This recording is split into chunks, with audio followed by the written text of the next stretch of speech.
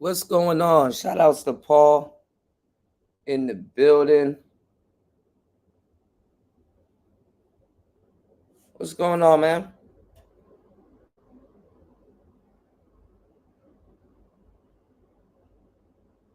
Shout outs to everybody here, man. My bad. I'm a little bit late this morning. Whoa, hold on, y'all.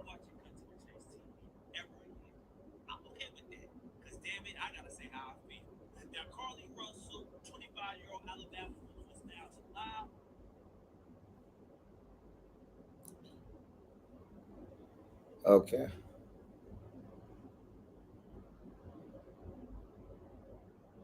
I had to what's going on, Lonzo? How you doing, man? I wanted to do a quick live today, and I don't know why this thing's playing when I told it not to play. I wanted to do a quick live today and basically go over something that hold on. What the hell?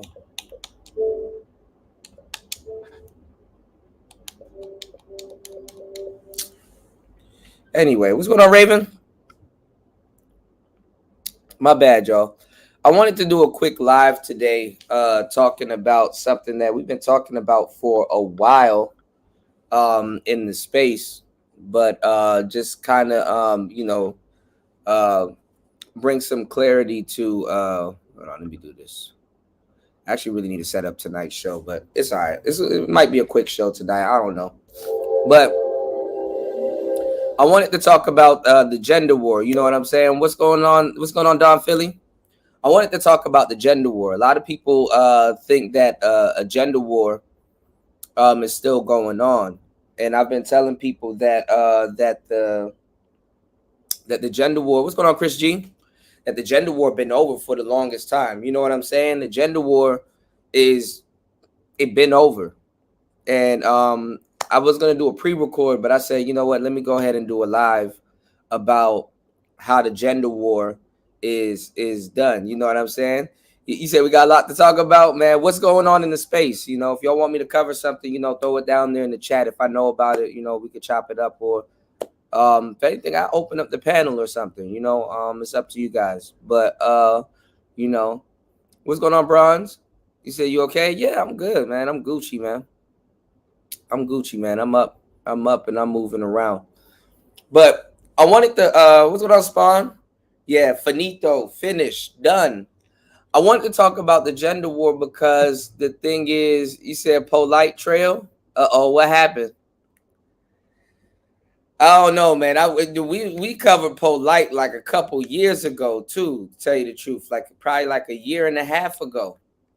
That polite thing though is janky though. You know what I'm saying? That polite thing is janky. And the reason why it's janky is because they found, I don't know what's going on with these shorties, but they found a bunch of other dudes' sperm in that young girl's drawers. Not just polites. Sperm, like semen. They found like 3 to 4 other dudes, adults, semen. So arrest the mother, arrest everybody. The mother can't act like she ain't know. All kinds of shit, man. All kinds of shit, man. That was the same thing with Kobe. Shorty had a whole bunch of, man. We're not even going. We're gonna get into that a little bit later. No, but the reason why I said that the gender war is over, and it's just like, you know, because dudes don't think of one simple thing. I'm gonna hold off. You know what I'm saying? I'm gonna hold off a little bit. One simple thing. I'm gonna ask you guys if you know what that simple thing is. Why the gender war is over? Because it's been over, but a lot of guys don't really understand why it's been over, because a lot of guys really kind of just don't understand what they want, and they don't understand what they want from themselves, much less from women. You know what I'm saying? Guys don't have a list, you know. Fit, feminine, and friendly, that's to a certain degree, logically, that's vague. What do you mean by fit? You know what I'm saying? Look good? Where's her clothes good? You know, what's going on, Brownie Ellie? What do you mean by fit? Feminine? What's feminine? You know what I'm saying? To a degree, everything is different. What this dude might call feminine is probably not feminine at all. You know? You said only a man can be fit, feminine and friendly. That's funny as hell. And friendly, doesn't that tie in with feminine? See, another reason why the gender war or the battle of the sexes is over is because y'all are just using Kevin Samuels' talking points. I don't know. Well, I do know because we were a part of it, but I don't know how his talking points became the talking points of the 23rd century or whatever, of the 2020s. You know what I'm saying? And a lot of people are going before they talking points is like finite. He probably, if he was alive, you know, rest in peace, he probably would have doubled back on some of the talking points that he has today. And maybe he probably would have been trying to build modern men, which is what we're doing today, instead of trying to get women to go back to yesteryear, SBE.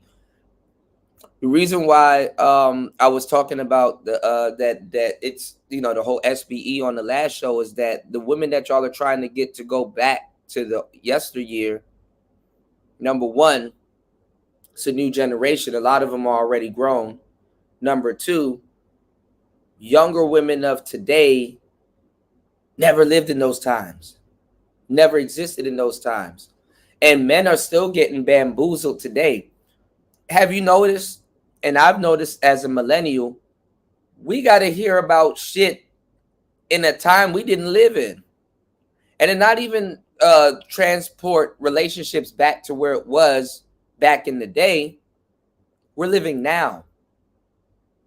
All of that stuff is modernized now. We got, you know, I know, you know, it's easy for us to get stuck in routines and stuff like that, but we got to keep up with the time. We got to come up with a solution that can even help men of the future who's going to have to learn how to be modern men also.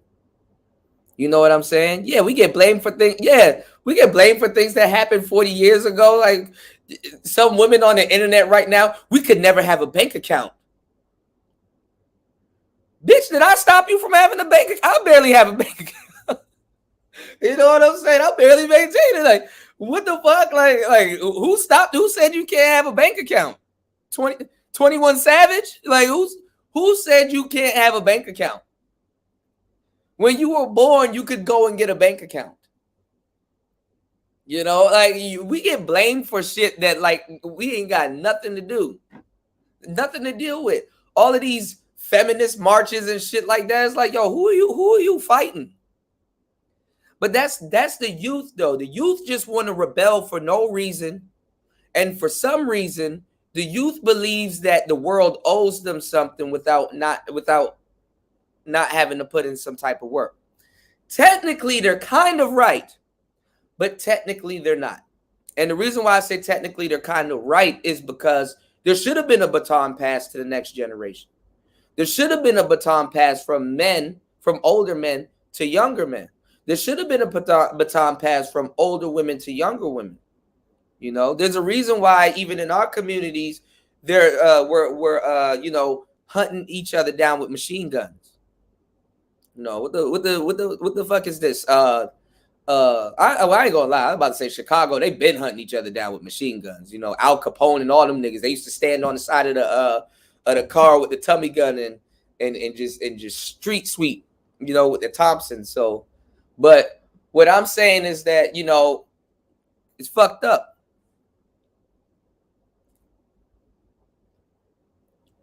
But let me give y'all the biggest reason why. What's going on, Nightish? Raven said, I don't wanna. Right. Let me give y'all the biggest reason why the battle of the sexes are over and the gender war been over. It's been over on the man's side. I was going to put /women won. It's been over on the man's side for the longest time. And let me tell you why it's over and it's been over for the longest time. I'm not even going to give y'all the suspense. I'm going to just let the cat out the bag. And I'm going to just let y'all figure it out. It's been over because I've talked about this for years, why it's been over. You can't fight who you want to fuck. Fellas. Men. You cannot fight who you're trying to fuck. That's it. Simple as that. Shout out to UFO Kamikaze. He said, I was in a chat earlier where dudes were trying to say they'd pat. Oh, that's bullshit. That's bullshit. I didn't even have to read the rest of that. I already knew where you were going, bro. That's bullshit. Raven said, why not? Because you trying to fuck. You can't fight who you trying to fuck. It don't work that way. You trying to make love to who you trying to fight. It don't work that way, man.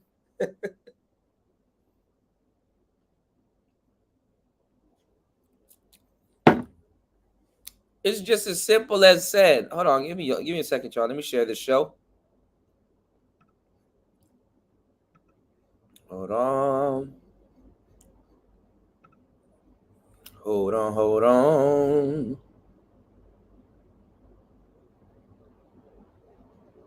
Well, I need to send in a placement, man. There's some placements going on. Shout out to everybody that hit the like on the way in.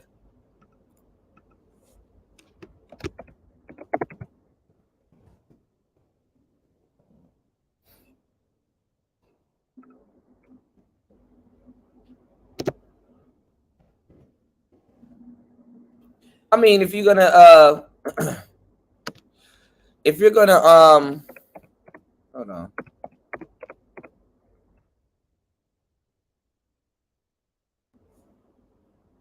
If you're gonna do some role playing shit, let's do a poll.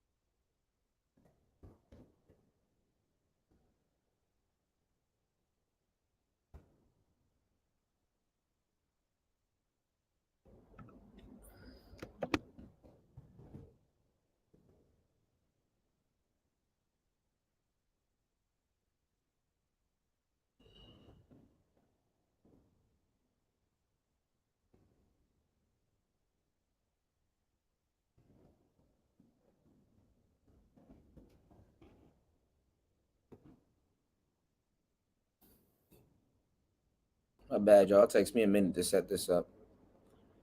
You said love does not exist in 2023. Love divorced reality. Oh, that's a bar right there. It took half its common sense. That's true. That Black Ram stream is serious about tricking. That's still my guy, though. You know what? Some of the live streams I think y'all are talking about. I think I've seen some of those live streams that y'all are talking about. I saw I think I saw something where Grinch was talking about Danica Marie. I didn't get a chance to watch it. And I think I saw something where Black Ram was talking about tricking. You know what I'm saying? Black Ram was talking about tricking. And like I still have it put together that I'm going to be doing trick school and some other stuff, Make sure y'all hit the like button and support tonight's show. because I was thinking about it. I was like, well, there's not, because we've been talking about it for a minute. You know, there's nothing wrong with tricking, if you know what I'm saying, if you're not really a player like that. But then again, there's a lot wrong with tricking, because tricks need more game than an actual player. The reason why tricks need more game than an actual player is because there's going to be elements and things that's going on that a player doesn't even get into. You know what I'm saying? There's going to be elements, and there's going to be a lot of different things that players just won't get into, that you're going to get into, and it's going to have and it's going to vary from woman to woman what type of games you're going to be playing, and how you need to maneuver out of it with spending less money as possible if you're trying to trick on a budget or something like that, because women got endless games for you. And if you're playing the game of, hey, I'm finna be tricking, well, I got some news for you. You're gonna need some game. And that's what a lot of these fools in the manosphere hate to hear, but it's the truth. And that's the best thing somebody can tell you. But at the same time, you got to look at yourself and be like, yo, is that what I want? Because tricking, if you're gonna be tricking like that, what you're gonna be doing is you're gonna be getting used to a certain type of sex. And then you're gonna ask yourself, I mean, if you're getting it, you're gonna ask yourself, yo, is this what I really want? Do you want to lay down with beautiful women of the night in raunchy ass places? You know what I'm saying? In crazy places. Do you want to lay down with women of the night, not kissing, and somebody clock watching, or doing, I don't know, doing whatever? Is that's what you want to limit your sexual experience to? You know, that's what you like, because when you start getting into trick sex, first of all, it changes the way you engage with women, and the way you looking at sex, and what type of it can lower your your what you call it, your expectations, and your views on sex. You know what I'm saying? Because sexually, you're treating yourself a certain way, and sexually, you can get treated a certain way. You know what I'm saying? And I don't think tricks deserve trick sex. I mean, they do. A lollipop get licked. What I'm saying is, for my brothers or people that I want to give game to, or knowledge to, I don't think you want to go down there. That's a depressing road, man. Because let's say you end up meeting somebody and you ended up liking them, and that's what you want to subject yourself to. I know the girlfriend experience is a real thing, the GFE, but to a certain degree, and this is a gray area in relationships, you want to at least make sure it's real, or not even real, that there's some type of investment on both sides and stuff like that. At some point, you want to kiss who you're with. At some point, you want to do romantic things who you're with.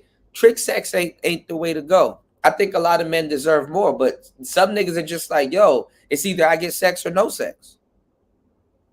And if you want to subject yourself to hanging out in sketchy areas, having random broads over at your crib, and doing sketchy shit and being in sketchy places, hey, it's up to you. You know, I lived the street life before. I know it's a rush behind being in the place you're not supposed to be, in and out. I know it's a rush behind certain things, but do you got bond fare? Can you afford to get locked up?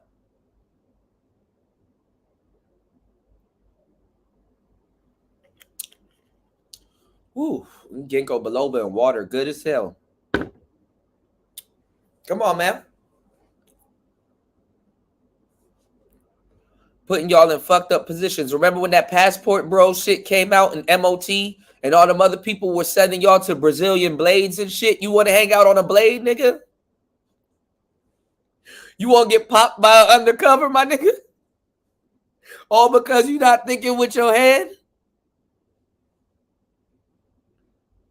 And you getting seduced and reduced for your bread? Come on, man. What's going on, Game Show Podcast? You said just made a rough draft for your intro. Okay, let me know if you need some of my services, man. I'm at y'all service, man. Just let me know if y'all need some of my services, man. I'm gonna have them up in the Discord and stuff like that. If you need me to make a commercial or something like that, man, I'm gonna try to make it available so that you guys can contact me in the Discord. The Discord is supposed to be kind of, I'm learning how to use it. Discord is weird as shit, but it's like a direct line, you know.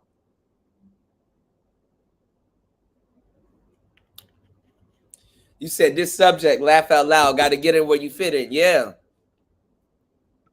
Shout outs to Anthony Southeast in the building, man. Make sure y'all hit the like button on the way in. Support tonight's stream, giving y'all some gems, man. Dropping more gems, bro. I'm a gem dropper. You said that Grinch stream, where dudes in the chat saying they'd pass on Danica Marie. Lies like that are an example why this space is losing credibility. Man, when these niggas were like, yo, I would never smash Brittany Renner, I'm like, nigga, you lying like shit. Off the humble, I don't give a damn. Off the humble, I don't give a damn. Nigga, a Brittany Renner in your bed, bro. What? What? I didn't say you're going to wife her. I didn't say you're going to keep her. But smash? Niggas think they handing out fucking elite penis and shit. I treat my dick the best. I would never do no shit like that. Fuck out of here. What's going on, Ed? Shout outs to Ed Unchained. You said black women hate most black men. You said, but they will sleep with them. Cynthia G, anybody? Exactly. I remember when Cynthia G made a bunch of bitches mad on her birthday because she was getting turned up and she was like, I need some black dick. Black women ain't ready to give up black dick just as much as black men ain't ready to give up black pussy. It don't matter where you travel. It don't matter what you talking about, you know? Come on, man. Let's let the cat out the bag. Tell the truth, you know? Yeah, do you really want to hear, are you done yet? And stuff like that. Come on, man. You said fig looks fun, depending on what side of fig you on. There's a lot of pigs with wigs on fig, man. I'm just saying, I mean, I don't know why the manosphere felt that it was a good idea to subject young black men to trick sex and stuff like that. Young black men aren't generally known for tricking. But now, you know what I'm saying? It's kind of like a different day and age. Now, people are using prostitutes for dating and stuff like that. And even prostitutes are trying to, use themselves for dating and stuff like that. And like both sides are goofy. You know what I'm saying? Prostitutes, they used to go after people like Adam 22. They would go after people like Adam 22. He just gave his girl a fucking Lamborghini, which she bought by doing that scene because all the money she brought in, she probably bought that Lamborghini. Fakest shit I've ever seen. Hoes used to be smart enough to go after niggas like Adam 22 and don't have to work for damn near the rest of the year.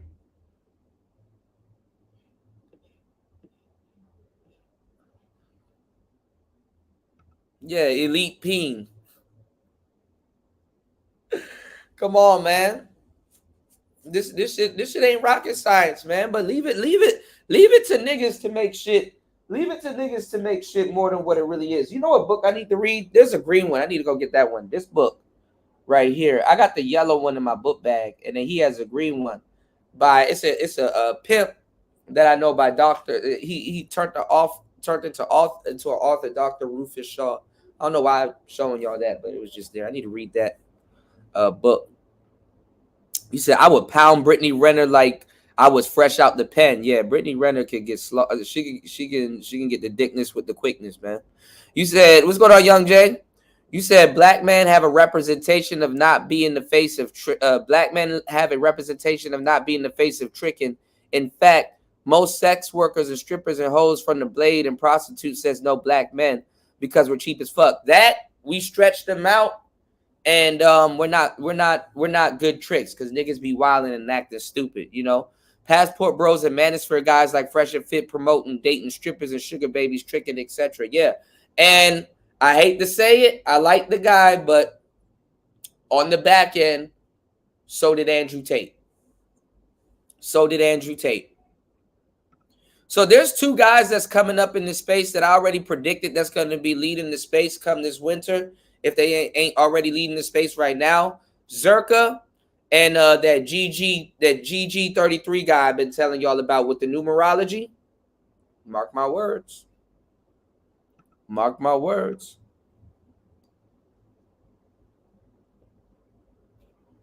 Let's get the likes up and let's get the support up. Mark my words, y'all. Mark my words. Mark my words. That GG33 dude, he's going to be in the space heavy or at least for a minute. And that Zerka dude, that I think he been hanging out with Rolo Tomasi, he going to be in the space heavy too. He going to be in the space heavy too. I don't think there's really no more brothers. I don't think there's really no more brothers that's going to be moving around for a while. Like I said, the white manosphere for years, they've been sitting back watching the black manosphere. And they've been sitting back watching the black manosphere, and like, you know, it gotta make sense. You know what I'm saying? It definitely gotta make sense. So they up here, you know what I'm saying? Really trying to pick up the pieces that the black manosphere and Kevin Samuels kind of, you know what I'm saying? They just don't want to outright bite Kevin Samuels, but they biting Kevin Samuels in a lot of their rhetoric and stuff like that. I mean, I already seen it coming. You know, it is what it is. You know, when you know now, you know, like I hate one thing I hate because it's more stuff that we can do. What's going on, Link? No, I did not see the Asian Destiny. That's funny as fuck. What he got? Green hair? Shout outs to Link in the building. What was I about to say? They about to lead. You know, they about to be all up in the space. One thing I hate when people are saying, "Okay, what is men's job and what is a man supposed to do? Protect and provide, protect and provide." It's like all of that shit has become vague. You know, real men, we're not vague like that. You know what I'm saying? Men actually, we loathe vagueness. Like, no, explain exactly what it is. You know, it's vague. Women like to be vague. Vague is their language. Vague ain't no man's language, man. You know, Jay said it's funny how Tay denounced the red pill and guys like Zerka come out of nowhere. Yeah, because the thing is that it's so what it is it's guys need a leader. It's the same thing with the Nation of Islam and like the black community and stuff like that. It's called whack-a-mole. So when one guy gets taken out or whatever or something like that, it's like you got the whack-a-mole table and like society or people that don't like what we're talking about, they're the hammer. And a lot of times they actually listen to what we're talking about and they actually agree. They just don't like what we're talking about until it happens to them. Till it happens to them, now Andrew Tate makes all the sense in the world. You know? And then the powers that be, they have to make sure they keep the bag intact. I'm not gonna lie, the El Gimmick got fuck you money. They got stupid money. You know what I'm saying? It's to the point that they don't even have to siphon money from straight men anymore. They got their own economy. You did? So my thing is this, you know, and people use them to make money, which they seem to have no problem with it. But my thing is this: when one guy goes down, then another mole got to put his head up, and then they're gonna try to whack that mole. You know what I'm saying? And shout outs to the brother Tariq Nasheed. It's funny because I got to do a YouTube short on this. I should have been did a YouTube short on this. I got his shades. I made sure I brought these joints with me, but these joints need to. First of all, this case got messed up while traveling. Look, these are the Tariq Elite shades. He had some, what you call it? He had some. These are some nice aviators.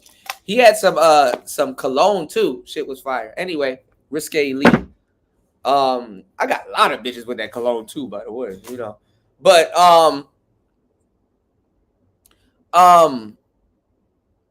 what Tariq said was true. He was like, I don't want you guys to make me the leader of, even though he ends up being the leader now, 4 or 5 years later. But he's like, I don't want you to make me the leader of nothing, because they play this game of, like, you know, whack-a-mole or cutting the head off. You know what I'm saying? So that's why you got to have like somebody. I wouldn't say somebody like a Farrakhan, but notice Farrakhan is protected. Andrew Tate doesn't move militarily, even though he got all that money. All these guys don't move militarily. Sneeko, all these other guys, they don't move that way. So they're not really a threat for real. But then again, the message, you know what I'm saying? Then now you got to be careful, because now you take somebody out at the wrong time, their message becomes even more solidified than it did. They become more famous after they denounced the shit than when they were doing it. And because you're gonna have a group of people that says why. You know, there's always the guys that says why, and then they go do their research and they're like, oh, then it shows the power at B as the aggressor.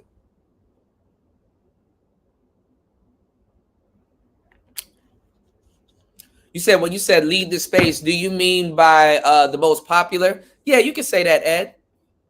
That's fair. Yeah. Yeah, they'll be like real popular. And what I'm saying is like, what I mean by lead the space is that they're going to have an era. You know what I'm saying? They're going to have an era.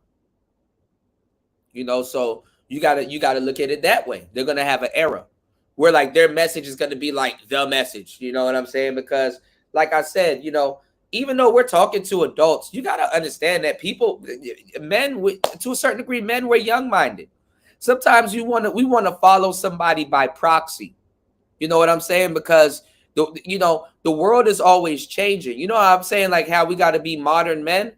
Well, we understand it by proxy because the world is always changing. Something new is always happening. So we want to listen to people.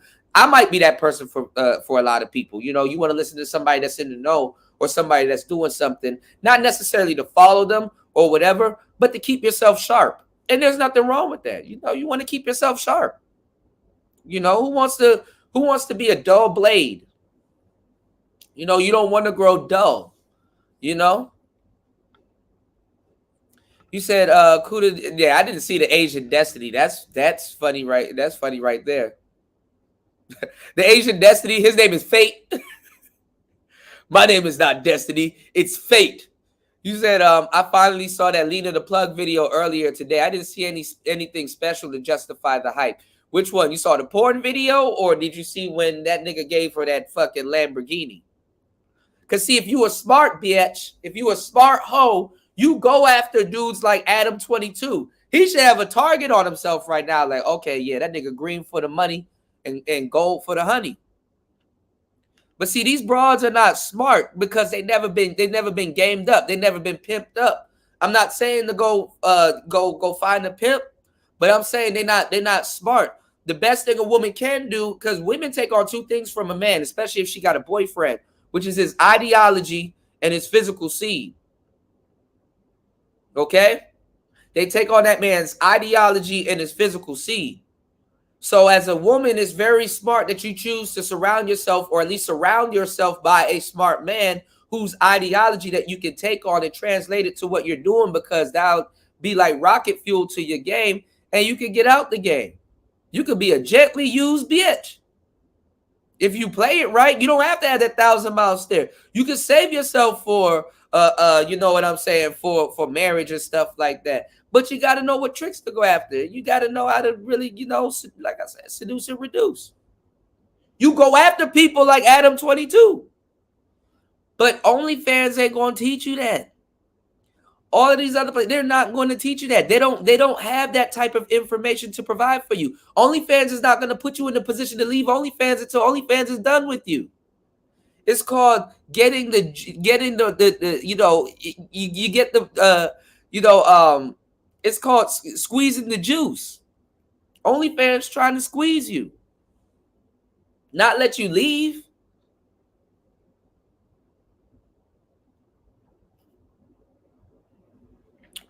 OnlyFans don't even promote itself as a place that if you're an artist or something, you can do only exclusive content for your fans. It got bastardized. It's a woman that acts like him, but she doesn't have green hair. That's funny as shit. So that sector, you know how like the beef sector has taken over Black YouTube? The weirdo sector has taken over mainstream white manosphere. You don't see Destiny or somebody like that going to the 21 convention, or anybody from the 21 convention or whatever, or the Red Man conference or whatever. You don't see them arguing with Destiny. You see all the other guys that kind of tiptoeing on the outline, like the gray area guys, like Donovan Sharp, just Pearly Things and stuff like that. They're kind of raising another sector of the white manosphere to kind of come in. But like I said, that's like them. They're like the beef sector of the white manosphere, but they talk more so politics. But the politics ain't even in their hands like that. You know what I'm saying? The politics ain't even in their hands like that. You know? And the fucked up part, the crazy part is the more they hang around manosphere cats, they starting to agree with a lot of stuff that people in what people in the manosphere say. They just want to debate for no fucking reason, just to seem like they're right and siphon fans and shit like that. You know? Shout outs to Ghostman Kang in the building, man. Y'all hit the like button on the way in and support tonight's show. Let's try to get at least 3 supporters on tonight's show. Let's try to get at least 3 supporters. Let's start off with 3. Let's get at least 3 supporters putting in that game. You know, you said the manosphere is a cesspool, and the new goofballs like Zerka, Sneeko are popping up out of nowhere, making the space retarded. Yes, because they're popping up uninformed. You know what I'm saying? They're popping up in like their year, half a year of taking the red pill, you know? And then think about it. What is taking the red pill? These niggas ain't taking no red pill. Like after 2018, honestly, I ain't gonna lie. If you took the red pill in 2021, 2022, you took the Kodak black pill, bro. You I don't know what your red pill got, fentanyl or something. I don't know what pill you took. That shit started getting cut. Because what people think is the red pill today, that's not the red pill. That's why you got a whole group of bandits, not bandits, but shout out to Cynthia G. That's why you got a whole group of people in here talking about some I'm black pilled, but talking about jaw lines and all kinds of stupid shit all day. Leave it to people that don't know about something or know about a little something to bastardize something. They bastardize almost everything. Dating is not taboo. Like, women are really just walking around here. A lot of them are just walking around here waiting for somebody to say hi. Hello. That's it. It's not as complicated, you know? You said the porn was trashed. Is the tape out? Y'all already seen it? What's going on, Mac Bones? Game is based on practical strategies and tactics of the truth. It is. But it's like, you know, it's like depending on how you're looking at it.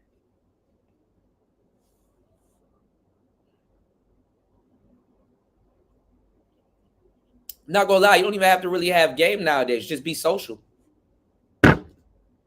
Just be social. A social man will get pussy. You don't even have to have game. Just talk. That's how low the bar is. You dig? You said the magnificent game. The weirdos have definitely taken over the space. It's goofy. Yeah, I mean,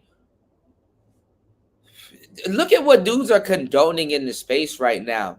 And then will say I'm hating because I'm talking about it. Look at Fantastic.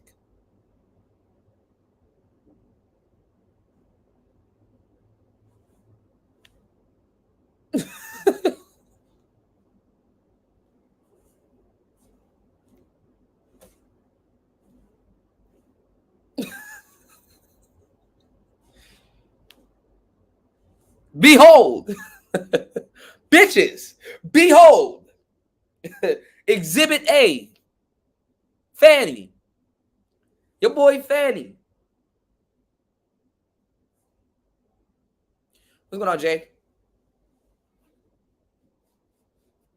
Just look at it. Read them and weep, or weep while you read them.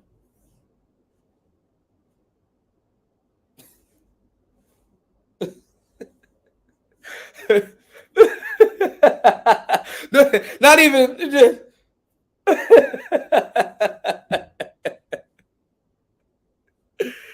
Yo, I don't know what pill these niggas took, bro. We ain't take the same pill, bro. We not on the same high, bro.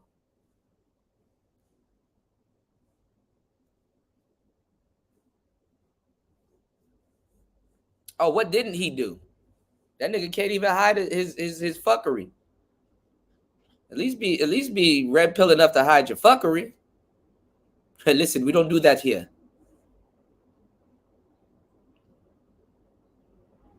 Niggas could have been like, do that shit on your own time, dog.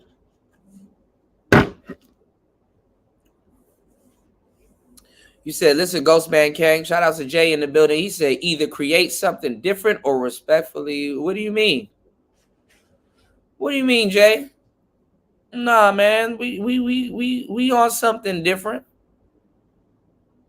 But the weirdos have definitely taken over the space. It's the truth. Look, this is the thing, Jay. I didn't know y'all were beefing, but this space, the space, right? It's gonna affect other people around you. You know what I'm saying? So if you have everything together and you're moving correctly, there's gonna be things you want to talk about. This is why I give y'all the game, because I would actually want, like back in the day, 2018, let's say roughly 2018, 2017. Young brothers would actually come into space and they will talk like, yo, I was on a date last night. I'm not mad that I didn't get shorty, but something happened and she left. So we will be having a conversation. I'll be like, okay, so all right, so you said you was on a date, y'all went to this place, and you said you was in mid conversation, and you said something happened, and she ended up leaving. Like, how did she ended up leaving? Did she get a phone call? Did you say something? Like, we would be talking about certain things because people would actually be active. They would actually go out and do certain things. They would actually be in certain situations that, you know what I'm saying, that required, assistance. Nobody talks about that no more. It's hard to even get a brother. It's hard to even get a brother to actually set up a date. People are making that shit taboo. You know what I'm saying? Oh, well, I met her on Tinder, and you know what I'm saying, and you know what I'm saying. She kind of just like stood me up. I didn't even. So you didn't have nothing else lined up. You had nothing else lined up. You know what I'm saying? You didn't go out.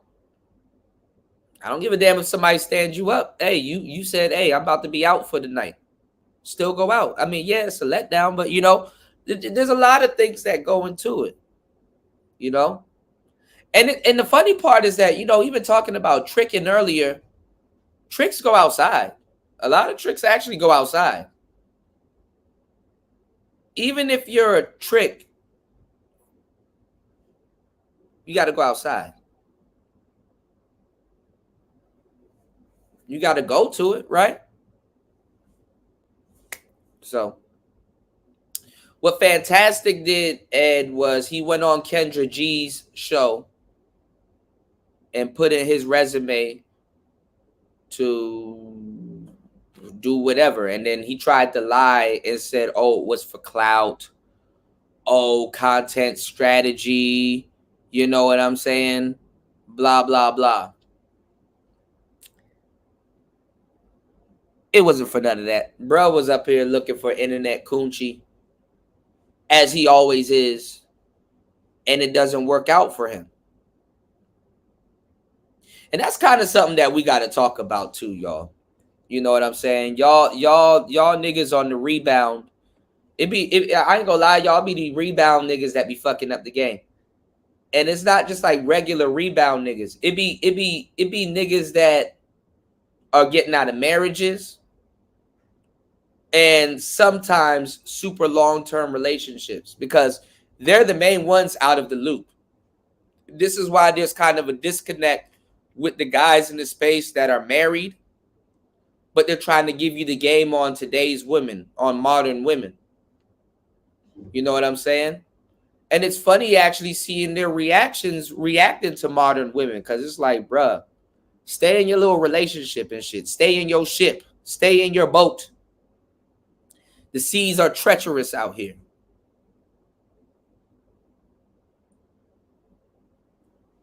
The seas are treacherous out here. I talk about him, but I give him his props. I like Steve the Dean, but a bitch nowadays will eat Steve the Dean up in the game. I'm not saying that he's not player enough to adjust to what's going on in the game, but a woman of today will run circles around a Steve the Dean. You know what I'm saying? And it's not even just that. Like, it's like what dudes underestimate about women is that you don't know, because remember, when you're approaching and you're dealing with women that you don't know, they're still strangers to you. Okay, so you got to kind of acclimate yourself to what you're trying to do, what's going on versus who's right in front of you, and what exactly you're trying to do. So what I'm saying is that, you know what I'm saying, a woman's goofiness will throw you off a little bit. And what I mean by goofiness is like the giggling and the laughing and doing certain things. Like, okay, I'm trying to get the notion. Like, what is she doing? You know? And some dudes don't want to walk away because like they kind of invested in stuff like that. I'm not saying Steve the Dean or whomever ain't going to adjust and still kind of, get to their end goal. But I'm saying there's a lot of things that's factored into today's dating pool that they just don't know anything about. BGS also. As a matter of fact, that's one of the things that I got into an argument with Angry Man and BGS about. I'm like, nigga, y'all niggas using that 1993 game. Nah, nigga, it ain't like that today, bro.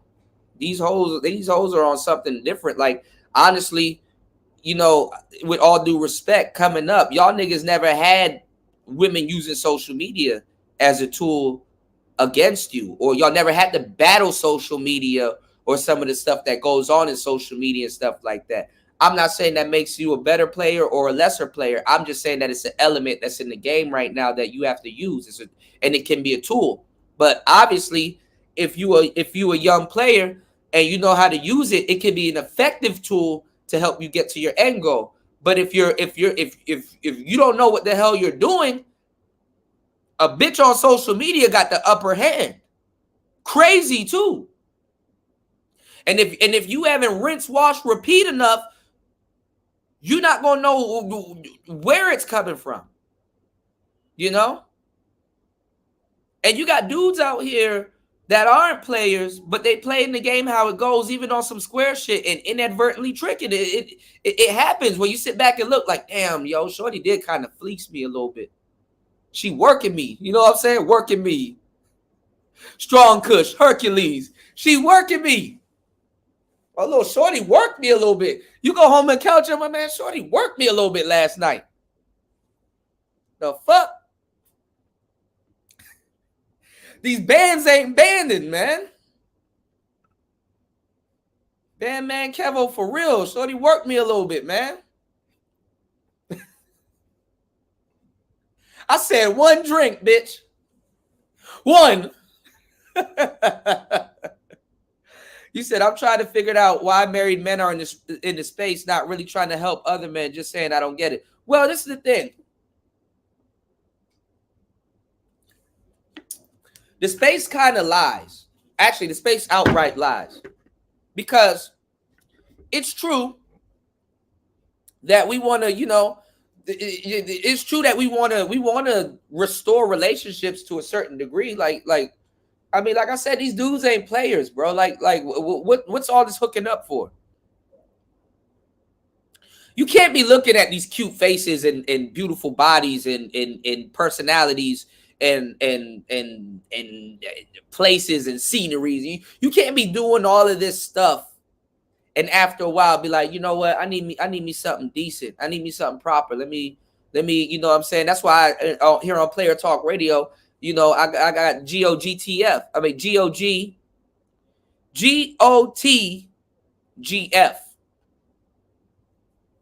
Got girlfriend. That's my I ain't trademarking, but you know what I'm saying, that's my saying. Got girlfriend. Get out the game fine. Since y'all like acronyms, that's what it stands for. Get out the game fine. You want your little shorty that you can kind of get out the game with and just be chilling, man, and eventually have a family.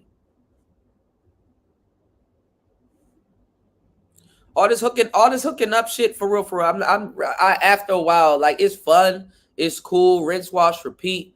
But I'm not trying to be in the club every night asking some bra, hey, what's your favorite color? Hey, what's your zodiac sign? Hey, this, that, and the third, or whatever little small talk, you know what I'm saying? Whatever angle you trying to play, that shit is over with.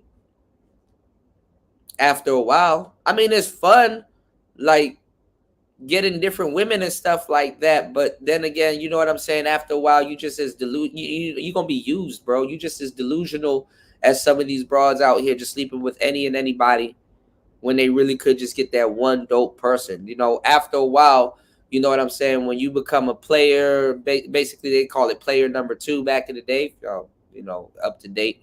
You know, I think it was like 3 levels. You got player 1, player 2, player 3, then you got Mac. And the 5th one is pimping. You know what I'm saying? But some people jump straight to the pimping. But player 1, he all about quantity. Oh, I need a bunch of bitches around me. Oh, bitches everywhere. Bitches everywhere. You get a bitch. You get a bitch. You get a bitch. Then after a while, they start getting annoying. They start breaking shit. Asking for shit. Doing shit. Just, it's like, I don't need 10 of them. I'll take 4. Now you're learning about quality. Right? Now you're learning about quality. So then you go to player number 2. Player number 3, he knows about quality. He knows about quantity. He's controlling everything. He's focused on himself. He got his business going well. He got everything intact. He's pulling everything together. Then you graduate to being the Mac. That it don't matter. You know what I'm saying? You're enjoying yourself. You're not taking, you know, nothing's really hindering you. You may have a girl or 2 laying around and stuff like that. You focused on, you know, your skills, your business. You're a wonderful guy. Women like being around you. You know what I'm saying? And you can, you know what I'm saying? You got the Midas touch. You can make a lot of things pop off. You know what I'm saying? That's something to be proud of. But see, when we used to talk about it in the space, like me, Platinum, and Ism and stuff like that, Those titles don't mean nothing to the guys here in the space. It just don't mean nothing to y'all, because that's kind of not what y'all came up on. You know what I'm saying? A lot of y'all just think of a Mac as some stupid, silly nigga playing around. So I'm telling you, y'all go read some real books and stuff like that. Go read some literature upon the subject. You know, you'll get a lot more clarity and stuff like that. What's going on, TD? Hold on, let me catch up on the comments. Shout outs to TD. Tell him in the building, dropping the huge $5 on the super chat. Thank you so much for supporting a black boutique business. TD Tell him says that's the thing though. Even when you get married, the game that's the thing. That's what I tell people. That it is levels to it, because as soon as you get married, the game does this. It flips. It's like, okay, now we on the other side of the fence. Some of the stuff that is going to be happening is going to be amplified. You know what I'm saying? It's going to be amplified. Your wife, you're forever going. That's why you got to find somebody who you can put up with, or not even just put up with. You know, there's little arrangements that you guys can do. You know, usually when you have a wife or a long-term girlfriend or somebody that you're with, both of y'all got y'all shit that y'all put each other through. It just is what it is. You know what I'm saying? You ain't perfect, neither is she, but you guys like what y'all have together. And then, you know, it depends on y'all arrangement, because some women nowadays, because we have modern women nowadays. Some women nowadays, their situation, like, let's say, because women in the workplace, we're acting like women never been in the workplace, but women in the workplace, a lot of stuff what a woman does, some of the attitudes and shit that she probably would have put you through, she could save it for that, and then you probably don't get it at all, depending on how it's set up. It's like, okay, well, yeah, she a little boss bitch. I don't really, you know what I'm saying? She don't boss me around like that, you know? She know where to draw a line, but she get that shit off when she goes and she goes, to work or run her business or something like that. So our marriage we worked our way, because, you know, we worked our way into a position that every time that we're around each other, it's kind of like a vacation. So other than both of us running our businesses and stuff like that, when we're together, it works. You know, you get set something up like that, or, you know, it all depends, man. I mean, like honestly, you just really got to work with who you with. You know what I'm saying? And really try to set it up, you know, the way that you really want it. But honestly, just as y'all can grow together, y'all can grow apart. You know, that's why I said motherfucking Kendra G should have told Fantastic's ass what Kevin Samuels would have told any other woman. Man, go get back with your wife. Stop bothering us. Nigga, you got 3 kids and all this other shit going on, and you looking for a woman to play wife. Is really not the climate and stuff like that. I really want to make sure that you ride into the sunset and have something good. Go get back with your wife. And then if anything, go get a side chick. Because if he get back with his wife right now he can have shit on his terms. Niggas never think about that. They just want a new woman to make new mistakes with. Obviously, you might not be good at what you were doing yesteryear. If you're not good at what you were doing yesteryear, it's not going to work this year. The women are a different material. The diva era is gone. You're not talking to a diva no more. You talking to something else. Y'all niggas be expecting the Glorilla types to be divas and shit like that. It's like, she not even 40 yet, bro. She not even that it didn't even strike her little mind right now. She wants to be in somebody's club twerking. I don't personally see anything wrong with promoting Kendra G or Internet Coochie, but that's just me. Nah, it's wrong in this space. It's not good for this space. It's not good for this space at all. Not when somebody stole from this space. That's not good. Especially if you talk big shit about the men in this space that was you know what I'm saying, that was doing the same thing. Cause y'all niggas be like, man, fuck Allen and fuck everybody and fuck Ron Wills and fuck this person and fuck that. I don't need no nigga. I said black dating coaches should get the most money out of all dating coaches. A black dating coach out of all the dating coaches. Y'all know all the extra little sidebar shit. I hate to say it like this, but it's not common. White people, sorry to bring race into it, but let's just keep it 100. Y'all can fucking date and take your trial and error and live to date another day and shit like that. If you date wrong as a black man, you laying in somebody's parking lot bleeding and somebody done ran off with your scat pack and the bitch. And you shot and you dead. There's people that I know that I'll never ever talk to ever again. I gotta tell young black men nowadays that don't know their own neighborhoods that, yo, if you going to go pick up a shorty on the other side of town, you might want to know if you're going into a hood to go extract a chick. There's several things you need to do. Meet me at a station. I'll pick you up from there. So that way I know you're interested in what we got going on tonight. Or when I come to go pick you up, I'm backing into the parking lot. I'm not going to kill the engine. I'll kill my lights, but my brake lights are going to be on. I'm a back up into the parking space. And if anybody want to run up, nigga, I'm out of there. White boys don't have to worry about getting set up like that unless they on some bullshit. Black men, you do. And even Latino men. Latino men be getting fucked up too. Gang shit. So you really got to learn how to really maneuver.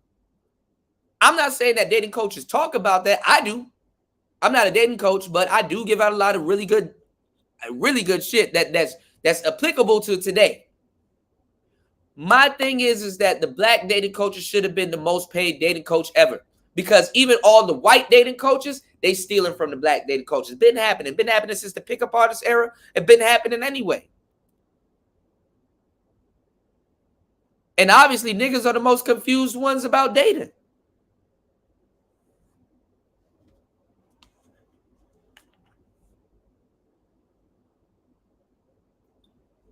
Rest in peace to him, but David Carroll is right. Is right.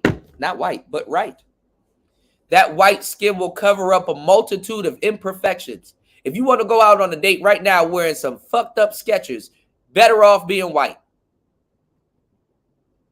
Girl ain't even gonna judge you. Oh, he got little fucked up shoes. He probably be hiking and shit.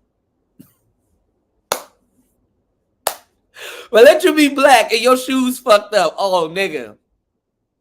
They just, come on, man. You want me to go show y'all that Pineapple show again where the dude was like, you are a queen and you should be treated as such. And the girl was like, pineapples. Then the white man came on.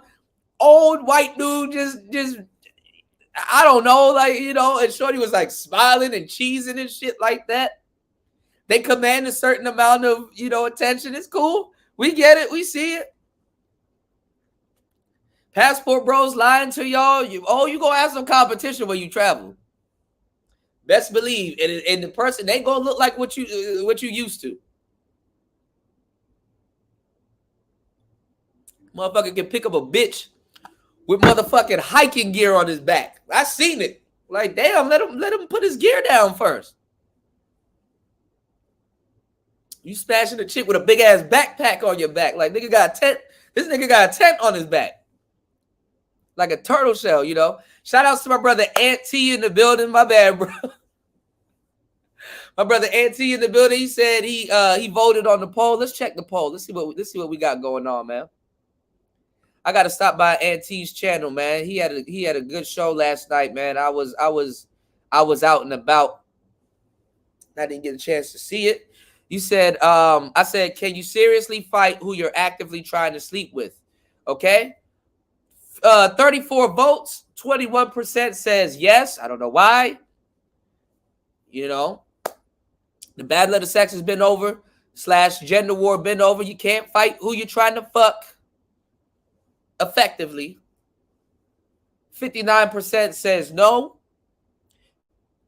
15% says maybe so. 6% says I didn't think of that. That's interesting. That's interesting. That's interesting. Yeah, it's a different beast out here, man. Today's women are on a different type of time, man. And you know, a lot of people ain't talking about game no more. It's Riz. And I told y'all where the word Riz came from, short for charisma. He got charisma. That's what the dating game is reduced to nowadays. If you have charisma used to be a part of having game. If you but see, that's how the younger cats interpret it. Charisma is a part of having game. Charisma is a crucial part of something bigger. You're charismatic. You're a character. You're somebody. You jumped off the porch. You're not like the rest of everybody here trying to find somebody to actually imitate.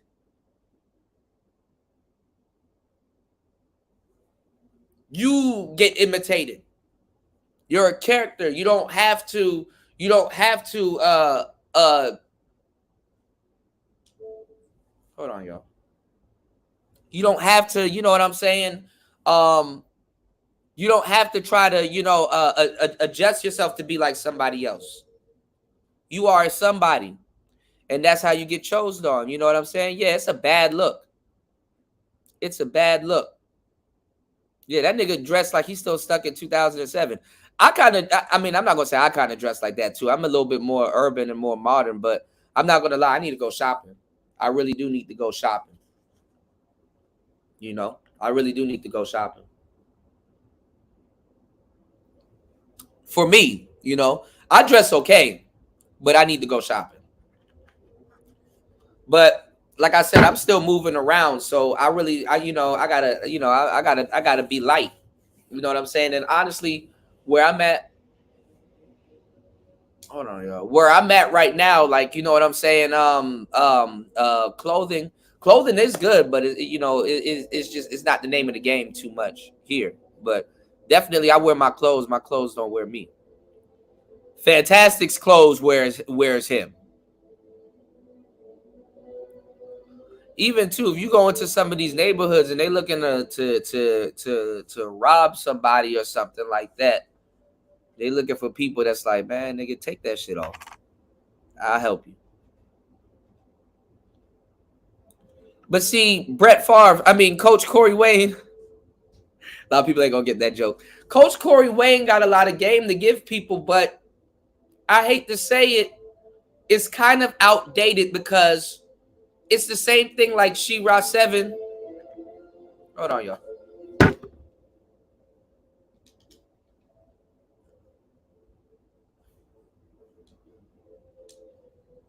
My bad. We're gonna play Hitman a little bit later.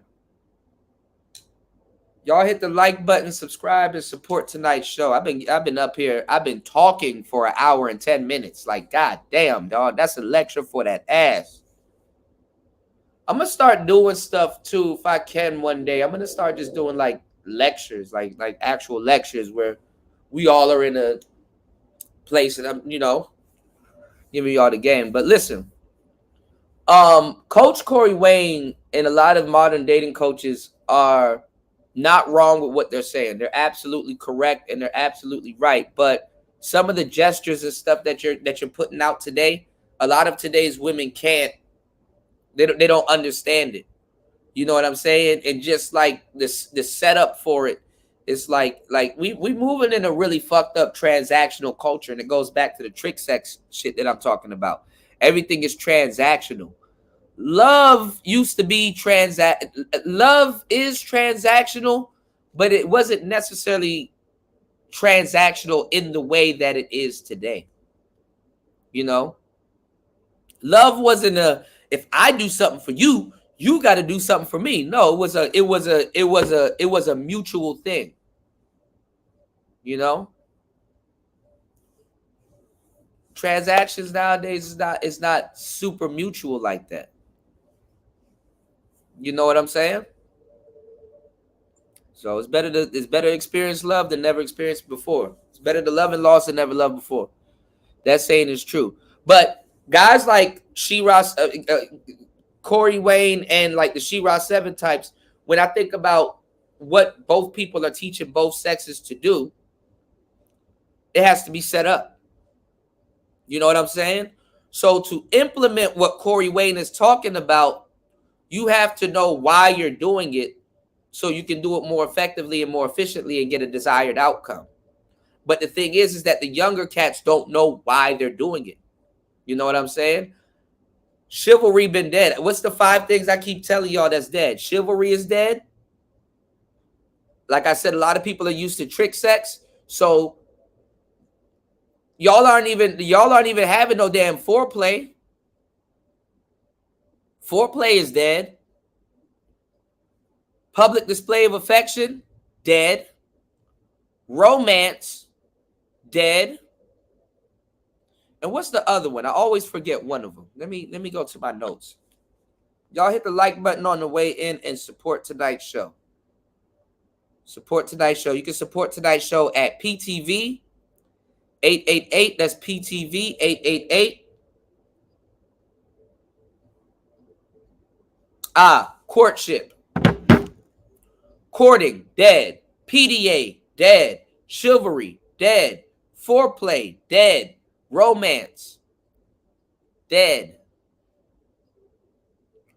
All of those things that I told y'all about are a dance. Romance is a dance.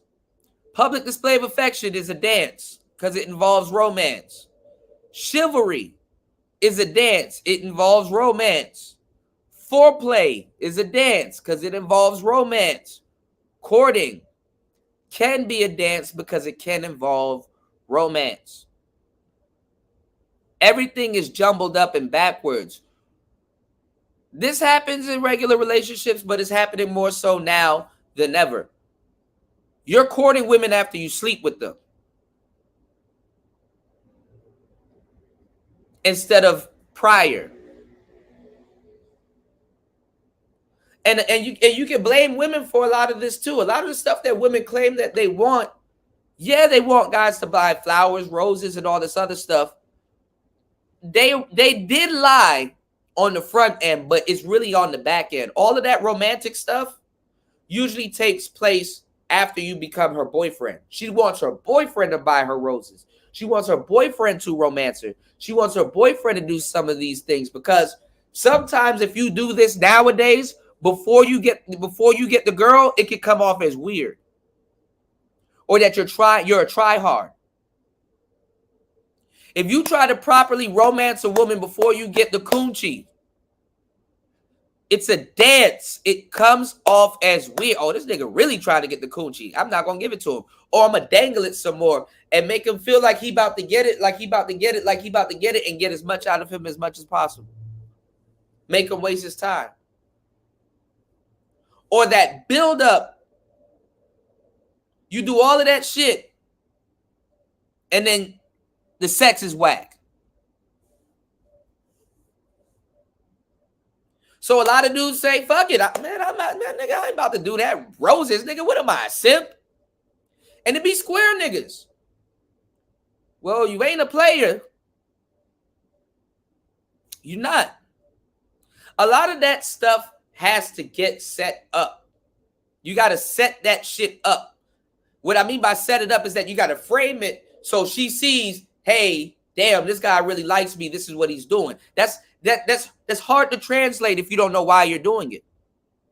So listening to a Corey Wayne or a Steve Dedeen and stuff like that, you got to take a lot of that information with a grain of salt. Their job is to say, look, I gave y'all the information. If you ain't out there applying it, you won't even know that you got to take it with a grain of salt. You gotta take all of that stuff with a grain of salt, because they're not lying to you, but the context and some of the stuff has been jumbled up.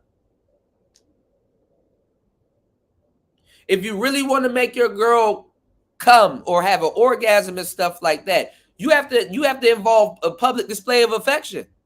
Sex alone ain't gonna hook no chick with you, because women are out here having trick sex. Niggas don't even kiss these days. So you can get rid of public display of affection. You can get rid of chivalry. You can get rid of a lot of that shit. It just is not. It's non-existent. How you gonna build a relationship off of trick sex?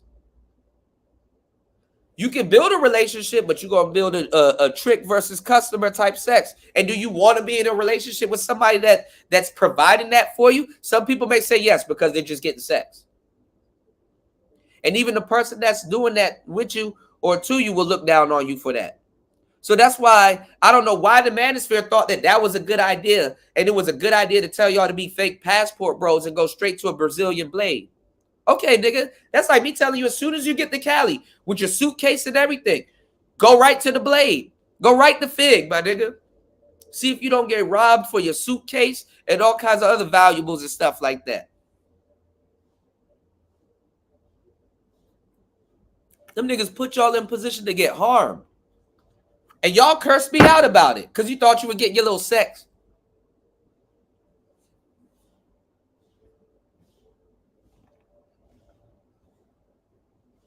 What's going on, Raj? Shout out to my brother. Shout out to my brother Raj, man, in the building. I'm giving y'all the game, dog. Let me know. Support tonight's show if you picking up what I'm putting down, bro. I don't know how much gems I got to keep getting, dog. It's just gem after gem after gem after gem after gem. I'm giving y'all some mental chewing gum. So some of the stuff that you've ever wondered about, it's like, oh, damn, that's why it's like that. Damn, that's actually true.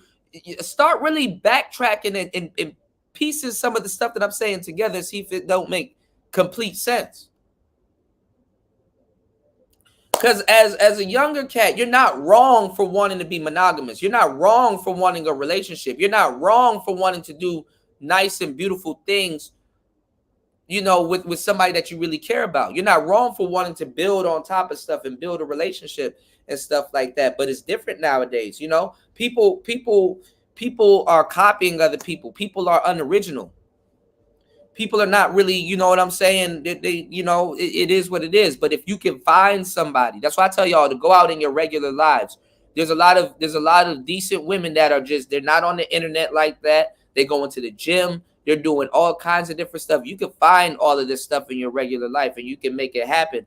And honestly, when you get back on the internet and you listen to half these niggas, you're gonna be like, what the fuck is this man talking about? Oh, I'm glad I don't go through that. Shorty be at home making meals. She be doing everything. Like I don't know what these niggas going through. You gonna listen to the manosphere, get in bed and go hug your chick. Like look, let's deal with tomorrow. Let's deal with tomorrow, cause I'm glad I don't got to go through that stupid shit. Yes, we're doing tacos tomorrow. Yes. Is it Tuesday?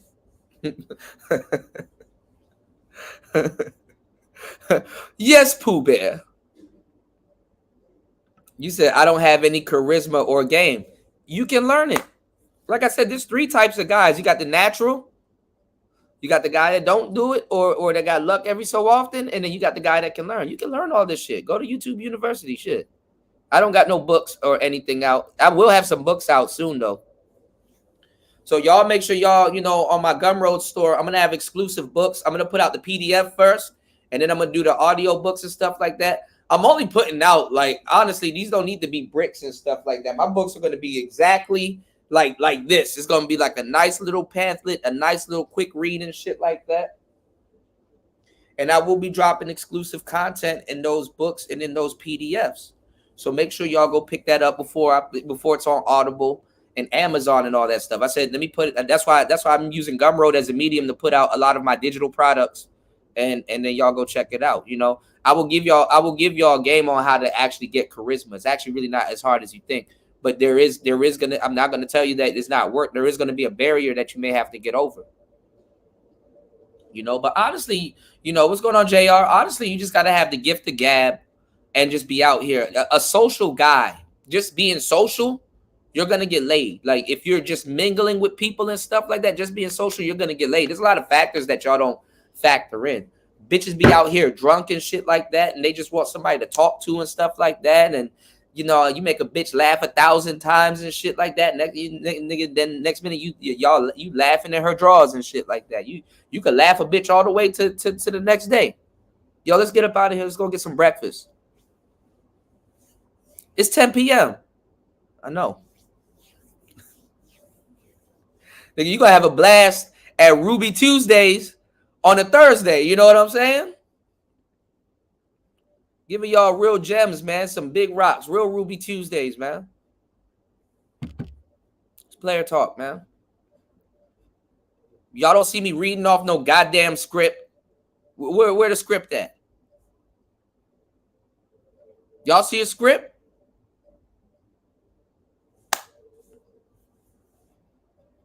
So if I could, look, y'all like and support tonight's show. If I can sit up here and wrap y'all up for 1 hour and 22 minutes, well, I'm hot lava on somebody I'm really pursuing. I am hot lava on a bitch. If that's what I really want, you know, I'm an introvert. You know, I'm the same as y'all. I mean, I can be an extrovert at times. You know, I can do my thing, but usually I'm chilling. And sometimes, you know, the things that y'all going to be going through is going to be a monkey on your back because it's a phase you got to get over. You can go back to being who you want to be. To being a player or having game and all this other stuff that people done talked up in your head is really the art of being yourself. But what people don't understand is that you got to learn how to be yourself. So when people say, yo, just be yourself, they're not lying to you. But what they're not telling you is a half truth. What they're not telling you is that you got to learn how to really relax and be yourself. Some of y'all may feel like you're not yourself because you're not getting a certain amount of women that you think you want. And honestly, in reality, you don't need all of those women. You don't need all of that stuff. You don't. Fucking a bunch of bitches to a certain degree can make you feel worse before it makes you feel better. Depending on how you go about it. It's up to you. But it's not, you know, you can enjoy yourself and you can enjoy your life when you learn to let that shit go. Sometimes, yeah, some people gonna have to go through it and realize that, damn, you know what? Yeah, I'm enjoying myself. I'm having fun. Women like being around me and stuff like that. I feel good as, you know, that I can do certain things and I can interact with the opposite sex and get a lot of the things that I want and have a lot of meaningful relationships and great times and laughs and stuff like that, creating memories and stuff like that, and being with certain people and having a beautiful woman on my arm tonight or hanging around, you know, women, nothing's awkward and stuff like that is cool. But that's something that enhances your life. That's something that adds to your life. It's not something that's gonna I mean, it can enrich your life, but it's not something that's gonna like make or break you for real like that, you know? Niggas want 1,000 bitches till they get around 1,000 bitches. And you're gonna be like, no, a good one or two will beat all of that bullshit.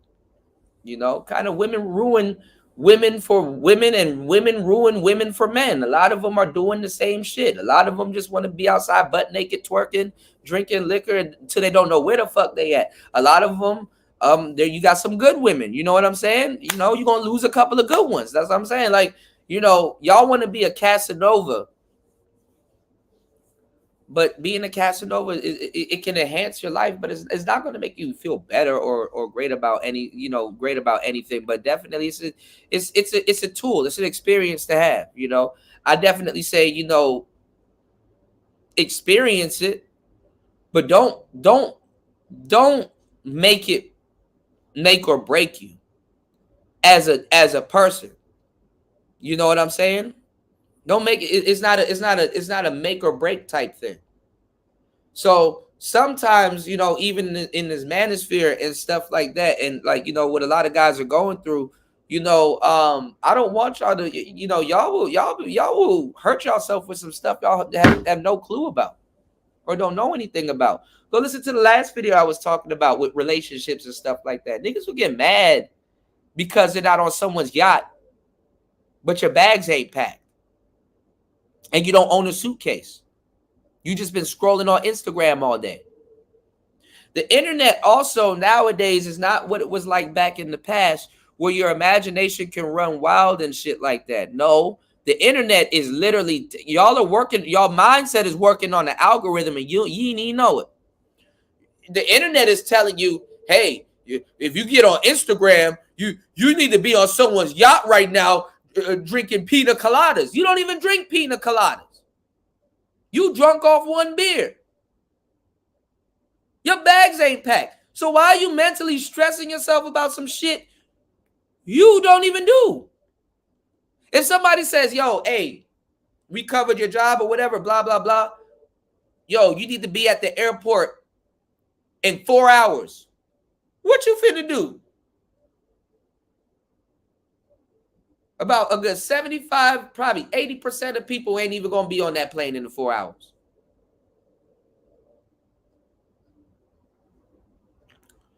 Don't stress yourself out over things you fully haven't planned or thought out.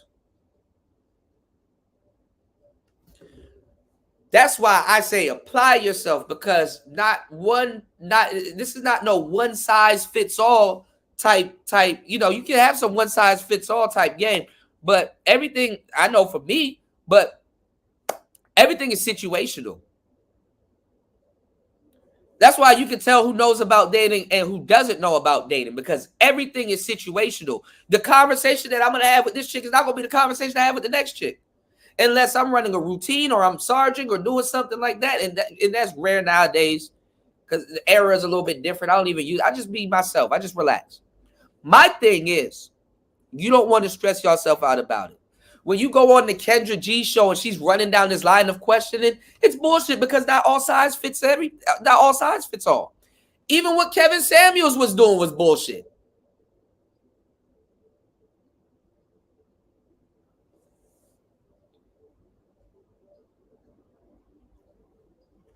Then you got big goofballs in the manosphere going up there. I'm tall, Kendra. I'm tall. I'm tall, Kendra. I need to stop making these faces because Nice will be screenshotting me and I don't appreciate that. Let me stop. But nah, nigga, man, look. What are you looking for in a woman? You don't answer that like, well, I want her to wash my dishes, Kendra. I want her to clean my funky drawers. I want her to. Kendra, you know, honestly, I really can't answer that question. You know what I'm saying? Everybody's situational. You know, I'm really more so into getting to know somebody, and we just, you know what I'm saying? We'll take it as we go. We'll see. What you going to complain to me about that? No. You got to say something solid. No, you don't got to do that. You don't got to do that. But say, hey, I ain't never gonna wash no dishes. I ain't never gonna, nigga, you a grown ass man. Boy, if you don't get in there and go wash that the fucking dishes, it's your weird ass. Even if you eat Uber Eats all day, you washing a fork or a plate or a spoon or something. I don't know who niggas just lie about the dumbest shit. We'll go half on the maid. Wait, so you not washing dishes and you already don't have a maid?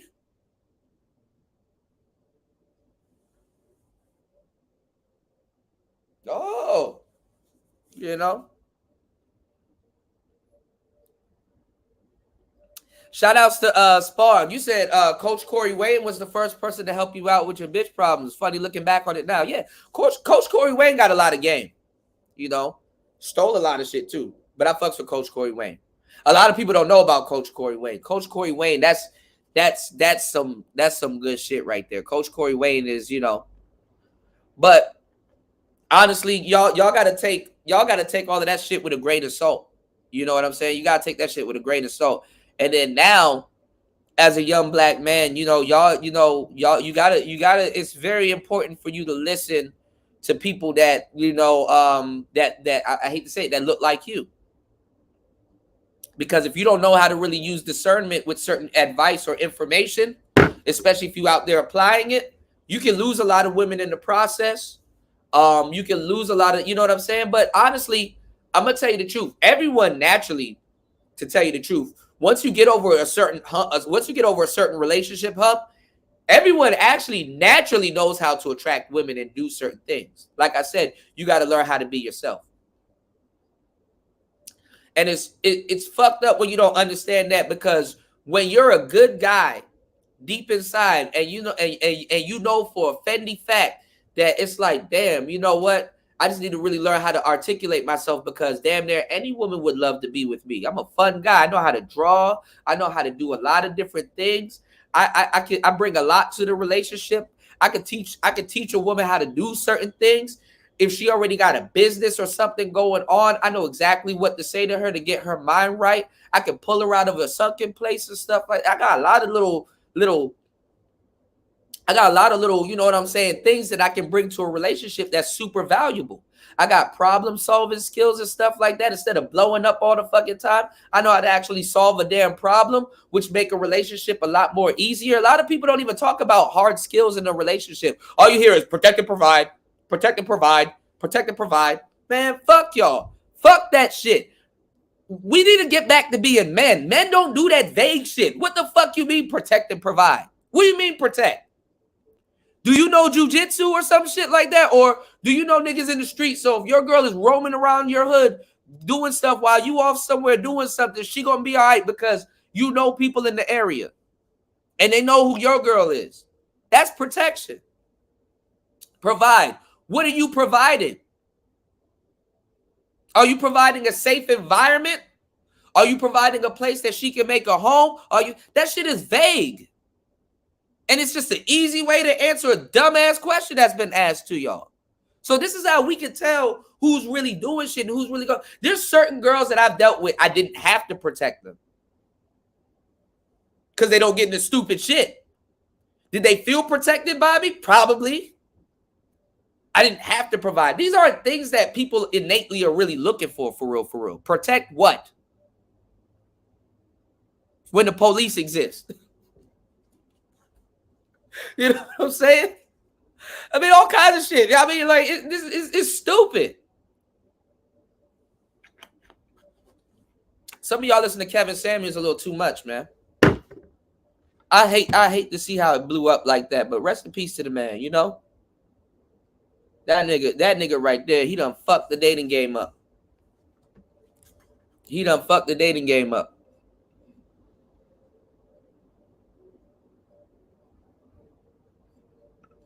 You say y'all so-called red pillars dismiss the ambiguity and the morality of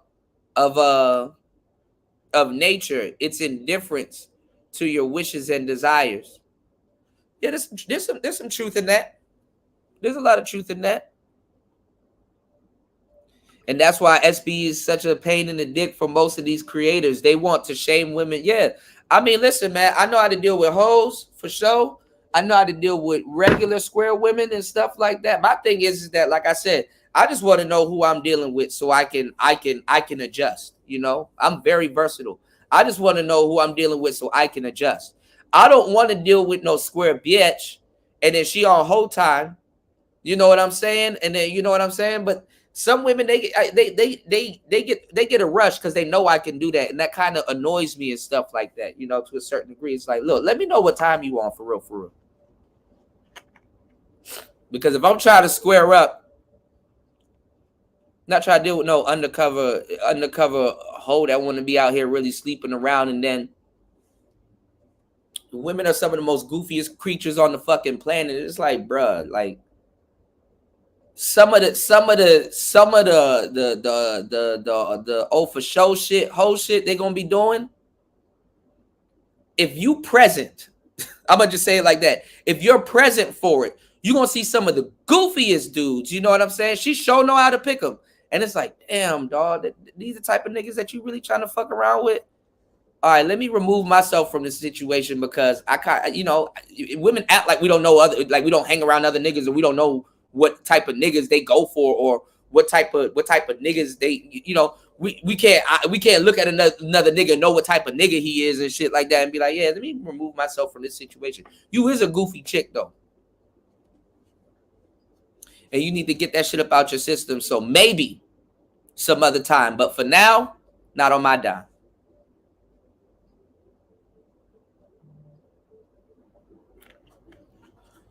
Y'all gotta understand the games these women play. The book is about to be done soon. I gotta record the last chapter and do a forward. The person that was supposed to help me with the forward, then they skip ship on me. So, some people feel like they can't be themselves because they were called names from. Yeah, I know, and that's the thing too. That's another thing with this SBE shit. These niggas don't talk about. You know what I'm saying? Because. And this is kind of why, I'm kind of disappointed. I fucks with my brother Red. I fucks with a lot of people here. But like the whole SBE, and even Tito, I don't know what the hell he talking about. But like with the whole SBE thing, maybe somebody got to re-explain it for the umpteenth time. But with the SBE shit, the reality is that you're not shaming women for the most part. Like for every time you actually shame modern women, you're shaming men twice. And a lot of people don't understand that. You're shaming men twice because guess what? Deep down inside, men still want modern women despite what they're doing. Niggas don't be like, hey, before you get with this chick, she need to be pre-shamed. Niggas don't be doing that. So what does that say about you? Going right back to the title of today's show, about the battle of the sexes. You cannot fight who you're trying to fuck. It does not work. You can't fight who you trying to joust, nigga. It don't work. You cannot fight who you're trying to smash. Okay? It fucks you up mentally because she's the fucky. And you're trying to smash her into submission. That's another part of trying to physically shame instead of it just enjoying what y'all doing. I mean, you can say, oh man, I smashed the shit out of that chick. That's cool. That's something different. But saying like, if I do this right, she gonna be mine. Nah. And it's definitely not gonna happen in today's culture because guess what? Your public display of affection is gone. See, This is why trick sex is bad, because we as players, we know about this shit innately because we play a different game than y'all. This is why we can see what y'all doing clear as day. We play a different game with y'all. It's mentally fucked up when you got the girl but you missed the bitch. I got the girl but I missed the bitch. What I mean is, oh yeah, you can get sex, but if you genuinely into that girl and you like, nah, I want her. I want what comes with her, the car, the whatever she got going on, her lifestyle. I fucks with her. I want her. I want that one, that fish. I want that fish. I'm at a whole fish market, but I want that fish.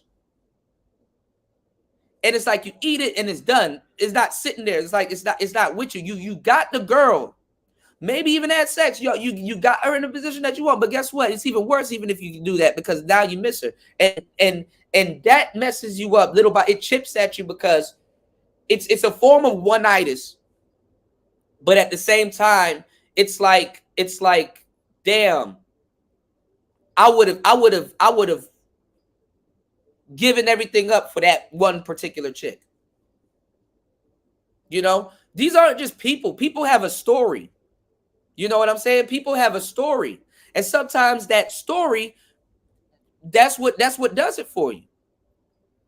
And it's painful to say, damn, I could have had shorty and I did have her, but she escaped my grip. She got out on me. I got the girl, but I missed the bitch. I want the bitch. I want the attitudes and little stuff. I'm into her. That's what she does. And niggas here try to act like they elite niggas. Like I'm giving out elite penis. I don't give a damn. She has an attitude with me one time. I'm that's it. I'm out.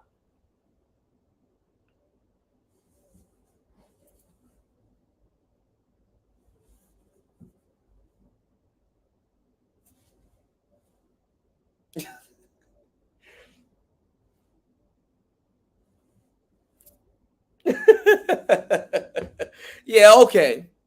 Okay. Yeah, you say that online. Okay. No, their problems is with themselves. You said a lot of people's problem isn't really about women. It's more about overcoming trauma and finding the truth. Yeah. Yeah, it's a lot of, and that's what I'm saying. The manosphere was supposed to help niggas. The manosphere is just like, man, you on your own, nigga. You know? And that's exactly what it is. Truly accepting the harsh, uncomfortable realities of life is savage, unforgiving, and stuff like that. The thing about life is fucked up. I'm not even gonna lie. Life can be very fucked up, but life is unbiased. You know? A lot of people don't like this type of talk. A lot of people, I mean, I wish, the show gets more support. Y'all need to support these gems that I'm dropping. But a lot of people, just imagine if you had this conversation if you were younger. So this is the importance of being here and talking to the younger guys, man. Y'all make sure y'all share this, man. If you got a nephew or somebody, a cousin or somebody that's going through something and they need to hear this, man, slide me over, man. Pass me like a J. Slide me over. Get it. I'm getting this game away, bro. This is some shit that should be on Patreon for real. This is some shit that need to be behind the paywall, bro. You know what I had to go through to learn half the man. Look, you know how much niggas that I know that ain't here right now.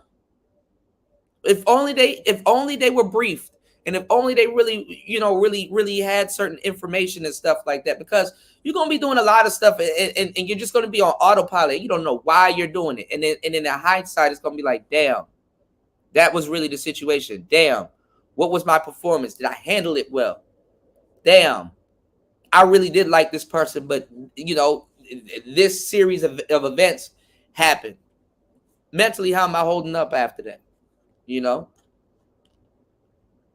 Men don't want other men blindly going into things. We learn from another, sharpening. Yeah, but some dudes are gonna have to get fucked up in the game. That's just how it go.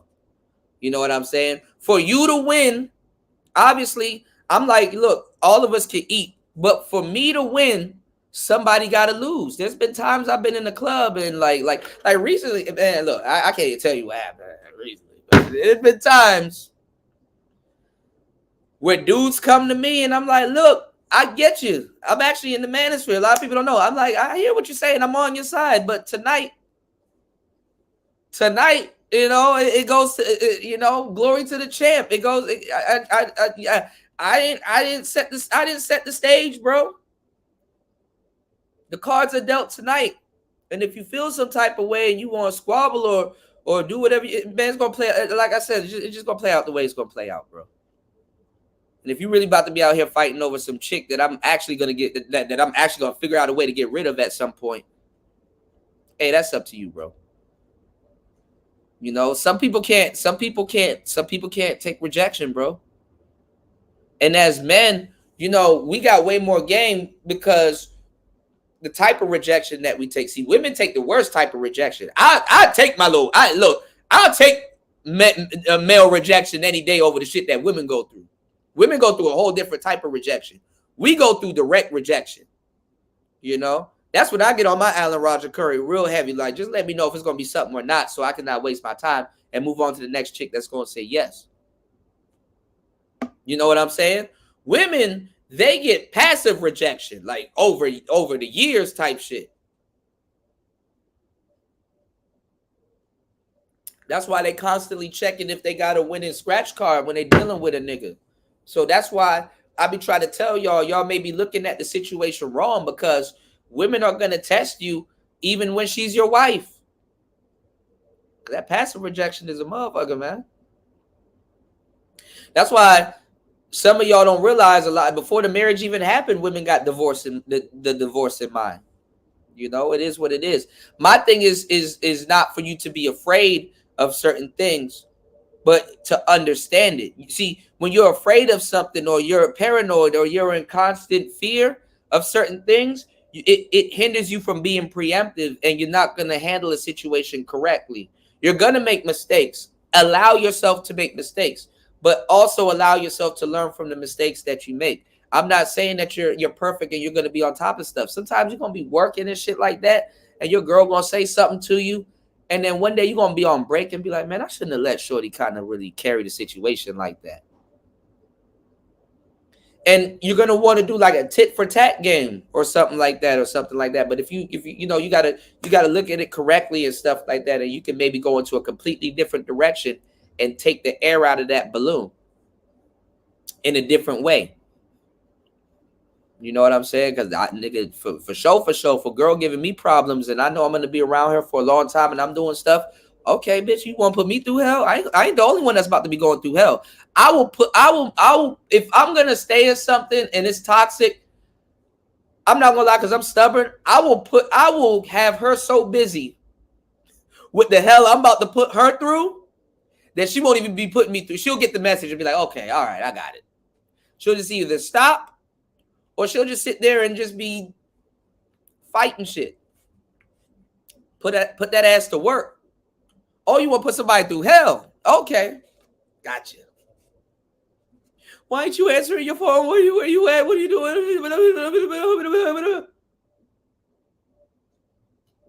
Now I'm cool, because when I did answer my phone, you ain't know how to act. So I'm on this right now. Oh well, I'm gonna start doing the same thing too. All right, cool. So you're not gonna no. You know, type of way. I'm trying to get rid of you anyway. You don't see this? You just got rid of yourself. You just got rid of yourself. And she'll sit there and laugh because they don't think about it. I hate to say this, ladies. Y'all are dual-minded to a certain degree. Y'all are like, it's either this or it's either that. You know, I'm either purchasing something or I'm selling something. You know, buyer or seller. It's either you're buying or you're selling.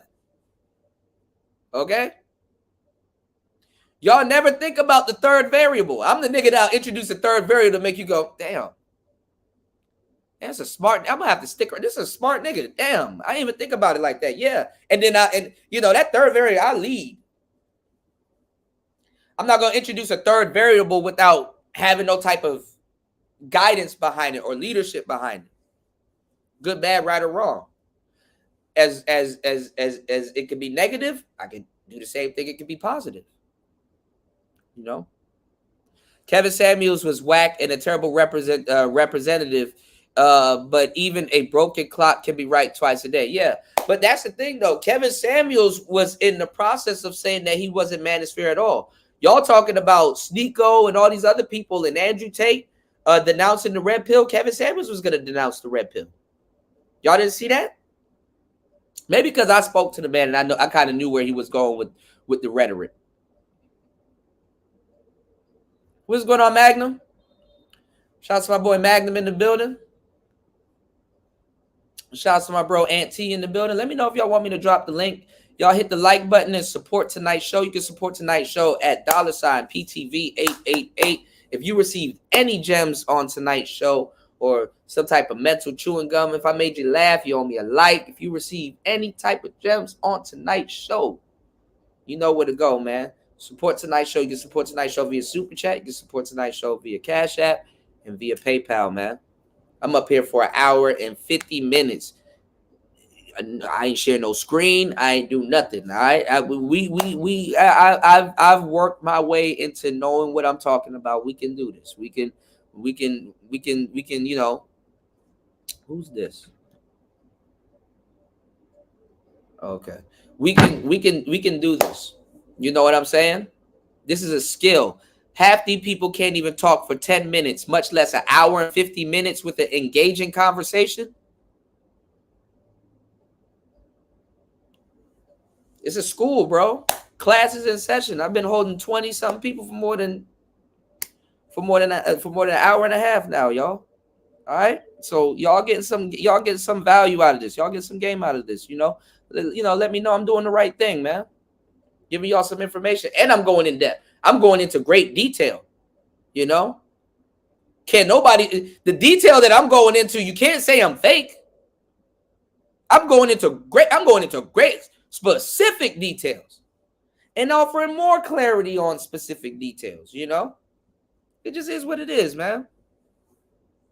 This is the kind of issue we should know that men love idealistically. You said, and women love opportunistically, right?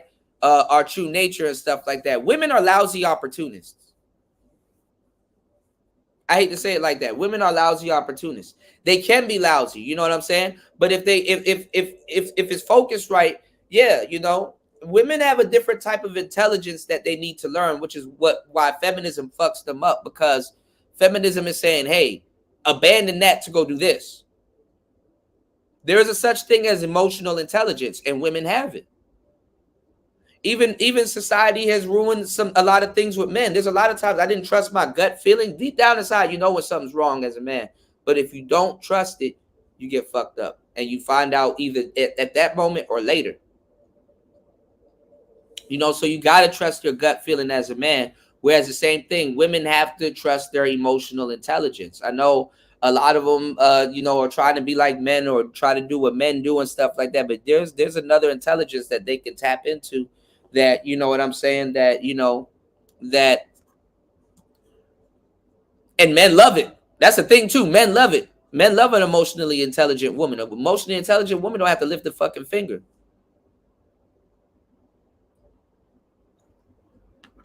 It goes to a visceral level. That's why when women get their nails done and all that other stuff, see, I hate to say it like this, but I'm going to give y'all some more gems.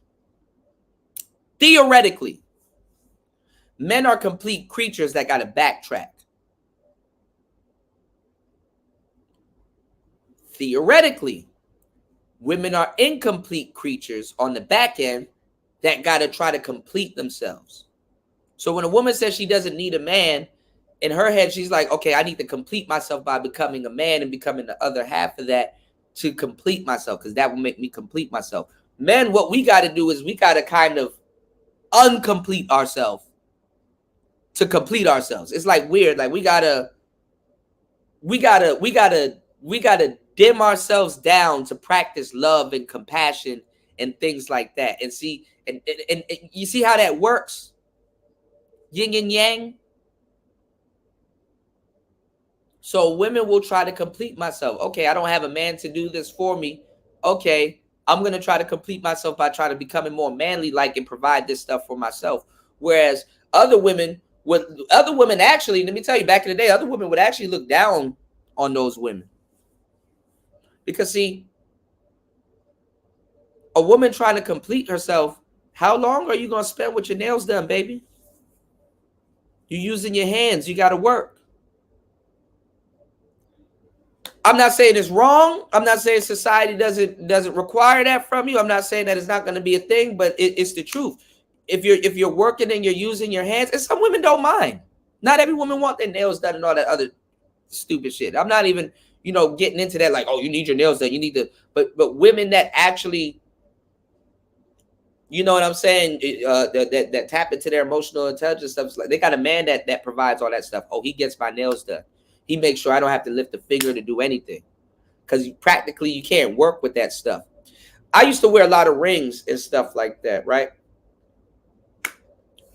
I'll get into that game a little bit later, but I'm in go-getter mode. I don't got no accessories on, probably just a little chain, and I had this chain for a long time. I got other chains and stuff laying around. I just don't wear them. But I got worker hands. I'm putting in work. I don't have no rings on my hands that can get damaged, fall down the sink, or do all kinds of stuff. I got worker hands right now. I'm in work mode. I'm building. The guy that makes rings, I think Hermes, he's a ring maker. But guess what? He doesn't wear any rings. See what I'm saying? And the fingers that you put the rings on says a lot about you. But the caveat to that is either the person has it or that's what they want. But we'll get into that later. Let me catch up on these comments because I'm super behind. Y'all clearly don't want to hear this, but can't properly refute it either. It's a shame. And I'm not saying everything I'm saying is law. You know what I'm saying? But it's a route. You said no. I want all men to be better. Now, if they refuse, that's a man's prerogative. His God-given will. He could choose to ignore it. Yeah, I mean, the reality is that all men ain't going to be the same. You know what I'm saying? What's the alternative situation? Just be nice, be good, decent, and stuff. No, not really. There's a lot. There's layers to it. I have respect for wishful thinkers and people who have much to say but can never actually kill it. Provide an alternative solution and stuff like that. Yeah, that's what we do here at Player Talk Radio. I provide an alternative. You know, nobody's telling y'all. Nobody's telling y'all. You know what I'm saying? Hey, you know, you got to do this or you got to be that. You got to be. I'm getting y'all. Prune. Around.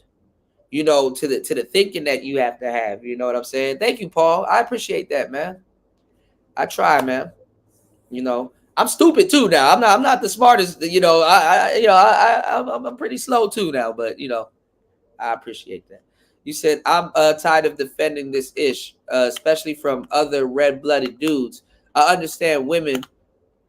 I understand women or not fully getting it, but y'all. My thing is that brothers are making this shit more than what it really is, and then other brothers are setting the work brothers are setting the work like guys like myself and other brothers before them. They're setting us back. That shit that Fantastic did, that set the space back. But until y'all man up, and say something about it and be like, nah, bro, that wasn't it. Nah, that's no. Hey man, it's going to continue to happen. I record myself for certain purposes. So in the future, y'all can't say I didn't warn y'all. Again, I warned y'all before the space got to where it is right now.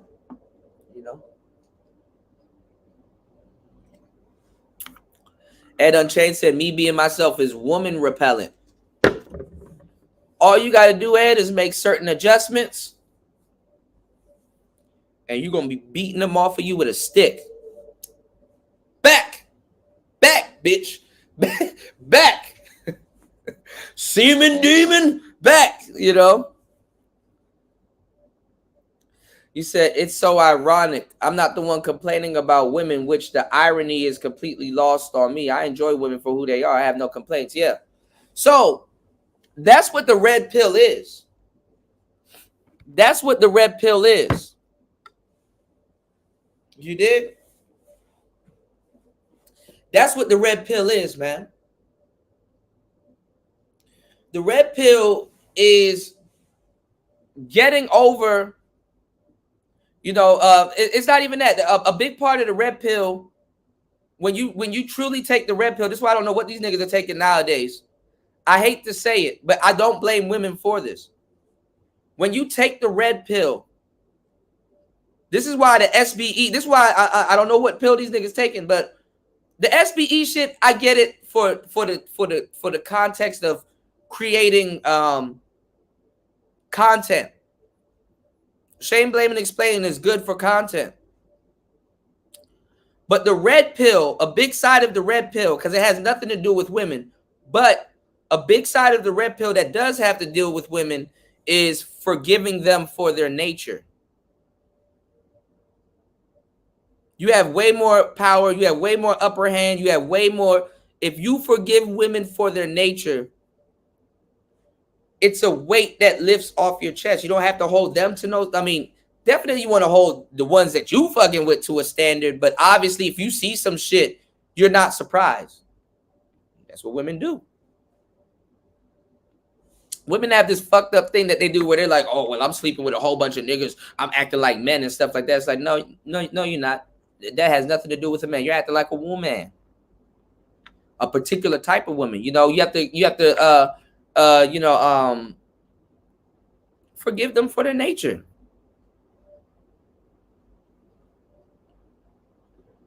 I mean, it is really that simple. But what you do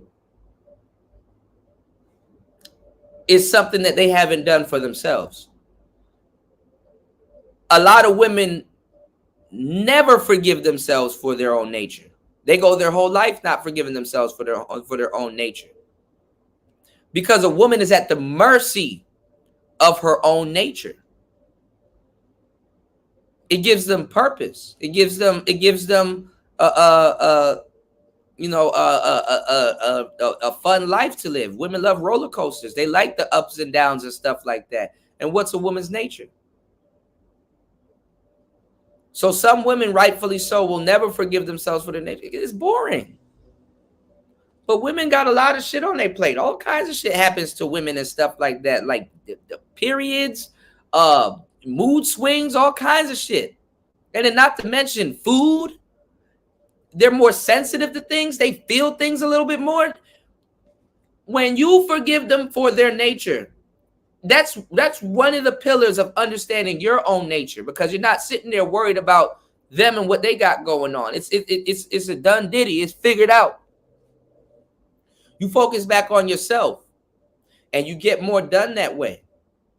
You know what I'm saying?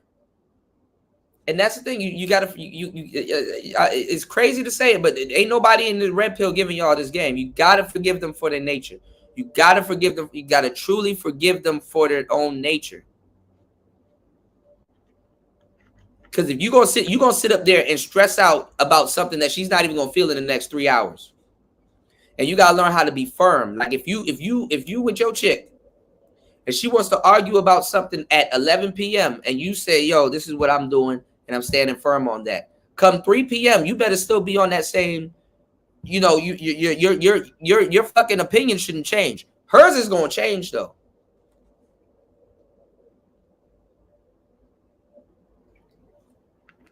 Hers is gonna change. And at that point, she knows that she's dealing with somebody that's solid, that's not gonna sway his opinion. Because there's certain things that she gonna need from you that, you know what I'm saying, that's literally in her nature. She gonna need that from you. So some women and stuff like that, y'all click due to how her nature is set up. And due to maybe the situation that y'all got going on, there's somebody for anybody. You're even if you're like this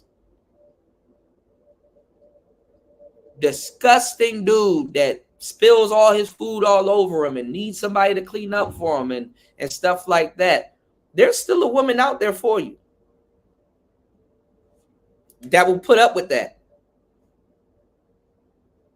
And it's not because she's disgusting. It's not because any of that. If you even X all of that shit out, it's due to the fact because she likes you.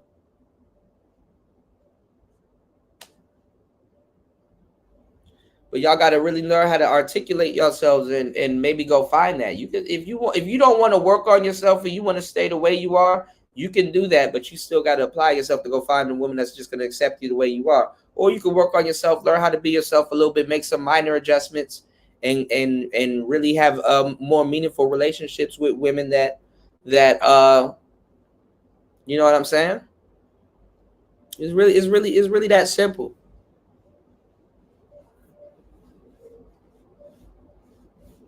You said it's so ironic. Hold on. I deleted that comment because I butchered it terribly and didn't want to retype it. That's funny as hell. You said, I feel like I'm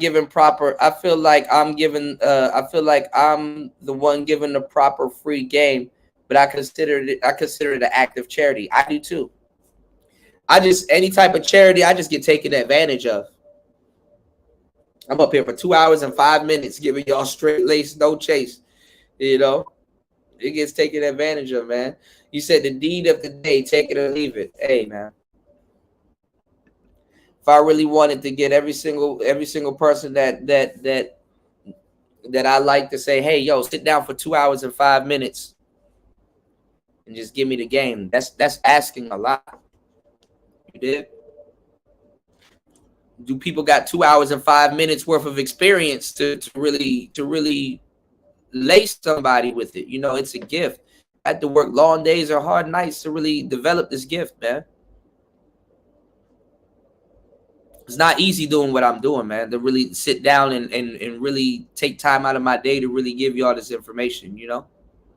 So that's why I encourage everybody to hit the like button and support tonight's show, because honestly, you know, if you were younger, you know, and this is the thing about that AI shit. AI is listening to what I'm doing right now and about to repackage it and tell y'all this, some of this shit. But AI can't really go into details like you understand what I'm saying? The mechanic can never fuck with the organic. Always remember that. Mechanic can never fuck with the organic. All right?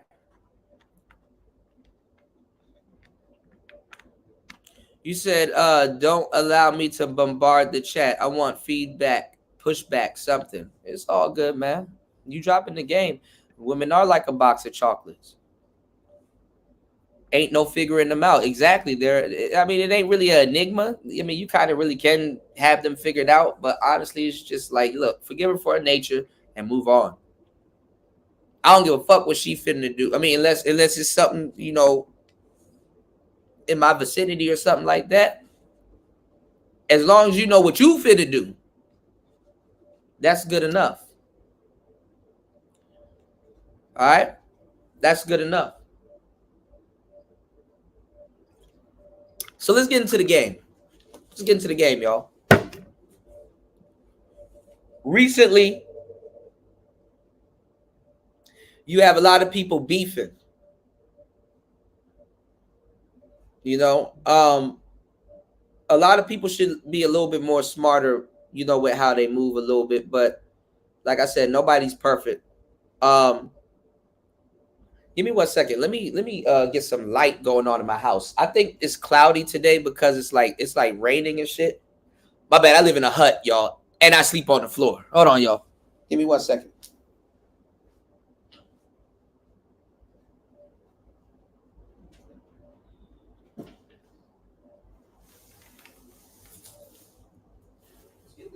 Let's get heaven going real quick. I gotta put some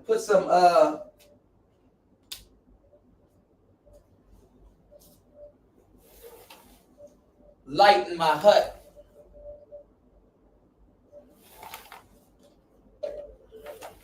I gotta clean up, y'all. Let's open up the light in the hut real quick, y'all. All right, it's a little cloudy outside. It's all right.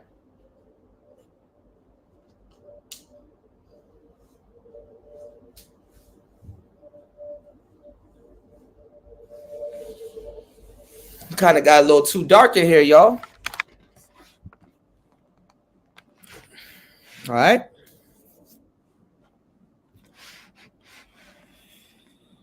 So, damn. Now we need a little bit of shade. Let's talk some shit, bitch.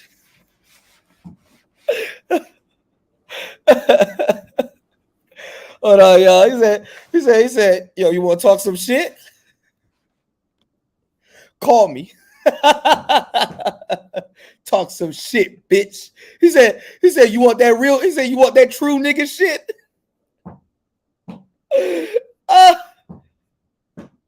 You want that true nigga shit? Here we go. Fuck you, nigga. You think you hard? Want to talk shit? Pick up the phone, bitch. This the real shit right here. Shut the fuck up, you nitwit. You talking shit upon my shit, homeboy? You just a little punk ass, bitch. Fuck that. Thousands of niggas is waiting for your motherfucking call, and they all talking shit up on that ass right now. Big niggas, thick niggas, curvaceous niggas, affectionate niggas. Mwah, nigga. You want that true nigga shit? Let's call the line off top. 1213-373-4253. Only $4.99 a minute. These niggas is desperate. You call me fucker? Man, shut the fuck up, you tropical snake. 80s niggas. 90s niggas. Sleepy ass niggas. Nigga. Broke niggas. Baroque niggas. Parmesan niggas. Mystery niggas, revealed niggas. Fake niggas. Famous niggas. I'm alive, fool! Sensitive niggas. Yeah, motherfucker. I'll fuck you up. And once Yo, he said, yeah, motherfucker, I'll fuck you up. You want that true nigga shit? Hold on, yo. You want that true nigga shit? Oh my God. God damn, I can't win for shit. It's the glare, y'all. I'm gonna have to plug in one of these cameras. I'm gonna have to plug in one of these cameras, y'all. You want that? Yeah, he said, "Mwah, nigga." You want that true nigga shit? That's what the manosphere got reduced to. You want that true nigga shit? Call me. Talk some shit, bitch. We got a camera, y'all. It's all good. I got cameras laying all around this motherfucker, bro. Just in case y'all want that true nigga shit.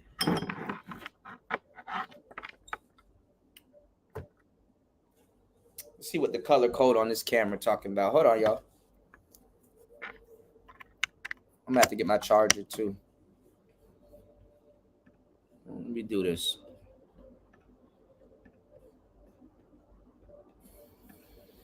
Okay. This ain't bad. So yeah. Anyway. He said, "Wah, nigga." Ah!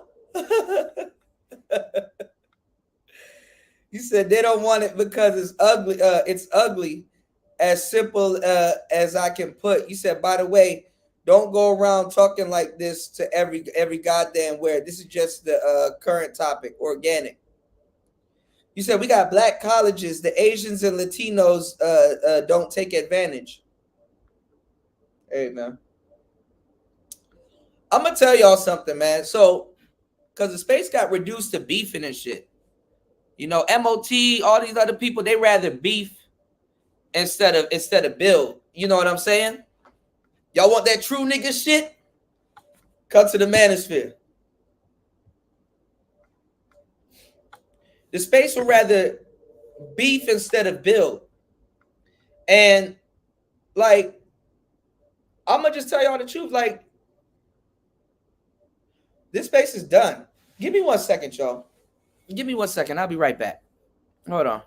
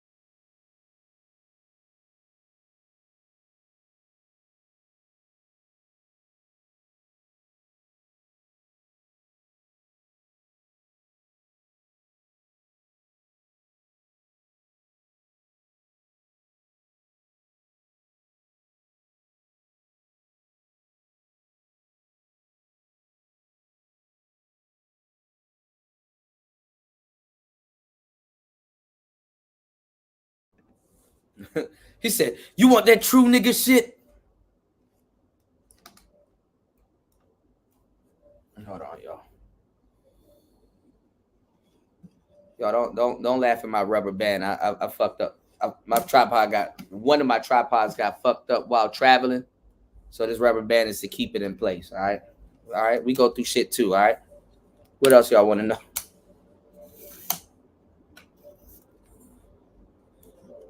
We're gonna play some video games later.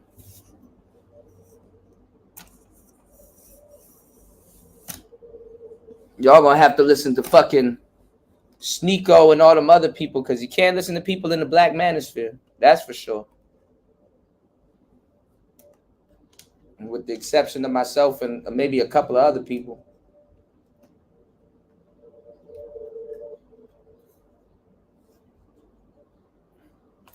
Ooh.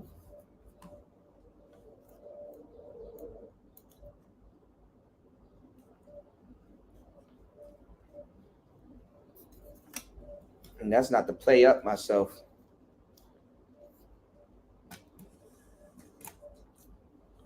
But if you want that true nigga shit, call me.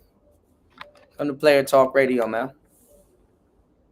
This is beautiful. I really like this camera. I've recommended this camera in this space for a long time. It's some beautiful shit. You know, let me do this, y'all.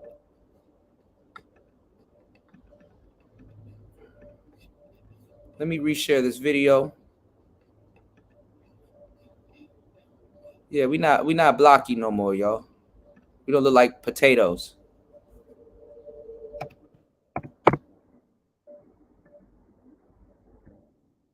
We were looking like potatoes earlier, y'all. That's what what's going on, G? That's what a laptop camera would do to you. All right, so right. So what'd you say, JR? Hold on. My bad, wrong chat I was in. You said the space is not done. On the contrary, it's only getting better. The weak are falling off. People need to sink or swim on their own. Yeah, man. I'm gonna be straight, bro. I know for a Fendi fact, I'm gonna be straight.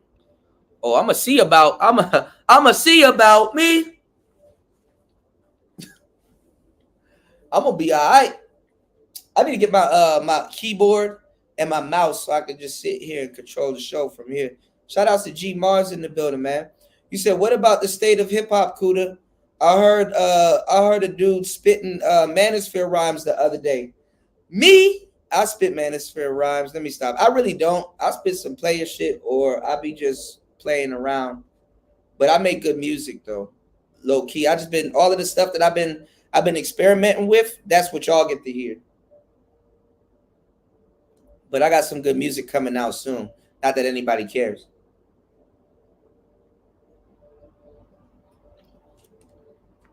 Ghostman said, how do you resolve a problem of having too many ambitious goals, but only a limited time?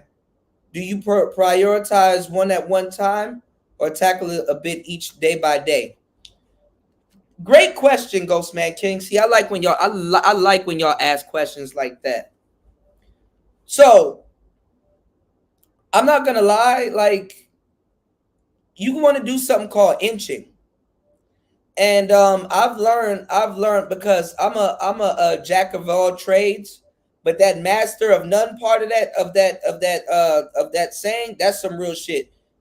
You can know a lot of shit, but you didn't master not one of them. You just a nigga with a bunch of tabs open. I'm looking at all the tabs I got open on my shit right now. This is bad. So what you want to do is that, yeah, day by day, you wanna inch, like you want to put in real estate in certain spots if you got a lot of things going on. But honestly, you want to focus on one thing, and you actually really want to write down your goals and have a note. You want to actually get a planner and really properly learn how to use a planner. You want to write down your goals, and you want to basically say, okay, by the end of the month, this needs to be done, or I need this done, or this needs to happen, or you just really gotta you gotta get a goal, and then really work towards that goal inch by inch. Don't fear small progress. Fear being stagnant. You know what I'm saying? Fear being stagnant. Don't fear small progress. Fear being stagnant. And sometimes too, you got to put the fire up under you. You know what I'm saying? I work good with a boss, and sometimes I work good by myself. But sometimes I need a boss. I need to hire a manager to be like, yo, Kuda, do this now. And I'm going to call back in the next hour and make sure that's done. Turn this in and stuff like that. I need somebody on me like that for real. So I can actually get certain things done, because sometimes it's I mean, not even trying to impress nobody, but if you have somebody around you that's pushing you to do something, you get a lot more work done, and you'll be more happier in the end. So what I'll say is you can get a lot of many things done at the same time, but at the same time have someone on your ass. If you need somebody to be on your ass, to be like, yo, I'm going to check back in with an hour. This needs to be done. You know what I'm saying? Whether you hire them, whether they're a friend or something like that. But honestly, just, you just gonna have to, a lot of times, if you want something to get done, you're gonna have to do it yourself, man. That's just the honest to God truth, because you don't want to be a master of none. You want certain things done and stuff like that. Me, I have a bad habit of multitasking a lot of stuff, and like, basically, you know what I'm saying, having a lot of tabs open. But I know myself, eventually I'm gonna eventually I'm gonna wake up one day and just tie all of that shit together, and it's gonna be done, and it's gonna be done right.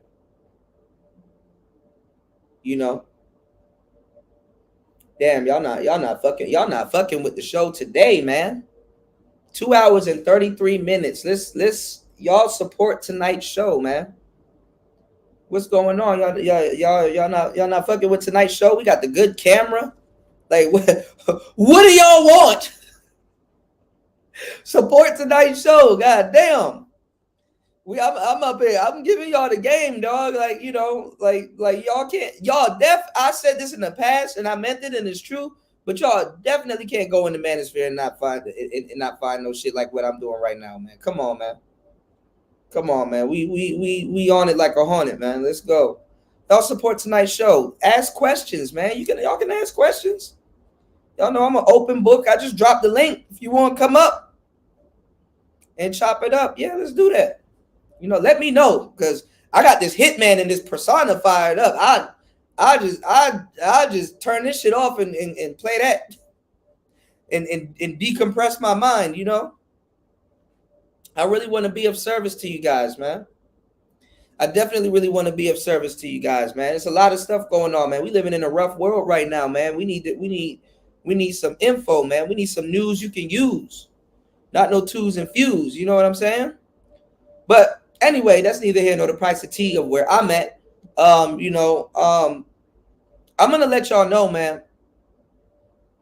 The whole SBE thing. I just wish a lot of brothers really paid attention to what they're doing. I mean, I get it. It's good for content.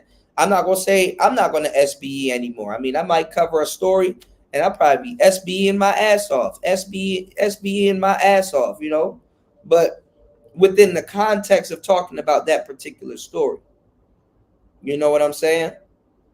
Because it's content. It is what it is. I understand what it is, but hating on another brother just because you don't like him, and not using your greater mind, that's treason, man. That's treason, man. It's a form of treason, or should be. But anything goes in this space. You know what I'm saying? And MOT,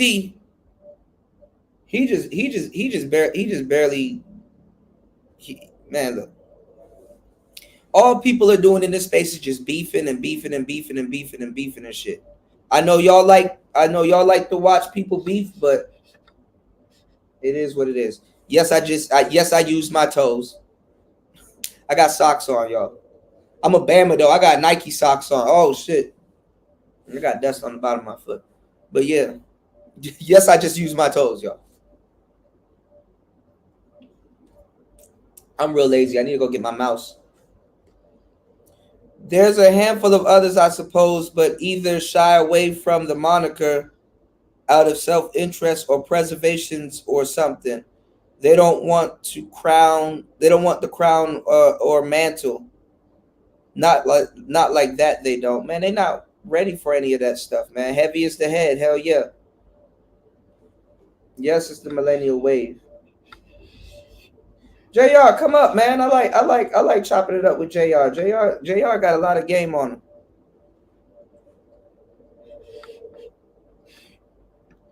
Women won the gender war, though. Can that nigga tell me how niggas are winning? Individual niggas are winning, but women won the gender war. You can't fight who you trying to fuck. Some of y'all haven't read The Art of War, and it shows.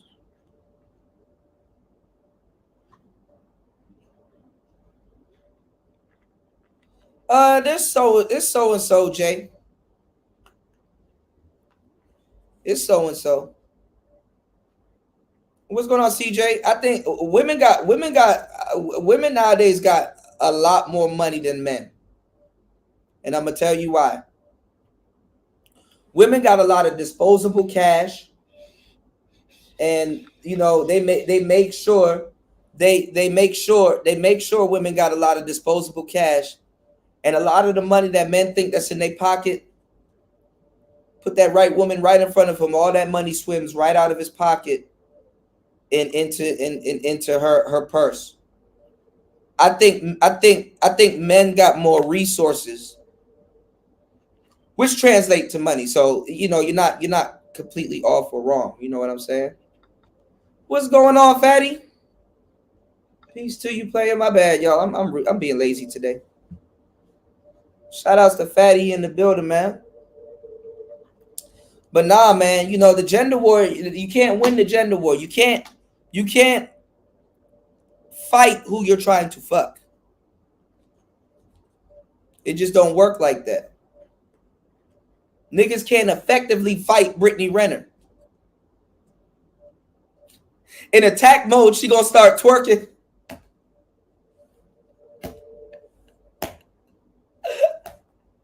You gonna be like, oh.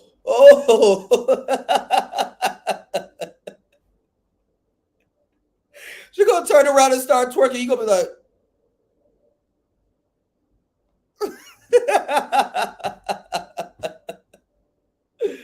yo, shout outs to Team Fatty, bro. I appreciate you, man. Man, Fatty, we gotta do a show. We gotta do something, man. We gotta bring the streets back, man. We gotta wake up the streets, man. We too smart to let this knowledge go anywhere, you know. You can't fight somebody you trying to fuck. Trust me, it just won't work.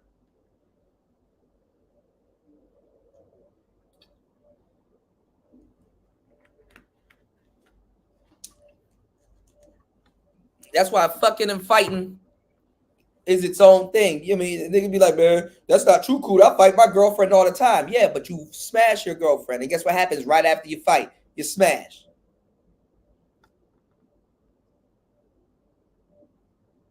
It's that simple.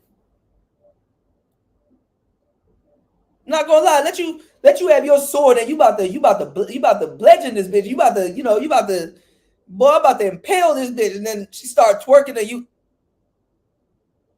Now you about to impale the bitch. You like that? Face ass. You know?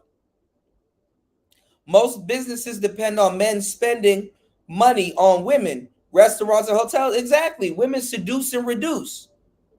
You know? And that's really what it is. They charm and disarm. So a lot of dudes think that the money that they got is theirs. No, it's not. Look at all the stupid shit. You ever took a chick to Sephora or the Mac store, and like right at the cash register, it'd be like a little vial of lipstick. I remember one day I was at the fucking Mac store with one of the shorties I was dating. She was buying some shit, and I'm like, we were just out doing us that day. I was in we were down Georgetown. You know what I'm saying? I'm down Georgetown. And like you just at the register, all them little shorties in there was y'all like flirting and stuff like that because I brought sand to the beach. I brought a baddie around some other women and shit like that, and she was just doing her. She's like, "Ooh, I gotta stop here," blah blah. You know how that shit go, right? Man, I'm at the register and shit like that, and I'm looking at the price. I'm like, "Oh man, couldn't be me." Nah, you can get some shit off of Shein probably or Amazon, but this Mac store tripping. I looked at this little lipstick, a little lipstick, $66. I said, "Oh fuck no." Then these bitches be sloppy. They be getting high and shit. I don't know if you ever ran a bachelor pad, nigga. They probably thought I was selling dick. Some places that I live, how much women were in and out the fucking house. I should have been selling dick, right, nigga? You gotta have a lost and found box. All that shit that y'all be spending on women, all them little trinkets, the little ankle bracelets, and the little lipsticks like that, and stuff. Man, bitches be leaving that shit at niggas' houses and shit. They be leaving their drawers at niggas' houses. My couch right now is moving as I speak, and shit falling down inside the creases of this couch. You gonna start finding all kinds of shit. I remember one time when I was super young, y'all. I used to take shit out the lost and found box and gift another bitch. Yo, I was a sleaze bag, bro. I used to gift other bitches shit. Oh my God, it's an ankle bracelet for me. Yeah, take it. It ain't gonna do nothing but sit in the box. I'll make another girl happy. Shit. What's going on, Marco?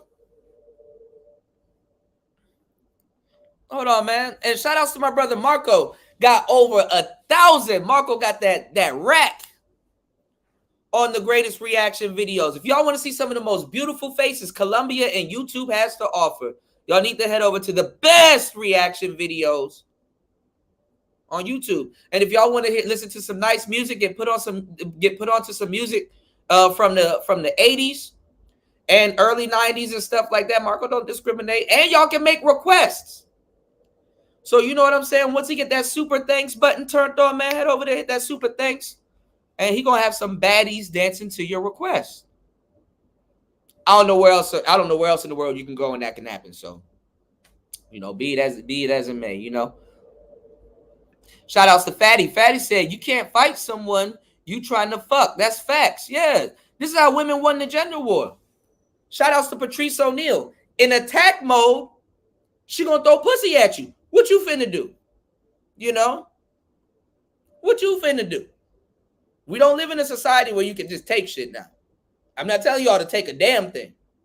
But I'm saying right now, if Brittany Renner was to be like, "Oh, I'm just a woman," and then turn around and start twerking and shit, man, nigga, even if I tell you that would disarm me. I will be disarmed. Damn, that shit look better in person. She gonna slip my Listen, man. I told y'all send something with the curly afro and a nice little waist. You don't even have to have ass or titties like that, nigga. At me, boy, you gonna catch me every time. If you want to set me up, send one of them little motherfuckers my way. You gonna catch me every time. I'll admit I can get set up. No matter how much game I got, I get set the fuck up. You send one of them girls that Marco be having, one of them cute Colombian girls that, oh nigga, you gonna catch me every time. Man gets gunned down in Colombia.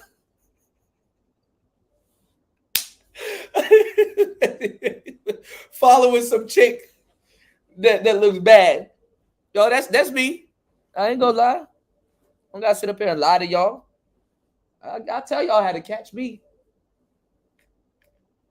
I got something to buck back. Best believe that. I'm gonna be on point. But if you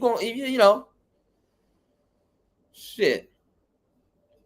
You said shout outs to Marco. You said holes are for poking as needed. No more, no less. But see, you see what Marco's talking about? Because Marco was fresh and fit before fresh and fit. And I'm gonna tell you right now, a lot of dudes don't live that lifestyle.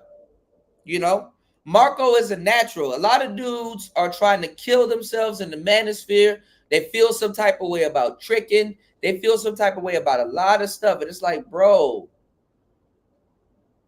the majority of guys in the red pill are trying to use the red pill to make a blue pill situation work. Nothing wrong with that, but that is cipher, you know. Shout outs to Raven. Raven said marking their territory. Yeah, and then some of these girls are just forgetful. They get high as hell and they tend to forget. This is why, you know, like Fantastic and a couple of these guys out here. I'm not saying all women are like this, but I'm gonna tell you right now, women like to get. If y'all are dating baddies like y'all say y'all are, you're gonna be around some sketchy shit to a certain degree. These beautiful girls, these models, these some of these women, bro. Like where Fresh and Fit is at, they somewhere snorting coke. They somewhere drinking a gallon of Hennessy with their pH balance off. They somewhere rolling up a fatty. I think women smoke more than men nowadays. They're somewhere with a vape pen in their nose or in their mouth.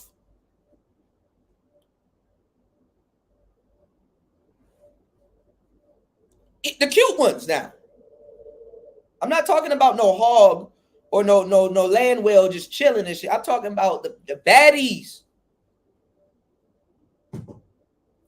So what I'm saying is, you know, you're going to be around some shit. Fantastic ain't around that shit. He ain't around none of that.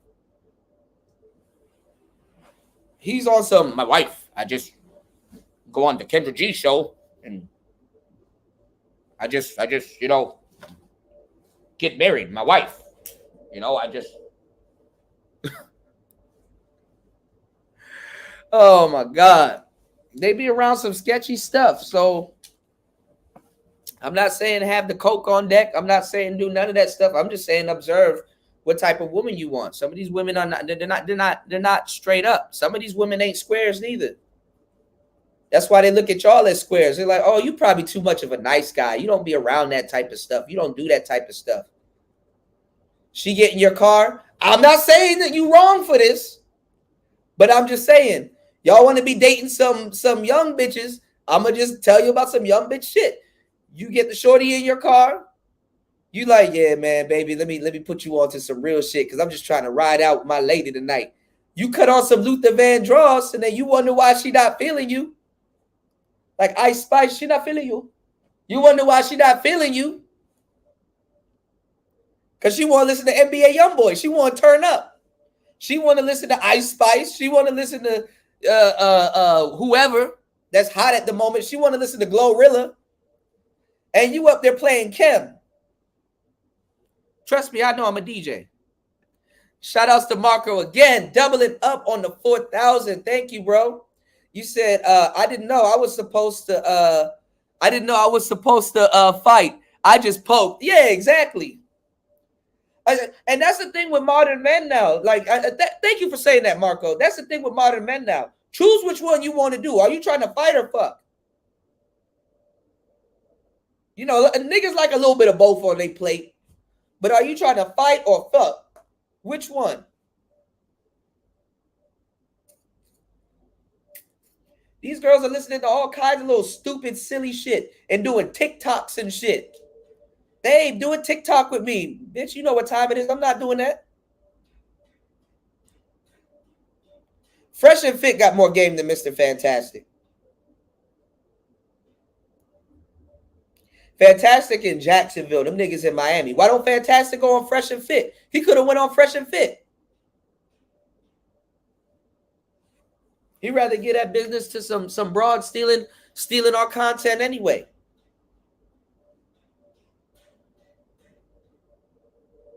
Ghostman said, I might be alone in thinking this, but most of the girls that Fresh and Fit bring on their show are not baddies. It be so. This is what's going on, Ghostman Kang. I don't know how much game I got to give y'all. Y'all like and support tonight's show. Y'all follow suit. Some of the girls might not be baddies per se, but when you look at a bunch of women and they're in a room around other women, that girl might not necessarily be a baddie, but the girl she's sitting beside or the girls that she in between, she looks better than both of them. So that boosts her looks or her appearance.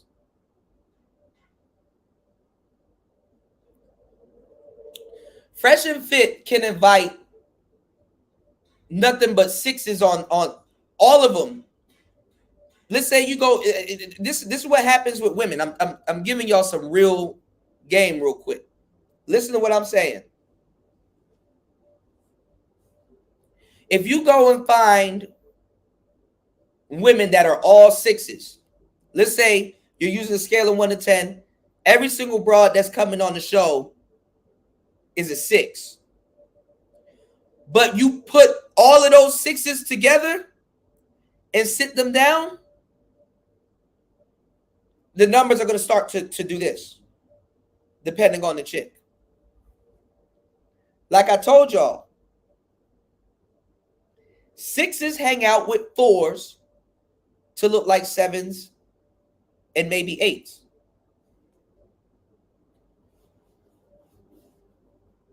You know what I'm saying?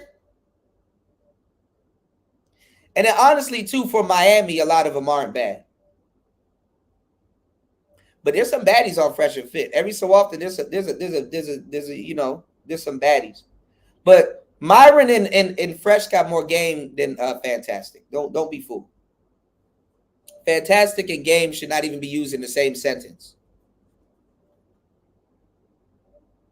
That nigga trying to get y'all game now. Talk about all you need is confidence.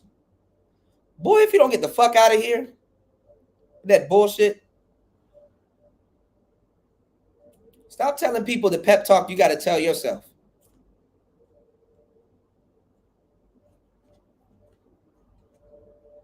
That's what women do. Raven said, better hear some, I'ma break your back. Some remixes trying to punch your face. You said some remixes trying to punch your face, squirt in you. You said they above average.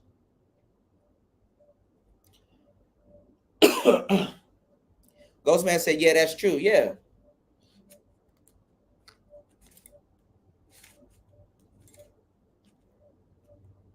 Climb up top, join the view. What was best for you?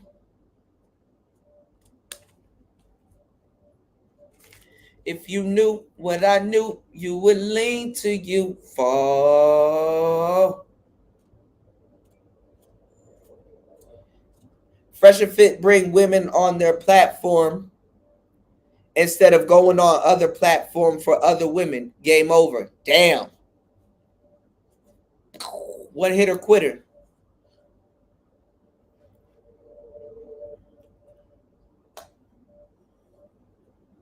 They use their platform to hit, though. I mean, they can do that. When you're an entrepreneur, that's game right there. When you're an entrepreneur and you can facilitate something like that, that's just the perks of doing business. Now, me personally, what I know, I wouldn't mix business with pleasure. But them niggas ain't players. You know? And honestly, these days I be chilling. I'm not an active player. I'm a player. I've been a player, but what I'm saying is that I just, me personally, I wouldn't do that. And see, that's why they had to keep it under wraps, because a lot of bitches were getting on Myron and try to put rape allegations and stuff like that. So they got to do something called an NDA. They got to sign a non-disclosure agreement. But all celebrities do that anyway. Like if your bitch was to go hang out with Chris Brown, she can't take this with her. She can't take her phone with her. And she got to sign an NDA. If y'all were to go hang out with Lori Harvey right now, I heard Lori Harvey got niggas signing NDAs. You know what I'm saying? So there's ways around it so that you don't be on some Epstein type shit.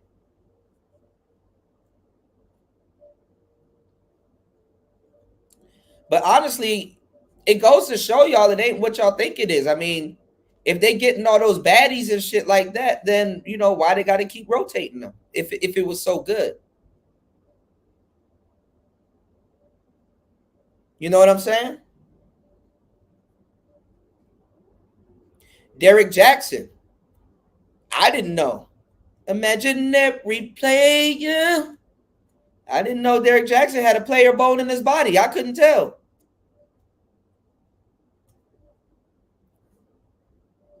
But he was smashing a whole bunch of girls. But that don't mean nothing. I mean, love. What's the song I play? Love is really gone. Like, it's not like, hey, I find a good one and then I get up out the game. You can mess with a whole bunch of GOGTFs, got girlfriends and stuff like that. And then it goes back to the concept that I told y'all earlier. You got the girl, but missed the bitch. But guess what? That's what makes you get up under another chick.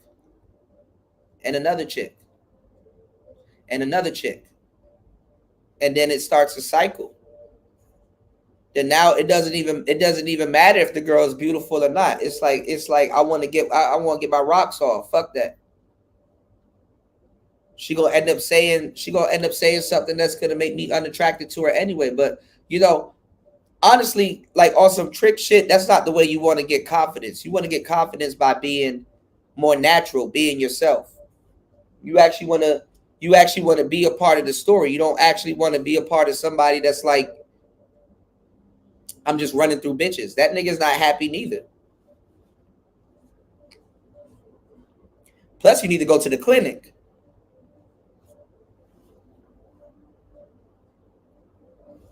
Fucking bitches is a job, dog. I don't think y'all understand this. That shit is a job, dog. Especially if you good too, and they keep calling you. Why are you calling me? I'm on air. What? I wanna.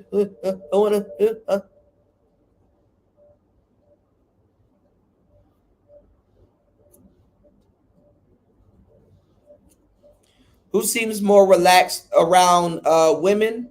Fresh and Myron, with the multiple women every night, sounding nervous, or on Kendra G's show, just talking to the host?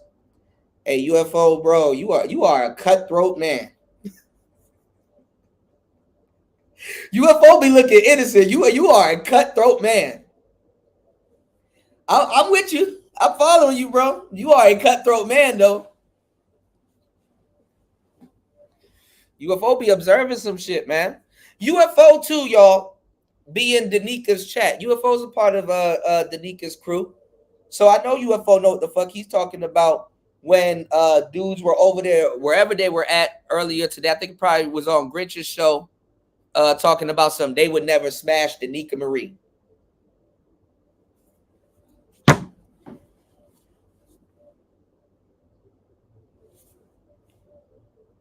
Oh, hold on. The camera's right here.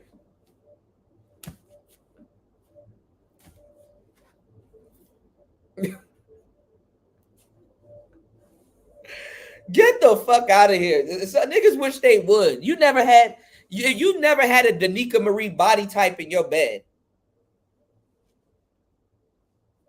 That's why I be warning y'all young niggas, hey, don't just be in here listening to any nigga in this space. I think that's the discernment that some of y'all should have been using anyway. You know? But with the SBE, because Fresh and Fit, they SBE. But they turn it into something, and it's funny that you got the white manosphere or people aligned with the white manosphere trying to copy them also. I'll only date a guy if he makes 6 figures. No, 7 figures. Because of inflation. Yeah, because of inflammation. Yeah, and he has to be over 6 feet tall. No, 7 feet tall. Because of inflation. Yes. And he needs to be okay with me having an OnlyFans. 2 OnlyFans. Yes. Because of inflation. This stupid. This stupid. I am not. This stupid. This is stupid. I am smarter than the hot 18-year-old. We smart, she's stupid. I spent my most valuable years allowing my body to be used because no one ever taught me what love is or how to respect myself. And all you can do is make fun of me for it. You stupid. Stupid. This Oh, God. This stupid. Stupid. Is stupid. The stupidest of the. This stupid is so stupid. This stupid. This stupid. This stupid is so stupid. Leave her alone! I'm over 7 feet tall. I make 7 figures. And I do want her. Do you have a 7-pack? This stupid man.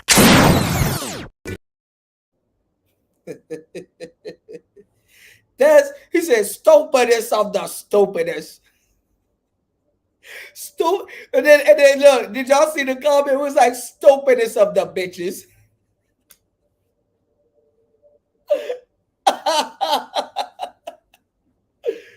Oh man, y'all laugh a little, man. Niggas dying a lot. Laugh a little, man. People can't take away your laughter, man. Stupidest of the stupid. Look, man. I'm gonna tell y'all something, man.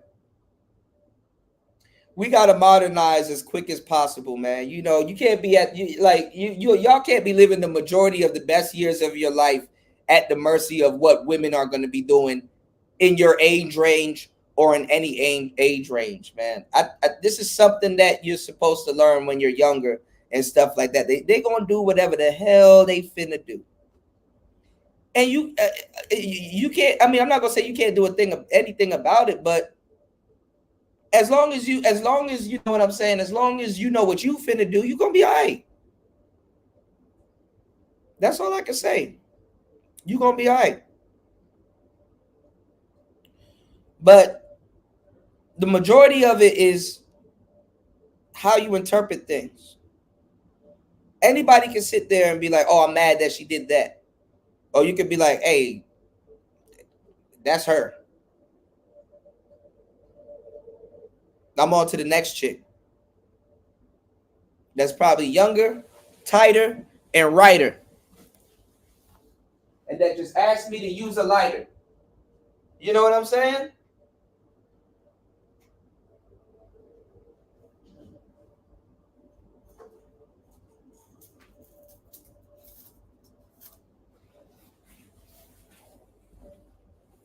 Oh. Whew. Hold on, yo. Gotta adjust my chair. So,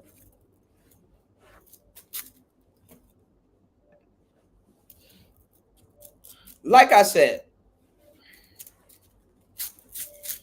I don't agree with a lot of the guys going at each other over the whole SBE thing, but it's gonna happen. And as a player or a pimp or whatever, you know, a Mac or whatever you fancy yourself as, bro, you know what I'm saying? You know, it should have automatically clicked. You're not gonna change somebody. And you're not gonna change modern women. You can't make women go back to or have feelings of the women of yesteryear because they're not the women of yesteryear. They don't have a template for that. If y'all haven't been watching my shows and stuff like that, man, we go deep into this game. 24 people in the building. Let's try to get 3 supporters. We go deep into this game. Think about what I'm telling you, man. The big mama generation is gone. Yes, you've outlived it, sir. The older you get, the more people are gonna start to go down. And guess what? You're gonna see generations of women upon generations of women upon generations of women, because to a certain degree, what's going on right now, their shelf life is getting shorter and shorter. I told y'all go listen to some of those old shows. A lot of women are more depressed now than ever. So that window, that wall is shortening. But the thing is that you're getting older. And as a man, when you get older, your dating pool starts to open up. So that's why these niggas talk about I'm not dating no single mother. Yeah, okay. Yeah, okay. I can see if you don't want to be a stepfather. That's there's some noble stuff behind that, but nigga. As a matter of fact, don't date single mothers. Save them, slide them to the master. Save them for us. Because there's an art to dating them too. Just say you don't know how to date them.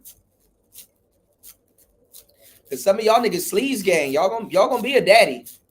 Y'all gonna be the pappy. You said, what will we do? What we do with the niggas that want to SBE? Take it as entertainment. Take it as entertainment.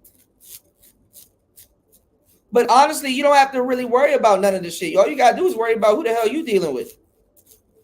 That's why I was telling the younger cats, like, y'all shouldn't be in this space until y'all should be in this space and listen to some of these arguments and stuff like that. But don't really get into the space until after 25, bro. Because you're gonna be bogged down talking about feminism and all this other weird stuff. It's cool to know all of that stuff, but honestly, unless it directly correlates to the relationship that you have with the woman that you laying down with, or a relative or somebody that's close to you within arm's reach, don't worry about that shit, because you're not going to change no delusional chick. You're not going to change no delusional chick. People going to believe what they're going to believe, and that's what they're going to believe until proven otherwise, man. Bitches damn near got to go through catastrophic events and shit like that before they change their mind. A motherfucker probably got to go through a crazy car crash before they realize, damn, maybe I need to change something. You got to change something. Can't change people, man. You got,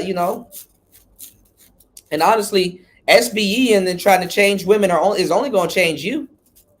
Because to a certain degree, that's an admission that you want that chick, that you care. A lot of people that tell you I don't give a fuck truly give a fuck, because they give a fuck about not giving a fuck, which makes them give a fuck. People that really don't give a fuck, they're not even going to mention it. They just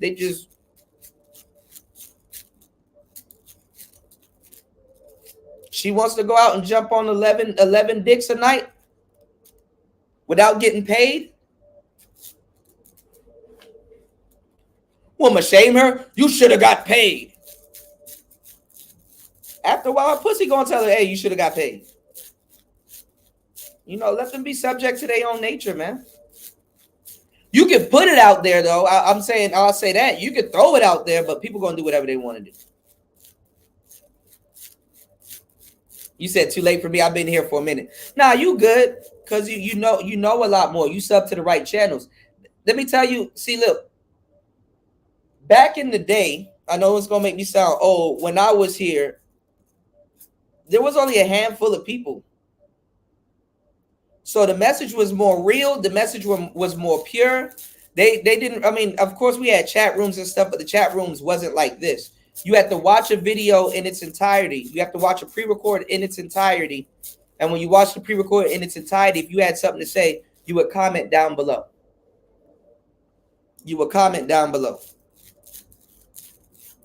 Now y'all can y'all got so much access to us. Y'all can talk shit to us. Y'all can troll us. Y'all can antagonize us. Y'all got so much access to us. Whereas back in the day, y'all never had this much access to us.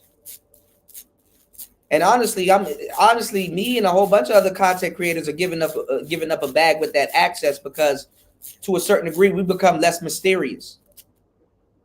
That's another part of dating, or just, interacting with people. You have to have an air of mysteriousness about you. You understand what I'm saying? But y'all have endless access to me. Endless. Y'all have more access to me than a lot of people in my real life.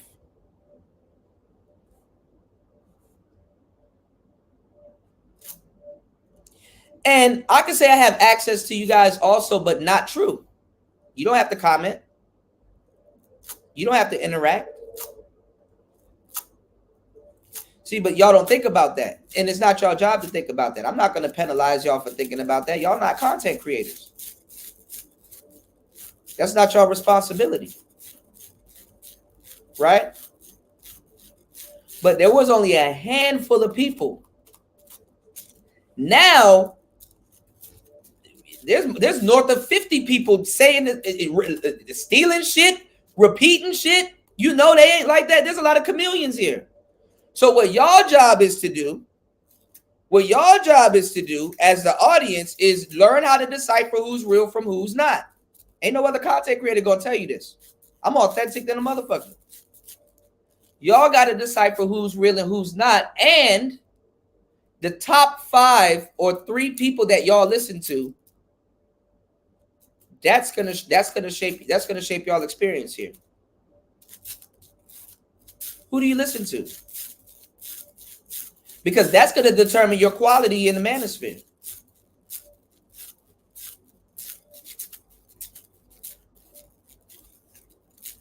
For real. It's I told y'all before it got to this point. It's like cable television. When you had regular TV, you only had but so much channels you can watch. So you chose which channel that kind of, okay, this is interesting. Okay, I can get to this. Okay, whoop-de-whoop. But now that YouTube has turned into cable television, you can just flip through channels. You can do whatever you want. You can troll this person over there. You can flag this channel. You can do all kinds of debauchery. Who do you listen to? Because some of y'all game or y'all mindset is just as good as the people that you listen to. I try to give you guys stimulating conversation for 3 hours. 3 hours. I didn't move. I didn't change anything. 3 hours later, I'm still going deep on subjects and topics. 3 hours later. You think this is, y'all think this is pretend? But see, you can listen to somebody that copies me and think y'all getting the same shit. And honestly, it's these smaller channels. This is why I tell y'all to support the show, because it's these smaller channels that you get something real. Pearl ain't gonna sit down and talk to you like she don't even have the life experience to do that. This bitch running around going on shows. I'm surprised she hasn't said all my life I had to fight. Oops. She going around on shows sounding like a black man. Damn, I forgot to hit the copy and paste. I forgot to alter what I'm talking about. She's sitting up here just repeating what shit she heard in the black manosphere, which is the best manosphere, which is the manosphere that got a whole bunch of shit going on. You can't help but steal from this space. You got people right in the outskirts of these shows stealing from. Man, this space been getting stolen from since, nigga, this space is like Africa. How much it gets stolen from.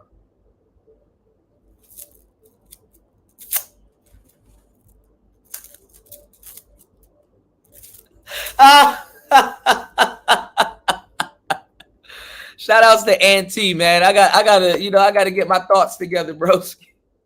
You said a slinky, a wonderful slinky. A slinky, a wonderful slinky. You know, you put this shit on the steps and then you tip it over and then it start going down the steps. Oh my God. Yeah, one day I just sat up there and just bought a whole bunch of stuff. I got Rubik's Cubes and Slinkies and stuff. Ooh. Knock your shit over. A shorty came over here not too long ago and jumbled this shit up. My black ass still haven't figured it out. I'm like, damn. I know how to kind of figure it out, but I haven't figured this particular one out. Give me 1 second, y'all.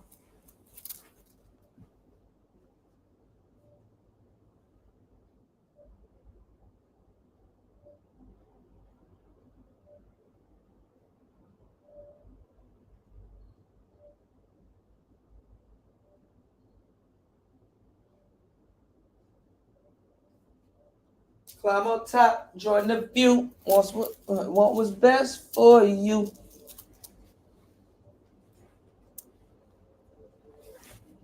Ugh. There you go. You said the urge to buy a slinky running high. What's going on, Anthony? Yeah. A slinky, a wonderful, wonderful slinky. Hey, yeah, I'm old as fuck, so I remember that song. You know? Hey, man.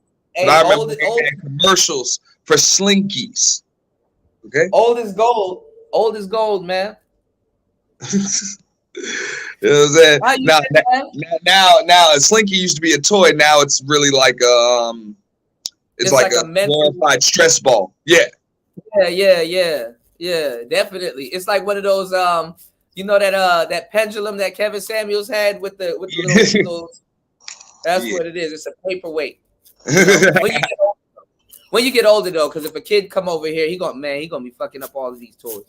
I be having toys and shit laying around. I like even like model cars and stuff like that. You know, when you get older, it's not really a toy. I gotta take y'all to the Gundam store. We got a Gundam store out here, and a lot of the Gundams and stuff out here is made with like die cast metal and stuff like that. It's like you don't play with it, you know. You just put it together and just leave it, you know. Mm. You know, hey, whereas kids. Now, shout out to you on this topic. I was gonna wait to address this shit. You know what I'm saying? I know you kind of pivoted at this point, which is cool. You know what I'm saying? But I was gonna wait because I didn't want it to be like a drag earlier. I kind of wanted to just open up the conversation. But I'm glad the folks that came up to speak, on mine, my panel did. You know what I'm saying? Because y'all know the history of the space. Y'all know it better than I do. But I at least know that there is history in the space, and a lot of these motherfuckers don't. Really, they like great idea. I think I'm glad I thought of it type shit. You know what I'm saying? And it's disrespectful, and it's insulting. It's not even just insulting to the audience; it's insulting to those that came before them. And the fact that you got like even if there were a gender war or battle of the sexes or any of that shit, it would be organic. Yeah. It wouldn't be something that you actually have to try to perpetuate. Right. You know, and that's what makes it so clear. So, you know. Well, we think that beautiful women, not we, but a lot of people in the space got the initial. That's why that cartoon that I play with it. This stupid bitch. The concept behind that is making fun of people thinking that beautiful women on a podcast, beauty is not necessarily known for brains. Mm-hmm. You know what I'm saying? So it's like shooting fish in a barrel. It's like taking candy from a baby. I ain't gonna lie, some babies you can't take candy from them. But what I'm saying is like, you know, you ever had a baby grip? Like babies be gripping shit. But anyway, I remember one time a baby grabbed my dress. All right. I can see the chat, but I can't comment. What up, UFO? Yeah. What I'm saying is like you don't get no brownie points off of that. You know what I'm saying? You don't get no brownie points off of that. A ditzy dumb blonde fucking misquoting something or saying something stupid. It happens. You know, it happens. And it's like we think that we're winning the gender war by having women look stupid on social media, and that's really not it. Whereas on the back end, you know how much women are joining the manosphere and taking these standards that sound right, these talking points and these standards that sound right, and are weaponizing them against men that don't even live by those standards, but it sounds good. Facts. They doing it to, I think, perpetuate an argument or whatever the case may be. That's why I don't like because I know what it is to be kind of new and upcoming in the space and really just trying to soak up game. You know, you want to be humble, but you still want to plant your own flag. You know what I'm saying? So a lot of people don't know where to go. They don't want to piss people off and shit like that. They know something ain't right, but they don't want to piss people off that they feel as though hold the keys to a platform. And I think people need to know that these motherfuckers don't hold the keys to your platform. They don't. The space made them. The space fed them all of their content and their talking points. So just like the space made them, not only can the space break them, but they can make somebody else too. Right. You know what I'm saying? And the space really has its own energy. It can feed itself. For real. Self-sufficient. Yeah. You know what I'm saying? You don't have to perpetuate that. Well, red pill talking points and conversations between men and women and battles of the sexes, this is what brings the views. Nah, man. You know what I'm saying? Nah, man. We done already proved that a co-ed space where everybody's laughing and joking and giggling, and even if they just dragging each other or whatever, roasting and shit, hey, that shit is way more entertaining than the same old bullshit. Right. And we can pull the audience and it'll damn near, it will win at a 90% rate. You know? It's gonna start to get old and pivot because, like, I'm telling people, like, you can't fight effectively who you're trying to smash. It just don't work like that. You know, like, I'm trying to fuck. It's like, yeah. So how can I fight you? You know what I'm saying? That shit don't make no sense. But I'm glad that you actually go over the history or interested in the history. So you know you're smart enough to know, like, hey, you know, I'm not trying to make the same mistake. So let me go ahead and do this. People that's stealing from the space, they're not. You know, no, they're not smart enough to be like, hey, let me actually. But a lot of them too. If you're stealing content and you don't want to pay homage, a lot of people don't want to do the history. Because then you're going to realize that what you're saying, you might even stumble upon, you probably took content from somebody else, right? That took content from that person.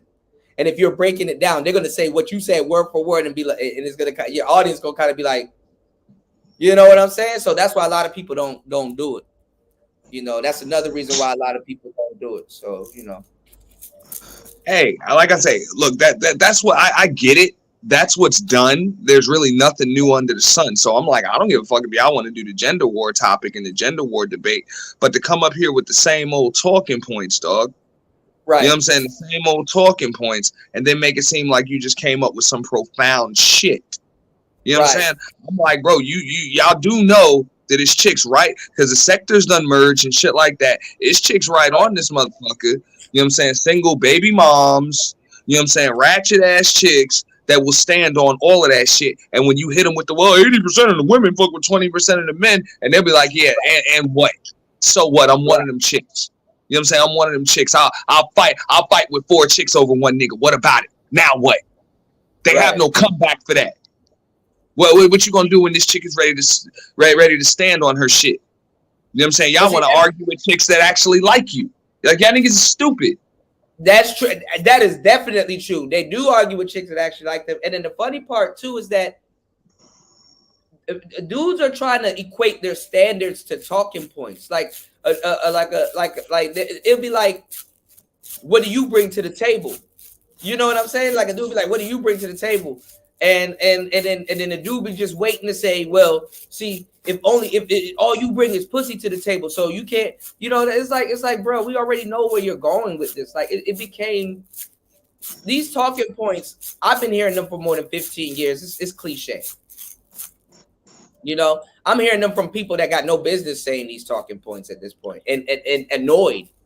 You know, at this point, you get annoyed, especially if you're a content creator and you say something or you brought something new to the arena, and you just see people just like re-say it in a different way but butcher it.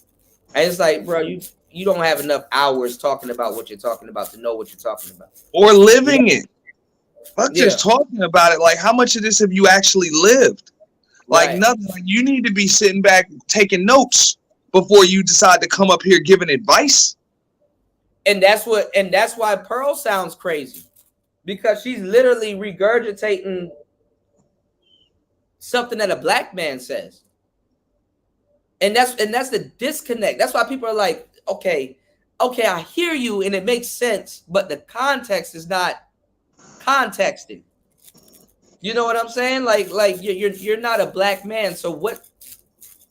Why would you? Are you just copying and pasting what somebody says? You know, Little Shirley said Pearl is so annoying. There's a new Pearly coming. What's going on, Little Shirley? Shout out to my girl Little Shirley in the building. There's a new Pearly coming. I done told y'all. And then you got women from the Twitch. You got women from the Twitch sector coming over. Yeah. So that's what I'm saying. I'm like, man, y'all think it's a game. Y'all think it's a game. I've had so many people hitting me up for consults, content strategy, you know what I'm saying? Yeah. Advice on visuals, audio, shit like that, you know what I'm saying? And I'm like, yo, I don't have all them damn answers. You know what I'm saying? I don't have all them answers, but hey, I owe it to any clients and potential clients to go get them. You know what I'm saying? Make sure that, you know what I'm saying, those who thirst for knowledge can have it. But those that want to stay stagnant, you don't want none, to hell with you.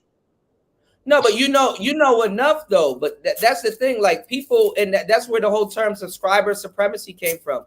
People think just because somebody got 1 million views or a million subscribers that they know what they're doing when it comes down to like tech, mics, and all that stuff, and that's not the case. You know what I'm saying? That's definitely not the case. You know, but people think, you know, videos with more views makes whatever's being said in that video more right, when that's not the truth. But hey, it is what it is. Speaking of content strategy, because you got a lot of people going in on the whole SBE thing. You know what I'm saying? What's going on, Degenerate? You got a lot of people going in on this whole SBE thing, right? Did you get to see the Fantastic video? Which one? The actual I saw your breakdown. That was the only one I needed to see about him on Kendra G. Do you think that's content strategy? Do you think that black men in the manosphere should be going to Kendra G's platform for clout? That's where the manosphere should be getting their clout. I don't think he just went over there for clout. I think he wanted his inbox. I think he wanted his inboxes to pop. That's just my opinion. You know what I'm saying? Ain't nobody ever heard me go at Fantastic or none of that. People know I'll go who the fuck I want to go at. I never had a reason to go at Fantastic personally. But that's what I think just from seeing it. I think he was on that motherfucker looking for a date. And that's what I'm saying. He tried to catch a date. And my thing is it's like, I don't see you doing that, you know, or anybody else that I know for sure that really goes outside and, you know, or got stuff popping and stuff like that. You know, my thing is that, look, I can't look, because he tried to flip it and say, oh, it's dick policing and all this other stuff in his content. That nigga flared out. You know, he tried. Dick policing, bro. You hit a StreamYard link. Right. Like you hit a StreamYard link. If I really want to get a date on the internet, I'm gonna get on a dating website. I'm not gonna hit somebody's StreamYard link on YouTube. I don't get it. You know? If you have stuff going on in your real life. Yeah. That's not even appealing to somebody that got stuff going on in their real life. That's really? That's not even a tree you want to pick your berries from. Really not. He really setting himself up for the next divorce or crazy relationship. I'm not gonna lie.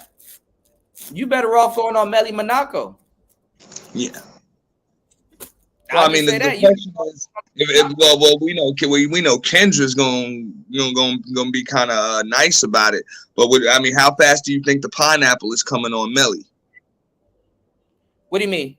I think you know what I'm saying. I think the pineapple is gonna come quick. Like they just gonna call pineapple on a motherfucker, man. If they called pineapple, I'm pretty sure. And this motherfucker's a millionaire, bro. You know what I'm saying? Like a multi-millionaire. Let me $100 million over the course of his damn career. You know? Let me make a correlation. Let me make a correlation and you're gonna get it, right? You remember that show that used to come on, I think either VH1 or MTV, called Next with the bus? Yeah, I remember that. That's what the Pineapple Show is. Like, somebody get on. Next. Fantastic would have got next like a motherfucker on the show. And then the funny part is, I hope Melly doesn't let the women look at the chat other than her bringing it up, because honestly, a lot of women don't think for themselves, so they just go look at the chat and just next the nigga, you know, instead of having a conversation with him.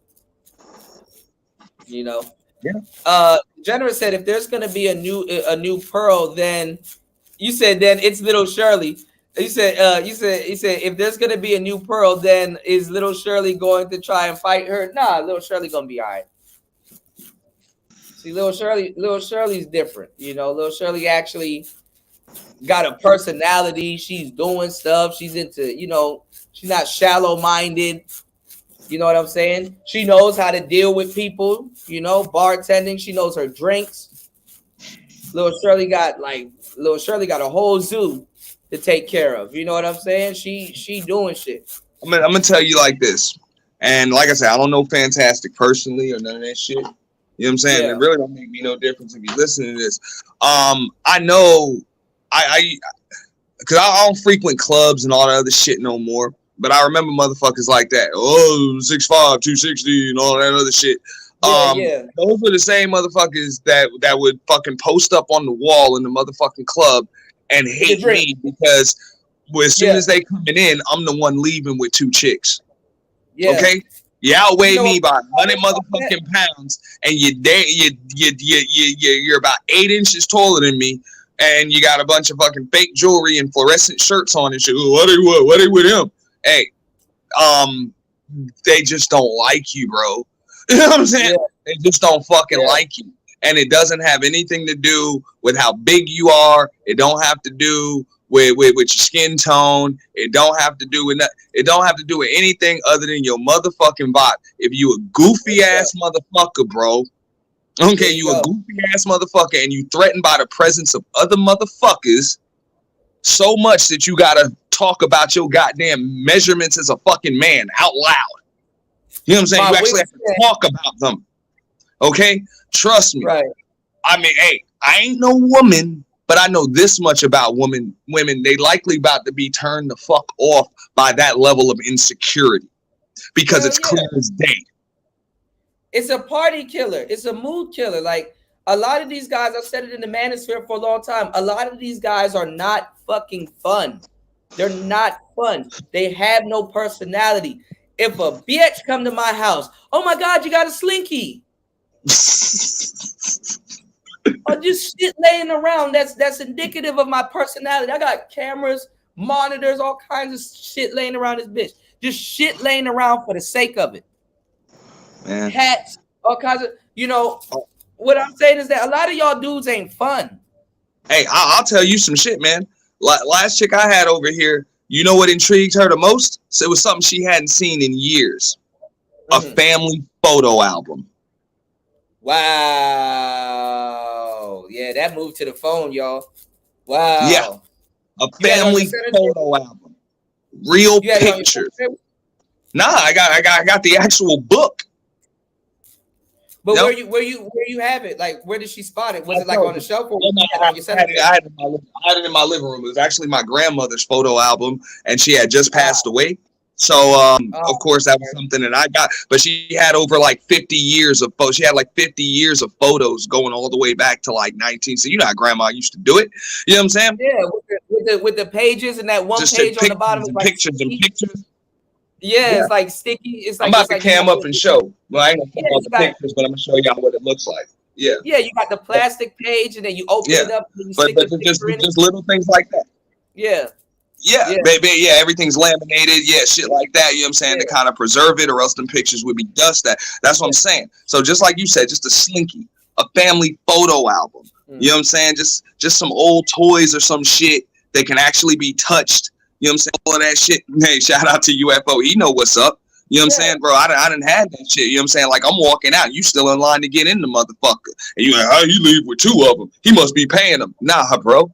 I got money in my pocket, but I ain't got to pay motherfucking shit because they just want to chill with me. You know what I'm saying?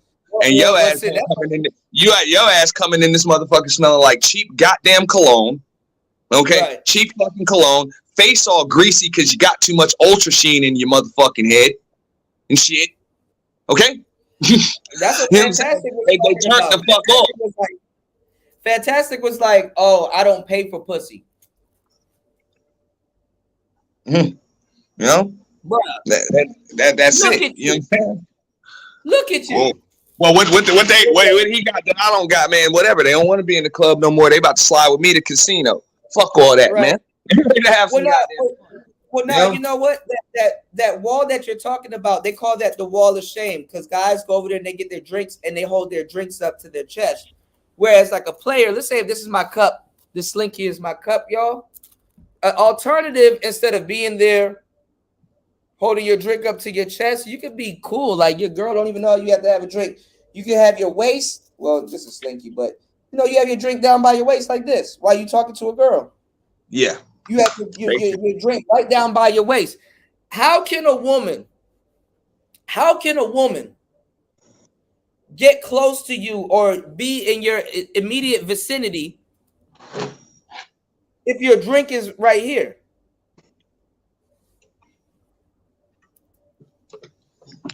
But bro, it's just proper body language. This is why these motherfuckers get mad. Or they tell you that there's no such thing as game because you tell them, look, man, just go outside. And they like, it ain't that simple. I go outside, I go to the club, I spend money and have to pay to get in, and I still don't get what I want. It's like, yeah, I guess it is a little more than just going outside. Yeah, you know what I'm saying? You actually got to be comfortable outside too, you know? But see, yeah, that's true. But see, Fantastic was one of those people back in the day that said game didn't exist. And I'm not just talking about Fantastic. Like I said, I don't know Fantastic in real life. I don't know. You good. I'm not necessarily just, I personally don't give a fuck. But at the same time, I don't know him in real life. If that's the case, I'm sorry for you, bro. I hope things work out for you. But I believe that you're old enough and you done had it. I mean, as far as I know, the motherfucker done traveled the world.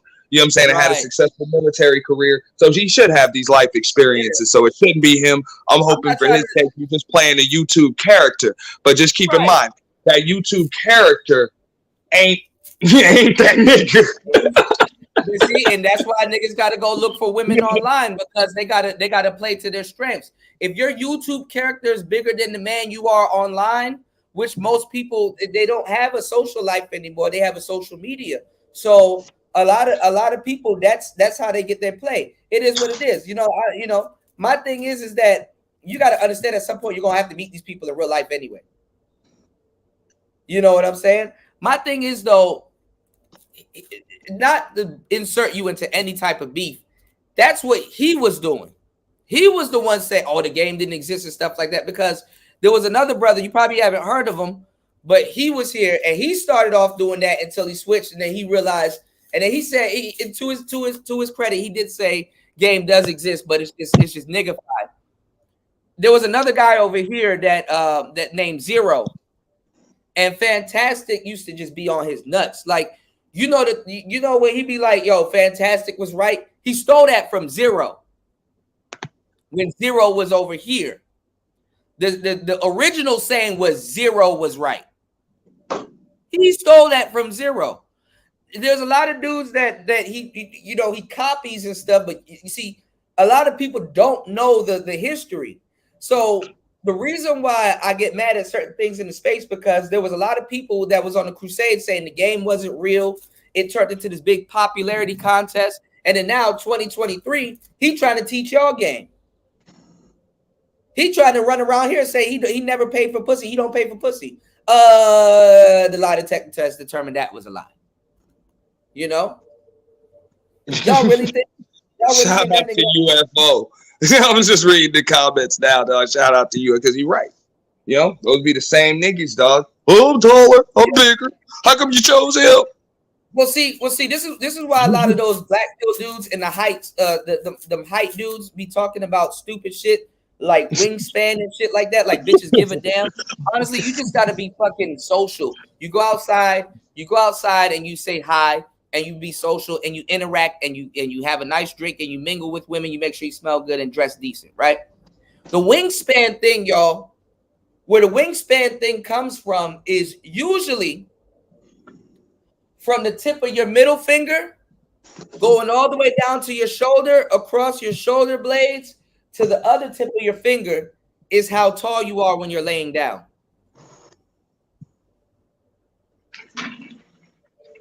Count it if you try it if you ain't got shit to do. From right here to right here, when you're laying down, that's how tall you are. That's where that came from. Women don't give a fuck about wingspan, jawline, cleft chin, and all this other dumb shit. Those are pluses. You know what I'm saying? But they don't give a damn about none of that shit. They don't. Yeah. I mean, and just like you said, that's pluses when they think about when they're gonna you know what I'm saying, the man they gonna procreate shit like that. Hold on, let me jump in here for a second. Or even after they get with you, because hey, no, I ain't supposed to do this on Cooters, but I'm on my phone. No, you good, man. No, but that's even after, like, they be like, oh, okay, like after you know, we done did what we did. Okay, he is a bit handsome. Okay, because after a while, women just want shit to stare at. But I ain't gonna lie, fantastic. No, but also, you know what I'm saying, they don't want their kid, you know what I'm saying, they want their kids to have the best advantage in life. So, you know what I'm saying, if you're taller, you know what I'm saying, you better looking, you got good genetics, you know what I'm saying, that means something. But if they just want to chill with you for the night or whatever, and not only that, they'll have ugly short motherfuckers kids. You know what I'm saying? If you make them feel a certain way. But nah, this is what I was saying. This right here is what the fuck kept the chick occupied in the crib for like a couple hours. Just this shit right here. Just old ass shit dating back to like 1960. Or I'm sorry, 1968. That's a real one. Yeah, that's a real one. Shit like that. Man, I haven't seen those in a minute. Yeah. So they just like you said, motherfuckers ain't seen that in a while. Huh? You know what I'm saying? Yeah. You know what I'm saying? And it's in good shape too. It's in great shape. Yeah. It's in great shape. We had to keep it like that. That's why I said shout out to, you know what I'm saying, the fam. So, you know what I'm saying? They ain't here no more. So it's my job to keep it straight. You know? Yeah, you keep it going and even add pages and more memories to it, because like usually people's albums are in somebody's basement rotten or some shit like that, or fucked up or something like that, you know. Now Spawn said ain't nothing wrong with telling them his height. Y'all must be under 6 feet. Nah, no. And I am under 6 feet, but it ain't never stopped me from getting no damn chick. I can tell you that. That shit ain't never stopped me from getting a chick, and I damn sure didn't have to throw that shit at another motherfucker. You know what I'm saying? It was what it was. I know I had motherfuckers, I had bouncers that had to take motherfuckers that was damn near a foot tall, and I ain't under 5'9", I can tell you that. You know what I'm saying? Right. I'm under 5'9". But at the end of the day, I had bouncers jump all over that motherfucker for coming at me. You know what I'm saying? Real shit. For what? Because nigga jealous or some shit? My thing is don't wear your height as an insecurity. You know, there's a difference between somebody saying, yeah, you know, I got the handsome face and stuff. Like, it's an insecurity. Anybody can see you tall. And that's what you know what I'm saying? Yeah. Like, see, and it's people that ain't players or that just really don't got no charisma or stuff. They use that as an insecurity, and they make it bad for people that's actually tall, because like Kendra even said that everybody finds a way to keep telling me that they're over a certain feet. You know what I'm saying? Because guys know that women like taller people. Cool. My thing is that, you know, if you're not gonna say nothing slick, if you ain't gonna pop your shit for real, just don't even mention it, because that's actually gonna take a point away. You know what I'm saying? If I'm a player and I want to draw attention to me being handsome or something like that, I'll be like, man, look, man, you know, I'm a bit handsome. They pay my ransom. Like you know, be a little bit, have a little bit of tact. But to say, man, yeah, I'm 6 feet. What the fuck is that supposed to mean? Mm-hmm. Even bitches will look at you and be like, okay, the fuck? Now, what can you show me that wasn't given to you by God? Right. What have you done for yourself? Right. You know what I'm saying? What can you, because you damn sure can't show me how to be tall. That was some shit that was given to you by you. You were fortunate, motherfucker. And were you really? Because just like old boy said in the chat, this ain't 2K, motherfucker. You didn't make the NBA. So what the fuck did you do with that height? Right. Yeah. But see, that's how a lot of women abuse. You can reach high shit on the shelf. But see, that's how a lot of beautiful women abuse their looks too, because that's something God gave to them. They didn't have to work for that. Facts. You know, so it is what it is on the back end. As a man, we got to understand, like, okay, yeah, you pretty, yeah, you got genetics and stuff like that, but yeah, you didn't have to work for that, for real. So it kind of backfires, like that shit backfires. That's the woman that'll respect you. That's the woman that'll respect you as a man. Okay, he see more to me than just my looks, because usually these motherfuckers be shallow, stupid, and they put up with a bunch of bullshit just because a woman's pretty or whatever. Yeah. It usually comes from motherfuckers that ain't used to having attractive women around them. So they get, oh, well, she's pretty, so I'll let her just walk all over me and talk to me a certain way and all of that shit and deal with these other dudes. And even when she cheat on me, I'll apologize to her because I'm the reason why she cheated and shit like that. I didn't do this. I didn't do that. Yeah. You know what I'm saying? They don't, just like what Kuda just said. That's the dude that gets the submission. It's like, hold up, that shit was given to you by motherfucking God. And Father Time and gravity will hit your ass too. Okay? So what you got when that shit's going? Can you clank some pots? Can you swing a mop? You know what I'm saying? Do you understand where I'm coming from? Enough to just leave me the fuck alone when I come in the house pissed off and let me get it out my system? You know what I'm saying? Like, for real, you gonna just leave me alone when I want to just fire up a cigar on the fucking patio and just relax in the backyard? You know what I'm saying? You gonna do my thing? Like real shit. You know what I'm saying? You about to guarantee you, or you about to be annoying as fuck. Those are the things that men value. You know what I'm saying? Right. Because I guarantee you, when you get home and she help you to decompress and stuff like that, and you can associate those feelings with her, you're gonna want to be around that woman all the time. You know, does she know you as a man? Because what's going on, Jay Green? What's going on, Fasting? It's your job as a man to know your woman.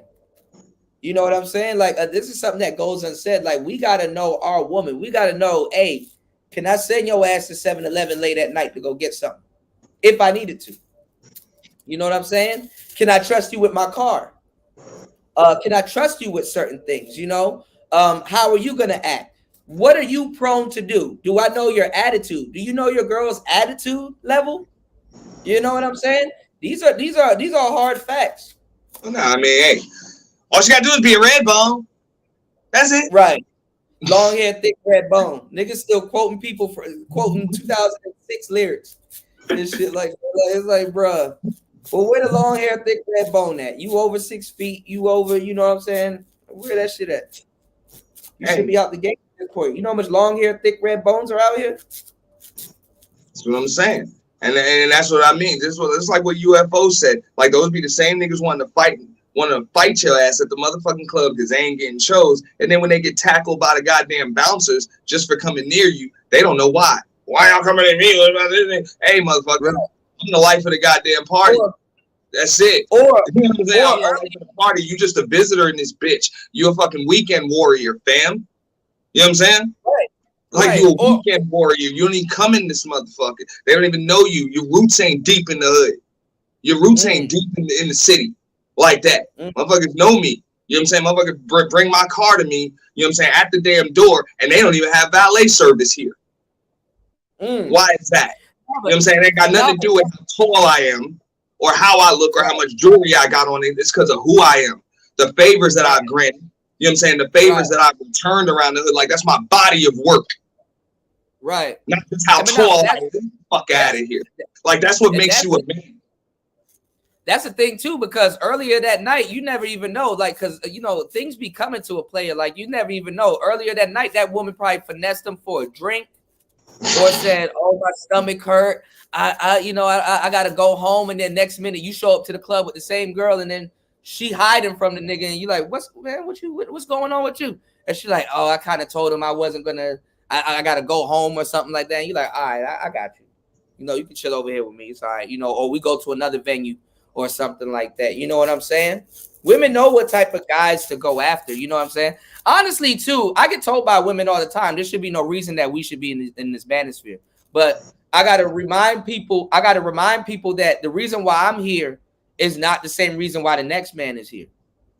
You know what I'm saying? Everybody's here for their own reasons and stuff like that. You know what I'm saying? I'm a content creator here, so I have a different type of responsibility and a different type of reason to be here, you know, doing what I'm doing here. You know, I don't take it as I'm coming here to learn something about women. I take it here as like I'm going to work, you know? I'm going to work, man. You know what I'm saying? I do what I do what I love. I love what I do. But as far people think, you know what I'm saying, game is just a mouthpiece. Oh, you gotta have a mouthpiece, you gotta be able to talk. So they equate that to just lying to a chick. Nah, bro. Game is and even these old rich white dudes will tell you that shit. That shit is necessary in any arena in life. And it's not just being able to talk a chick out of her fucking drawers. It's the ability to be able to sell yourself in any arena. Anybody that's done anything in sales understands that shit. Like if you can sell yourself, you can sell anything. You don't need just one product. And we've seen that shit in just that arena, as that industry, as far as just sales is concerned. Motherfucker can sell one product, but he can't sell another. You know what I'm saying? Because he's not well versed in it. But a good salesman can sell anything because he mastered the ability to be able to sell himself. He understands tone, infraction, and also understands that the biggest part of communication is those ears. You listen. Those ears and the shit between your ears, your brain. He could sell water to a whale, and he could sell sand to the beach. You know what I'm saying? And get it off. You know? And it's like, I don't have to sell a product to you. I don't have to. I don't have to even sell you on the benefits of a product. If I've listened to you enough, you're gonna state your need. You're gonna state whatever it is that you need, and I'm gonna tell you how to solve your problem. Therefore, you're gonna trust me, and you'll likely end up buying whatever it is that I'm selling. You know what I'm saying? And you can do that at your sales job, or you can do it with the women you're trying to pull. It is what it is. And people too will buy it. Not lying to them. That's not none of that. That's you doing your fucking job. It's just like a car salesman on a lot. You know what I'm saying? He didn't have to game you. You came there to buy a fucking car. Right. You know and people too will buy it off the strength of your personality and stuff like that. This is why they attach women to like Coca-Cola and Corvettes and all kinds of stuff just off the strength. But the thing is, notice how they say the gift of gab. The gift. It's a gift. You know, it's a luxury to be understood.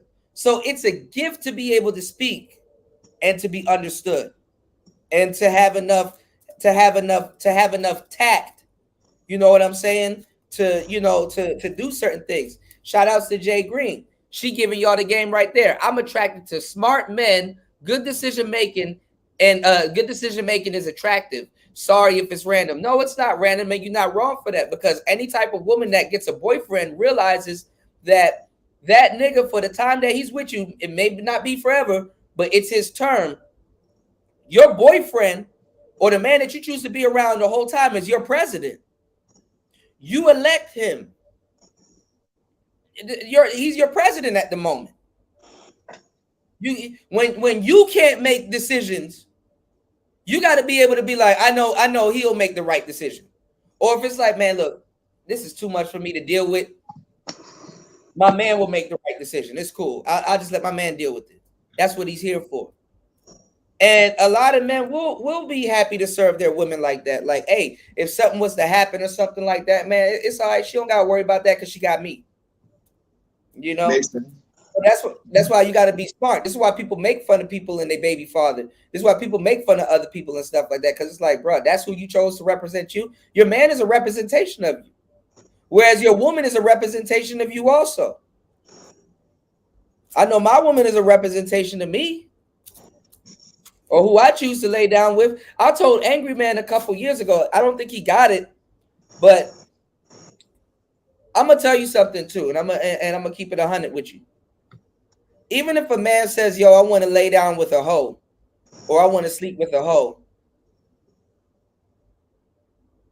to a certain degree, that says a lot about him because he believes that woman to a certain degree is his equal. And a lot of people didn't get what I meant by that because it was just, you know, niggas, oh, the game didn't exist and blah, blah, blah. If you want to lay down with a hoe, when you lay down with a woman, even if you're trying to get your rocks off, it says a lot about you. But in that instant, when you're in that act with that woman, y'all are equals. No ifs, ands, or buts about it. She might not be a millionaire. You might be a millionaire, but it says a lot about you being a millionaire and saying, yo, I want to lay down with this person. Not they don't necessarily got to be on your pay, your pay grade. They don't necessarily got to be something, but it's something about them that you find value in, and that's what you want. And that's, to a certain degree, that makes you an equal. That makes that person your equal in that moment. Not necessarily anywhere else, you know, non-sexual or whatever, but it is what it is. So yes, kings laying down with peasants, that says a lot about that king and his rulership. And not even just his rulership over himself. Because you can rule a whole kingdom, but you're not ruling an actual kingdom. You know what I'm saying? You're not ruling the actual kingdom. You know? So this is why people do stuff in secrecy. This is why people move a certain type of way. You know, there's a lot of things that we gotta, man, there's a lot of shit that we gotta. This ain't no easy task, Auntie. I mean, the first thing motherfuckers are gonna have to do. I mean, okay, so as far as the space is concerned, if this shit is supposed to be something for the betterment of men, the first thing men need to do is stop allowing motherfuckers that's subpar, or they're really just good, barely even going into their transition into manhood, or haven't even learned from their own mistakes, or are still chasing some kind of fucking internet fame or clout or some shit like that. Stop letting the motherfuckers speak for you. Stop it. Stop it. Start up your own fucking channels. You know what I'm saying? Come up here, talk to Kuda about fucking equipment, whatever the case may be. You know what I'm saying? Or just like you said, go outside, get some real life experience, because y'all yourselves will be able to debunk 3/4, if not even more, of a percentage of what the hell these motherfuckers is saying. I'm telling you. You know what I'm saying? I don't give a fuck how many subs you got. You can have 1 million damn subs. A lot of them just got them, so they got them subs because they smart or because they know more. They got them because they sat on the fucking internet all day. That's it. They sat on the internet all day, talking shit to a cell phone. They did a lot of panel hopping, panel squatting, and politicking. You know what I'm saying? And a lot of their subs were gifted to them.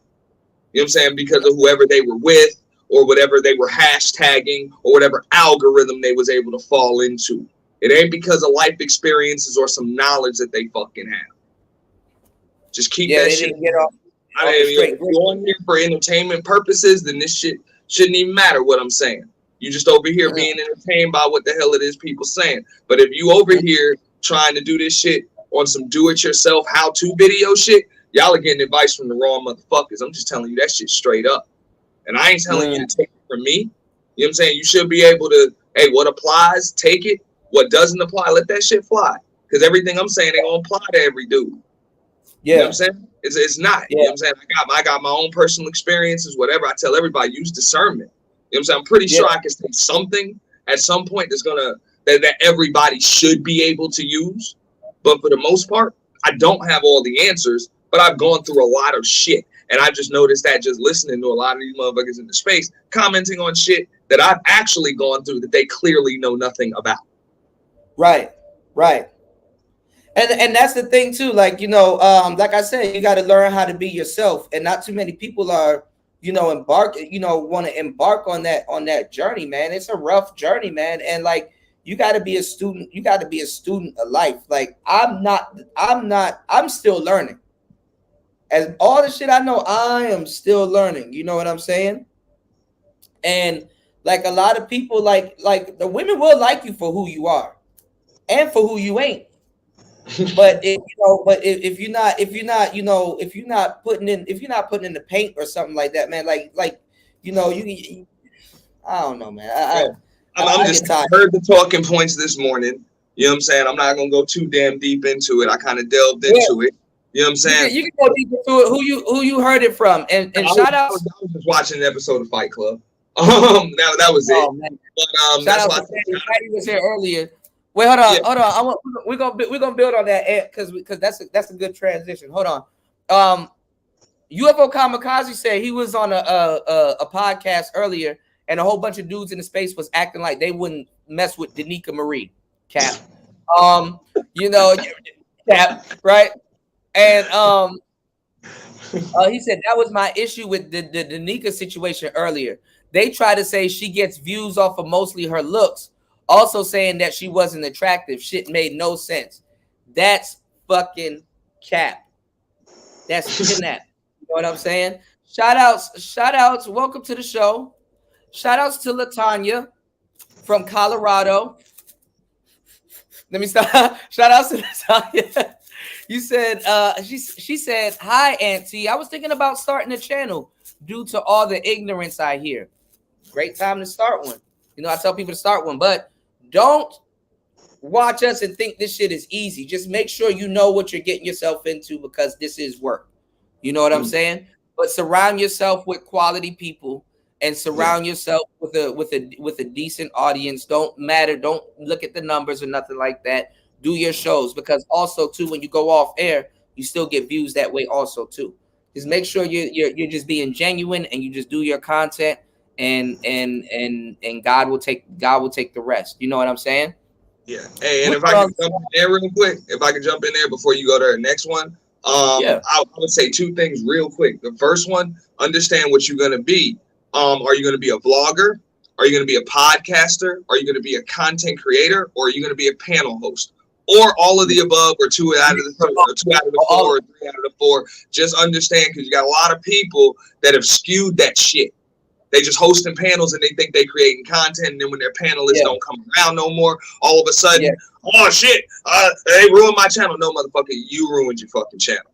You ruined your channel. You put yourself in one box, and then you got to understand that's what's going to happen. People going to come over to your channel. People going to make a name for themselves on your panel, and then they're going to start up their own channels like they're really supposed to. So what are you going to do if you're actually a content creator or a panel host or an entertainer, podcast, blogger, whatever? It's your job to keep bringing people in and stay creative. So understand what it is you're going to be and focus on that direction. Number 2, understand that, hey, you cannot choose your audience. Just like Kuda said, you cannot choose your audience. You're going to build it, they're going to come.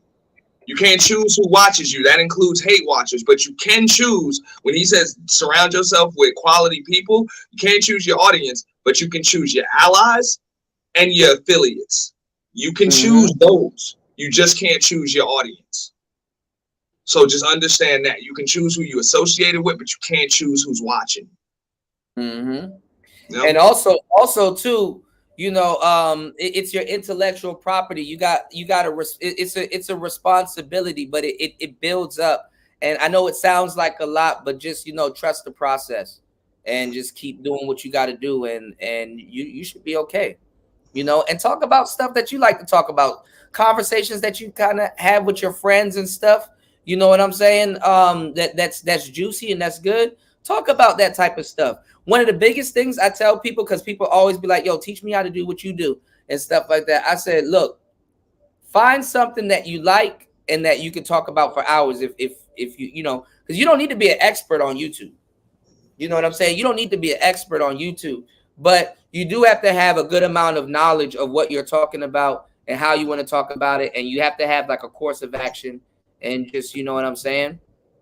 So, you know, and keep your mental strong. That's one of the biggest things I can keep your mental strong. And that X button is your biggest friend. If that shit gets too rough, just cut this shit off. Just cut it off. That's all I'm just being real. That's gonna be your primary weapon on this motherfucker. Because there are gonna people for real. And don't be scared to cut that shit off. Yep. You can no you can problem. cut the shit off. You don't need this shit. You know? Let us know if you need anything else. We got you. You know? But yeah, man. What was the conversation on Fight Club, man? I know they're starting to do more manosphere topics now. They're gonna have to. They're gonna have to. I mean, hey, that's one of the, and no disrespect. I mean, I'm gonna give them name pride. I told them the space is on notice. If you ain't gonna give people an entertaining show, whatever. So for the most part, I thought that shit was extremely entertaining this morning. So I'll give them their props on that. But as far as the actual conversation went, you got a dude up there, you know what I'm saying, 23 years old. Oh man. They pretty much they just debunked a bunch of talking points. Like you actually let a chick come up there and debunk shit.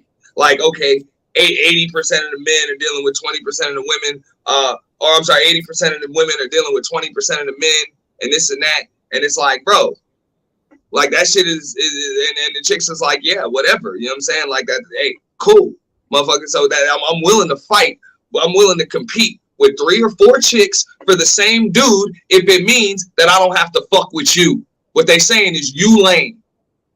That's what they saying. They saying you lame. They saying you the problem. That's why they willing to fight over the same damn dude. So you're not gonna shame chicks over that. You know what I'm saying? For wanting a better quality or class of dude. That's one thing. Another thing, you know what I'm saying? I think Pastor went up there or whatever. And they're like, oh, you sound like a baby daddy. You sound like a baby daddy. That'd be the worst thing in the world. And he's like, so what? Motherfucker, yeah, I'm a baby daddy and I'm on child support. What about it? What about it? I done went through some shit, motherfucker. You got any kids? You know what I'm saying? Dude's like, no, I'll never be a baby daddy. I wear a condom and I pull out. And I'm looking at this shit like, yo, I mean, if you're well versed in that shit, but how well versed and skilled and you know what I'm saying, competent could you really be doing that shit at such a young motherfucking age? Like, no wonder these chicks is charging you for box because they don't enjoy giving it to you. Like, you know what I'm saying? If you worry about being a baby daddy and all that motherfucking shit and you don't even know how to use a fucking condom properly, why the hell would any woman want to screw you? Like, come on. Do the percentage SBE and like they were going in on guys that have children and stuff like, wow. Yeah. Wow. UFO Kamikaze said, I remember being in Obsidian's chat and dudes were pretending like they wouldn't. Oh my God. That's another one. They pretended like they wouldn't smash Six the Goddess because they're not pretending. They're dead serious. And I'm sorry, I've already called it out. Y'all don't have to say that the women is motherfucking emasculating these niggas. Y'all can say Auntie did it. A lot of these niggas like niggas. Let's put it that way. And yeah, I said it. You know? Yeah, I said it. You know what I'm saying? Now I get it. You know what I'm saying? What Obsidian was doing was just content strategy. You know what I'm saying? He was just protecting Pearly at all costs. I get it. But them niggas in the chat caping, hey, they all wasn't lying. They dead serious. They wouldn't come near Six the Goddess. Even if we offered it to them because they don't like vagina. They don't like vagina. They don't like to have women. Them niggas will fold like origami. They'll fold like a beach chair. Nah, bro. They'll turn away, dog, and go call the homie. You know what I'm saying? Their fucking homeboy that you know what I'm saying, that they jealous of because he got a chick. You know? Yeah. Fuck, I want to talk to you. I want to talk to you. That's what I'm saying. That's what you got. And I'm sorry. But that's what that damn space has become. Just like women done found their way to this damn space because they realize there's so many eligible motherfucking men, so have a bunch of weirdo suspect niggas. Yeah, they already here. I'm already hip. I've been telling people, hey, bro, they here already. So y'all keep letting weirdo suspect niggas speak for y'all. All right? You know what I'm saying? Like, especially going into the future.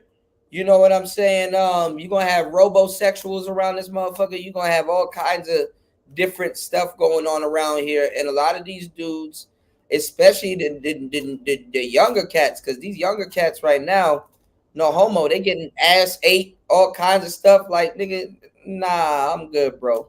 Bro, I'm like yeah, they let a divested chick come up there and debunk all that. Well, why are black men married at a higher rate than black women? And the chick was like, the fuck are you comparing your marriage rates as men with motherfucking the marriage rates of women. Why aren't you comparing your marriage rates with the marriage rates of other demographics of men? Right. Like, as who you think you are to school dudes on what it is to either make a better community or make or just be better men, but you're telling them that they need to be comparing themselves to women every day. No, but that too, but not even just that. You could like see, I I'm real magical with this shit. Like, you could kill that talking point by literally saying, because men control marriage. Facts. You know? Facts. Why do we marry more? Because we control marriage. You know, it is what it is. You know, it is what it is. We control it happening. You know what I'm saying? I personally, I was like, I had to agree with the chick on that. I don't agree with shit else she was saying, but that's real shit, bro. I would never, if I had to school men on any goddamn thing, I'm damn sure not gonna be telling y'all to be comparing yourselves to women all fucking day. Fuck out of here, man. That's whack. But see, Auntie, you do the Lord's work because it could be and this is why I really like you, because like it could be a woman that you don't necessarily agree with her fundamentals or what she's talking about, but if she has a point, you know what I'm saying, you'll be like, hey, that's true. I don't agree with her lifestyle, I don't agree with what she's doing, but if she up here and she made a point, let it rock and see what she got to say. You know, and that's the sign of a good content creator, because you're not just shut it down. No, my stats are more right. You know, I really don't get to that stats game. You know, Fantastic, Game Changer, and MOT, all them dudes get to that stats game and shit like that. You know, I understand the stats. I listen to it. Some of it is true. A lot of it is whatever. But honestly, what's going on in your immediate life? You know what I'm saying? Like what can you vouch for? What can you merch for? You know, what can you take out of, you know, the situation to make work in your immediate life? You know, that's why I was telling the young brothers, don't be up here talking about feminism all day. Of course, feminism is real. You got to understand it, the inner workings of it and stuff like that. And maybe a shorty's mentality or her little mindset or whatever, or how she's going to be looking at certain things. But other than the person that you're really dealing with, that's, you know, that's really, you know, and you need to learn how to identify them. That's true.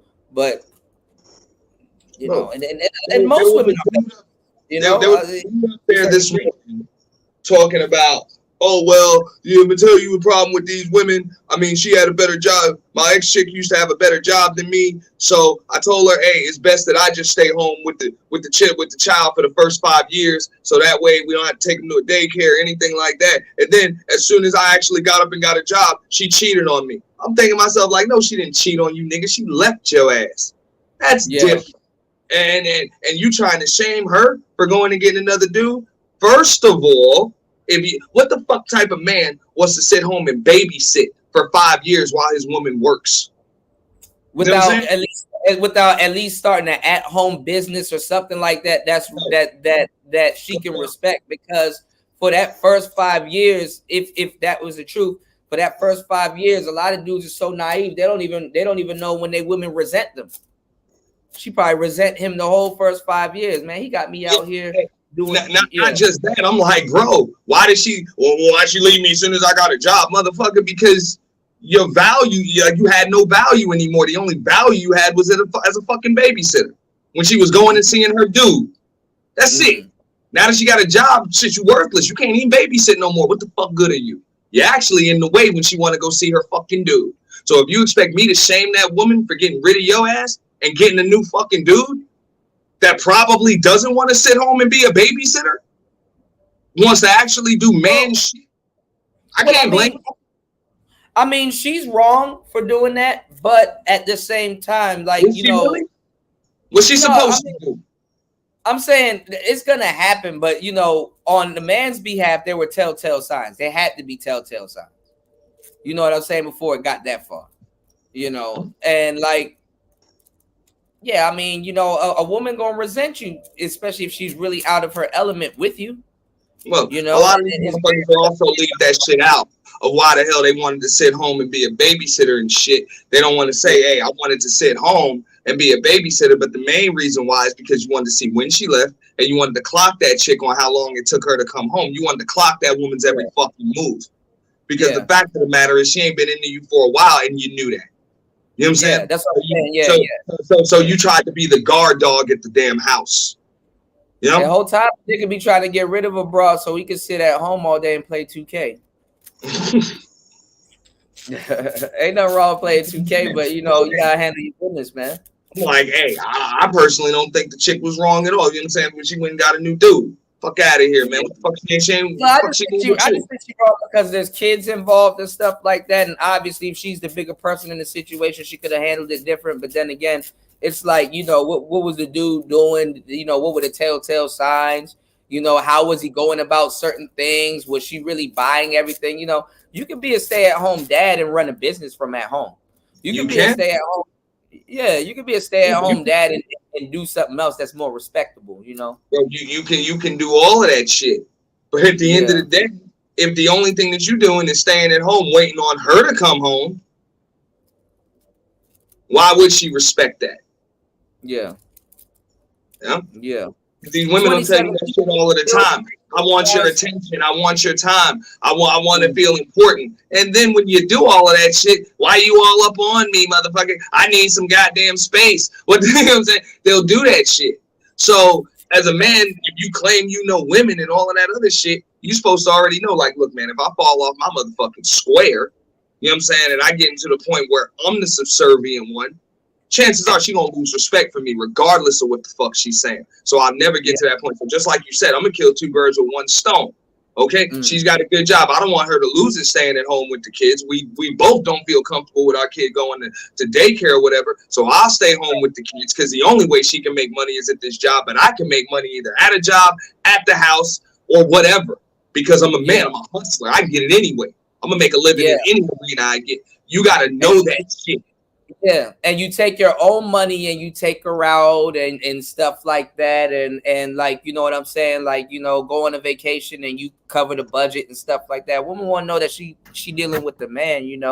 27 people in the building. Let's get the likes up. Subscribe to the channel. Support the show. Support the show. Support the show. We've been going for an hour. We've been going for 4 hours and 7 minutes, man. Real talk. Real good game, man. Real good game. Yeah. If you have your own at-home job and you're earning, you know what I'm saying? You're earning, your keep and stuff like that. As long as you handling your business, women don't mind working, but they just want to be with a dude that's handling his business. That's really what it is. At least at the end of the day, she can say, yeah, my man handled his business. Despite what it looked like on the outside to other people, I'm with a man that actually handles his business, That's it, Mary. You got to be self-motivated enough to not be up this chick's ass all damn day. Right. Baby, can you get this? Baby, can you? Baby, can you? Baby, can you? Like I say, these are the types of dudes that will apologize to a chick for her cheating on him. Just being real. These are the motherfuckers with the loudest voices that think that they have, you know what I'm saying, the ability to be able to fucking lead and teach men. But it's no different too nowadays from some of these rich dudes. I mean, look at Adam 22 and Lena and stuff like that. He bought her a Lamborghini, and it's like, bitch, you made the money to go buy that.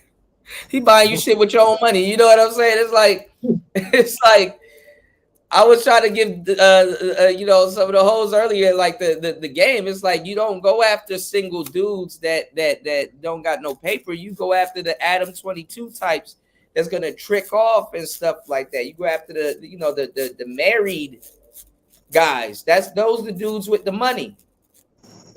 You know what I'm saying? You get a bag from him and get to take off the rest of half the year. Give your coochie a rest. But nah, you want to sleep with everything that's moving. So, OnlyFans ain't giving them the type of knowledge that they need. I'm not telling you not to, you know what I'm saying?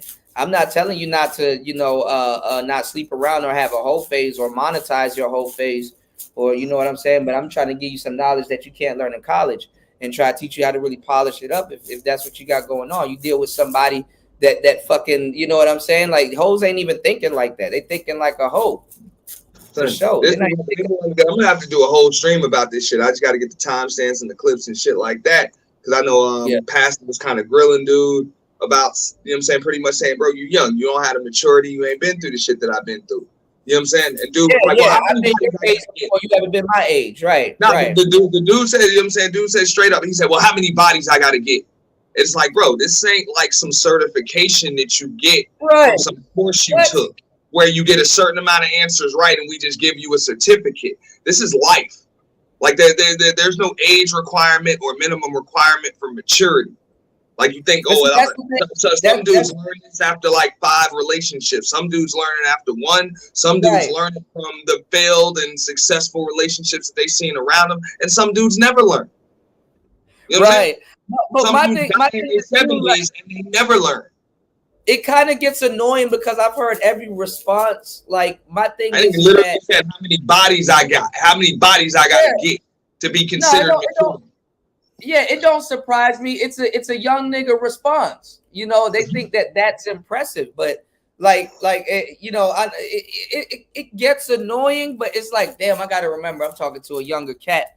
It's like it's a young nigga response. You know, that means the world to them. A notch under their belt. They think that it don't work like that. And the thing is that knowledge, when your knowledge, because knowledge goes hand in hand with wisdom too. But when your knowledge goes out the window, that's when your life experience is supposed to kick in. That's your reserve. You know what I'm saying? If that's how you approaching the conversation. And then a lot of young cats just don't have it. And it's like, I'm not getting on you for that, but it's a young nigga response. It's like, oh, that's some shit a young, inexperienced cat would say. Let me enlighten you on something. You know what I'm saying? Because I've gone over trails and treaded water you can't even conceptualize, you know, on this particular subject. So your knowledge on something is limited, and I got the keys to give you something that you probably haven't experienced. But when the time comes for you to experience that, now you're moving more efficiently because now you have the knowledge. You're like, oh, this is what such and such was talking about. I know the answer to that is this. And then you get to see it unfold, and then you realize, damn, that person was right. Damn, I left out of a situation that could have fucked me up unscathed. Well, you know.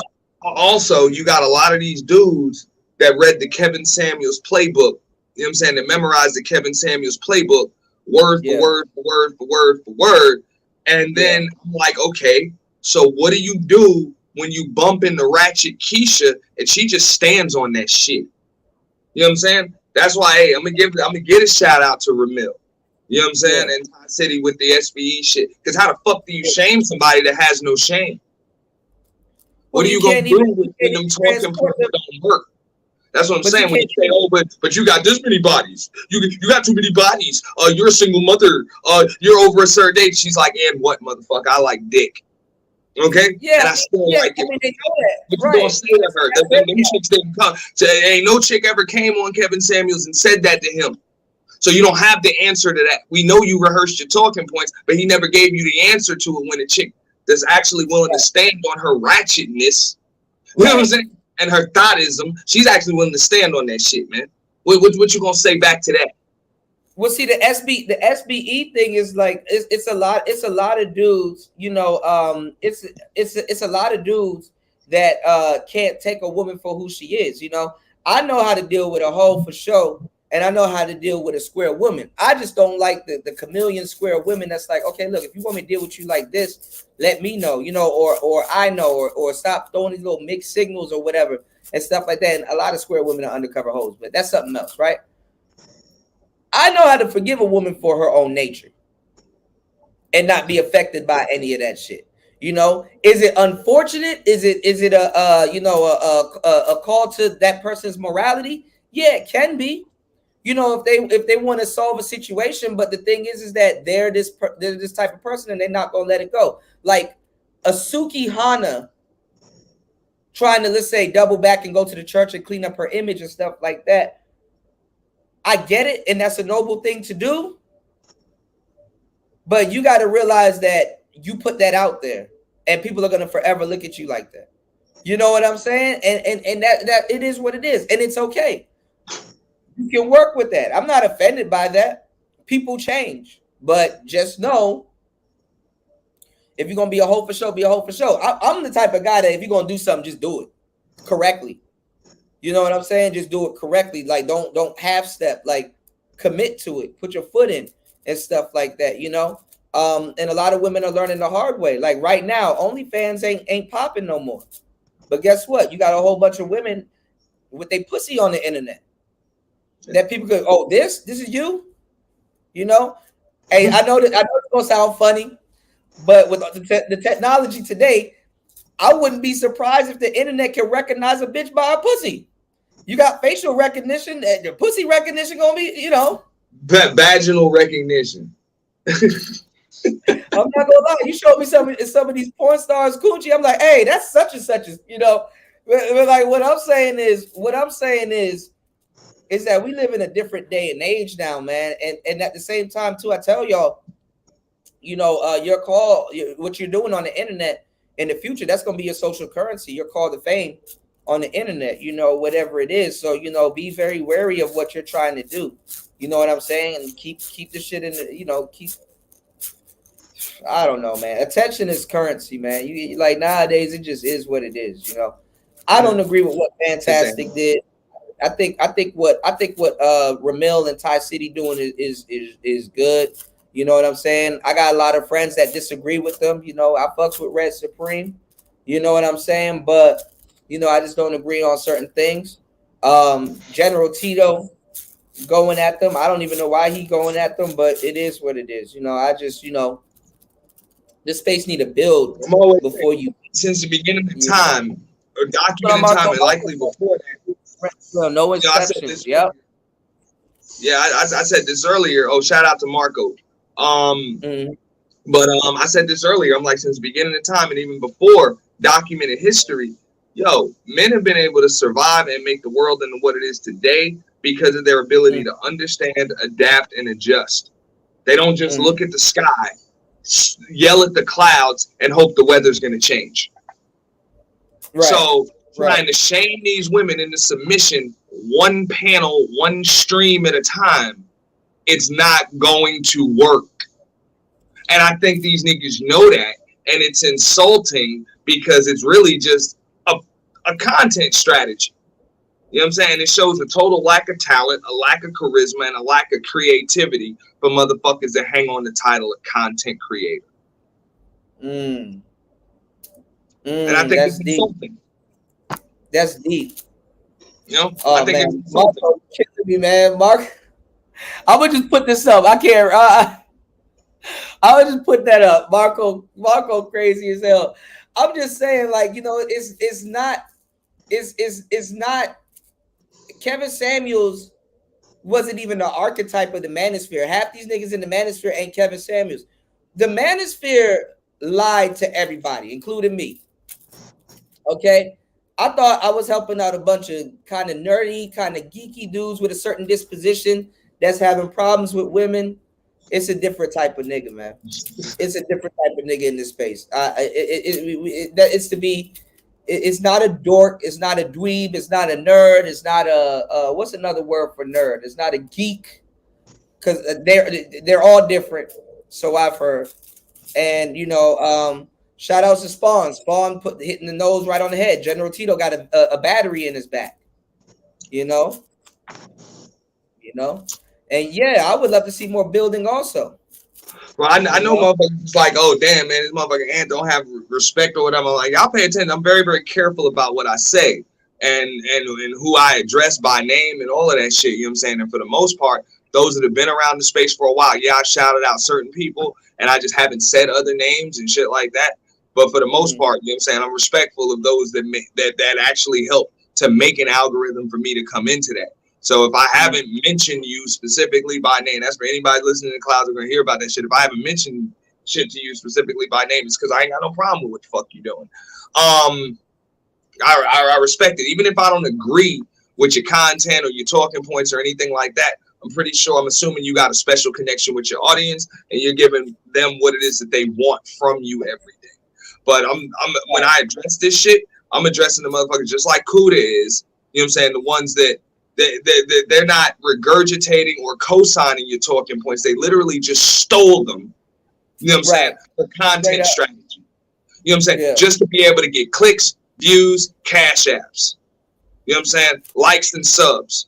That's the only reason why they've done that. That's insulting to a space that really, at the end of the day, it wasn't created to make money. I know that. Right. It wasn't created to make money. It was to actually benefit the people in the space and that ended up coming to the space. You know what I'm saying?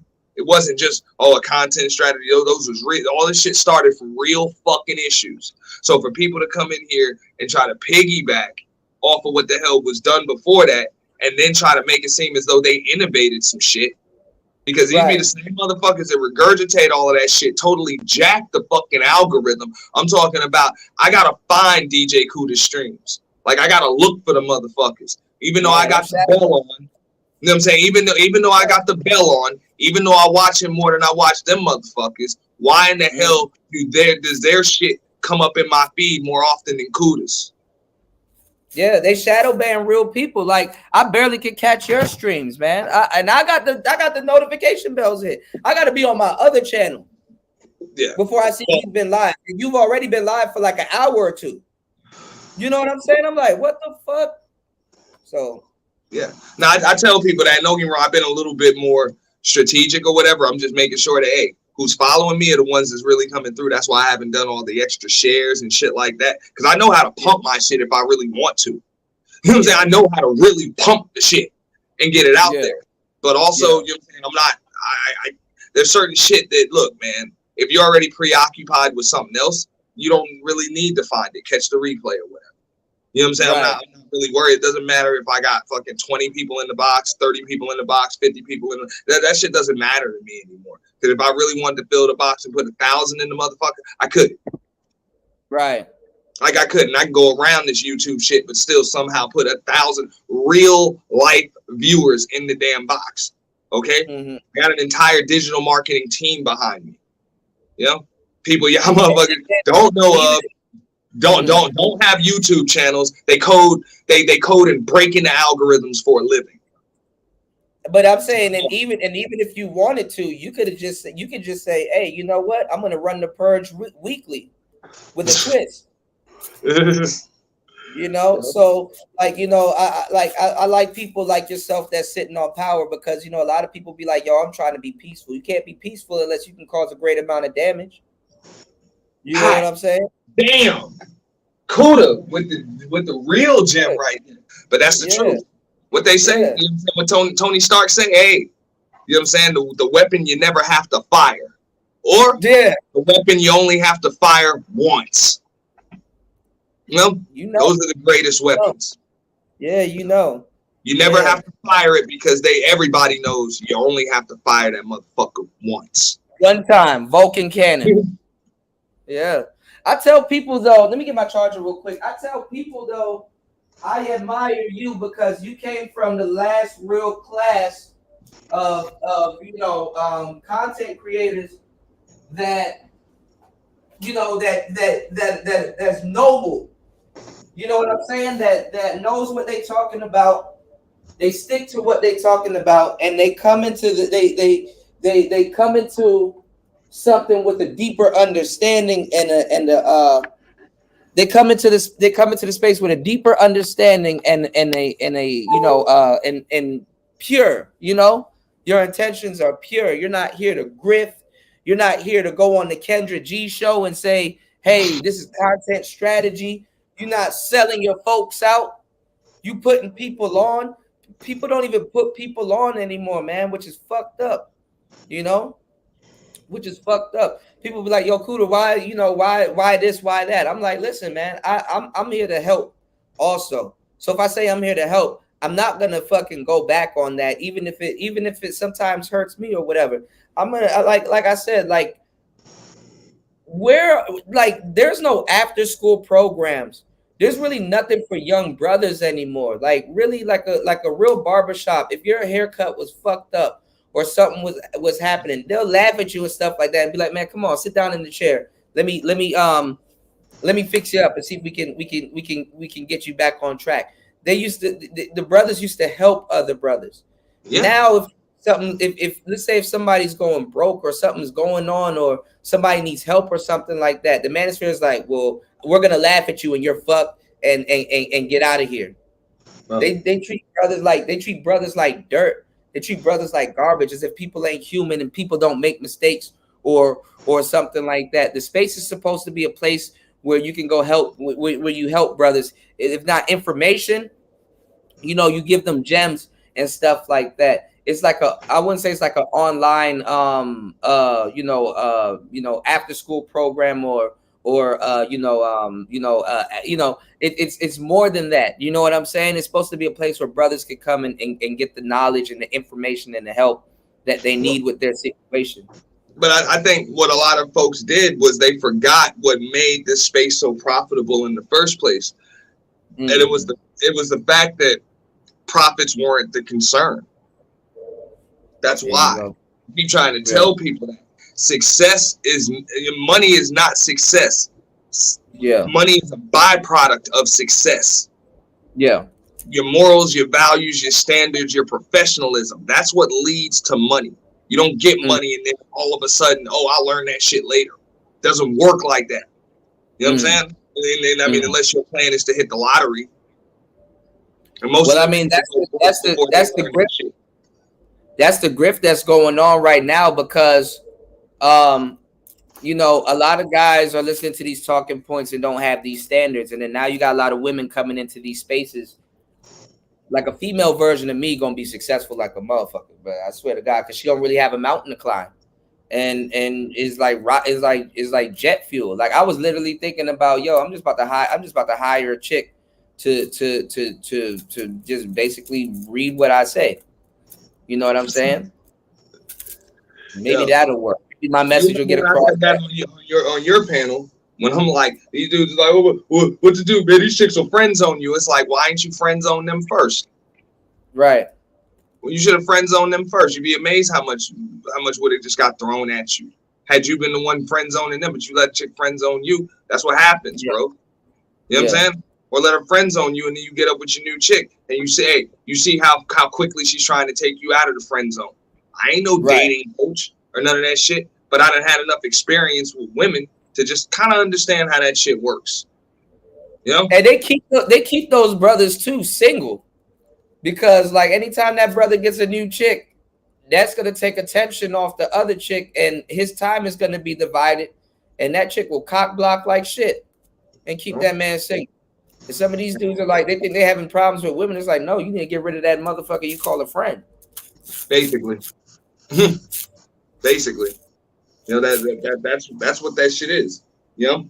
But I'm just like, we try to tell these motherfuckers, bro, go outside, experience life. Like YouTube ain't going nowhere, bro.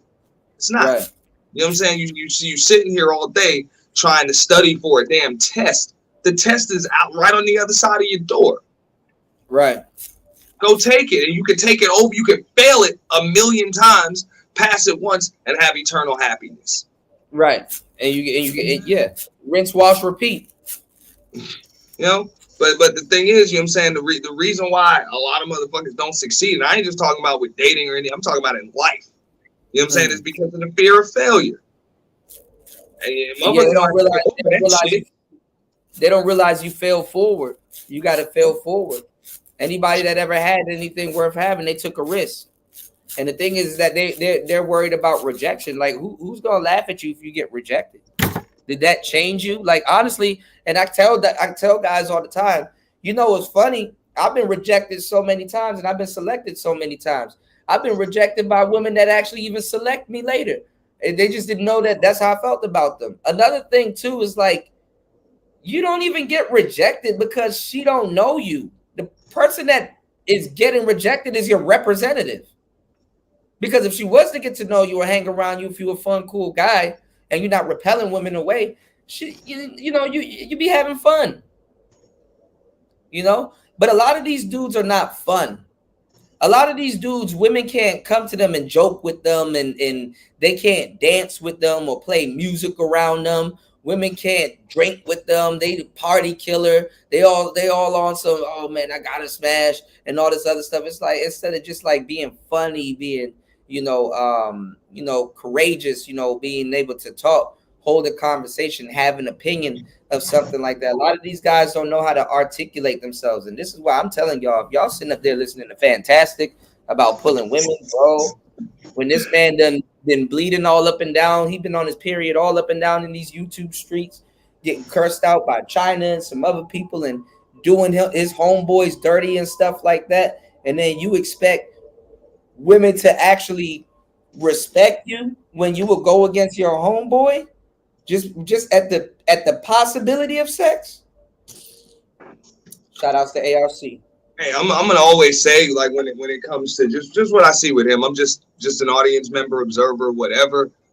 Yeah. Hey, whatever the fucking talking points are and all that other shit and what you think is good content strategy and throw all that fucking shit out the window, and you got plenty of life experiences, bro. You done fucking traveled around the world. You done been married, whether the shit failed or not, and all of that shit. You know what I'm saying? You got kids. You know what I'm saying? About to go into retirement. Share those experiences. Just be 100 real. Fuck what you think these motherfuckers want to hear, and just give them the real you.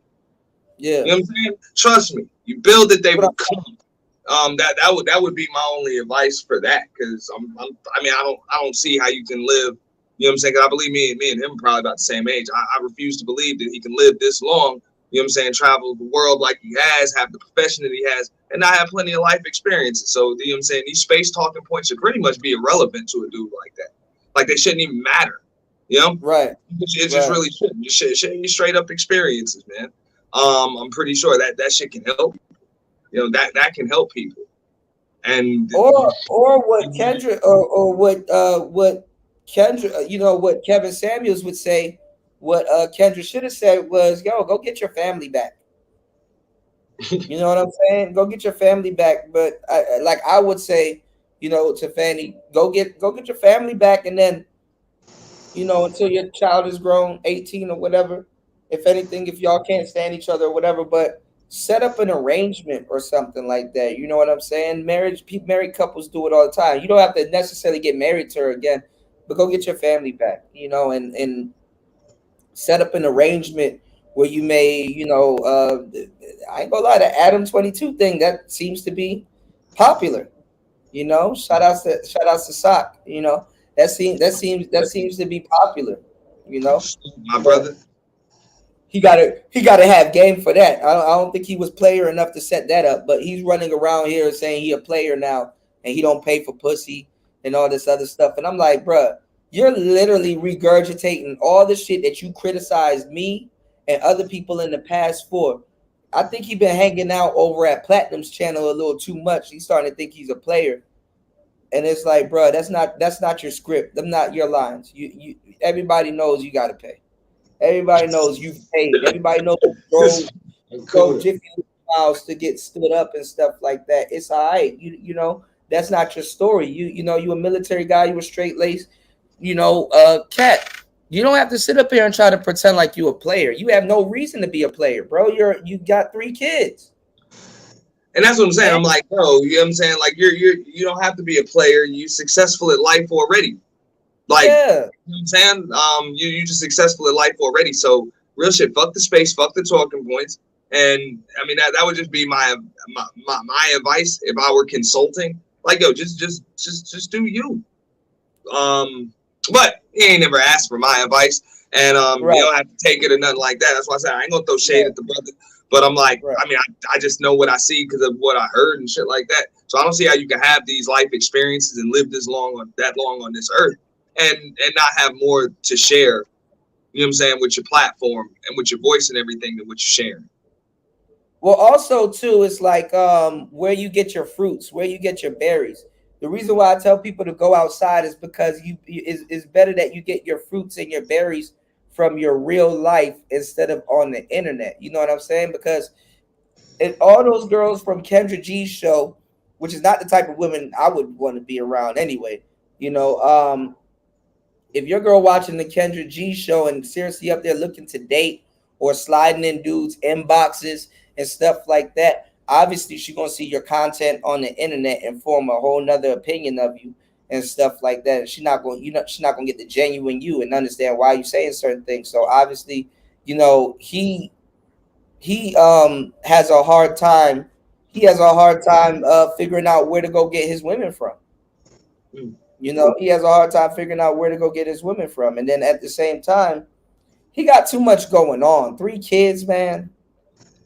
I mean, I personally don't think it's a good look for anybody in this day and age to go on them damn dating shows. I just really don't think, except for the chicks. You know what I'm saying? The chicks that are either number one looking for a man, or number two, they letting men pretty much audition to be with them. Other than that, as far as men are concerned, bro, there's just no reason to be going on that shit, bro. Like, for real, you should be swiping right, swiping left. That's what the fuck you should be doing. If you just have to find your date on the motherfucking internet, there ain't no reason to go out there and, you know what I'm saying, exploit yourself. I'm glad you said that. I'm glad you said that. I'm glad you said that, because remember what I was talking about yesterday, how because you even brought it up too, how to and DS1 was talking about it, how the internet has messed up a lot of relationships. And stuff like Tinder makes it seem like these guys got all these options that they really don't. You know what I'm saying? Like, Tinder feeds into people's ego. You get to look at people and swipe right and swipe left. You didn't approach those people to even do that. So it gives you the illusion that you made a decision that you didn't make. Because half the people ain't interested in you anyway. You're literally just saying, oh, I like this stranger. I don't like that stranger. You don't even know them. But it makes it seem like, okay, this person's right in front of me. Nah, I don't like this person. Nigga, that person would have gave you a time of day or even say anything to you. You know? Oh, yeah, I like this person. Hopefully she likes me too, so I can send a message. Like, what? It did with the club. It's an online club, basically. You know what I'm saying? You paying extra money. You paying extra money. You paying extra money to like somebody that don't like you, or to see if they read your receipts, or to see, like, this is all stalker shit. That's stalker shit. Whatever. I would just ask this question right here. I'm like, bro, if you a dude in the space and you're supposed to be one of the bigger names in the space, bro, you supposed to go up there and to holler at Kendra directly. If it wasn't Kendra you was going at, I don't see what the purpose is in going up there. But that's what I'm saying. I would have had Kendra laughing and stuff like that. Every single question. You like, damn, hey, if I'm coming up there to talk to Kendra, it's because I want Kendra. Yeah, I take a little spillage too. But for the most part, that was my primary target. You know what I'm saying? That's the only reason why I'm going up there. Because I went up there to talk to her. I had to click the link to talk to her. You know? But no, women are goofy and they like funny guys. You know, you got to get them laughing. So if she already giggling and stuff like that, she'd be like, okay, so what type of woman you like? Kendra? Nah, let me stop. I like this, that, and the third. You know what I'm saying? Like, you got to be able to, ABP, you got to always be playing, you know? Let me do the Kendra cam. Nah, Kendra, I can't do that. Like, don't give her what she wants that quick. Let her work for it a little bit, you know, and then have fun while she's working for it a little bit. One thing we used to do, especially like in the pickup artist game, if a woman likes you, she gonna touch you. You ever had a woman that's like all over you, like, oh my God, and touching you and shit like that? And it's like, oh, okay, you a little touchy feely, okay. And then it'd be like, all right, you know what I'm saying? Or you like kind of like playfully remove her hand, right? And then she touches you again and be like, all right, it's $1 every time you touch me. And then she gonna laugh and stuff like that. She gonna keep touching you or doing something and be like, okay, we starting a tab, I see. You know what I'm saying? And then in the middle of the conversation, be like, you know, I would give you an answer, but you already owe me $30. And like size it. Like, what I mean by size it is like, if she touched you like 2 times, be like, you already touched me 20 times or something like that. Like turn everything into a game. Everything that was fun in 2nd grade is fun again when you're an adult with a woman. You know what I'm saying? UFO Kamikaze said, only date within a 50-mile radius of where I live. I'm tired of explaining why.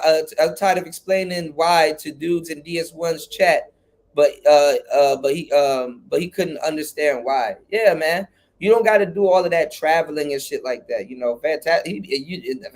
No, he gonna travel. I don't know why, but bruh, like, women are always observing men, like what type of options this man has. Like women always want to know that they're dealing with a winner and stuff like that.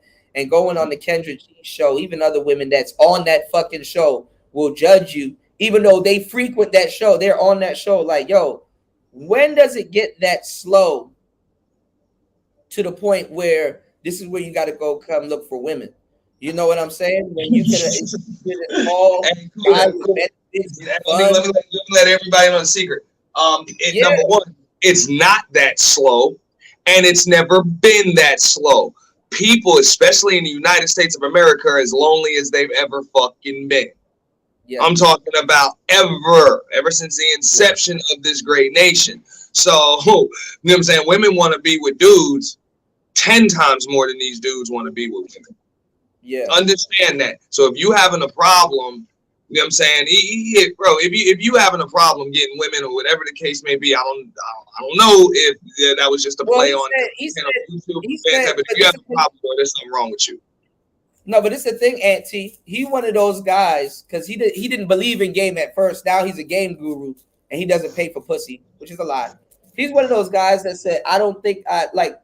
For example, if I'm reckless with my money, I hire an accountant. I'm not like, man, I'm a man. I learn how to spend my money whenever I want to. If I fall back on my health, I go to a doctor or I go to a physician or somebody that can tell me what's going on or whatever. I'm not like, oh man, I don't need. It's the same thing. If I'm having a problem with women, okay, player, I'll probably consult with a P or somebody or my player partners or somebody and be like, yo, you ever been in this situation? Like, how did you maneuver out this situation? If so, or can you offer some insight on this, that, and the third? You know, I go consult with somebody. I'm never too big of a man to say I can't learn something from the next man or get an opinion from the next man. Not that I'm going to actually do it. You know what I'm saying? But he's on some, I don't want to learn from no other dating coach. Can't no nigga teach me how to deal with women and shit like that. And then goes on a female dating coach show. Like, what? That's stealing shit from niggas. And the nigga he claimed he didn't like. And then to add insult to injury, you can tell in his real life everything is slow because he's just straight up. I'm going to talk about this and I'm going to talk about that. And he's not fun. He's not a fun guy to be around. Probably unless he's in the manosphere talking about sports or something like that. But fun to a nigga and fun to a woman is two different things. Y'all should know this, right? So my thing is that, okay, bruh just told on himself in but so many words. He still should be able to come here and get help because if I had 3 kids and 2 baby mamas and a wife, an ex-wife, you know what I'm saying? I'm going to up-talk myself, you know? I raised 3 beautiful children. I got a lot going on for myself. I'm not gonna tell y'all I'm retiring and all this other stuff because it sounds good. It sounds like the woman's getting benefits. It sounds like all that shit. But what a woman that's dating you hears is that this nigga wants somebody to play wife. He wants to play house with somebody. He wants somebody to settle down with. Oh, the last time you had sex was last year with your wife? Damn. Nigga said last year. So you dry dicking this whole time. You a dry dick ass nigga, and you want me to do what now? You got pepped up energy. You want to do what? And then you said your wife. I thought you divorced. Why are you still using possessive terms like my wife? Oh, you're not over her. Unless you're gonna use the term X in there.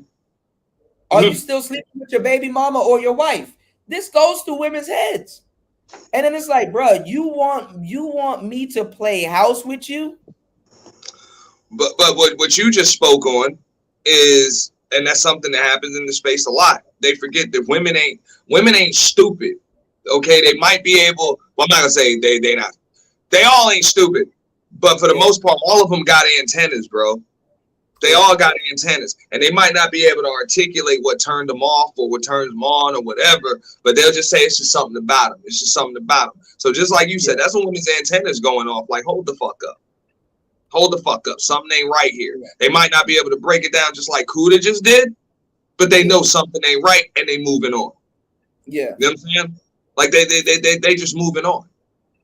I mean, so we make the mistake thinking that we the first motherfucker to try to talk to her. Like, what?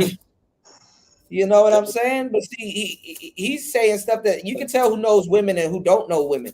He's saying stuff that would impress some logically impressed. That's why the space is and I hope maybe fantastic listening, bro. This is why the space laughing at you, bro. You got Kevin Samuel by this chick. Like she literally put you through what the fuck them women had to go through on Kevin Samuel's channel. And on his fucking stream. You spit out your age, marital status, you know what I'm saying? Former marital status, you know what I'm saying? Your parental fucking status, and your goddamn dress size. Okay? You spit out all of that shit and then stood up and turned around for the fucking camera in a pair of goddamn gray sweatpants. You know what I'm saying? Like you did even more twerking than them chicks on Kevin Samuel's channel. Yeah. And I'm not even roasting right now. I'm just being real. That's what I saw. Yeah, girls. And as a man, you're supposed to, as a man, you're supposed to say, "Look, man, I don't have to tell women that I'm fucking 6'5". I don't have to tell women shit because I already know what women want. I look at it in the mirror every morning and every day. That's what they want. They want whatever I am. You know, they were sitting in there like no print, no nothing. Listen to me, y'all. A lot of y'all claim that y'all don't want to learn the game because you think players are liars, which a lot of them are, but that's not what I advocate for. They think a lot of players are just sitting up there telling lies. Let me tell y'all something. When you're talking to a woman, sometimes you don't have to disclose everything because she's still debating if she likes you or not. Just don't say nothing stupid. And if you want to be truthful, you have to learn how to use tact. That goes back with the mouthpiece, okay? Women, to a certain degree, would rather you not say all of that because they project things onto you and it keeps their imagination or thought of you intact.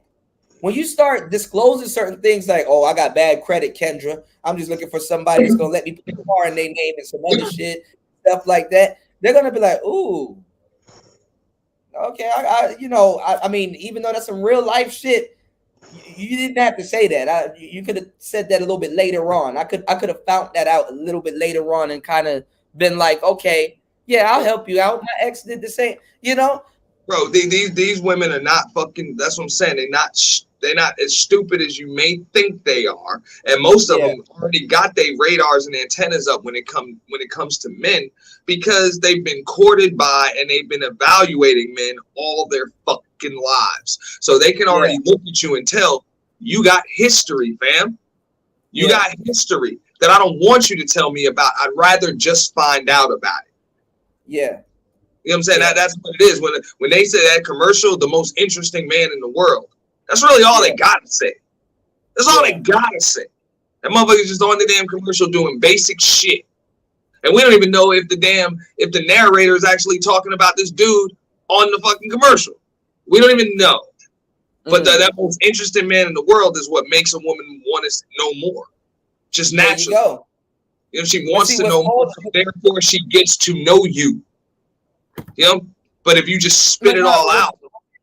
What's cold about what you're saying is that what it is that they want to be able to form an opinion by themselves instead of you just blatantly saying, oh, that's what it is.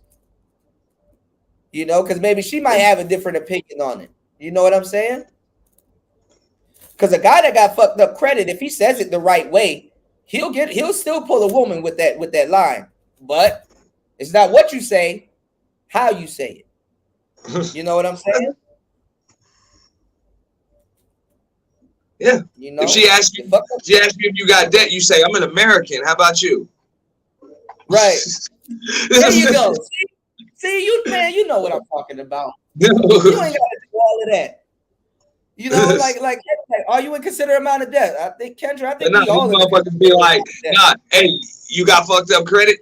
You got debt? Hey, man, well, I got a couple student loans and, you know what I'm saying? I filed bankruptcy and, you know, the wife maxed out all my motherfucking credit cards. Yeah, boom, turn off. Done. Next. Pineapple. Hey, pineapple. you could play around with it. Be like, are you in a considerable amount of debt? Well, Last time I checked, I own Netflix, but yeah, we can still watch them. We can still watch a movie. You know, I think I owe Uber Eats like $10, but that's about it. You know, or something. Like, man, dudes ain't fun nowadays. Yeah, I did promise the dude at DoorDash a tip next time he comes. Yeah. Bruh, dudes ain't even fun no more, man. Women just want somebody that's fun. Like, I be listening to some stuff that women say, and I'm like, you know what, shorty, I feel for you. I really do. That's what I'm saying, man. I'm not blaming. I know that's against some brotherhood code, bro. But I'm not blaming this chick for getting another dude, man. Like, I can't blame her, man. Yeah. You know what I'm saying? When you telling me this nigga wanted to sit home for 5 years and just be a babysitter. No, it sounds like the situation you're talking about specific. So I'm picking up what you're talking about. You know what I'm saying? So yeah, but protocol wise, yeah, you know, it is wrong what she did. Like, I got sympathy for him. I'm like, I can't blame him. You know what I'm saying? Can't blame. Yeah. Now I will say I could blame you for trying to make this nigga's life miserable, calling him a piece of shit every damn day, and making him, you know what I'm saying, making him feel like less than a fucking human being. Yeah, you dead wrong for that. I don't give a fuck how bad shit goes. But just going on and making yourself happy and doing what's best for yourself and feeling as though this is what's best for your children. They don't need this motherfucker as a damn example of what a man is, whether you got a son or a fucking daughter. This ain't the example that you want him to become. This ain't the example that you want her to end up being with. Right. You know what I'm saying? I don't blame you for getting your shit right and getting your kids away from that shit. Right. One day. You know what I'm saying? But see, I even said that him showing up on the Kendra G show, man, that's embarrassing to his family, man. That's out there on the internet. Why your dad here looking for what? You know, you got grown ass kids. Your kids got the same internet you do. Hey, you know what though? You likely right. That's probably what Kevin would have said. You know? Kevin would have told him to get back with his wife. Yeah, that's what I said. I was like, you would have said go back to your family. I don't know if that's what he would have said. Believe me, y'all have talked to Kevin. I've never spoken to Kevin, so I don't. Yeah. You know what I'm saying? No, I kind of you know the rhetoric. Actually, still conversing with y'all. Well, you know the rhetoric. It's like, and it's like what people in my audience said that Kendra doesn't have the balls to say something like that Kevin wouldn't. You know what I'm saying? Because she copying him, so she don't have the balls to say, "Hey, you know what? You already got real estate put in and stuff. Man, go back to your wife." I mean, Kevin, I mean, anybody, even a number cruncher, would have been able to make the sense like, she's likely going to get a piece of your pension any motherfucking way. You know what I'm saying? Yeah. You know what I'm saying? If but she see, had, the thing is that the wife might not go back to him because it's like he probably got a history of doing that. You know what I'm saying? He kind of made YouTube fuck up his marriage. You know what I'm saying? He kind of was on YouTube doing shit he didn't have no business doing when he should have been, you know, taking care of his marriage and stuff like that. And, you know, the wife is, you know, she probably got sick and tired of it. You know, you can't tell somebody, you know, especially when you've been with them for a long time, you can't tell somebody where their boiling point ends or begin and stuff like that. So, you know, maybe she was like, since we on that subject and I done heard the story from y'all, this is just my opinion on that. It's a contrarian opinion to what I hear most people say. I heard that rumor, YouTube ruined the man's marriage. I know what it is to be married, and a lot of times what people think is the cause is just really the result. Like the marriage was over. That's why YouTube and chicks might have came. The marriage was already over. Yeah, we might have got divorced afterwards, but that shit was long over. That's what led me to that. You know what I'm saying? So that shit, I know what the fuck that shit is, bro. Or I'm not saying that is what it is, but I know it is. I believe it's likely. You're absolutely correct. You know, because honestly, a lie keeps relationships going. It's usually the truth that fucks that shit up. Boom. You know what I'm saying? And a lot of times that should be over. That's why people be living like they single. You know what I'm saying? When they still legally married. Yeah. Like, oh, you fucked up your marriage over YouTube. It's like, no, the relationship was over. That's how the fuck I ended up on YouTube. I wasn't talking to my wife. I wasn't doing shit, and I needed some shit to do so that I get this bitch off my mind and occupy my time. Well, and that's another thing. Next thing you know, I met some chicks on here. A lot of times, that's what it be. It's just basic. But that's another thing too. it's a dance. You know, a lot of times people try to play like they single, especially when they in a relationship to you know, it's like you know, it's like the boat. It's like, okay, well, I kind of need to probably go back to what I think attracted her in the first place. You know what I'm saying? Maybe to kind of reinvigorate it. But sometimes, like you said, when it's over and people sick of you and they had enough of you, you know, that's the straw that breaks the camel's back. And that's something, you know what I'm saying? Yeah, like who the fuck's gonna know who got sick of who first or any of that shit? I just know when them shits end, they end, and they usually end badly. Usually, you know what I'm saying? If you're fortunate to be in one of them shits, and them shits either end with death do us part or they don't end badly, consider yourself a lucky motherfucker, man. Just being honest. Because somebody usually doesn't give a flying fuck first. Somebody does. It could be you, it could be her, but somebody's not gonna give a flying fuck first. And if you ain't that one, you ain't gonna like it. Right. And then you never know too. Somebody could have been cheating, or you know. You never know. That was the person that didn't give a fuck first. Yeah. Yeah. So that's the way it is. You know what I'm saying? Like, you know what I'm saying? The person that didn't do the fucked up shit is the one that ends up dealing with the most hurt. I look at it like this. So even though I don't like the guy and he does a lot of hoe ass shit, you know, it still doesn't hinder my, you know what I'm saying? Still doesn't hinder my my duty to say, okay, well, let me help or at least offer what I know, and maybe that could, you know what I'm saying, to another black man. I don't know why, out of all places in this space, we look down on black men with such disdain. You know? Well, I mean, I personally wouldn't mind, and this is just me. I mean, people can do content about whatever it is that they want. My only request is this: please just try to develop new, innovative, entertaining, informative ways to convey that message to your audience, or else I consider it disrespect to the people that support you. You know, I mean, that's just my take on just content creation, period. But I personally would like to hear about that personal experience that he's gone through and how the fuck he got through it. You know, because he's obviously all right. You know what I'm saying? He's all right. You know what I'm saying? You're able to, you know what I'm saying, come on the internet, talk shit. You know what I'm saying? Talk to women. You're still able to travel the world. You know what I'm saying? You laughing, you smiling, you giggling, you able to go on Kendra's. This shit is online. Ain't nobody breathing down your neck about it. Life ain't fucked up. You know what I'm saying? We don't see you a couple of days later. You know what I'm saying? Crying to Facebook and shit. So everything's pretty good. That's something that dudes, instead of them being scared to go out and get married because it can end in child support and spousal support and all of that other shit, tell these motherfuckers how you beat it or how you survived it or whatever. Yeah. So that way they ain't scared to go do it. Just let them know that, you know, if they fail, it ain't the end of the world. Because as far as I see, that's the biggest problem that I see in the space as far as dudes are concerned. That's I know I joke, I roast a lot, but real shit, that's the biggest problem. Everybody is sitting up here talking about how bad shit can be if you try and fail, but they forget what the root word of triumph is. Try. You can't triumph unless you try first. I agree. And for every 5 tries, you're probably going to get 3 or 4 fails. That's it. So I'm just saying, go out there, get married, whatever, date, have kids.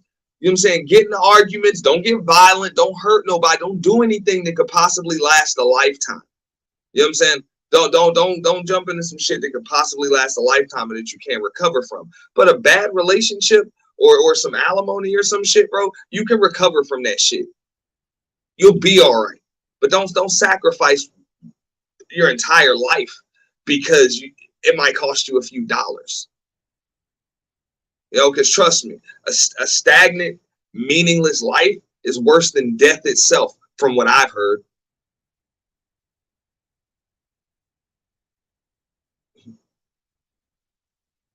All right, we lost Kuda for a minute. So, you know what I'm saying? We're going to hold it down until he pops up in the next few minutes. You know what I'm saying? We get a look at this chat. Salute to everybody. You know what I'm saying? What up, Nightish? Salute, fam. You know what I'm saying? See you, LaShawn.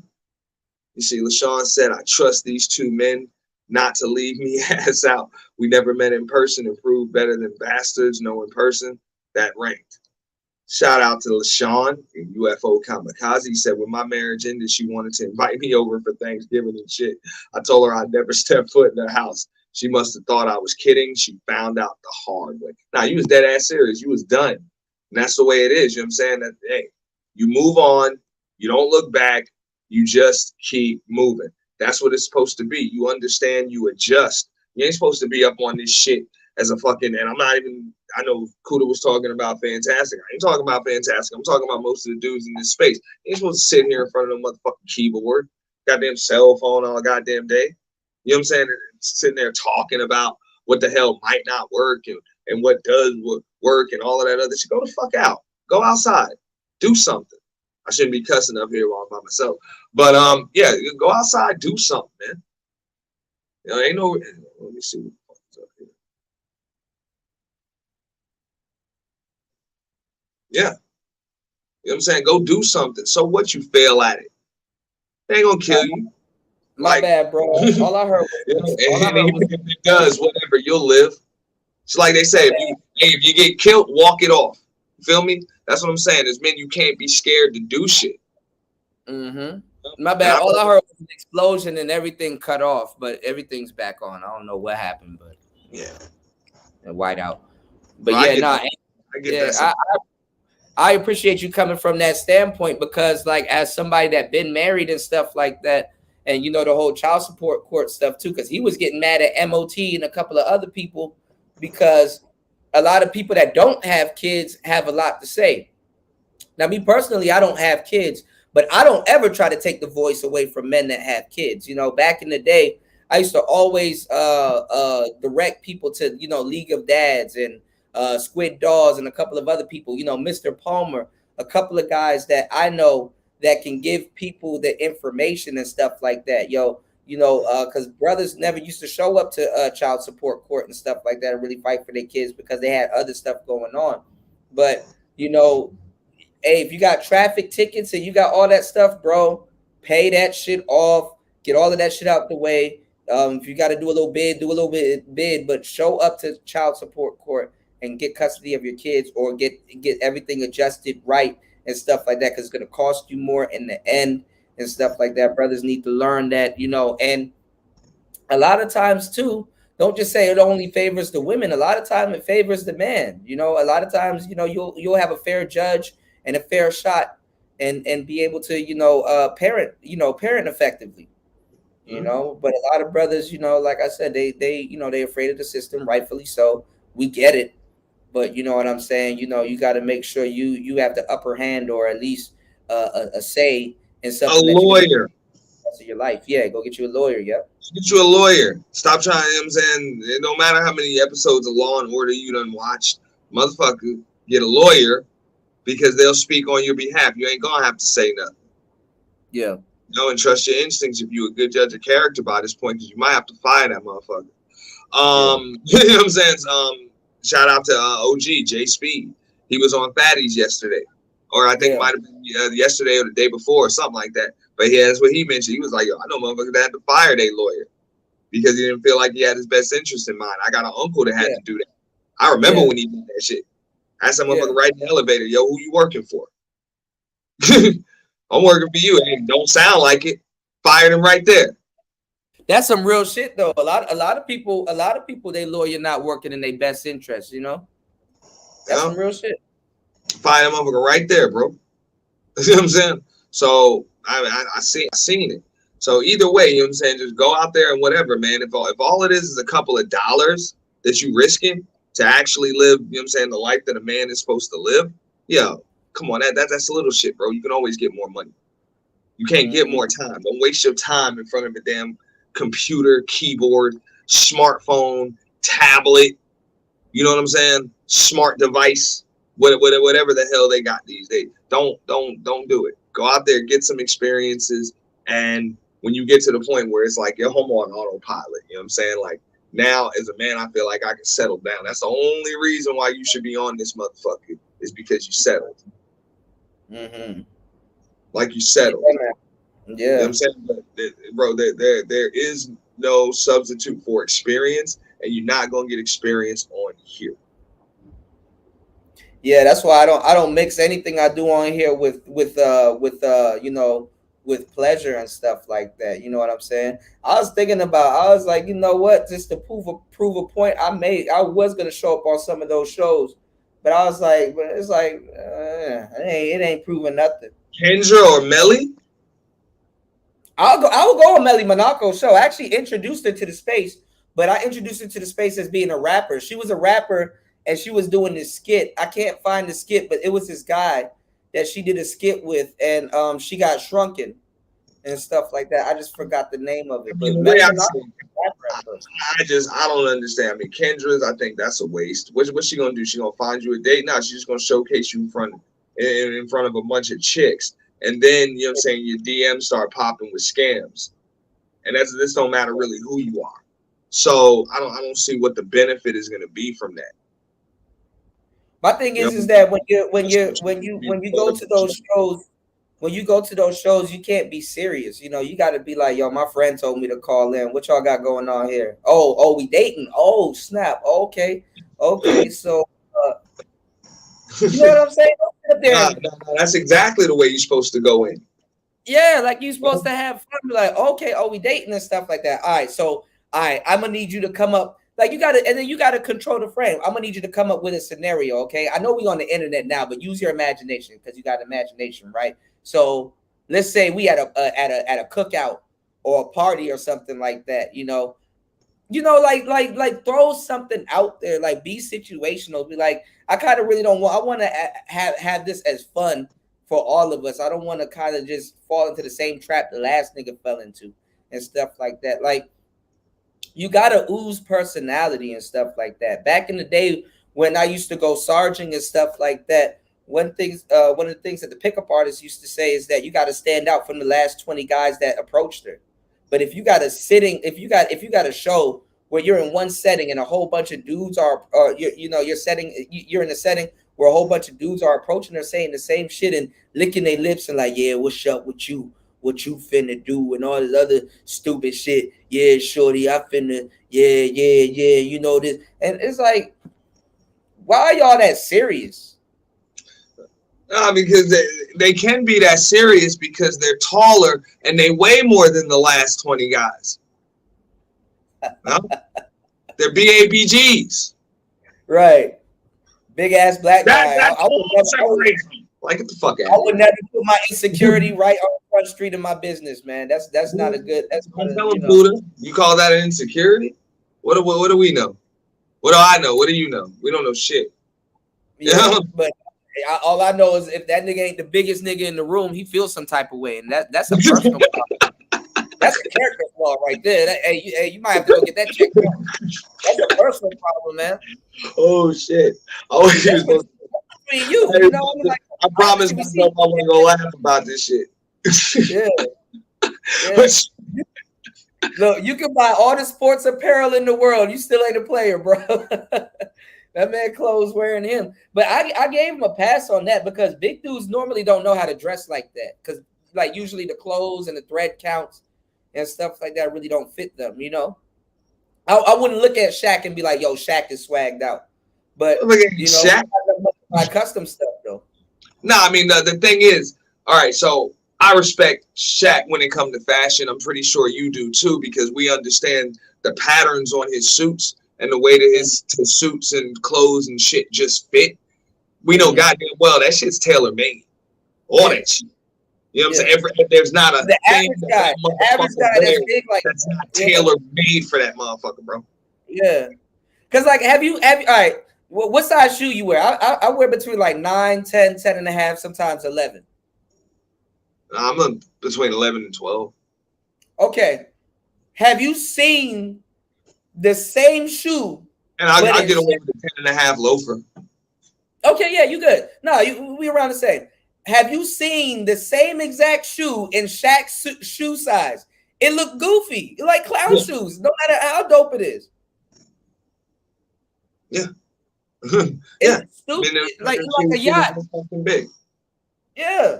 Big ass shoe. You could get the Bred 11s. And if you had the Bred 11s in Shaq's size, it looked like a big goofy shoe. Like a nigga, what is that? A statue? No, it's a shoe. It's a big bread 11. Like, damn, that's a whole load. Hey, Kuda, I thought it was a phone. No, that was back in 2000, fam. That was back in 2000. Bruh, that shit is fucking wild. Like, it was one of them cell phones from the 90s. Yeah. Yeah, like the same shoe would look dumb as hell if it's on a bigger foot because it's a lot. It looked like a yacht. It's like this nigga got 2 yachts on his feet. You know? Yeah. But no, I mean I respect that, man. You know what I'm saying? We know how to spot, you know what I'm saying, the pattern on a good suit because you know what I'm saying, the patterns don't break. You know what I'm saying? They don't break and split. You know what I'm saying? It goes consistent from across seams. So all of his shit for that shit to be made in that size and you can get in the material, everything's tailor made. Everything clearly. So I respect that.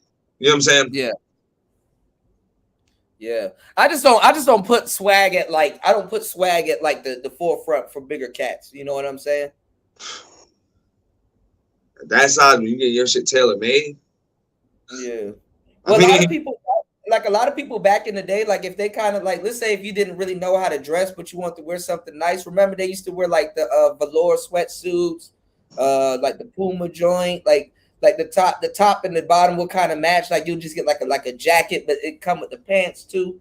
And then you know you got you can zip it up and stuff like that, and then you just rock some nice shoes and stuff like that. You know, but niggas don't be wearing no fly shit for real, man. Like, niggas ain't, niggas don't be stepping out for real. Like, you can't go to the club motherfucking with no motherfucking Lakers apparel on like that, bro. It's like, bro, somebody playing basketball and outside, like, I'm at the club. Like, who in there playing basketball? Your shorts on your waist and shit like that. I'm not saying you should sag your shorts or nothing like that, but there's a certain way that you wear certain gear and stuff like that. Like, this nigga look like he jumped off the court. I just don't like some of the shit that I see. I see a lot of people in the space do it, and I guess that's probably what I should be addressing when I speak on the lack of respect. It's almost like a feeling of elitism. Okay. So, all right. I know Mace Taggart said this to me a few days ago, or it's actually like last week or something like that. But he's like, man, the cool thing about you're not like a lot of these dudes that, you know what I'm saying, use your position in corporate America to kind of shit on us normal dudes or, you know what I'm saying, working dudes, whatever. You talk to us as if we're people and you don't look down on us because of that. And so that just let me know that there's a lot of people that do it, and I see that shit a lot, man. Like people just try to, oh well, I got this, I got that, I got this, I got that. It's like, bro, what are you doing with what you got? Like, are you doing that shit to help people? Are you using it to help the space? Like, are you using that to help people that are literally helping you by keeping you relevant? I'm not just talking about one person. I'm saying this is where your space has kind of lost its way. Yeah, you got the blue-collar guys that talk down. She either achieved a certain status or have a perceived status, and what they do is they use it to put themselves above people. Rather than use that status to empower people. You can empower people. You've accumulated so much, knowledge, tools, connections, all of that shit that you've done just being around and actually being successful at it. And failing at it a few times and keeping your face clean, that why wouldn't you use that shit to enhance others? The only thing that you really use that shit for is to put others down. People wonder why they get accommodated. But Auntie, that's how black people are. Like No, go ahead. My bad. No, my bad. I didn't mean to cut you off, but like that's exactly how black people are. Like we use our knowledge to really we actually even pursue knowledge to be able to tell a nigga you ain't up on this or or yo, I know more than you and stuff like that. That's what all them Hotep niggas was doing. Them Hotep niggas did not take that Hotep knowledge and bring that shit over to the white people or the alt-right or none of that shit, because you want to know why? They know it's bullshit. That white boy gonna send your ass home with homework and stuff like that. Nah, man, the ancient pyramids did this, that, and that. That white boy gonna be like, look, we told y'all that happened because we needed to do this, and the Romans needed to do this and get that shit done. Do your homework. You know what I'm saying? And the nigga gonna be like, oh, you know, he gonna be, you know, they don't do that. I don't see MOT. I don't see none of these people that want to sit up here and talk about goddamn politics all fucking day. I don't see them take their ass over to the white manosphere and go talk to them people. Where they over there talking to them white people over there about that shit? Because of Alex Jones or somebody else, man, they'll sit that nigga down like a kid. And shut your weird ass up. We did this because this. We did this because that. We did this because that.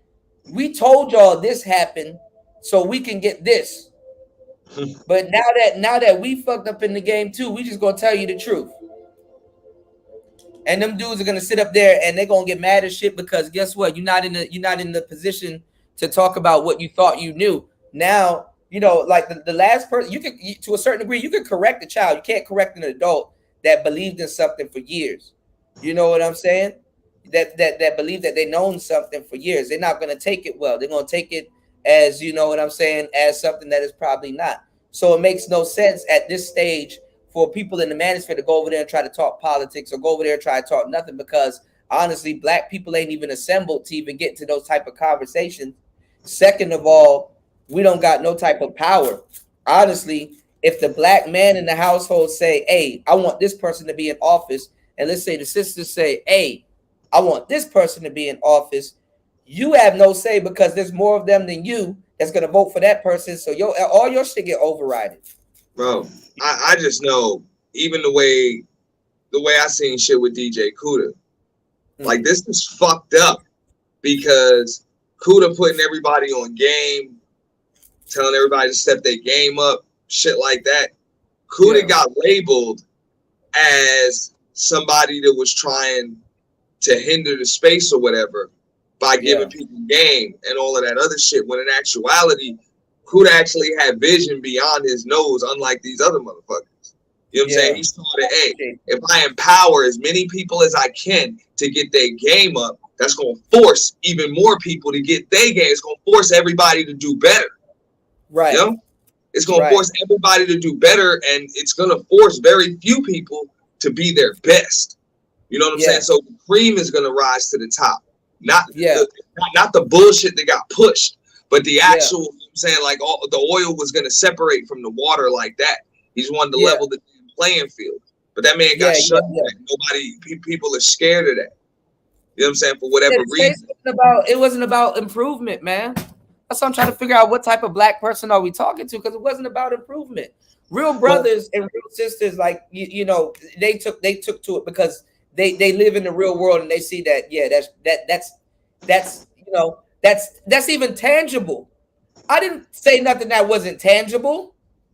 You know, go get a camera, go do something like really show your audience that you appreciate, you know, you appreciate them and give them a good show. You know, I was because the equipment would police who's in the space for real. Because you can tell off the presentation who is who. You know what I'm saying? Oh, this person got a logo. Oh, this person he got good production, or you know, like right now. I just threw on a different camera, but you know, it's obvious. You know, man, I'm getting tired of helping brothers, and you know, and shout outs to my girl Bunny. You know what I'm saying? Because she been keeping my head above water on that shit. She said, "Bro, you need to charge." I said, "Yeah." I said on the rebrand, I'm not doing this for free. I'm gonna start putting out digital assets. I'm charging. You know, definitely. You know, yeah. You said the same thing too. So I can't even. You know what I'm saying? You like, yeah, bro. If you know how to do something, and it's true, but you know when you want your folks to do good, it's like, man, but you can't do nothing off the strength for a long time. You know, people take advantage of it. So, you know, good habits die. I mean, bad habits die hard. You know, So yeah, but I appreciate you, man. Shout out to Tyrone drop huge 199 on the super chat. Much appreciated, man. Thank you for supporting the Boutique Black Show. I appreciate you. Yes, bro, I said that and I was like, it's nothing personal. Niggas ain't charging a lot, but for the most part, and I've been extremely fortunate. Because people that have hit me up for whatever the hell they've hit me up for, yeah, have like boom came with price tags on shit. Like they've offered to pay. They're like, yo, I know your time is valuable. You know what I'm saying? I can pay you this much for this. I need this. You know? Yeah. And I'm like, yo, I've been, you know what I'm saying, pretty fortunate as far as that's concerned. Because I'm pretty busy all of the time, like often. But I'm not on YouTube all of the time. So, yeah. But, you know what I'm saying? Fortunately, you know what I'm saying, people, you'd be amazed how the things you can do to help people. Just a share here and there. You know what I'm saying? Right. A share. Right. And I'm talking about not even just sharing their video, just sharing somebody's IG profile or channel link or some shit. You know what I'm saying? Somebody that, you know what I'm saying? Somebody that can help them. Right. A lot of people, for the most part, anybody I referred to DJ Cooter, they know what's up. You gotta, you know, hit that. Like, put up them colors, hit the Cash App or something. Like, do something. Yeah, shit is invaluable. And there are other people in the space, most people in the space, literally trying to keep it from you. Like, they believe that in order for them to have anything, they must keep something from you. That's what was happening at T. Like, right before you came in, like, dudes were gatekeeping heavy. Kevin Samuels was gatekeeping. Out of all people, a lot of people didn't see that side, but Kevin Samuels was gatekeeping like shit.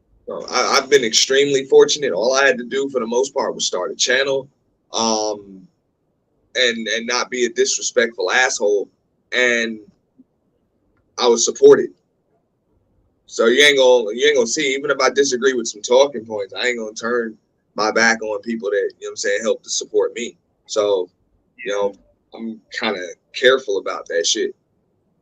Regardless. No, that's a skill, man. That's definitely a skill. My bad. I don't mean to. I know you probably don't believe in this. Did you do your life path number? Nah, I didn't, bro.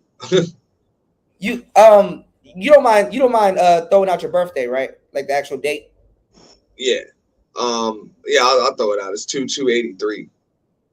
2283. Yeah. I know you don't believe in this stuff, but I've checked my life path multiple times, so I'm pretty sure I already know what it's gonna say. You know, I've checked that. I've taken personality tests. I've done all types of shit.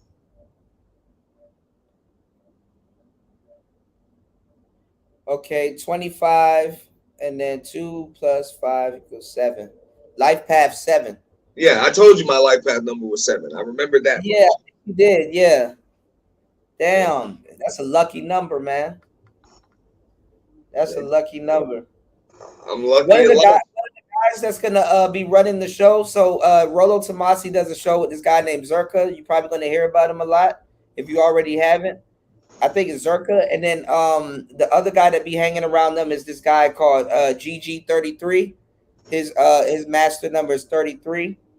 They're gonna be in the space like really soon, like blowed up, like very popular soon. So, but they really kind of going off of stuff that we're doing right now, you know. So, man, 2 of the hardest working guys in the space, y'all. Y'all have no fucking idea, man. Hey, bro, I don't give a damn. I mean, and I appreciate that compliment on that, but yeah. I don't give a damn about what these motherfuckers is trying to do. I done seen it. Saying they do the same shit to DJ Cuda. And like I said, I've been supported, but it's been a large percentage of motherfuckers that just try to pretend like they ain't, like I don't exist. And I'm like, cool, motherfucker. I will go around you. I'll go around you because this space is bigger than you. Like it is. The entire space is bigger than you. Like how the hell the space expanded to the point where sectors merged and all of that shit, and you stupid motherfuckers lost viewers. How the hell? How the hell? like I said, they only sucks. No, because I said they only as loyal as the next nigga to go live. So the so all it takes is the next person to go live saying the same thing. But it's like, how many years are you going to sit around listening to the same advice until you actually go out and do it? Kuda, you know what I mean? Hey, and that's even worse. What ends up happening is what actually ended up happening is even worse. The next motherfucker goes live and he don't say the same thing. He says something different. Right. And that's even now you're really done. Yeah. now you're really done. I warned people it was coming, so I don't want the space to act like they wasn't warned. Shout outs to my brother L Nixon dropping the huge $5 on the Cash App. I appreciate you, bro. Thank you. Shout out, bro. That's the MVP right there. That is the MVP. L Nixon, the voice of reason. Yeah, L Nixon. Yeah. You know what I'm saying, bro? That is the real MVP. I owe a lot of that shit. I ain't gonna say all. I did a little something. But I owe the rest of that shit to L Nixon, man. No, I'll put my stamp on L Nixon. L Nixon definitely, I'll put my stamp. L Nixon definitely clutch. You know, he came in and does his own thing, original, creates his own, you know, just ground up. You know, and a lot of people they move with templates and stuff like that. Nah, man, that's you know, I got it out get it out the mud type shit, man. You know, we were talking about Hammer not too long ago, right? Yeah. Do you remember? One thing that made me mad was he tried to use bots. So basically, like while he's live, like right now, there'll be like 700 people in his chat. So then when he goes off air, 7 engaging. 7 engaging. Yeah. You only have spam bots running. Yeah, I know. Yeah. So that was like and people were supporting him, but that was like a slap to the face to somebody like us that had to work it from the bottom up. You know what I'm saying?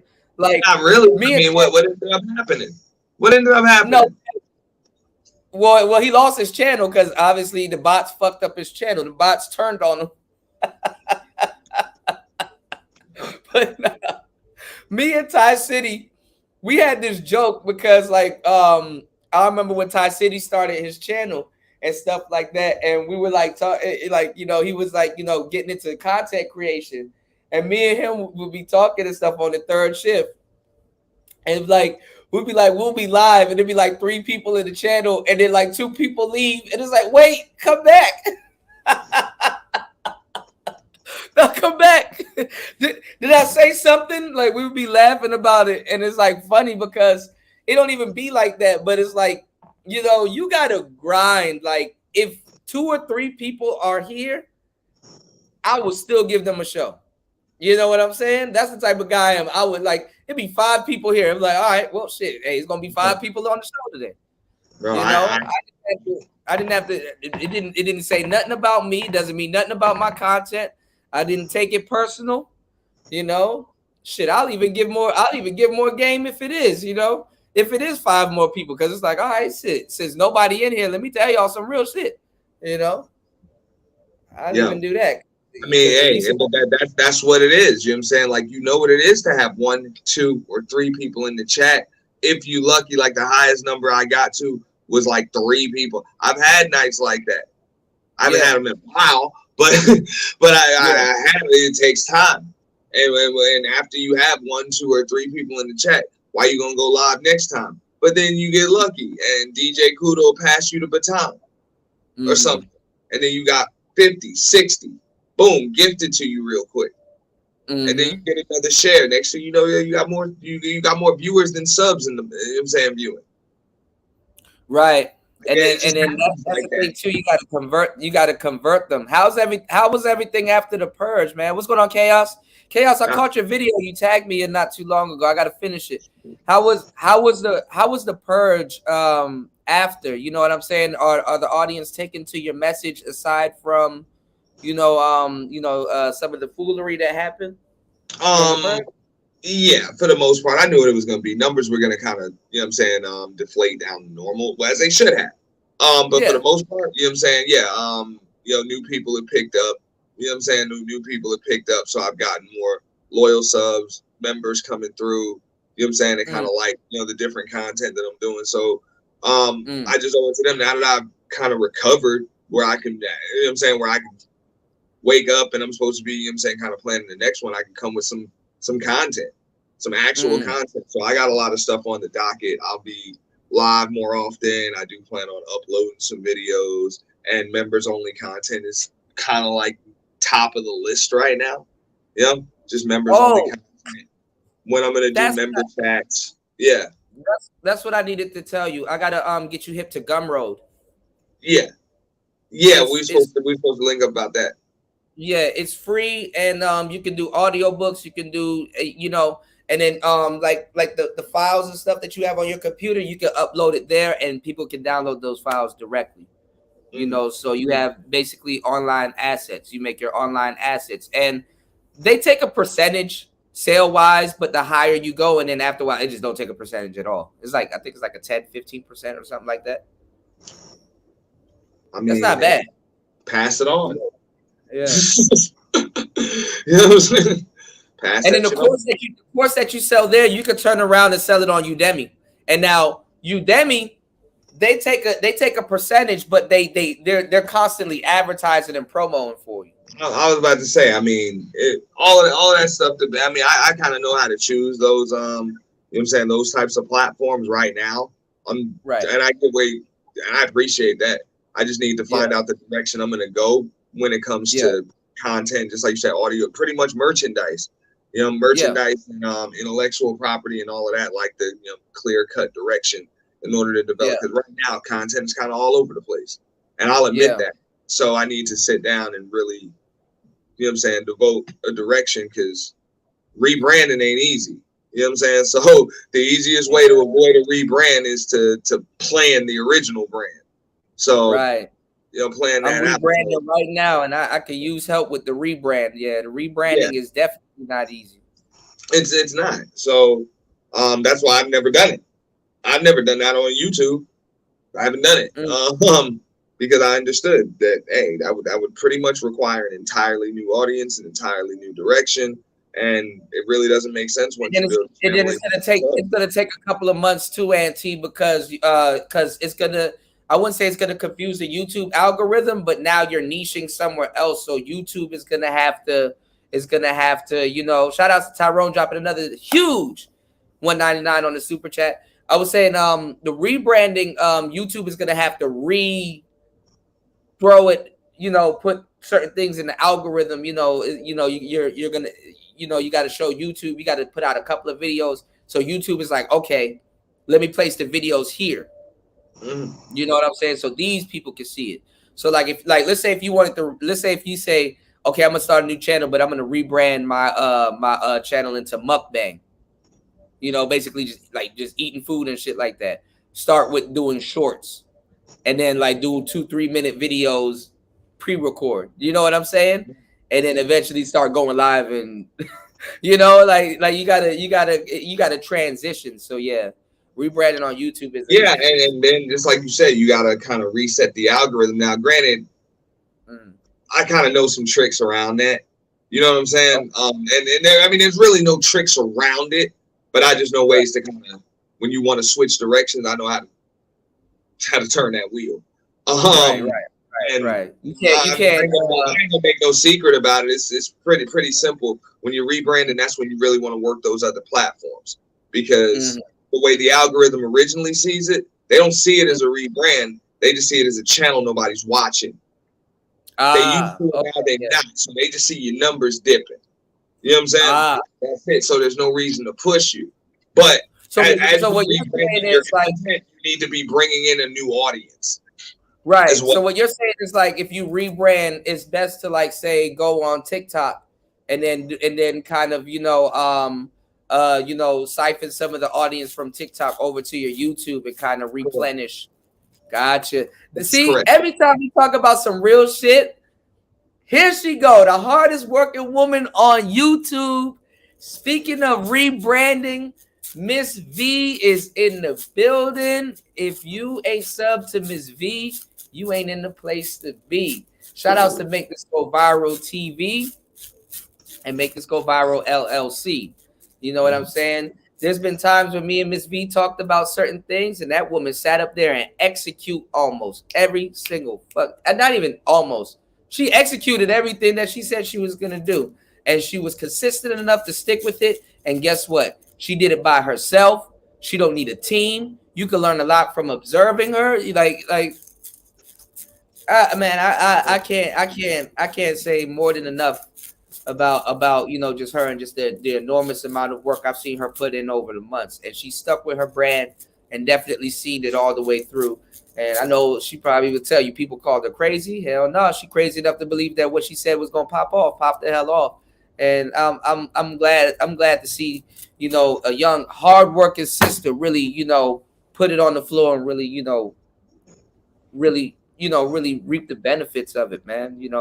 So if anybody hasn't told her, you get a pat on the back. It's always good when people see your progress in your work and just things that you're doing. And she's definitely an inspiration for people, for a lot of things too. I can't even begin to tell you how much stuff that she threw out there, and cases and stuff, man. I'm just talking on the Brandon side. We didn't even get into like the cases and the court cases and stuff that she's covering. So y'all head over to Miss V's channel if y'all like talk about cases and crime and certain things, and also rebranding your channel and also YouTube and stuff. She covers a lot of stuff. So it'll be an asset to you to sub to her channel.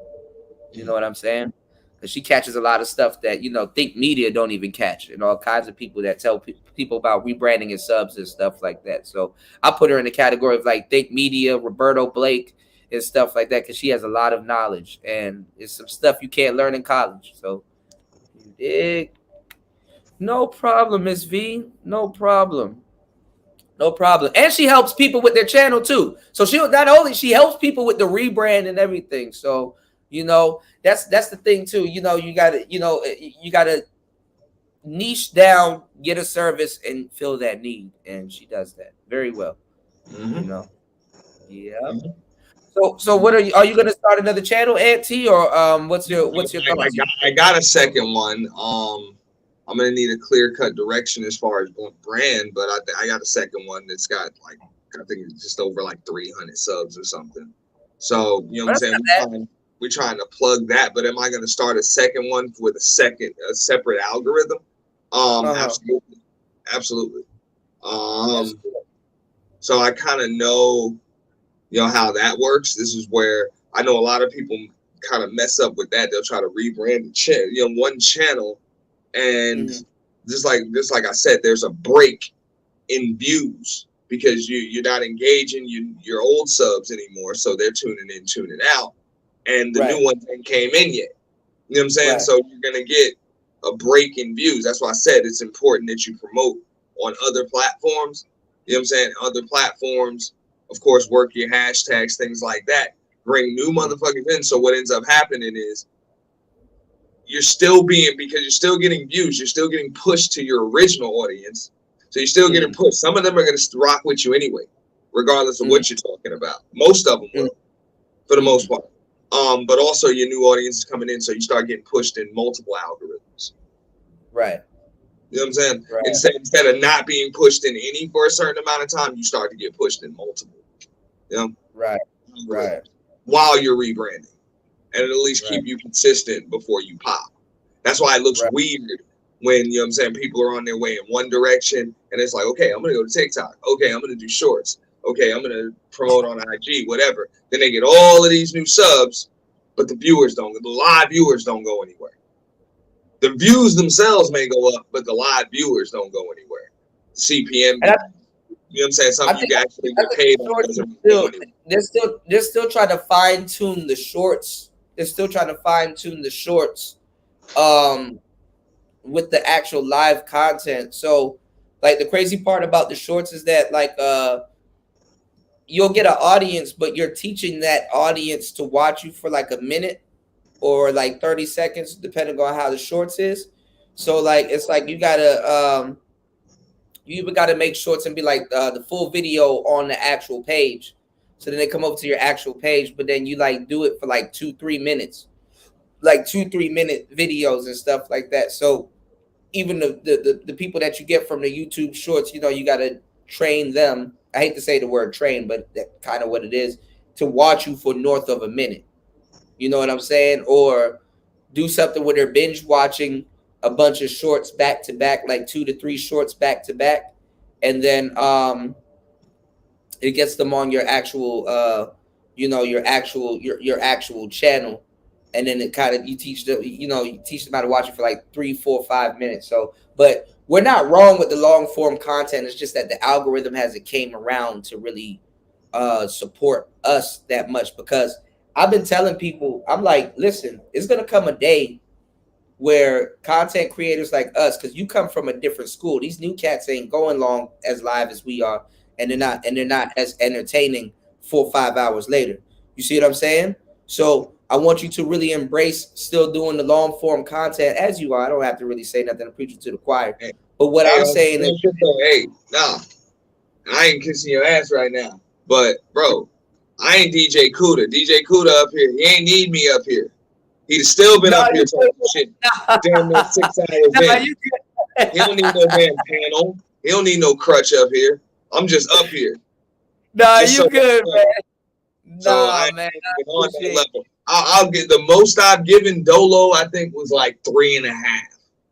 Like 3.5. I'm talking about like up there, full energy.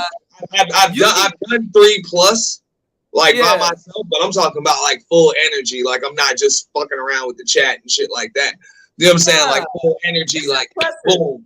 This is content. Hey, I'm cool. And no fair use and no shit neither. Like I ain't breaking that down or whatever. Hey, it's just me and what the fuck I'm talking about, and I'm dead ass serious. I gave 3.5. That's the most I did. You good. Three is good. 3 is actually the prime. Three is actually the prime number. About 3 hours. No, you're good, because I'm saying you came from like the better school. You came from the best school, because listen, I make this shit look easy. It really is not. It's hard work. But you know about me. You know about Ism. You know about Platinum, Mace. You know what I'm saying? Like, you hang around people that do it. So it's, you know, it's going to come naturally. You know, you don't have to worry about a lot of different things, like, because you know how to hold an audience, and you got the riz, you got the charisma. So my thing is that, you know, YouTube is going to start, whether they like your content or not, YouTube is going to start rewarding people that keep people on the platform for a long time. So they need to keep people on the platform. That's their thing. They're like, as long as you keep people on this platform, we're Gucci. You know what I'm saying? So the majority of people, they haven't skilled themselves up. They haven't trained themselves up to do what we're doing. So it's good. It's a skill. It's just not popular at the moment. You know what I'm saying? And you've been doing it before it's popular. You see what I'm saying? So the thing is, it's like trends are like pyramid schemes when you put an algorithm behind it. You want to get in early, dominate, and then eventually get out once the trend is gone. You know? Mm-hmm. Yeah, but you have no problem. I know this chick in the chat was saying it earlier. That's my advice. Go around these motherfuckers. You know? Yeah. If they're, you know what I'm saying, whatever algorithms you in, everybody's trying to be all in front. You know what I'm saying? They want to open up panels, but nobody's able to get their talk time and shine and promote themselves or whatever. I mean, there's no reason to be there. You know what I'm saying? They'll try, oh, well, this is my channel. You don't come here and promote yourself. Well, look, you're on the panel. You should be able to speak too. That is what it is. If you got people that's literally fighting over talk time with you, go elsewhere. Go elsewhere. Promote yourself elsewhere. There are plenty of people that want to hear what you got to say. You know, and they'll let you say, I get it. You do have to. Some of these conversations are heated, and you do have to fight for your voice. So you know what I'm saying? Yeah, you do need to be well versed in that, but you shouldn't have to do it more than you're comfortable doing. Hey man, or do what a lot of people do. They hit me up for tech advice, but they're like, "Yo, look, I need a mic that's going to drown this motherfucker out." I get asked that all the time. Yeah, I have a commercial about that. I'm like, do you need a mic that's going to drown somebody out? Like, hell yeah, that's exactly what I need. You know, people don't think about that. Do you tell them what I tell them, though? I mean, it's one thing to get the mic that drowns everybody out, and it's another thing to have the right mic for each situation. Like, you kind of counter. That's what I learned with my shit, that you kind of counter punching when it comes to mics. Yeah. You know? Like, when you know what I'm saying, there are certain mics that are good against other people's, but when you got an ear for it, you can tell what people are using. You can tell what they're on if you got an ear for it. You know what I'm saying? So you know just the mic that'll power them out. You know what I'm saying? That's why Fantastic got the microphone he got. Or he got tired of mic setting him out. Yeah. Yeah. He got tired of people drowning him out, so he went and got a new mic. You know what I'm saying? Because that Yeti wasn't working, so he had to go get a whole different setup and go, betray, what he was talking about prior to that. You know, he had to go get him a whole new setup. But now that I'm looking for it, I can't find it. I dread the day, because a lot of people this is becoming the new Yeti. I dread the day. What, that Shure? That Shure SM? I dread the day that I put this damn mic in this space, man. I dread the fucking day, bro. It's a good mic. It's a great mic, but people are abusing it. It's the same thing as the Yeti. It's a good mic, but people are abusing it. This is not an SM7B, y'all. This is something completely different. This is not meant to drown people out. I don't know why people think that they can use this to drown people out. It has a limiter on it. Hold on. Let me. I'm like Kuda, correct me if I'm wrong, because I've seen this over and over again. You'll think you drowning motherfuckers out because when you're up there by yourself, everything sounds crystal nice and clear. But little do they know that mic is designed for podcasting specifically. So when there's too much noise coming in from any directions, whether in the background, it's designed to filter out noise. So the only thing it really has control over is your sound. It's going to lower you. It'll damn near put you on mute when other people are yelling over you. It's not designed to be yelling over people. There you go. You could have got a mic for literally a quarter of that price that would have done what you were looking for it to do.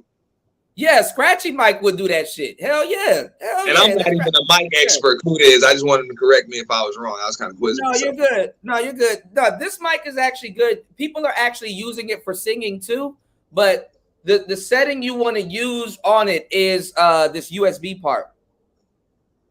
So this mic has this is you can use the XLR, but that goes with your like you said, your setup and your settings on how you have it. So that's using the mic bare bones. But this mic comes with an application. So like it has a close setting, like when you're close to it, and then it has a setting when you're further away from it. So when people are singing, when you're podcasting. So a lot of people are very expressive with their hands, but the majority of people are going to use this in the XLR setting, because imagine how much of a USB hub you would need to have 6 of these plugged in. Well, I was about to say, and because it does so much, what's the term? It's gonna keep lowering and raising your levels and shit. You're likely to blow the USB cord. So that can happen. Yeah, of course. Yeah, that can happen. Yeah. Which I've blown a couple of USB cords before, using the Yeti. Yeah, the Yeti. That's because the Yeti, you have to play it by ear. I was about to say it has limited settings. You can't just set it just right. So because it's the same cord that powers the mic also transmits the sound. So you know what I'm saying, when it has to overwork because of clipping, it blows the cord. You'll think you blew the damn mic first, but it's just the cord. It's the cord, yeah. Opposed to a USB cord. And then most people aren't even using the right cord, because you can use your cell phone cord. Yes, that's actually that's the cord they sell you in Best Buy. Just about, yeah. You know what I'm saying? But it does have to be the right cord because it can't just power. It has to power and you know what I'm saying and receive. So just like you said, it's if you notice too, this isn't USB-C. Yeah. It's not USB-C. It's an Android cord. Yeah. So it's not like a high powered, high quality. I mean, it is, but I mean, you get dynamic sound, but you have to pair this with an app. I was then saying, you run. Yeah, it has a new Shure. The app is called Shure Motive. And then this mic, which is heavy as hell, I put this mic in the space also. A lot of people start using this one, this Rode Pod mic. They got a new one out now. It's black. It's very beautiful. You should see the cover for it. It's really nice. But this is a really good microphone, but not meant for singing, meant for podcasting. Bro, you didn't hear that the other day when the Information Man show came on my show?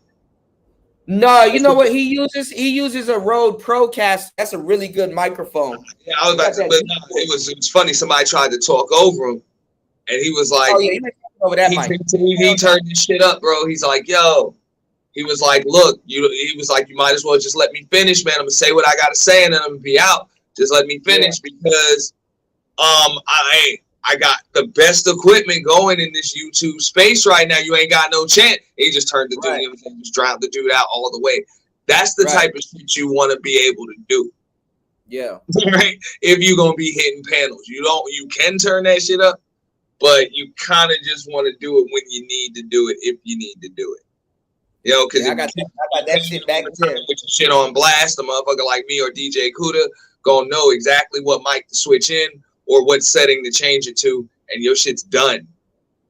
Like your shit, like, for real, all that extra sound you got, we about to negate that real quick. They can get this one. This is a nice little cheap mic that you can do a lot of stuff with. It's like a $30 mic. It's called the PGA 48, and you can turn it off and turn it on. This one is pretty scratchy and bright, but it's,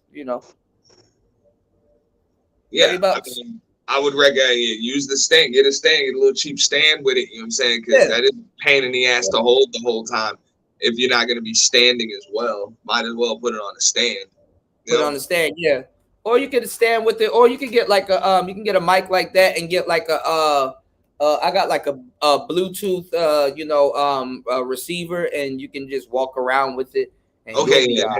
See, that's the thing about the Bluetooth. Yeah, you got to have a good Bluetooth receiver for the most part. I had to convert my Now I only use it to receive sound.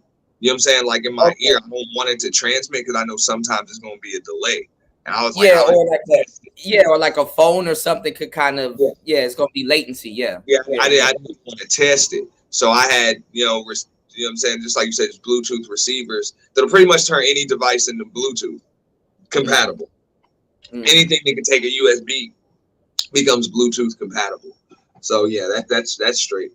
And you can hook multiple devices to it. So I got, you know what I'm saying, all types of speakers attached or whatever. You know what I'm saying? That way I pretty much my entire home is a studio.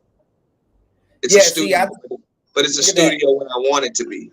You know what I'm saying? When I want it to be, where I want it to be. I don't have wires and cords. There's one cord running through the house, and that's Ethernet. You know what I'm saying? That's it. Other than that, you know what I'm saying? I got like 3 studios in my house, bro. I could have 5. Studio 1, this table that I'm on. Studio 2, I got another studio that's in my kitchen. And I switch all of this stuff around. Also, too, y'all, when y'all get closer to the mic, if y'all want it to drown people out, you can use a proximity effect when you're getting closer to the microphone. But not all mics have a proximity effect. Not all of them handle the proximity effect the same way. So, and if y'all ever want to know what's the furthest from a microphone, it's called telephone.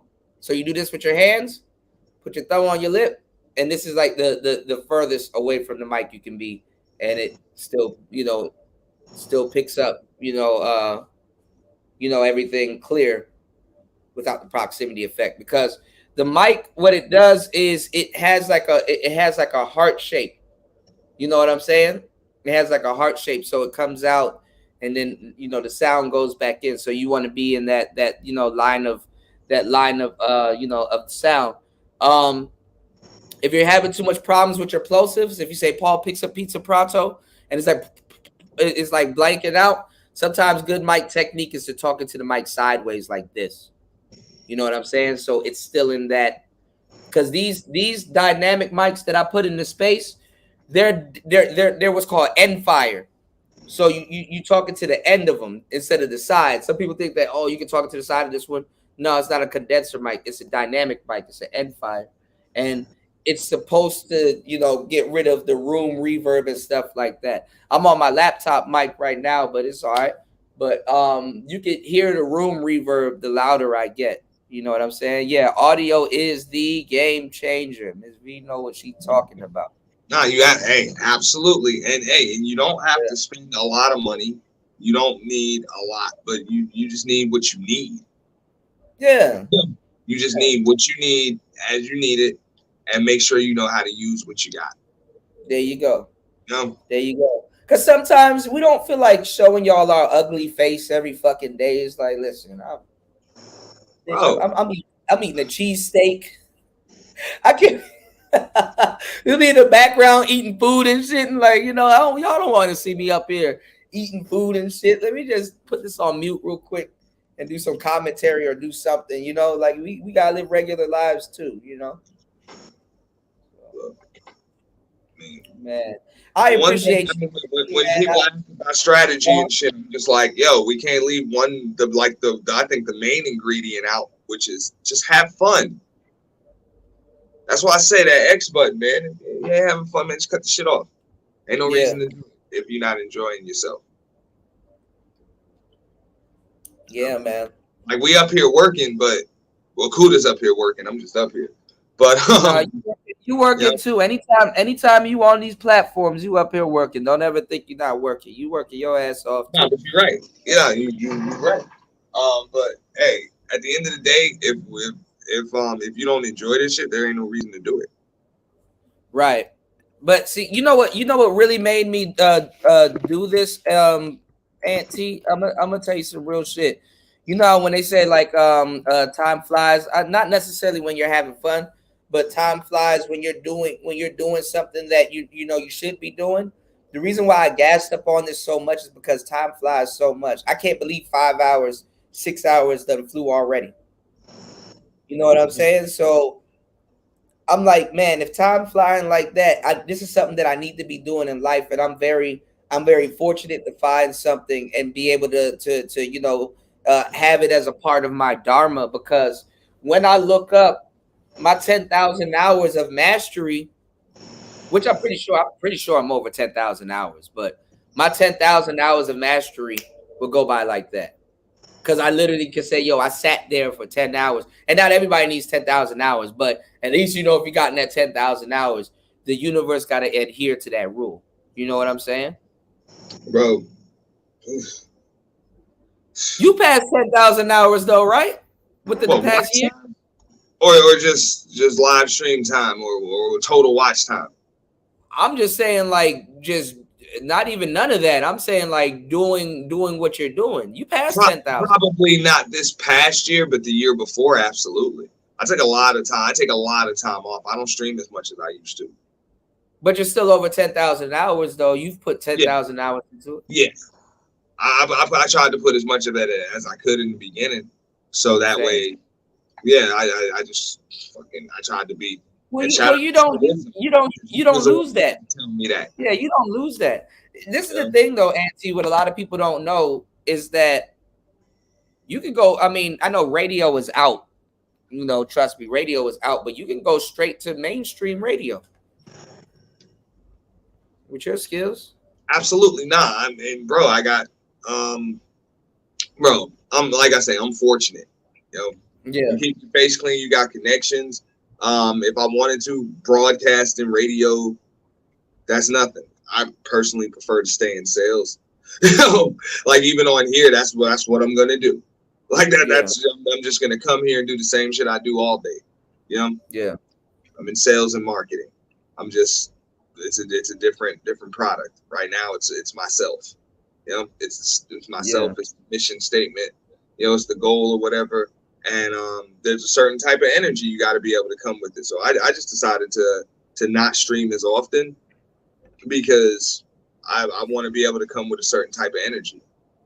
Yeah, you got you got to hold back to shoot forward. You know what I'm saying? Like arrows get pulled back before they shoot forward. So, you got to do what you got to do.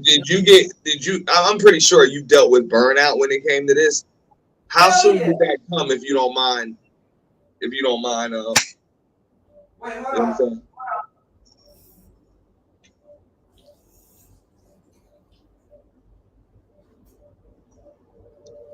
All right, say that again, bro. Like when actual burnout came. Yeah. You know what I'm saying? When would you how early did that come, if you remember? Burnout shit. I just went through a case of burnout not too long ago. I mean, I try to do news and stuff like that. So news is like an acronym for never ending world stories. So it's like you'll always have content and stuff like that. But like burnout comes a lot because it's not like I'm up here for 2 hours. You know what I'm saying? I'm up here for a good minute, giving people game back to back to back to back. So with burnout, you gotta be multifaceted. So if I ever go through burnout, let's say, and I go through burnout with a lot of stuff, because remember, I also create music. So if I go through burnout, I can topic switch. You know what I'm saying? If I go through burnout on the manosphere side of the stuff, where I'm like, well, you know what? Let me go pick up my MPC. You know what I'm saying? And let me go make some beats. If I go through burnout on something else, well, you know what? Let me talk about something. Let me teach about something. If I'm going through burnout talking about relationships, well, guess what? We'll go into the porn industry and talk about that, and then even move it back to relationships. You just kind of gotta just know your audience and say, hey, you know what? This is something cool I could introduce. This is something. This is a deep topic that we could talk about, and then. Sometimes, too, I'm going to tell you the truth. When you have a good audience like I do, your audience will suggest the next couple of topics. You know what I'm saying? So it's not, you can go like, I'm at a point where like I have like one of the best audience in the space. Like I can go live burnt out and still have a very, very, very decent, profound show, just based off of, interacting with the audience. So, and that's who you need to interact with anyway, because sometimes I'm going to just tell you the truth. A lot of that shit is just mental. It's all in your head. You know what I'm saying? When you're going through burnout, the crazy thing is that you're the only one that knows you're going through burnout. You know what I'm saying? At the time. So you just, you just kind of, you just trust the process, and you know what I'm saying? And just, lean on your audience. Your audience can definitely help you in times where you're in your head a lot. You know what I'm saying? And it's like, damn, it ain't even like that at all. You know what I'm saying? I don't even think I was going through burnout. I'm just, because man, this stuff is a lot. You gotta, how we do. We don't have no damn script, so you thinking in your head. You've been through that shit out. yeah. I can't do no fucking script, bro. I'm like, you know what? I just gotta keep it real, and stuff like that, and be talented. So what we actually do is developing an actual talent, whether it gets recognized or not. But burnout, I'm glad that you asked that question. That's a very good question, because it's a real thing. Like a lot of people, when you tell people to start their YouTube channel, they're like, well, what am I going to talk about? They in burnout. Mm-hmm. They didn't even start. So you got to have a big tank. You got to have a big creative tank and a big capacity to be able to create, because you're a content creator. You create content. And then if anything, you know what I'm saying? Like I even said, I'm like, man, people like to people like to. I'm burnt out from that type of content, but I don't mind, because I'll make it, because my audience will like it. People like these questions, like, is there really a gender war? Is there really? You see how I changed up the title? I'm saying why the battle of the sexes is over. That's like more direct than saying, is there really a gender war going on? Or is there really a war between Sneeko and Destiny going on? Is there really, you know what I'm saying? What I'm saying is that it's good to ask a question, but it's also good to be direct. You know what I'm saying? Like when it comes to like a title. So you know what I'm saying? There's nothing wrong with asking, is there or why and stuff like that. But when you go live, kind of have a direction that you're going into. And also, you know, let other people's, you know, you're good at this too. Let other people's opinion on it be valid. So it's good to do polls to say, hey, maybe I'm tripping, or let me put this in the poll and see what everybody else is thinking. And you know, you can effectively engage with your audience that way, and definitely, you know, drop some gems and give people game or you know, knowledge that they thought they wouldn't have, you know, if they didn't click on the video, they're like, damn, I wouldn't have known that. Damn, that's crazy, you know? So I try to really, I try to really look out for my audience to really, like, you know, throw something out there that they can actually use that's applicable in their day-to-day lives, you know, that they can, that, you know, whether they support the channel or not, they can still walk away with some type of value. You know what I'm saying? They can still walk away with some type of value. So my thing is about giving value to the audience and stuff like that, despite my personal hangups or what I'm going through at the time. You know, sometimes I'll be mad as hell, but guess what? I gotta be up here laughing. I gotta put on a smile. I gotta, I'll be telling people, like, I saw this beam the other day, and it's so true. They were like, if you know you're a friend that's an artist that creates content or that's on YouTube or doing this, I'm like, damn, I checked like 8 out of the 10 that they named. You know what I'm saying? And they were like, yeah, check up on them. You know, make sure y'all do things to support their channel because they're going through a storm that y'all will never never see. And I'm like, that's some real shit. You know, that's some real shit. But you got to be consistent and consistent and consistent. I will do this right now. And guess what? Tomorrow, what do you got today, Kuda? What do you got today, Kuda? What do you got today? Every single day or every other day. More game. But you get good at it though. Eventually you get good at it. But yes, I go through severe burnout. You know, You know, so that's you know, if y'all really want to know, yeah, it's hell. It's very hard to come up with content, especially if I'm giving it to you like 5-6 hours at a time, like a whole shift. You know, so.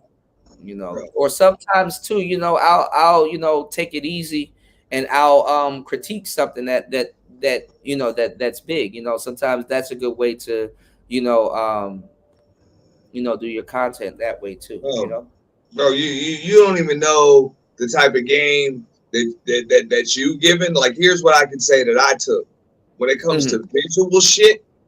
I had to figure out a lot of that shit on my own. But because of DJ Kuda, I ain't never have to deal with any issues whatsoever regarding sound. I had to continuously get better with it. You know what I'm saying? I had to continuously get better. I'm gonna still have to get like better. You know what I'm saying? No, you're okay, yeah, but you have the equipment and the tools. You have the paintbrush. I would say I do for the most part. I don't. Anything else is a luxury. It's not a necessity at this point when it comes to sound. Right. But I do need to get better. But other than that, I like that's nice. Just like Ms. B just said in the chat. And shout out to Ms. B. She was like, "Yo, audio is a game changer when it comes to this right here. Audio is a game changer. So if that's something that you don't have to worry about, the rest of that shit, it's never on autopilot. You still got to put effort into it. You still got to put creativity in it. That's where visuals and content comes into play. Right. You gotta just be creative with that. Like, somebody might be able to tell you how to do, you know what I'm saying, like the tools you might need or the programs or whatever, but you got to be creative with that. You're gonna have to do visuals. You got to do content, separate yourself. No. That's all on you. But when it comes to correct. Shit, that's kind of like some ABC shit. And but it's not easy information to come by. Yeah. No, I mean, my thing is that, you know, you gotta sit down with it, and you really gotta you know, you really gotta put in the work. You know what I'm saying? So like, I'm killing 2 birds with 1 stone when I'm taking all of this time to, you know, to do the shows and stuff like that. It's the same thing I told Mace. I'm like, you know, when you doing them long ass shows and you hit that end button, that end broadcast button, and you sitting there in a whole studio and you looking around and you got an RE20 in front of you, Rodecaster, and all this other stuff. And you sit back and you look around and you like, damn, I'm really doing this shit. You know? And I'm really doing this shit with like up-to-date equipment and stuff that's out right now. I'm doing what I set out to do. And it's like, damn, you know, it's like I'm sitting here, I'm learning. I'm actually using the exact, you know, I'm not using a knockoff or a replica, you know. You're that guy. After a while, like, you know, you're just gonna start looking. When there's sometimes I look around and I see some of the things that I have around me, and I'm like, damn, like I really worked hard for this shit. You know, I really put in the time. I really put in the hours and stuff like that. It's like a world that I've built around me.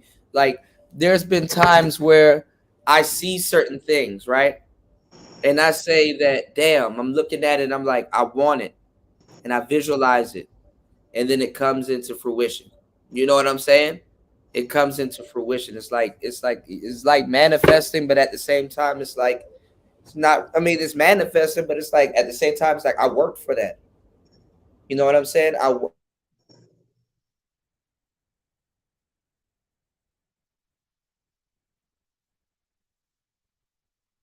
work, rain, sleet, or snow. Like it's really work. You know, it's a lot of work. But like Ms. V said, you know, if it's your passion, you're gonna do it for peanuts. You're gonna do it.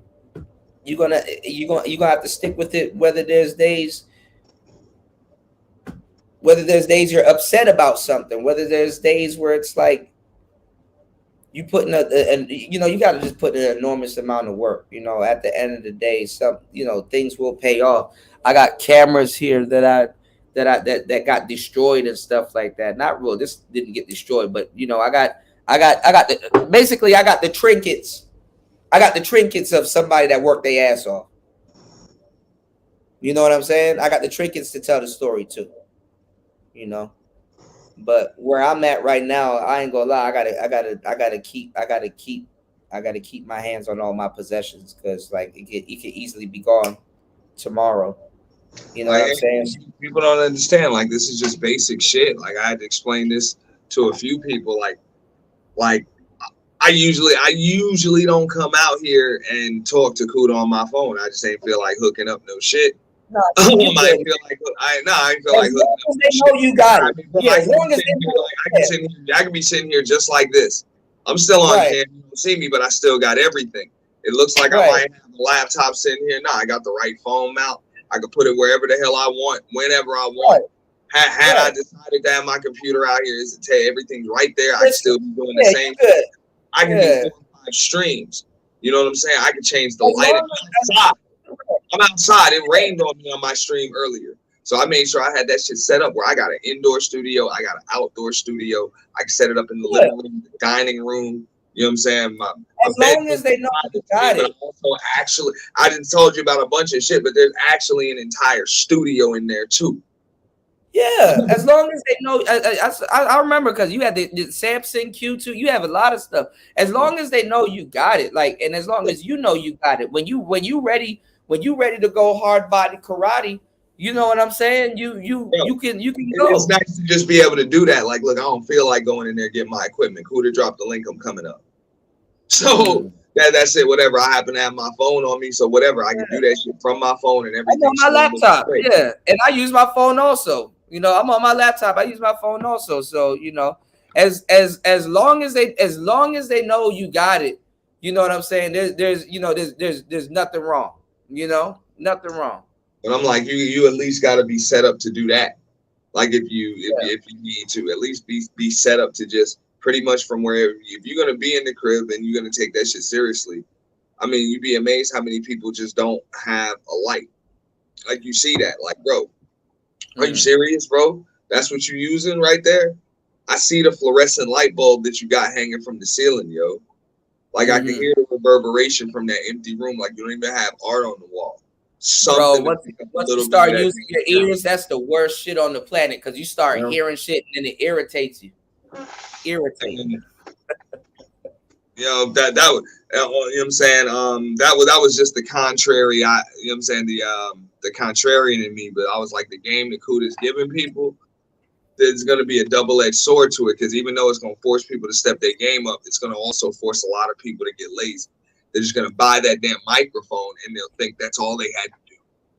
They're not going to put any effort in the content. They're not going to put any, you know what I'm saying, any attention on their audience. They're not going to pay attention to that. And sure enough, we saw that happen too. Just like we saw motherfuckers not wanting to step their game up and other people that you've never heard of stepping their game up and they're growing because of it. You also seeing people that really were like, fuck it, I bought a microphone. That's all I had to do. And what they're putting out sucks. Like it just sucks. So, well, you got one dude that ran around here. And people think that, well, what are you talking about? What are you talking about? When I say that it sucks, I'm like, I don't have an opinion on the actual content you have. The question is, like, is it what the audience deserves? Is it what they're supporting you for? Or are they supporting you with some feeling of blind loyalty or just because there's nothing else on? Like, ask yourself that question.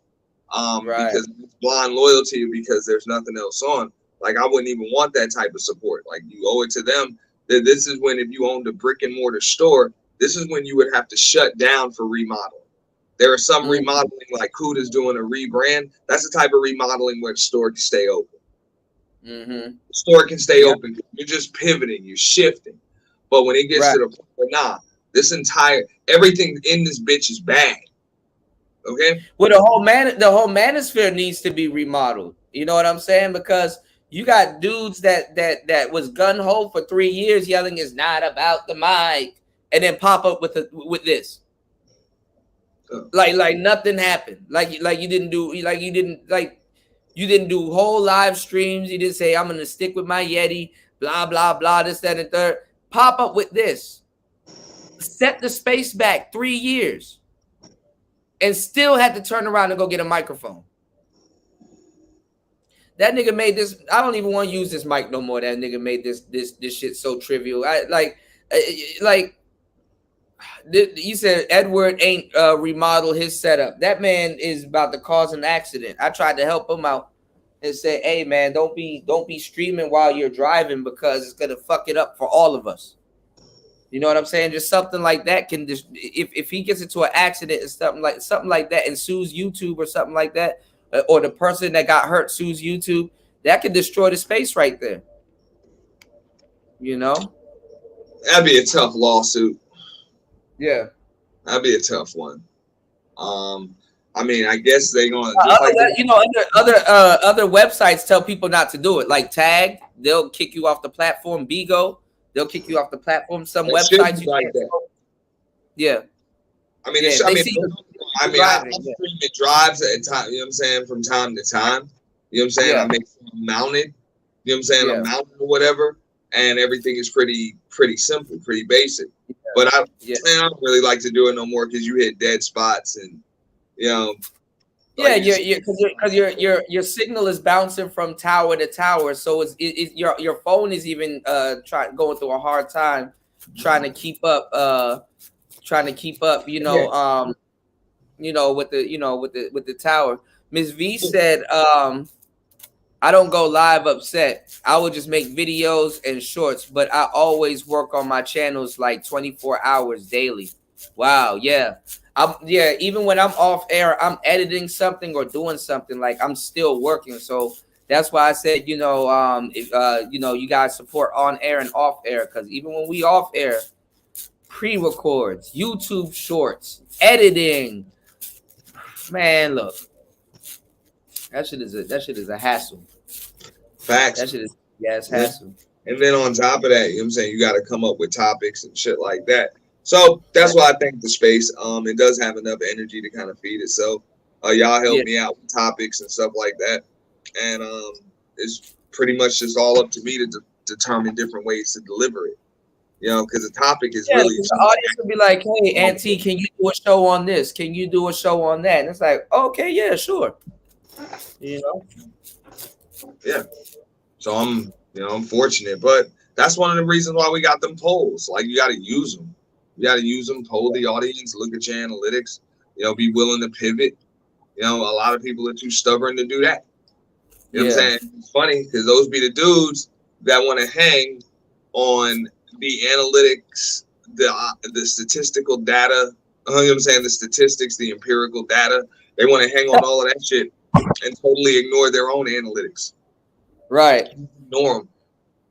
Refuse to poll the audience. Refuse to just ask the supporters, were you satisfied? Could I have done better? Leave me a comment. And then on top of that, even if they say something along those lines, as soon as they get a little constructive criticism, they want to argue with a motherfucker. And so it's almost like you back in the day, you pass somebody your CD or you pass somebody your music or whatever tape, they listen to it, and you say, well, what did you think about it? And they say, I couldn't stand it. You start arguing with them instead of just asking, well, what can I have done better? Well, too, you got to use discernment, because I'm not gonna lie, I'm in a group where like I'm sharing my music, and the guy was like, the mix is like this, and this could be turned up, and blah blah blah, and I'm like, how old are you? And he's like, I'm 16. I'm like, boy, if you don't get the fuck out of here, I ain't gonna lie, not saying that means he can't hear anything, but it's like, what do you know anyway? But at the same time, it's like, yo, I appreciate that. You know what I'm saying? But it's a little bit different too, though, Auntie. Like I'm learning that too with music.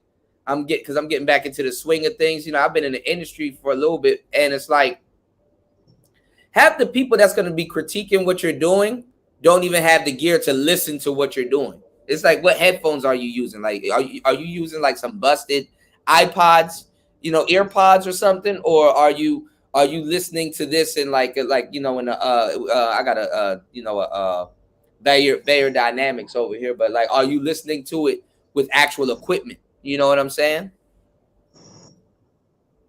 You don't want somebody listening to your shit iPod headphones and they headphones. That's why you poll people. You know what I'm saying? You poll people. You know what I'm saying? You understand, and just understand, like, you take advice. You don't take orders. Okay, yeah, that's a good way to look at it. Yeah, don't understand that. Like, my door is always open, but I call the shots here. So anything you give me is always just a suggestion. It don't mean I'm gonna do it. Right. I just, like you said, I'm always use discernment. So you're absolutely right about that. I'm gonna use discernment. No matter what. I mean, that's on you. But I just think it's important, because without you, like, who are you? Where are you without your audience and your supporters? I see that just in the space too much. I see supporters and the audience get shamed for getting annoyed with the same old bullshit. Right. And I'm like, bro, they got a right to be annoyed by this shit. Right. They have a right to be annoyed by this shit. You have no right to shame or argue with them about it. You have an obligation to either stay true to your mission statement and say, fuck that, this is what I'm going to put out, or give them what it is they support you for. You have an obligation to go one direction and not the other. Or I'm sorry, in one direction or the other. But that's really it.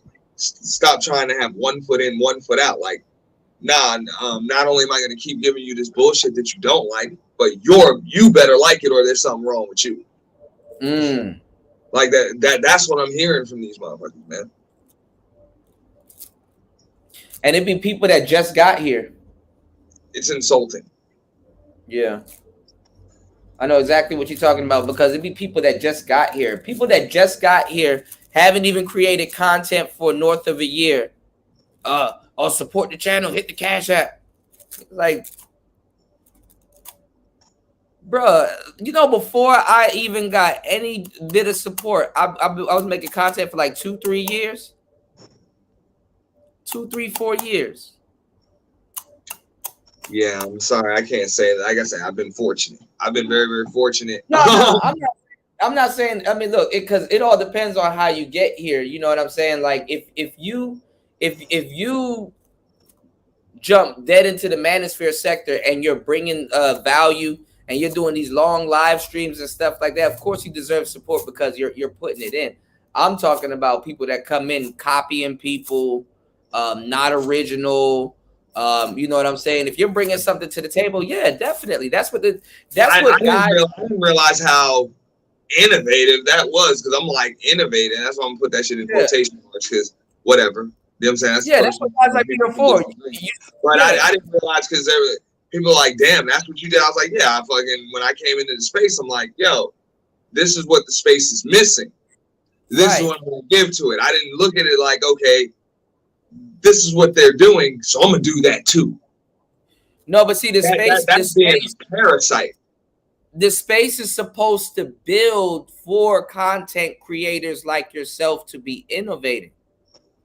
You understand what I'm saying? It's supposed to prime itself for the new up and coming guys that can be innovating, and those guys definitely should be supported. That's the whole point of working and building and stuff like that, to open the door for guys that will come in and innovate. You know what I'm saying? There's a difference between building the space for people that's going to come in and take, and then there's a difference between building a space for people that was going to come in and innovate.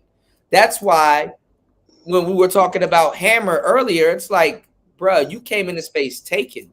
Even BGS had to bust this nigga out and be like, yo, you stole my talking point and butchered it and fucked it up. Didn't even give me credit for it. And now I've got to call you out about it.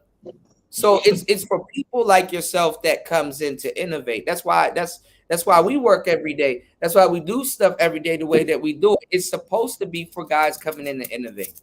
You know, so I don't want you to get it wrong. I don't want you to feel like, hey, you know, you didn't deserve nothing. No, you deserve what you got because you came in and you took the chains and you that's moved. What everybody was doing. I mean, I really did. I was like, I figured that's what the hell you should probably like. Why would you ever try to come into an industry like that's just basic business? Like you're gonna try to do something that makes yours different.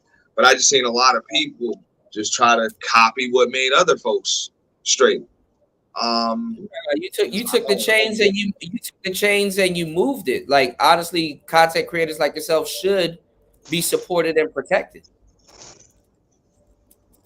But they're the same about you. But that for whatever reason, well, man, believe it or not, I believe you and there's some other people too. I don't want to get them in no trouble or nothing, but they'll be all right too. You know what I'm saying? They pretty much treasures in this space.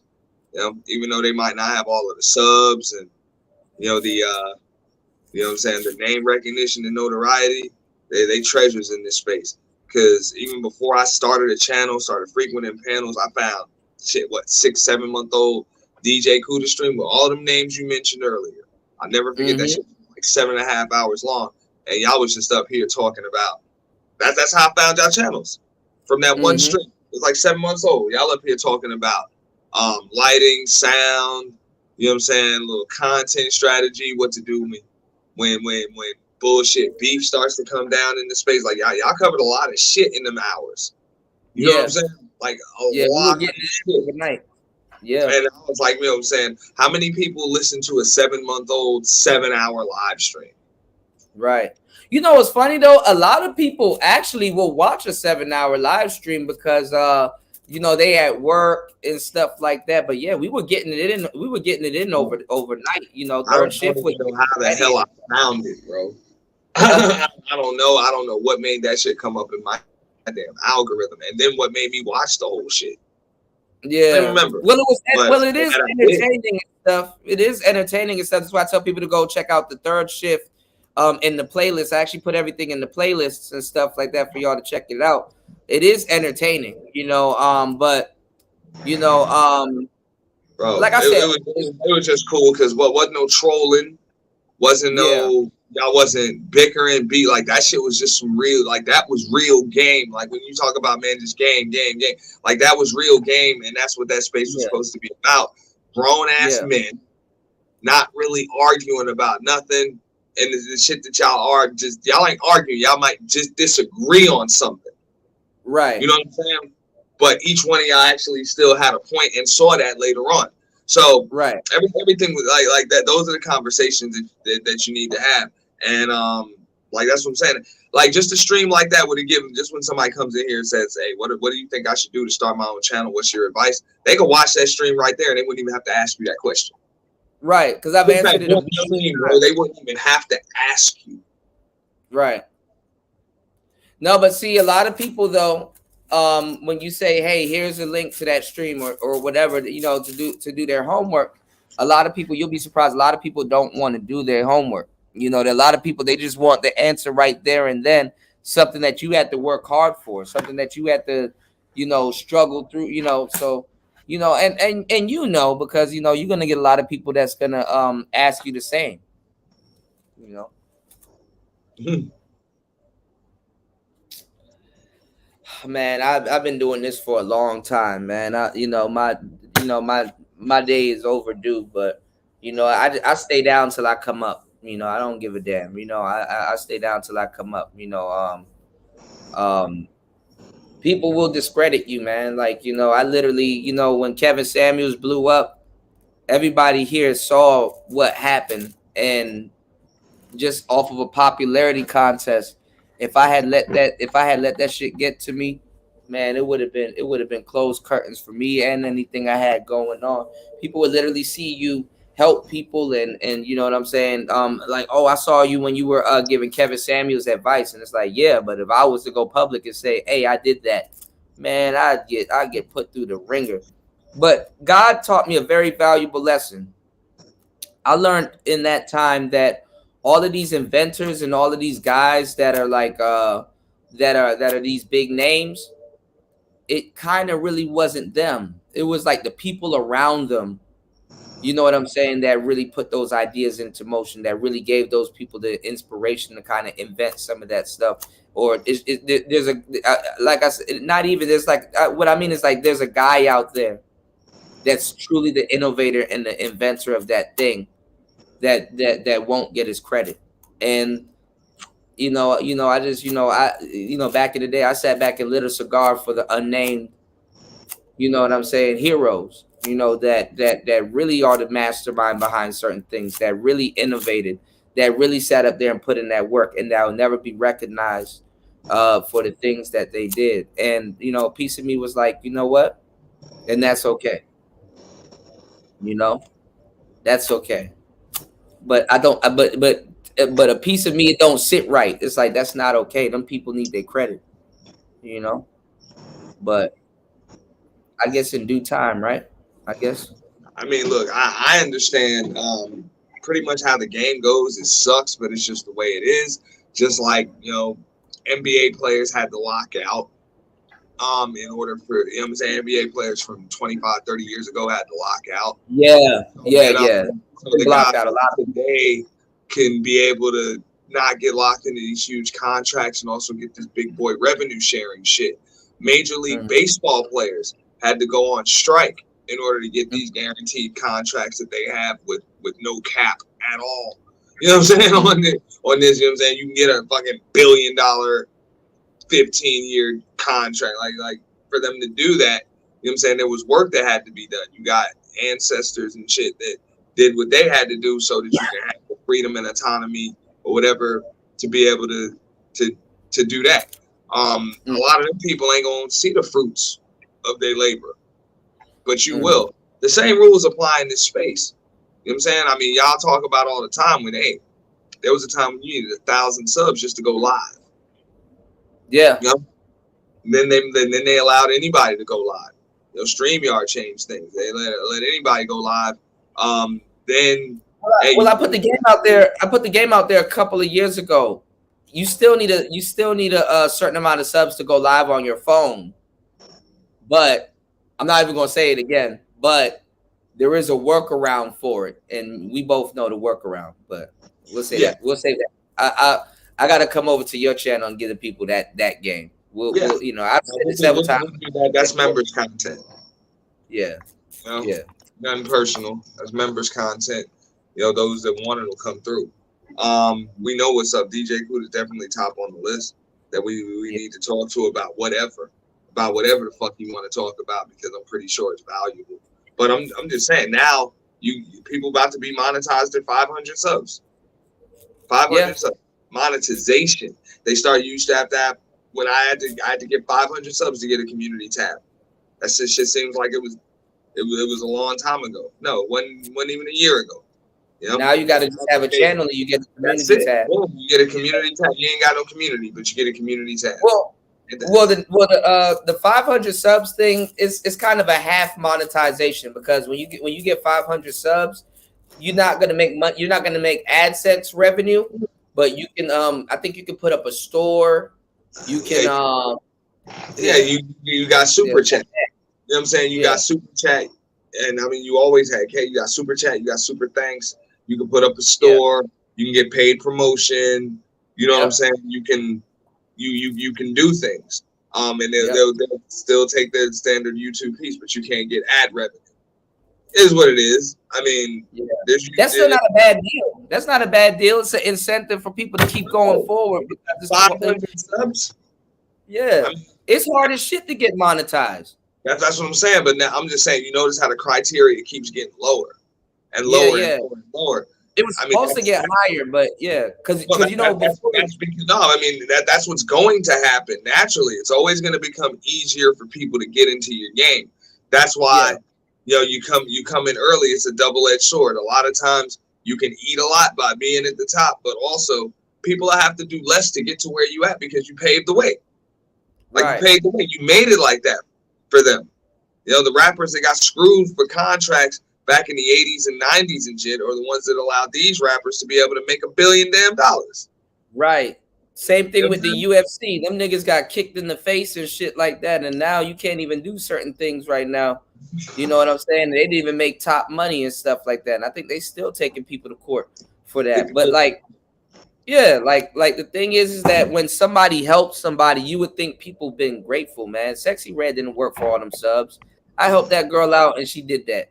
You know what I'm saying? Not to backtrack or bring somebody's name into the shit, but it's like if somebody sat up there and helped you get 1,000 subs and stuff like that and recommended, your channel and stuff and blah, blah, blah, they doing you a big favor, because imagine having to build that shit up alone, bro. It's discouraging. So YouTube got to do stuff like this, and like other people, like not the first person to help get over 1,000, but what I'm saying is like I could count more than 10 people. But my thing is that YouTube, it can be discouraging trying to get to 1,000. So they're like, okay, 500, you almost there, blah, blah, blah. But you know what it's like? It's like a record deal. People think that as soon as they get a record deal that that they made it. It's not even a record deal. It's a record loan. Call it what it is. A lot of people are like, oh, I got signed. Nah, that's a loan. What's going on, Air Black? What's going on, Underrated? It's a loan. You signed a record loan. You got to pay that money back. I was just watching Asian Doll get like these chains and all this other stuff from her little record company. I'm like, this girl don't even realize that that's coming out her budget. Yeah, I try to tell people that I consult a lot because they think, as soon as I get the subs and I get monetized and the money starts rolling in, I'm like, no, that's when it starts. Nope. That's when it starts. Work your ass off right after that. You know what I'm saying? That now that's when the real work comes in, because now you gotta get paid for the shit you do. Like, you need them to pay you. It ain't donations. It ain't as simple as just getting people to click on the sub button. Now, 3/4 of the shit that you was putting out ain't even your revenue.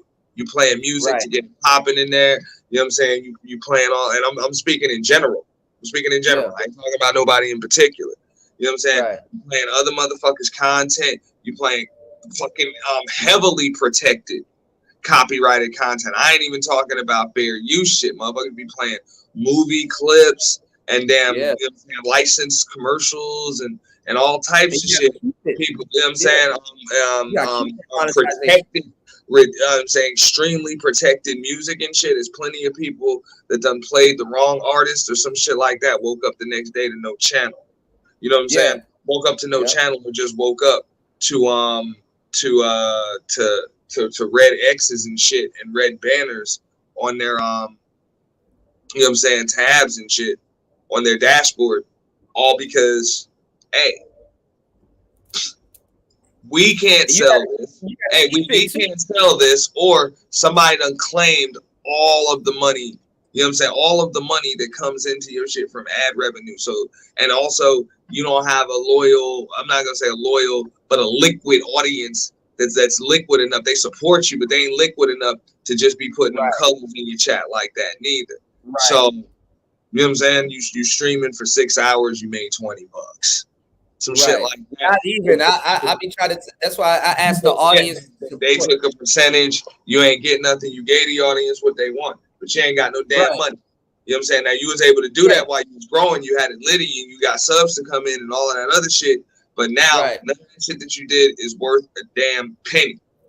Happens to me all the time. This is why I asked the audience to definitely support, because we do Manosphere content. So we probably get like a yellow $, if not okay, he dropped, or the yellow $, or like a green. I'm gonna tell y'all some real shit. If I was to share a clip or something like that, a 30-second clip, all 6 hours and 40 minutes is gone. We do Manosphere content for the audience's and not even just the audience's enjoyment. I do Manosphere content. I would literally make like less. I'm on the bottom half of CPM. I would literally make 12 cents a show. 12 cents.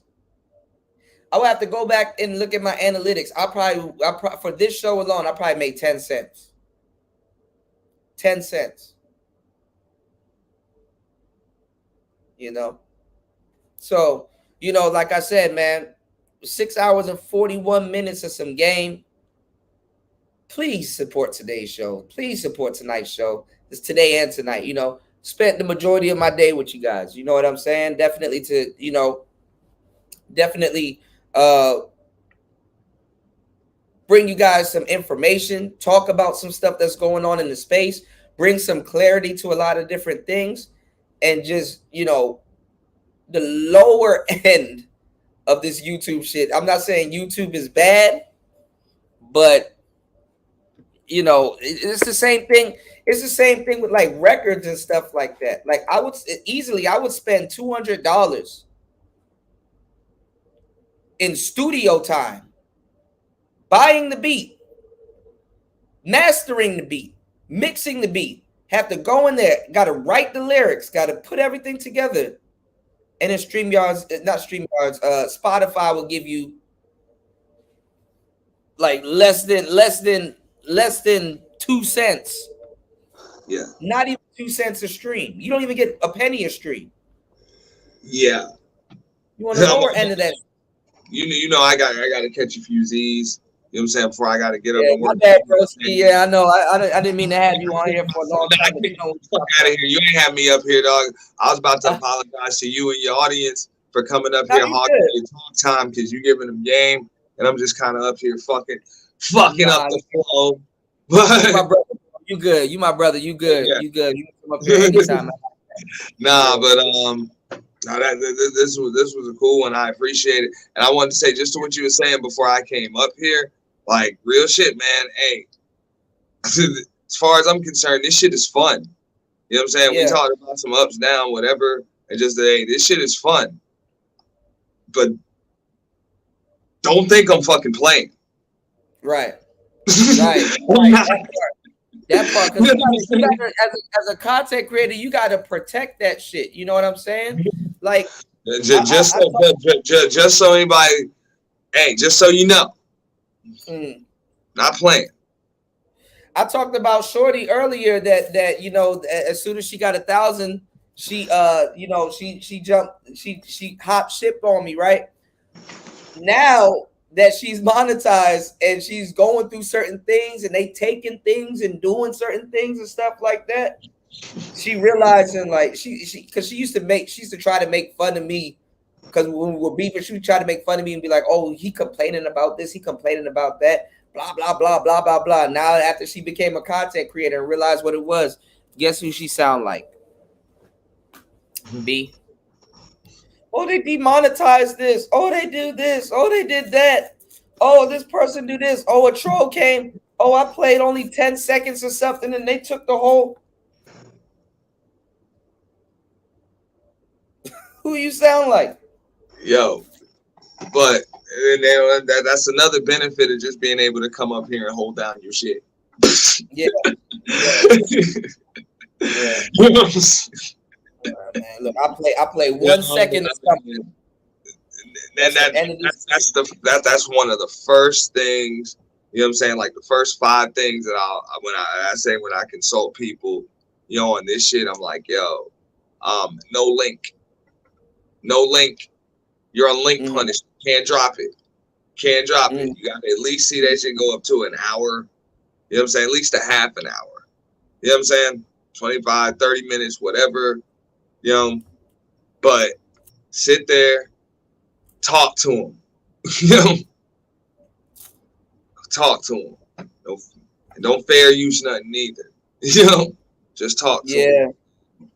Yeah. After a while, I got I got to slow down on some of the fair use stuff, but you know, I'll be breaking certain things down. But what you can do though is use the audio, so that's another good thing too.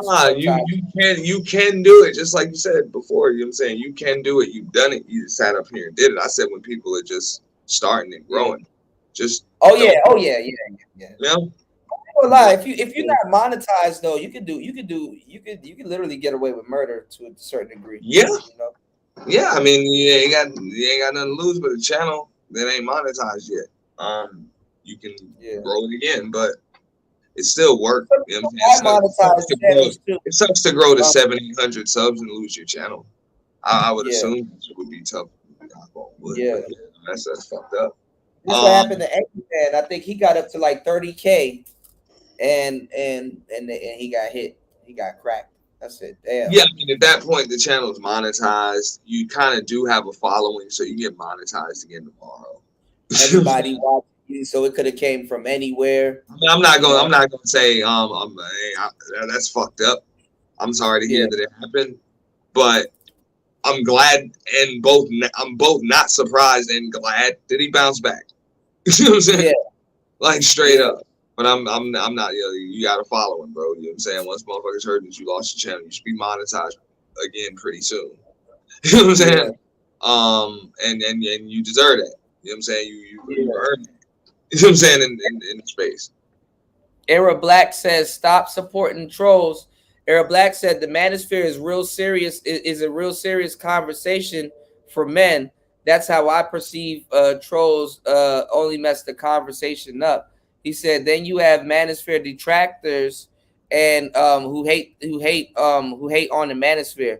If you manosphere, it's cool to support and help someone. Is it cool to help support and help someone against it? Well, you got Fantastic over there going against the manosphere detractor. Well, going on her show and stuff like that. And you got people in the quote unquote manosphere helping it out. And listen, let me talk about something. People will say, Kuda, why do you talk about the manosphere or stuff like that and hate on the manosphere? First of all, I'm not you, Era Black, but in general, I'm gonna tell y'all something. I literally can do whatever the hell I want because I created a whole side of the manosphere. You know, I helped create a whole side of the manosphere. I helped put brothers in this space. I put brothers on their feet in their space. I've done my groundwork. I've done my footwork. I've put, you know what I'm saying? So me, how I look at it is like, you know, because some people be like, oh, you're a detractor. I'm like, that's what you saw when you came in. You wasn't here for all of the work that I put in. I put in so much work in this space. I literally put the manosphere on my back throughout the whole pandemic. You know what I'm saying? I made my bones here. So, you know, I feel I can say whatever the hell I want, you know, about the space. So, but people see that, just know that, you know what I'm saying? Not you, Era Black, but you know, Era Black been around. Era Black a real soldier. So I mean, look, I'll go this far. I will say absolutely it's okay to help somebody that's against it, because the manosphere don't talk about getting better all day. The only thing they talk about is the shit that's against it. The shit they're against. You know what I'm saying? So without some shit to be against, what the hell are you going to talk about? You guys need content. You know what I'm saying? Yeah. Straight up. You could train the damn champion, but without a challenger, what the hell is he? Ain't no purses there. Ain't nothing to do. Ain't nothing to do. You're supposed to promote. How you put it, it's like there's a healthy way to do what you're saying. You know what I'm saying? Like I like how you put it. You know? What are we doing? We having conversations. We stating talking points and all of that shit. Even if motherfuckers want to win the argument, you need a damn opponent. Yeah. It's clear as day the world don't agree with you, but you're trying to get more people on your side. Your shit gonna fizzle out. Doesn't work like that. Ain't nobody tuning into your show. You can't fund this. Ain't nobody tuning into your show to see everybody hold hands and sing Kumbaya. Mm-hmm. You know what I'm saying? Mm-hmm. That's the reason why there is a panel. It's the reason why there are talking points. There's some shit going on that's contrary to what the hell is being said. You need that. There is no up without down. There is no light without dark. There is no left without right. Mm. You know what I'm saying? Like, it just doesn't work without that. Yeah. Well, we used to do that, like back in the day, like before we created a lot of female content creators that women have right now and don't even realize it. Is that we used to break down a lot of their articles and stuff like that, and pick them apart, challenge it, huh? Pick them, challenge it, pick them apart. Make them have to prove they talking points. I said that on my stream yesterday, bro. Hey, yeah, man, y'all got all this to say about Cynthia G. One thing I don't hear you motherfuckers saying is thank you, because you owe her a lot. Because without her, 3/4 of you motherfuckers would have shit to talk about. Let's keep it real. That's true. A lot of guys, we made her though. Like we used to stuff all the time on Manosphere Mania and stuff. So, yes, you did. And she helped to make that pop too. Like I'm just saying right now, bro, the chicken's food and niggas is eating. Yeah. So what you got to like? Y'all got a problem with her? Get her off of here. What the fuck? If she's gone, what you gonna talk about? You got to pick a lot of guys wouldn't have nothing to talk about. That's correct. Yeah. So I have no problem with you know what I'm saying, helping to put y'all in the ring with somebody. I got faith in y'all to win. You know what I'm saying? Well, once the debate comes up and the talking points come up, like whatever, dog, y'all supposed to be able to win. You feel the void though, because there used to be the Rumble, for stuff like that. There used to be the Manosphere Mania. There used to be all of that stuff, and that stuff around. But you have the more well put together, updated. You know what I'm saying? And that's what I'm saying. That shit came. Like I always try to pay homage to that. Stuff like that get help to give me the idea to incorporate it into some shit going on YouTube. Yeah. No, but it's completely different though, because the Purge doesn't remind me of Manosphere Mania. The Purge doesn't remind me of the Rumble, and it's its own thing. You know. No, there's other things. O'Shea cashed out on all of that stuff. O'Shea caused a lot of damage in this space that he doesn't take accountability for. But we'll get into that a little bit later. Give me 1 second, Auntie. I'm gonna be right back. I'm actually about to drop down. I just wanted to give you a shout. I appreciate you, man. Thank you so much for being thank you just for being you and just everything that you do, man. Like you put the space on your back also, man, and you're the last of the best era. You know what I'm saying? Bro, I ain't here every day. That's why give a shout out to Kuda for being here every day, motherfucking day. Because I will damn sure go to sleep. You know what I'm saying? And then do some other stuff. But I make sure that when I come with a certain type of energy, and I try to,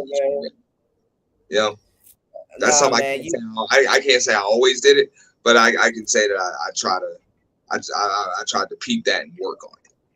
Nah, man, you're super solid, man, and I like brothers like yourself that's original and bringing real stuff to the space. And honestly, to tell you the truth, you're doing God's work, because I get so many people here got a lot of shit to get off their chest, and they don't have an outlet for that. You know what I'm saying? And they tried to turn the third shift into that shit. I'm like, bruh. No, no, this is what we're not going to do. I think I didn't see that. Huh? I saw that too.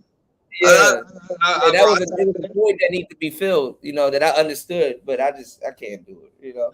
No, I mean, hey, it is what it is. I saw bro. I didn't try to fight with everybody for the same parking space, bro. I saw an empty parking space right by the front. Right. And y'all had your name on it too. That's all in my content. I said that shit like 2 years ago. You know what I'm saying? Like, it's like Auntie, right here. Like instead of trying to do what everybody else is doing, just do something that people aren't. Yeah. and I also said too, because I said that, you know, I enjoy what you're doing, and I said you're like super talented, not to just limit yourself to that, which you already knew. My thing is that like I'm glad that people also know you for other things too. You know, that's definitely you know, it's always good to not be a one-trick pony, you know, just in general. You know what I'm saying? Nah, and bro. I'm glad that you actually switch it up. Like you're like, you know, we're only doing this like every other season or something like that, because people would have just ran that shit up and then bounced. Like I got people. Before I go, bro, I got people hot that I won't take money to kick people off my panels. Really? To kick people off my panel. I'm like, bro, nah, dog. Like that's something that fits. Oh, so I'm not taking money. So to kick people you got people that are bounty immune.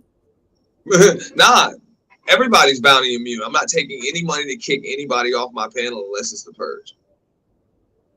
You talking about in general? Okay, yeah. Okay, yeah. People just want to kick them off. And I'm like, nah, I'm not kicking anybody off. That shit is genius, but you facilitated the place where it really happens, which is during an actual purge. You know what I'm saying? It. Hey, that's it. But other than that, hey, you're gonna hear somebody up here speak. If you got a problem with them, challenge them. That's it. You know. Mm-hmm. But there is none of that. Like everybody's got a voice. Mm-hmm. But on that note, let me get up out of here, dog. You have a wonderful evening. Shout out to DJ Kuda. Same. You know I gotta come by, man. I'm so overdue to come by. Oh shoot, he dropped.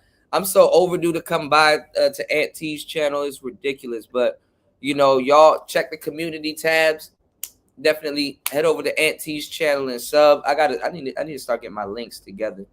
Shout outs to Nicer. Nicer probably knocked out. Yeah, O'Shea cashed out and moved on. Shout outs to Aunt T. Give me 1 second, y'all. Let me throw on one of my beats real quick. I'll be right back. I gotta grab something. 1 second. Oh. I'm not gonna throw on one of my beats. I'm gonna just throw on a joint. Give me 1 second.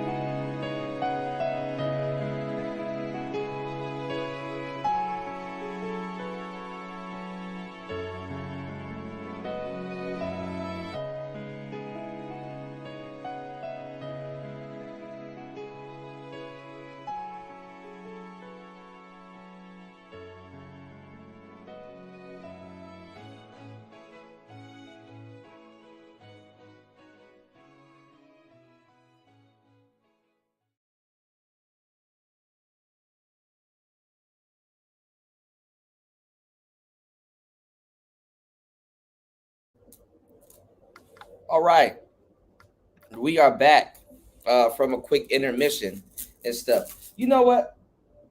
I'm gonna run and I'm gonna run across the street and grab something to eat. I'm gonna take a lunch break, and I'm probably gonna come back. And today's like a really light day for me. I was gonna edit some stuff, and I got some other camera footage and things that I gotta edit because I did a lot of shows out on the road and stuff like that. But I'm gonna take it light today, so I might come back and we might play some Persona or Hitman. I got Hitman right here loaded up, so I might just relax tonight. I ain't gonna lie, last night was a movie. Last night was a movie, and I didn't even do nothing. I didn't do no big wild shit. I ended up going to this bar close by my house. Let me show y'all. Oh, I can't even play it.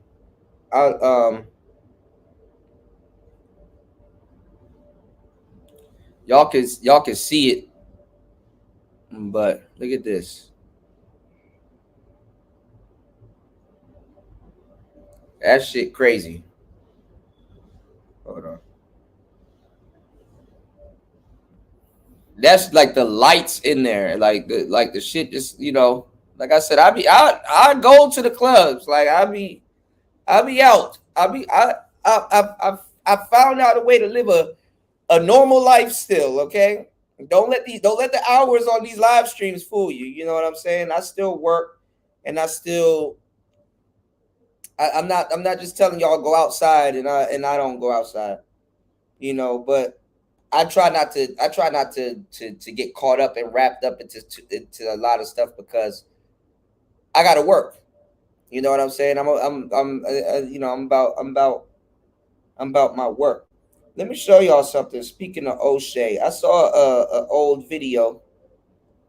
So check this out. Remember, O'Shea came over to my show and was like, nigga, why you got on the mics and stuff like that before he started really, because he wanted to shame a lot of people in the space to go get gear and equipment and stuff like that. But it just didn't fly after, you know what I'm saying? After, he acted a tomfoolery over it. I was right the whole time. And he kind of didn't really listen to what I was talking about until Kevin Samuels actually took the list that I gave him and really did something with the list. And then he saw Kevin's success. And then that's when he started talking about the microphones. And then that's when everybody else in the space started trying to update their equipment and stuff like that because Kevin did it. Bernard ended up wearing suits and started burning candles in the background and stuff like that and getting mics and stuff like that. Bernard ended up doing that vicariously. Basically, they didn't want to follow what I was saying directly. They wanted to follow it vicariously through Kevin. But look at this. I got a video right here, which I could patch it in, but I'm just gonna put it up to my y'all don't care about this shit anyway. I'm gonna just put it up to my laptop and y'all can hear an old live stream of O'Shea. That's O'Shea with the this is O'Shea. Damn it, I need a better camera. This camera be doing too much. Roasting Manosphere 3.0. Check this out. I received shots from certain people. I won't call that name. I've been quiet on this for a long time, right? But the guys who say they're Manosphere 3.0 are not even invested in the Manosphere at all. To be honest, many of them are relatively unknown.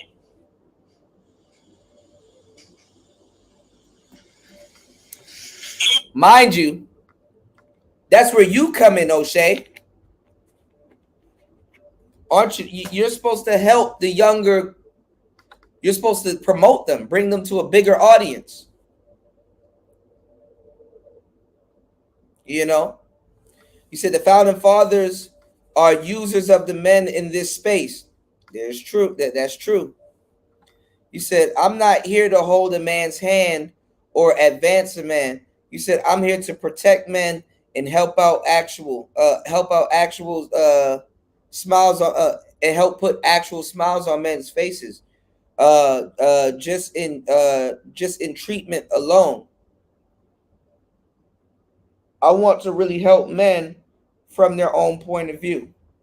That's some real shit, and that's noble. That's what I'm here for. But I get the hardest. I go through hell. I go through hell trying to do what the space is built for. I go through hell trying to help young men, but knows most of who are these guys?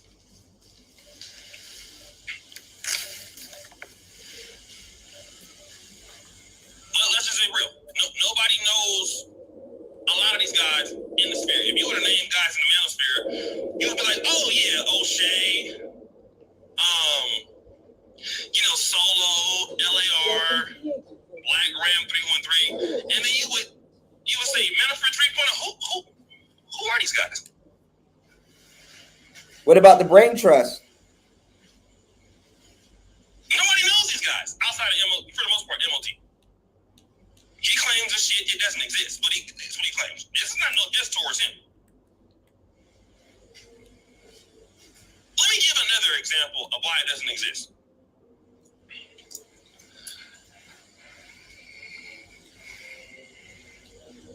Right now we're on iPhone, X11? I don't know. The new iPhone. Whenever a number comes out of something that's higher than the original, it should improve. When you say something like iPhone 7, like I wasn't talking about this the whole time, and then you get iPhone 8, I assume that iPhone 8 is better. It's a new version. It's a better version. When you say Manosphere 1.0, 2.0 was definitely better than 1.0. And then the guys come out with 3.0. Yeah, 3.0 is much worse and less talented than 2.0. I mean, with 3.0 are a bunch of niggas that don't take the business seriously.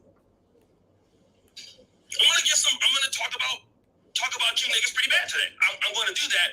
I feel as a guy who put in the most sweat and blood into what the Manosphere is today, with my own money, bringing niggas together, connecting damn near almost everybody of the sphere. Everybody. Hold on, let me get this nigga out of my chat that don't even have a YouTube channel. 3.0 is nothing close to the others. It's not. You got niggas live streaming from their phone, wind in the background, noise in the background, gunshots in the background on their live streams.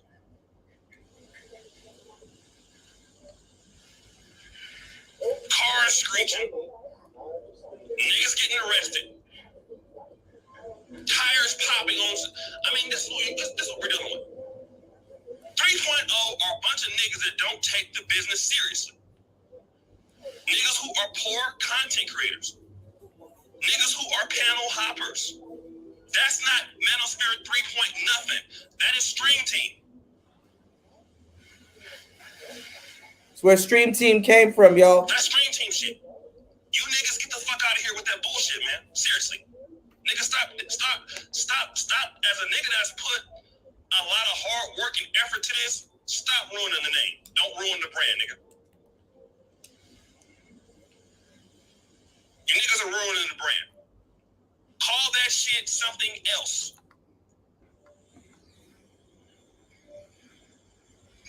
Call that shit Stream Team 4.5.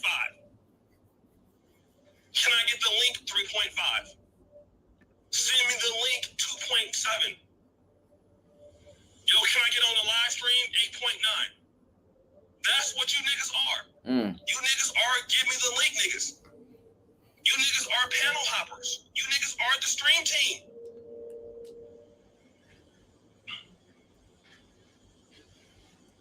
You niggas are live stream pontificators. Nothing wrong with that, but that's what you niggas are.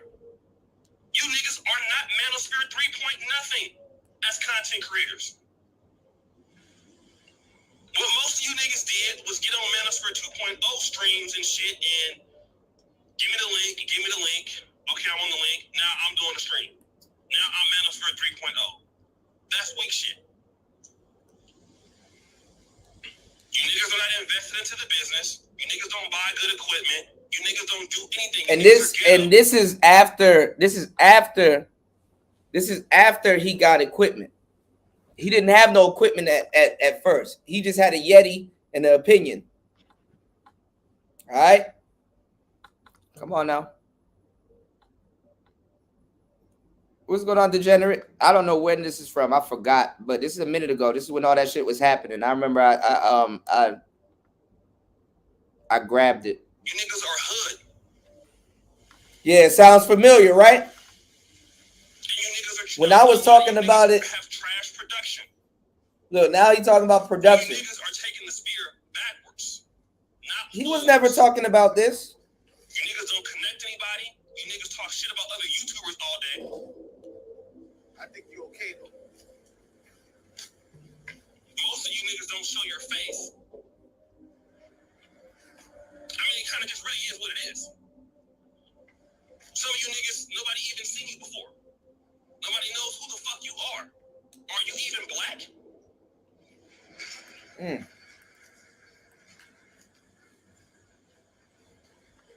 Like, there are a lot of questions. Number one, who's all in this shit? Are you black?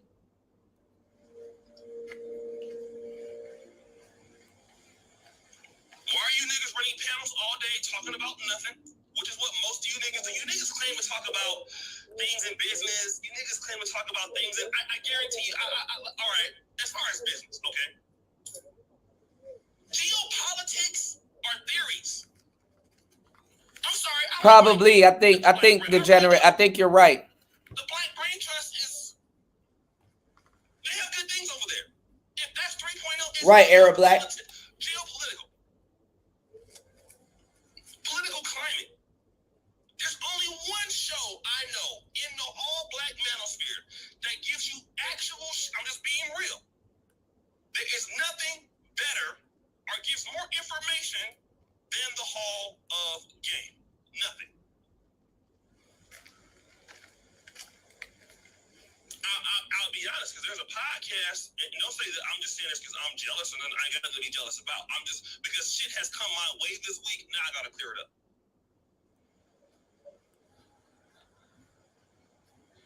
I've always said the Mac City podcast is the best podcast overall in the Black Manosphere. So it's not like I'm thinking that none of these shows are around anymore. The best live stream or hangout, there's nothing that even comes close to the Hall of Game. There's nothing that's more actionable or connects more people. So if that's 3.0's argument, you niggas don't connect anybody. All you niggas do is get on live streams and talk shit. I dare you to say any of you niggas are hella accomplished, like the niggas in 2.0 are, because you don't use your platform to do such. The guys on the Hall of Game are the best top of the match guys in Black YouTube. If we're talking about doctors, lawyers, I got Glenn and Cameron this week. There's nobody that got as many heavyweight motherfuckers is doing shit as that, okay? So if 3.0 was an upgrade than that, it's not. No help or support coming in this shit, y'all. Contributions. All you niggas are a bunch of niggas talking shit and pontificating. I don't care if I get any hate about what I'm saying, but some of you niggas need to get the fuck on with this bullshit, okay? A lot of you niggas are not in this community as content creators. Some of you niggas are Manosphere subscribers. You niggas are not Manosphere content creators. What you niggas are is Stream Team. You are panel hoppers. You are give me the link niggas.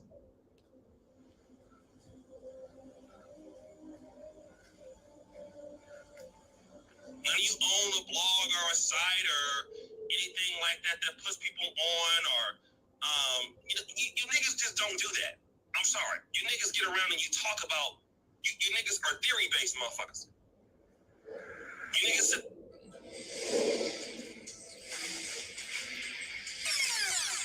All right. And that's hold on. Yes, your boy. And that's all I had at the moment. Yeah, that's all I had at the moment. Let me see if I can find something on. Let me see.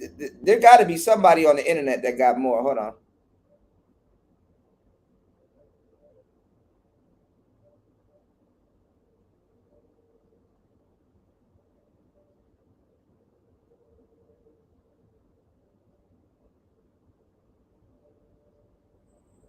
I think you're right about the timeline. Hold on. See, everything is gonna come up as just pearly things.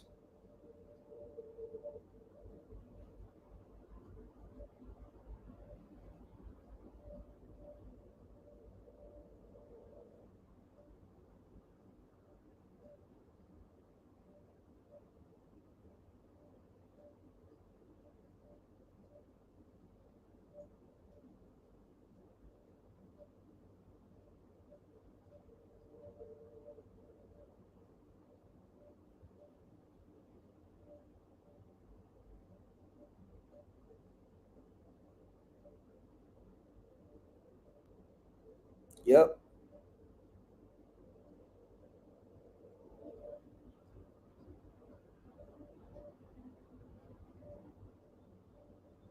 Yep. That's it.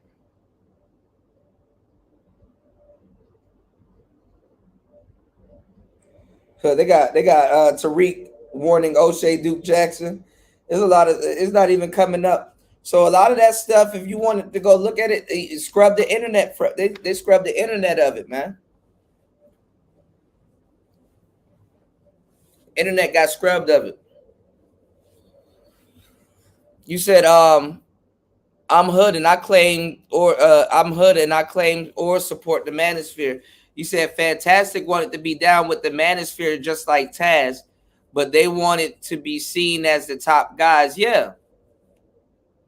But Fantastic, he I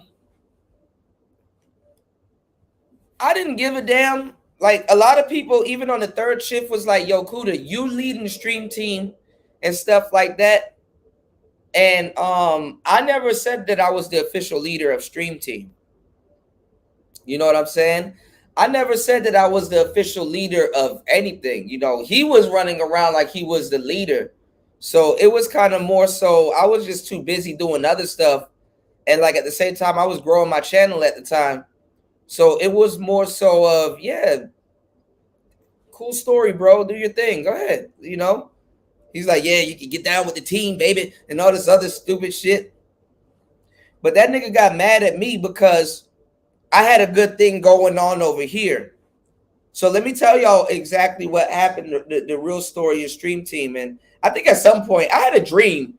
Let me tell y'all something. Let me kick it with y'all. I had a dream that one day I'm gonna either be on Say Cheese TV or Vlad. I think all of us at some point are gonna be on Say Cheese TV or Vlad. So maybe I gotta tag Sean Cotton in some shit. Let me reshare this stream and tag Sean Cotton into this shit while I'm talking about this. So maybe that nigga might pick it up. Cause it's a whole nother bag on some shit like this. You dig what I'm saying? Let me just reshare this stream and tag Say Cheese. Shout out to Sean Cotton.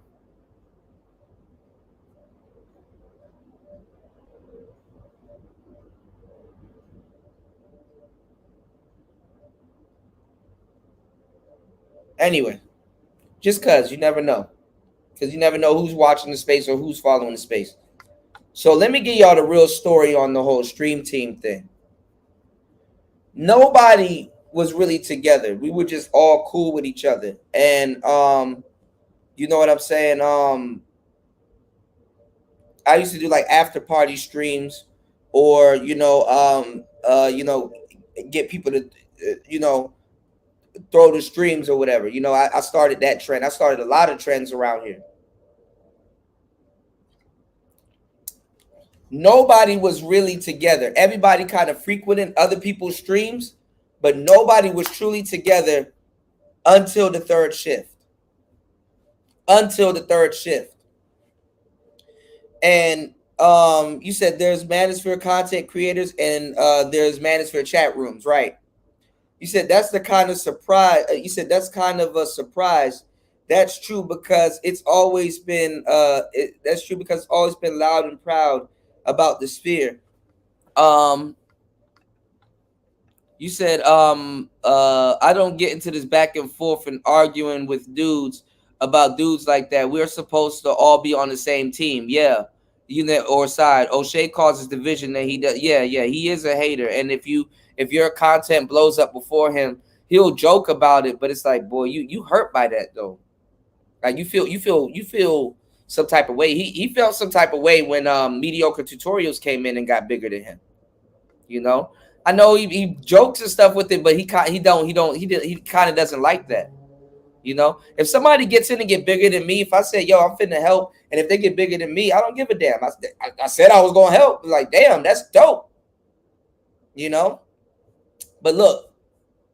This is how the whole stream team thing went down. I was cool with Fantastic. I was cool with Game Changer. I was cool with MOT. I was cool with all of those cats. And everybody kind of, started frequenting the chat rooms. And then, I started going on certain panels. I had my own show anyway, but I started going on certain panels and chiming in on certain topics and stuff like that. And people was like, damn, who was that? Damn, you know what I'm saying? Damn, does he got a channel? Damn, who is that? Damn, he coming up here, he's spitting fire. Damn, who is that? So everybody liked, you know what I'm saying? Like and at the time the panels were limited, so you could anybody couldn't just get on the panel.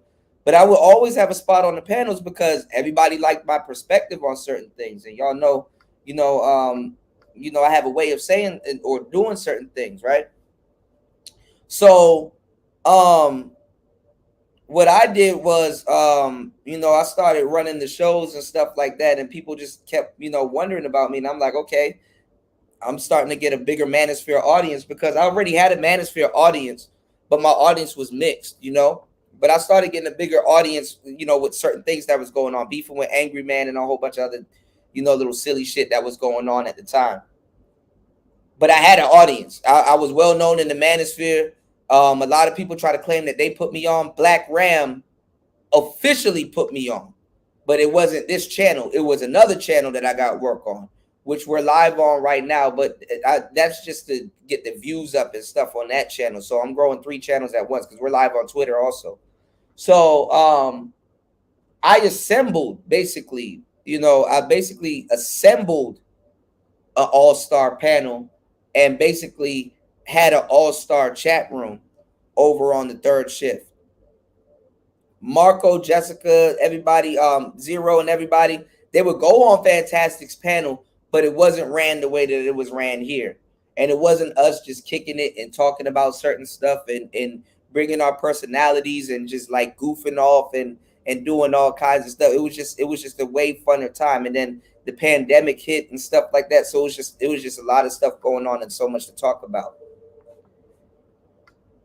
On the outside, because obviously the third shift came on after everything in the Manosphere closed. Like there was no overnight shows. I made overnight shows in the Manosphere popular. The only overnight show that I knew that was around in the Manosphere, and it was a different temperament. It wasn't up. It wasn't like, was like BGS. BGS used to do late night shows. You know what I'm saying? But, BGS, the tone is more calm and just more methodical. BGS is an older cat, so it's not like a a lit show. But us, oh man, I had the truck. I got all the truck drivers. Shout outs to my truck drivers. It was just lit, played music. We would talk about stuff that happened throughout the day. If you missed a lot of shows and stuff like that, you could get funny commentary. We would talk about everything. And I made overnight shows popular. You're welcome again, y'all. Shout outs to Fighter. Fighter said true. And I had a lot of people here. Fantastic show would be done. Game Changer show would be done, or whatever MOT show, whoever went live that day, their shows would be done. So I had my own show. And I had a mixture of everybody's chat room all in one space, and plus the audience that I worked for. You know what I'm saying? So nothing wasn't given to me. I worked for everything. And I had women over here too. I had a lot of women over here too around that time, you know, from different sectors and stuff like that, you know. So I'm gonna tell y'all, like I didn't know until it was brought to my attention that Fantastic was hating and Game Changer and a lot of other people were hating, because I was the same guy. I didn't necessarily held the same views that they did, especially on game and other stuff, but I was a cool dude and whatever. So I guess I was tolerated at the time until whatever, till a lot of bullshit started popping off. And with the Game Changer situation, when I snapped on, well, I didn't even, Game Changer snapped on me first. But when I snapped on him, that's when everybody was like, that's when the Fantastic and MOT first was like, oh, you know, because they kind of wasn't up to date. They kind of didn't know what the hell what was going on and stuff like that. And I didn't snap on Game Changer unprovoked. You know, he did some hoe ass nigga shit, you know, for somebody that was quick to defend him. So I learned a valuable lesson that I'm not going to be defending niggas no more. You know what I'm saying? Because I was loyal to a fault. I was loyal to, you know, the people in the space to a fault.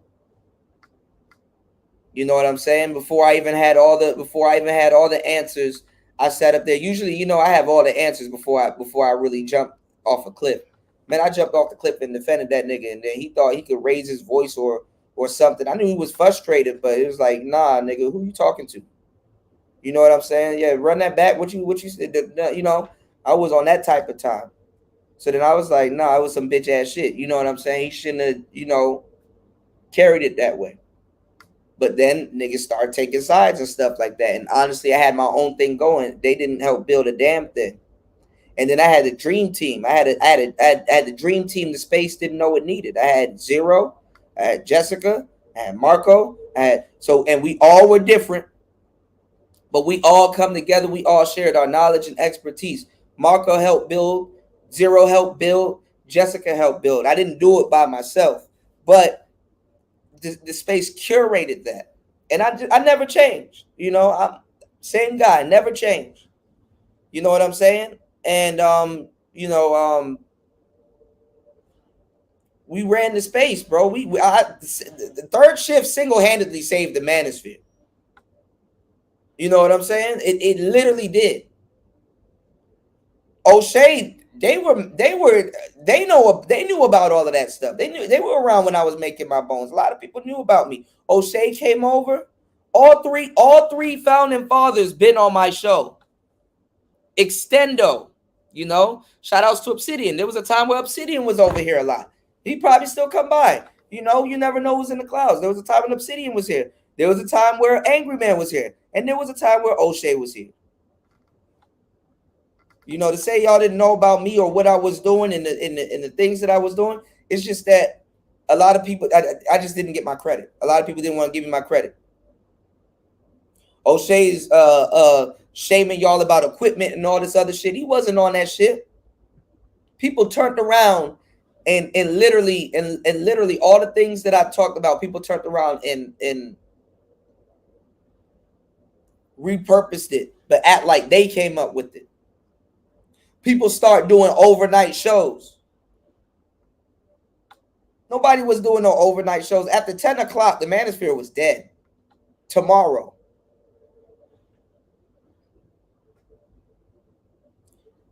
I showed the space brotherhood, put on a lot of new content creators. There was a lot of other people that were popular that Ben should have started their channels and stuff like that, tried to help them out with that, but they, you know, they got their own thing, so I don't fault them. But Keith, there's a lot of people here. Shout outs to Judge Dre. A lot of people y'all don't see no more. And shout outs to Judge, the other judge.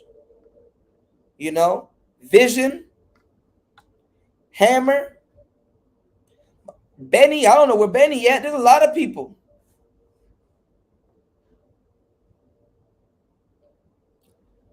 I didn't know in the background until it was brought to my attention the whole time Fantastic was hating. Because he had his own show. He got put on by Obsidian and O'Shea and stuff like that. That's why his subs are up. He got put on. You know, they start stealing a lot of shit from me. And he didn't have the same vibe. Even Fantastic would come over to the show and Game Changer and stuff like that, but they weren't frequent on the show. I had a frequent panel, so y'all knew who was gonna come. And then sometimes other shows were going on, so I would start the show early, and people had somewhere to go after the, you know what I'm saying, after those other shows. Because the reason, and I told y'all the reason why I did what I did, because I knew the Manosphere was a 24-hour thing. You know, I knew the Manosphere was a 24-hour thing. You know, all right. Shout outs to Era Black. You said they turned the men who support into suckers of the Manosphere. I would never carry men in the Manosphere in that manner. You said them dudes did not give a F about y'all and take y'all money and support. Yeah, my thing was like, okay, if you have people supporting you, you're blessed to be in the space. That y'all needed to upgrade and really do right by y'all following. But y'all chose a lot of y'all chose the popularity contest over common sense. What person gonna vote for, yo, I want a worse show, or the shows are all right the way they are, we don't need to upgrade nothing? Y'all don't see the bigger picture. I always look at the bigger picture, y'all. So anytime y'all hear me say something, just know I'm looking at the bigger picture. You know what I'm saying? He said, but I know all these things and see them play out. So I want to lead. Yeah, but y'all, I called all of this, man. Go look at some of those shows that, you know, I'm sitting back, you know. Yeah, Judge Dre as an Andre with the glasses, and then you had another Judge Dre. Well, not Judge Dre, but Judge Dre with the glasses, and he does like the real estate. He fixes up. He does a lot of stuff, man. That man put up drywall, all kinds of shit. And then you have Keith, you know what I'm saying? Fasting was around. You had there's a lot of people that was around. There's a lot of people. Vinny, there's a lot of people that was around, man. All them episodes are up and the chats are still intact. I made sure I kept this channel. That's why I need y'all to like and support this channel. I made sure I kept this channel intact. This channel has a whole Manosphere museum on it, bro. You don't never have to ask a damn thing. Y'all go to the playlist. It took me a couple of hours to put that shit together. Y'all go to my channel and go to the playlist and do this. Look, I'm gonna do this right here for y'all. Look at this.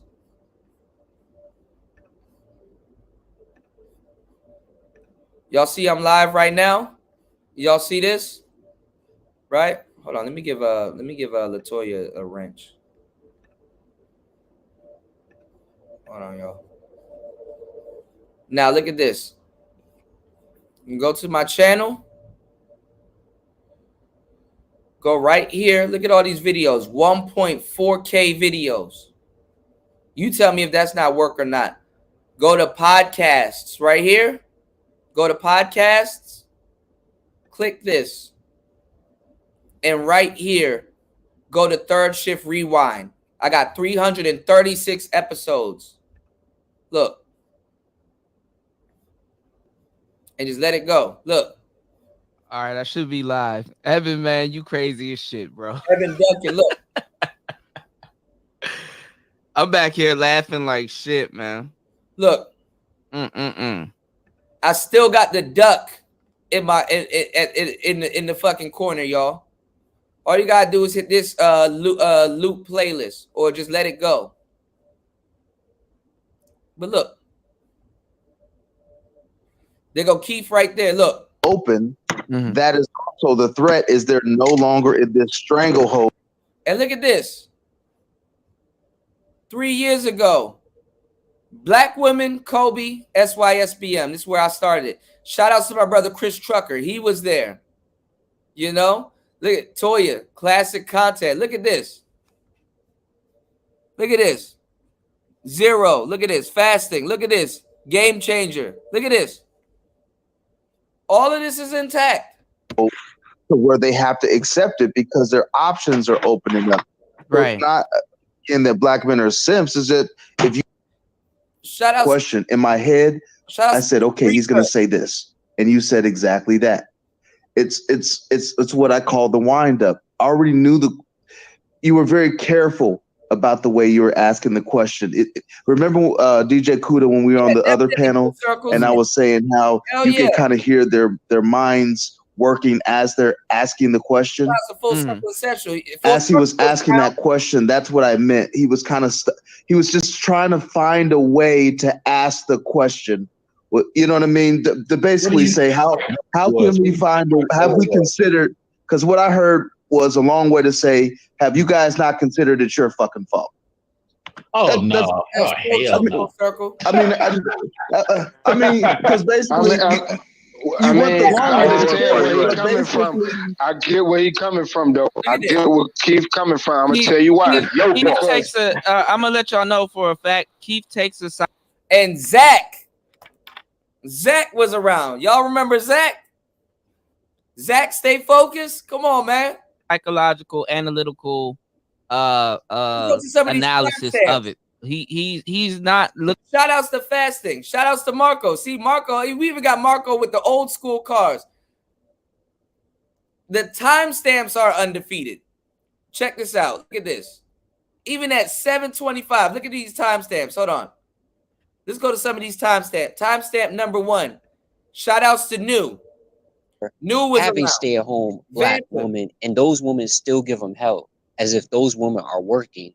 So this is my biggest problem with guys who are anti-SYSBM is it ain't just about having game. Brothers of all classes have the same complaints. Go check. You know what I'm saying? Whether you're a Kobe Bryant or whether you're broke, working at whatever. You get what I'm saying? The point is, we all have the same complaints. You can have game, you can have principles, but it's not like you're still gonna be completely unaffected by it. It's impossible. So I got a question. So, what's up? What's up, Mr. Research? What's going on? Hey, how y'all doing? What's going on? Good. So I don't really give a hell about these chicks. I kind of live beyond them. So, but I do want to ask some questions though. Okay. I got these gems intact for you. I'm not. I see these movements every 4 years. There's always a new movement. Right. That's true. And like I said to people before, everybody's copying what the Bachelors did back in the 1600s and what the Bachelors did in 1960. Bing Crosby, he had Going My Own Way. That's where we got it from. You know, the movie Going Your Own Way. Okay. But I always run into cats that don't know the history of it. But I just want to ask some questions. Sometimes it sounds like people, if we was doing business together, and not you, Kuda, but just anybody else, anybody in general, if we was doing business together and you always had these reasons why you didn't do your half of the business, all right? Okay. When we have a problem, I'm trying to take the standpoint of some of these chicks, because some of these chicks do have a valid point in saying that this particular dude can't even lead a white woman, can't even lead an Asian chick. You feel me? Yeah, I like this research. Some dudes talk as if they're living their life as managers and owners and you know, I just want to get an understanding from you guys. Don't we have to be a little bit honest that some dudes talk like they on point, but in actuality they getting along to get along, and they just happen to have a chick to keep them afloat, and then this chick, which I agree on the man side, she's out of pocket for some of the stuff she does. But it's kind of like I look at sometimes, man, dudes don't even want to look at themselves as being able to stay afloat. Educate me. What do you guys think? I get what you're saying, because one thing that I talk to guys about, because like in certain parts, you know, there's dudes that would look at me in certain situations, they'll be like, oh damn, that's some bullshit. And then there's certain situations that I would look at and I'm like, damn, I'm not even the boss of this situation. I gotta, like you said, go along to get along, right? The thing is that black men for a long time, we've been gaslit. Like we've been like from birth, bro. Literally. Like we've been gas lit. So a lot of black brothers, you have to understand that, you know, you're in a boy position and you're speaking from a boy position. Even some of the well-to-do brothers or the brothers that mean well or things like that, you're in a boy position and you're purposely kept in a boy position, that when you start to man up, it's so easy to be checked and stopped that it there's almost a shock value in it that people don't even realize. Like it's crazy. It's a psychosis. But you do have a lot of delusional brothers, and then you do have a lot of brothers that are talking about what they know about. But the thing is that there is a lot of delusional brothers, so the lines get blurred, that you will have to actually have a filter system to know who is who, what is what. And women understand that, and they exploit that, because even if you are a well-to-do brother, that doesn't mean you're not going to be met with adversity like you're not the well-to-do brother. You understand what I'm saying? So a lot of guys, it will come off as if, you know, they don't know what they're talking about, or a lot of guys do know what they're talking about, but they're just not in the position to do that. Like, you know, it's like Dr. Frances Cress Welsing. She talked about dogs being in the cage and dogs running around in the yard. If you're a dog, my bad, I'm burping and shit. If you're a dog that's free running around in the yard, your muscles have been worked out. You know how to run around. You can do certain things. Whereas the dog in the cage, he has to sit there and watch and observe, and he's kind of malnourished because he's not fed that much. He doesn't run around. His muscles are aching because he's staying in one place for a long time. And then what you're essentially doing is releasing that dog and then saying, hey, look, we're going to have a race. Oh, why doesn't this dog run as fast as that dog? You understand what I'm saying? I understand. Yeah, is you have to sit, you know, sometimes you can, you know how you don't have to always fall in the hole to realize the shit hurt. You could watch somebody fall in the hole. At the same time, you can't discredit the dog that watch other dogs run around. Black men have to sit up there and watch other men be supported by their women, and they not get that same type of support, which makes them hopeless romantics in a lot of cases. That's why you have a lot of SYSBM, but it's more about pussy and sex. You understand what I'm saying? So a lot of the things, yeah, a lot of the things. Can I say something, bro? Yeah. Before you add on, can I just do something for the? See, when people are talking about, like nowadays, when people are talking about, oh, who's gonna be the brothers that's gonna sit there and start the conversation and blah blah blah. Who's really talking about it? Who's really helping? Who's really moving the needle? Who's really innovating in bringing these conversations to the forefront? Come on, man. We've been talking about this shit for the longest time. Y'all go to the podcasts and just press play. I literally sat there for hours and put this together. You know, I still got more work to do with this. It's a Manosphere museum. All right. And make sure y'all use Fasting's timestamps. Fasting got the most craziest timestamps, man. Look at this one, 613. Fasting finding gems. Look at this. This is why I gotta take fasting with me wherever I go. Look at this. Look at this.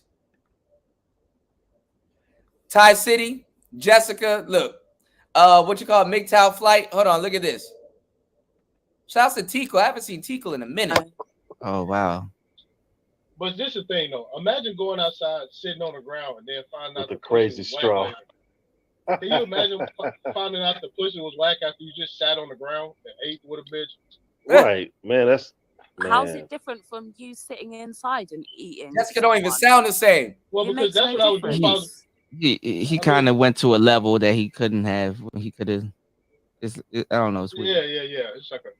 Well, I mean, he could just say, just come over Netflix and chill. That'll put you in red pill rage right there. Bro, if one of my partners see me outside having a picnic with a bitch, bro, I'm dead. I'm dead out here, bro. I'm dead. Oh yeah. Your car's been one. I'm done. Y'all gonna be laughing your ass off in these episodes. I'm dead out here, bro. R.I.P. me, wasted. I know if I see one of my partners. You. Ty, what you doing? What you sit down? Joe, go fast. Joe, go fast. Plus, you know what I'm saying? You out here, bro, fucking flies and shit. Come on, man. If I see one of my partners on a picnic, bro, like, bro, it was good knowing you, man. I see, you know what I'm saying? You chose this route. You know what I'm saying? Hey. I don't knock it, nigga, bro. Is a picnic really that bad? Yeah. That shit played out, man. Yeah. That shit played out. Yeah. It's like cupcake. These girls don't want that. These girls want them chicken strips with the coloring book. They love I swear they chicken do. strips. They do. And Hennessy. And fries. If you bad, and if you beer battered them chicken strawberry strips. tea. He said strawberry tea. Strawberry tea. If I'm really fucking with you.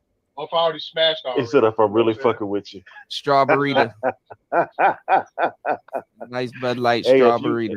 If you minister Jap, all you need is dick and cheap liquor. Yeah.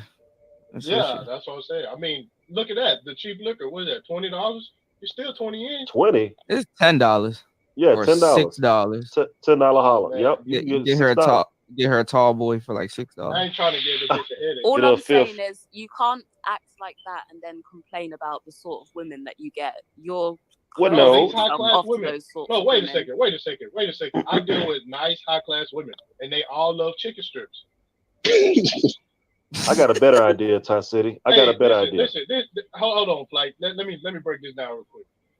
Man, I done had so many chicks joking and laughing over chicken strips, fucking having a good time over chicken strips. With the coloring book. Ty, you have to get a chicken strips t-shirt. You have to do a chicken strip. I have never had a bitch say, chicken strips? I ain't eating this shit. Come on, man. Just you got that's so cute. You're so cute. They're slumming it for a day, but even rich people go to McDonald's every once in a while. But guess what? They don't want that every day. So you're gonna have to bring more. Nah, I ain't taking the bitch out to eat every day. Come on, cut it out. Right. Well, on the first date. You gotta earn that more. Well, that's what I'm saying, Jessica. After chicken strips, is straight to the crib after that. That's just what I do to break the ice. Matter of fact, you could eat the chicken strips on the way to the crib. Yeah, so I was just about to say sometimes you get it to go. Yeah. Straight to the drive-thru. You guys are something else. I got a special sauce at the crib that they don't sell. So I'm talking about these girls talking about hot girl summer. No, let me tell you, that's, bro. That's the girls. Oh, summer 2020. Look, see it's cold here, so now these broads are acting like they got dignity and shit. But this summer, they all need to cut it out. They unthawing soon. This summer. Well, Valentine's Day is coming up, so they got to hold it together. Yeah. But after that, they're gonna dump the dude, and it's time to gear up for spring break. Spring break is gonna lead in the summertime. Listen, bro. If a dude she like take her out for chicken strips, bro, she gonna eat the fucking chicken strips, laugh at his corny ass jokes, and go to his house and get fucked. I mean, and you know what backs up what he's saying? Flavor Flav. Y'all remember that episode where Flavor Flav took some hoes in that limo? Flavor Flav is a functioning crackhead, and he still. I don't understand. Yeah, but that's what I'm saying, though, bro. They want to play us on some color and shit. Why they fucking downplay Flavor Flav? I always like, why y'all ain't all over Flavor Flav? I'm sorry. So you're lucky you get the chicken strips. That's what I'm saying. Jessica, do you drink? Not really. No, I don't. Wait, what's your drink of choice?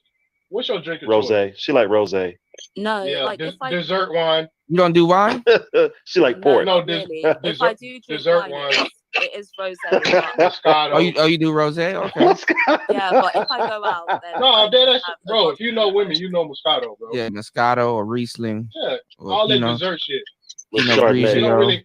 They really don't Report. have a palate, bro. They don't have that palate, bro. Like Every once in a while, it might be some red wine. Yeah, every once in a while you might get a Cabernet Sauvignon, but that's I don't like the Yeah. taste of alcohol. I don't like being drunk, so I'm not a big drinker. If I go out for a night out, I have 2 drinks. I'll have 2 vodka and cokes, and that's it. Okay. Other than Vodka that, and Coke. What kind of vodka? What vodka brand do you like? You probably get the Speaker. rail, She the likes rail Speaker. shot, the rail I shot, or I the don't drink brandy. gin and I'm tonic. not an alcohol person. I don't like the taste of alcohol.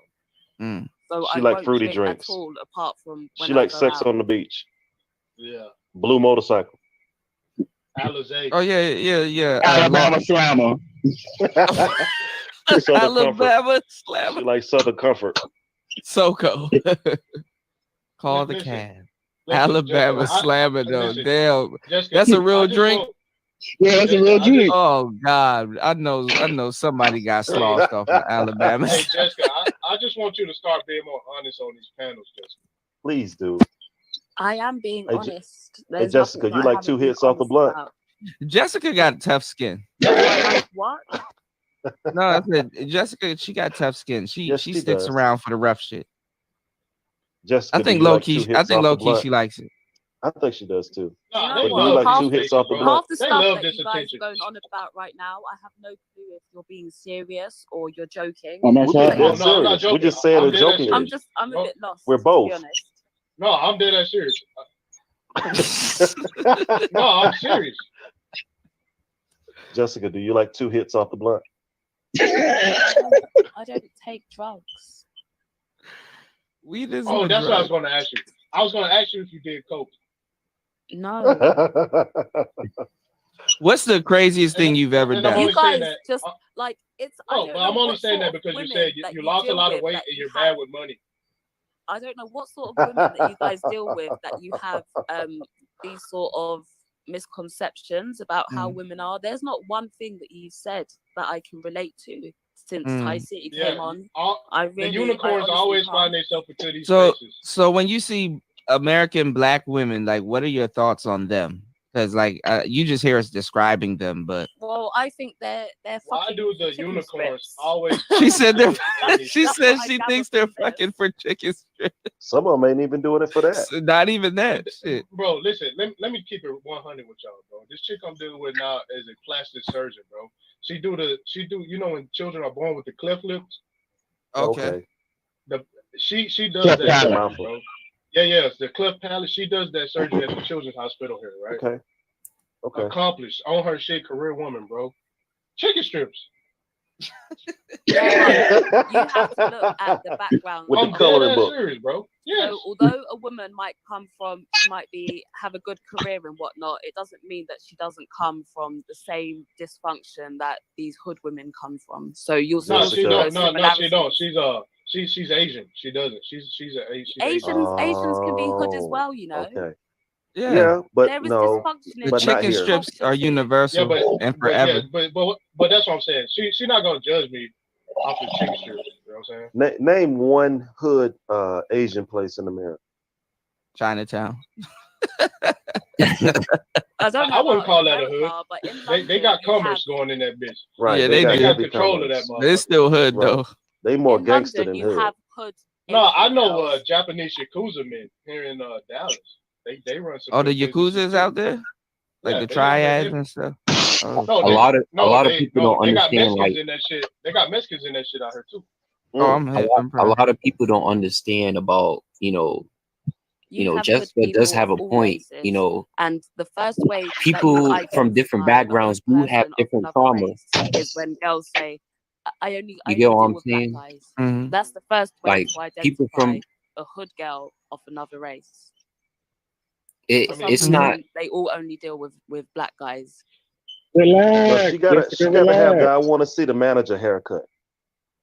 Yeah, that mom Karen mom haircut. cut. Yeah, Yeah. that mom cut. With the hoop earrings. I And never the like neck them bitches tattoo. because they just nasty to me. I spot that type and I'm like, oh. Right, degenerate. I like them white girls that don't look like they date black guys. I love Yeah, them. Oh yeah, them be But the they- silent but killers they, right But there. they got body though. Yeah. Yeah. You're like a yoga If they got body, instructor. it's automatically you're gonna know they mess with dudes, black dudes. Right. Yeah. I'm a mosquito. But you know what? A lot of them are starting to have body now, especially within the past the 10 one I just years. worked with. So even Oh. white dudes are getting hip to that shit now. Yeah, but I love when white girls ask me what's Becky with the good hair, and I have to explain it to them. What I do is I play this song Plies. Give me that Becky. I watch their mouth just drop. I love it. You ain't nice, boy. God, I love the white girls High like City that. still go live. My son's mother was adopted from Russia, so she's like 100% Oh, man. Russian. And Ghostman was around back then look too. about themselves, bro. Hold on, y'all. Ghostman. And that big Ghostman was forehead with around. the big lips and the big titties. No, I'm dead ass serious. Right off It's the a turn on. They don't shave their underarm. But most Nah, bro, women chill out, man. are tall, skinny, He thin said, "Chill out." lipped, and light-eyed. That's what Russian women are by standards. They Mhm. don't have No way. thick lips No way. or anything like that. No way. Yeah, I dated a girl from 100%. Kazakhstan. She didn't have all those features, but she was nice though. Have you seen Anna I'm Kournikova? scared of them brows. They be having unibrows.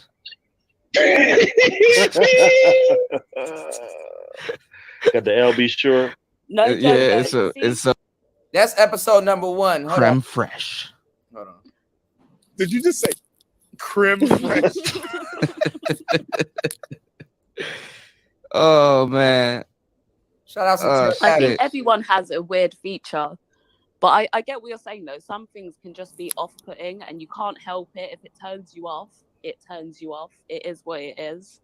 Yeah, my ears are too little, but I mean, they're okay. But goddamn, I can't do it if a chick got ball elbows or motherfucking Lego toes. I'm talking about these bitches look square, like her toes look really square. The big toe, that shit looked like she could just step on a Lego set and fit right the fuck in. It was like real easy.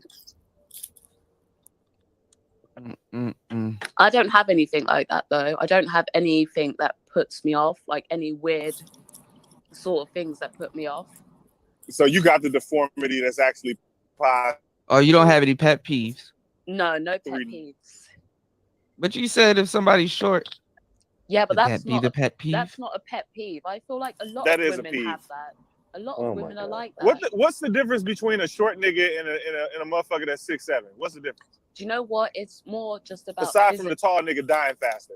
it's just more about physical attraction. That is, I can see why someone would say that's a shallow trait. I can acknowledge that it is slightly shallow. I be laughing at these but old it's just a episodes because they physical funny, attraction man. thing. Well, what you saying? Physical I attraction? prefer You never guys who are explained. tall. I prefer guys who are You okay? That's I'm gonna call bullshit on that because okay, I live in Minnesota, right? Most of the motherfuckers here are like 6'4" and up. I'm only 6 feet. I'm Minnesota short. If I go anywhere else, okay, I'm above height. But here, no, niggas is skyscraping. But tall niggas die quick. Hey, don't put that evil on me, Ricky Bobby. You niggas die fast. They do have shorter lifespans though. Yeah, Oh, yeah, niggas don't got put that short on me. lifespans. I'm 6 feet, niggas goddamn. look- Don't put that shit on me.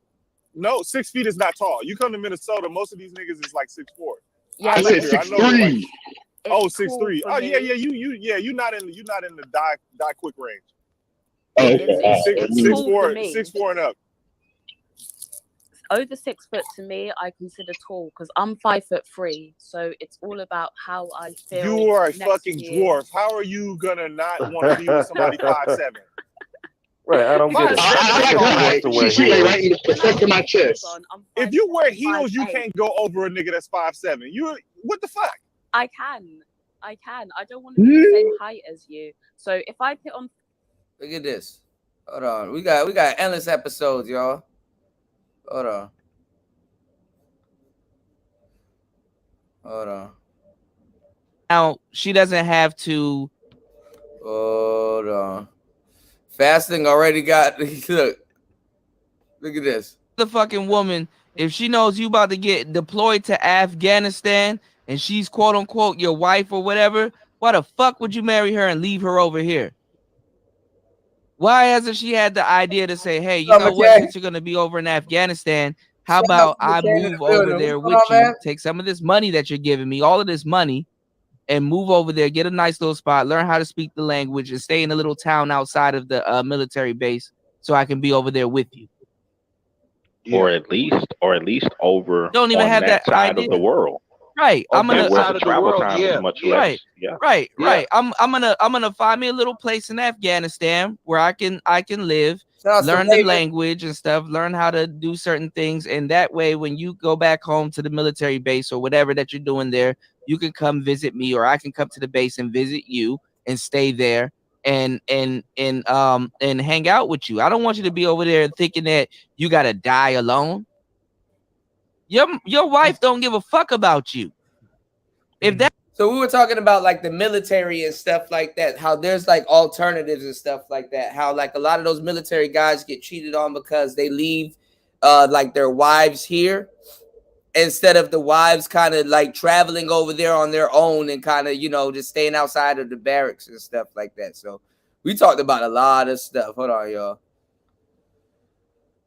I think this is the episode where we broke down Snoop Dogg going on the Red Table Talk. It further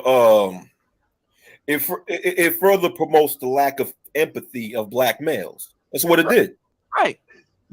But I seen it coming. I don't know about y'all, but when Me too. I seen it coming. Yeah, when I first heard the news of Kobe Bryant dying, the first thing that came in my mind is watch these broads say all sorts of foul things about him due to who he's married to. Because when you look at oh damn, thank you for that. Because you know what I do? I follow patterns. You know, when you study people's behavior, they always show a pattern. Of course, so-called black females, they show a pattern. When Stephon Clark in California, right? A brother named Stephon Clark, when he I remember him. Yeah, I remember him too. On tape. What did these so-called black females say? They said that they a lot of them lacked empathy for him just because he was in a relationship with an Asian female, right? Prior to that, machine, man. Exactly. Prior to that, a brother was in Greece and he got beaten to death. Oh, by a bunch of white people, and it revolved around him speaking to some girl over there. So you have a certain sector of so-called black females on social media saying that they did not feel sorry for the kid that got beaten to death because he was speaking to a Caucasian female. Right. So you know what? See, they care more about the relationship than the actual resources. They care more about the relationship who he with than what he passing. What I'm saying is that, go ahead, bro. So what I'm saying is that you see a pattern of these females utilizing these guys' relationship as an excuse to not have empathy for them. Well, in reality, they hate them anyway. Right. It has nothing to do with the relationship. The relationship is just the excuse to try to make it seem as if they're a sellout and quote unquote we should not feel sorry for a sellout. But reality is they're just natural misandries. But go ahead. Yeah, but look, let me pick it back off that. Go ahead. No, go ahead, Zach. Man, y'all niggas sound like mini-me's now. I love it. Over here, just the code in that shit, bruh. You gotta sit down. You gotta have the black chair talk, man. Look. This is the reality, bro. Because I be in these spaces from 7 different panels to all that, and I'm realizing that they really have a problem when black men call black women out, bro. Right. Honestly, the whole thing is black women, they owe us an apology for how they made us look. Black men have their shit together. They got money. I know a lot of black men who got money and got their shit together and focused. It's you cheap bitches who ain't worth shit because your mama wants shit and your grandma wants shit. That's why your granddaddy couldn't stand your grandmother. But you got the same blood as that hoe. See, when you talk like this, they really hate your guts, bro. So realize in your personal life that when you meet black women, don't dog them out. Don't disrespect them. But when they fuck up, call them out. You can disagree, you can critique, you can do all the same shit. They just don't like it when black men do it. That's why. I mean, y'all still walking past a motherfucker like they're actual rational living life forms made of carbon. Sometimes, cause I make 75, bro, a year. And, bro, I work 2 jobs. You know how you walk. My supervisor is a black woman. No, I'm saying my supervisor is a black woman with motherfucking color hair. And this bitch driving Mercedes that she can't afford. Oh, of course, because we think that a different neighborhood, a certain amount of Benjamins in a purse, a classy hairstyle, you steal that motherfucker. It don't matter what kind of car you drive or what you do from your 9 to 5. That's who you are, 95%, man. It should not be any surprise to any of us that just because the chick is the manager at the bank, that she ain't just as low down as the chick that work at Popeyes, man. If anything, she a goddamn, or Dollar General, or Family Dollar. If anything, black woman and manager, most likely she a goddamn guard dog. Oh, and she's probably fucking worse because the project chick, you know, she gonna twerk for you. She gonna show you what she working with. The other chick is gonna be a liar about who the fuck she is. And she gonna snipe your ass when you in a relationship 6 months and you find out this bitch is a psychopath. That's what happens. Because you got blinded by she got a good job, she looked like she got her life together, and little by little shit starts unraveling. That's how it happens in the real world. And shit don't sit right with you. But you like, but the back of your head, like this bitch got a good job and she got her master's, girl. You know, so she can't possibly be. Right. Well, see, that's the thing, though. Good girls. Wait, hold on. Check this out, though. Good girls and thoughts. Good girls and thoughts are like basketball players and rappers. They want to be each other. The rapper wants to be the basketball player. Same thing as the street nigga. They want to be the basketball player, and the basketball player they want to be the rapper. And the basketball players in the gym, and they working out and stuff. They listening to the rapper. When the rapper is out there in the streets or doing whatever, and he come back home and he wants to watch his TV and chill out and all that other shit, blow down and shit, or play 2K, he idolizing the basketball player. But I'll take it a step further. Let me get y'all opinion. Let me take it a step further. Let me get y'all opinion. Let me get y'all opinion on this. Keith and Kuda, bro. Let me get y'all opinion. Now look. I met this chick last year at the Taste of Chicago. Y'all ever heard of it? Yeah. Yeah. Hold on. Dwayne, is that you, bro? Yeah. What's good? What's good, man? Hold on, bro. I'm gonna mute you up. There's a dog going off in the background. All right. Chime in though. All right. Go ahead, Zach. Nah, I was just saying. I'm gonna just make it short, but look, I met this girl last year at the Taste of Chicago, right? Now she has a degree. Mm-hmm. Why is this stupid girl driving a motherfucking Mercedes she can't afford? Sounds about trying to live off the lakefront, off Lakeshore Drive, if y'all know what that is, if you ever been to Chicago. And okay, now I got some pussy from her, but she thinks she better than me, bro, because she got a degree. So I explain. But I understand that. But this is the same bitch who asked me for $50 for the week. Get the fuck out of here. If they have 25 years old, you don't have money. If they have a degree, get the fuck out of here. If they have a degree, they are in debt. Black women don't give a fuck about what the hell they're going to school to study, bro. They're only in school because they don't want a nigga telling them they can't have shit, or they go to school out of I don't want no man telling me what to do. That's why they go to school. Because if you start quizzing them and asking them questions in the type of shit that they talking, half these bros go to school for psychology. Don't know shit about psychology. Most of these motherfuckers went to school for cosmetology. Right. And still can't do their makeup. Still on YouTube. Motherfuckers on YouTube. You know how many estheticians are out in this motherfucker, man? Right. Yeah. Like the thing is, I'm gonna piggyback on what you said. I agree with you, but I'm gonna take it a step further. See, the rapper and the actor are the same people. Who she is just a matter of circumstance. Right. That's a fact. That's a fact. She gonna be what she needed to be at the time. The minute good girl's not working out no more, she's fucking everybody. Right. You know what? Though, she's a natural representative. You know, the thing is, we have to stop. We have to stop. You know, assume we have to stop correlating a college degree with good character. Because a college degree has nothing to do with good character. Because some of the most evil people on earth were well educated.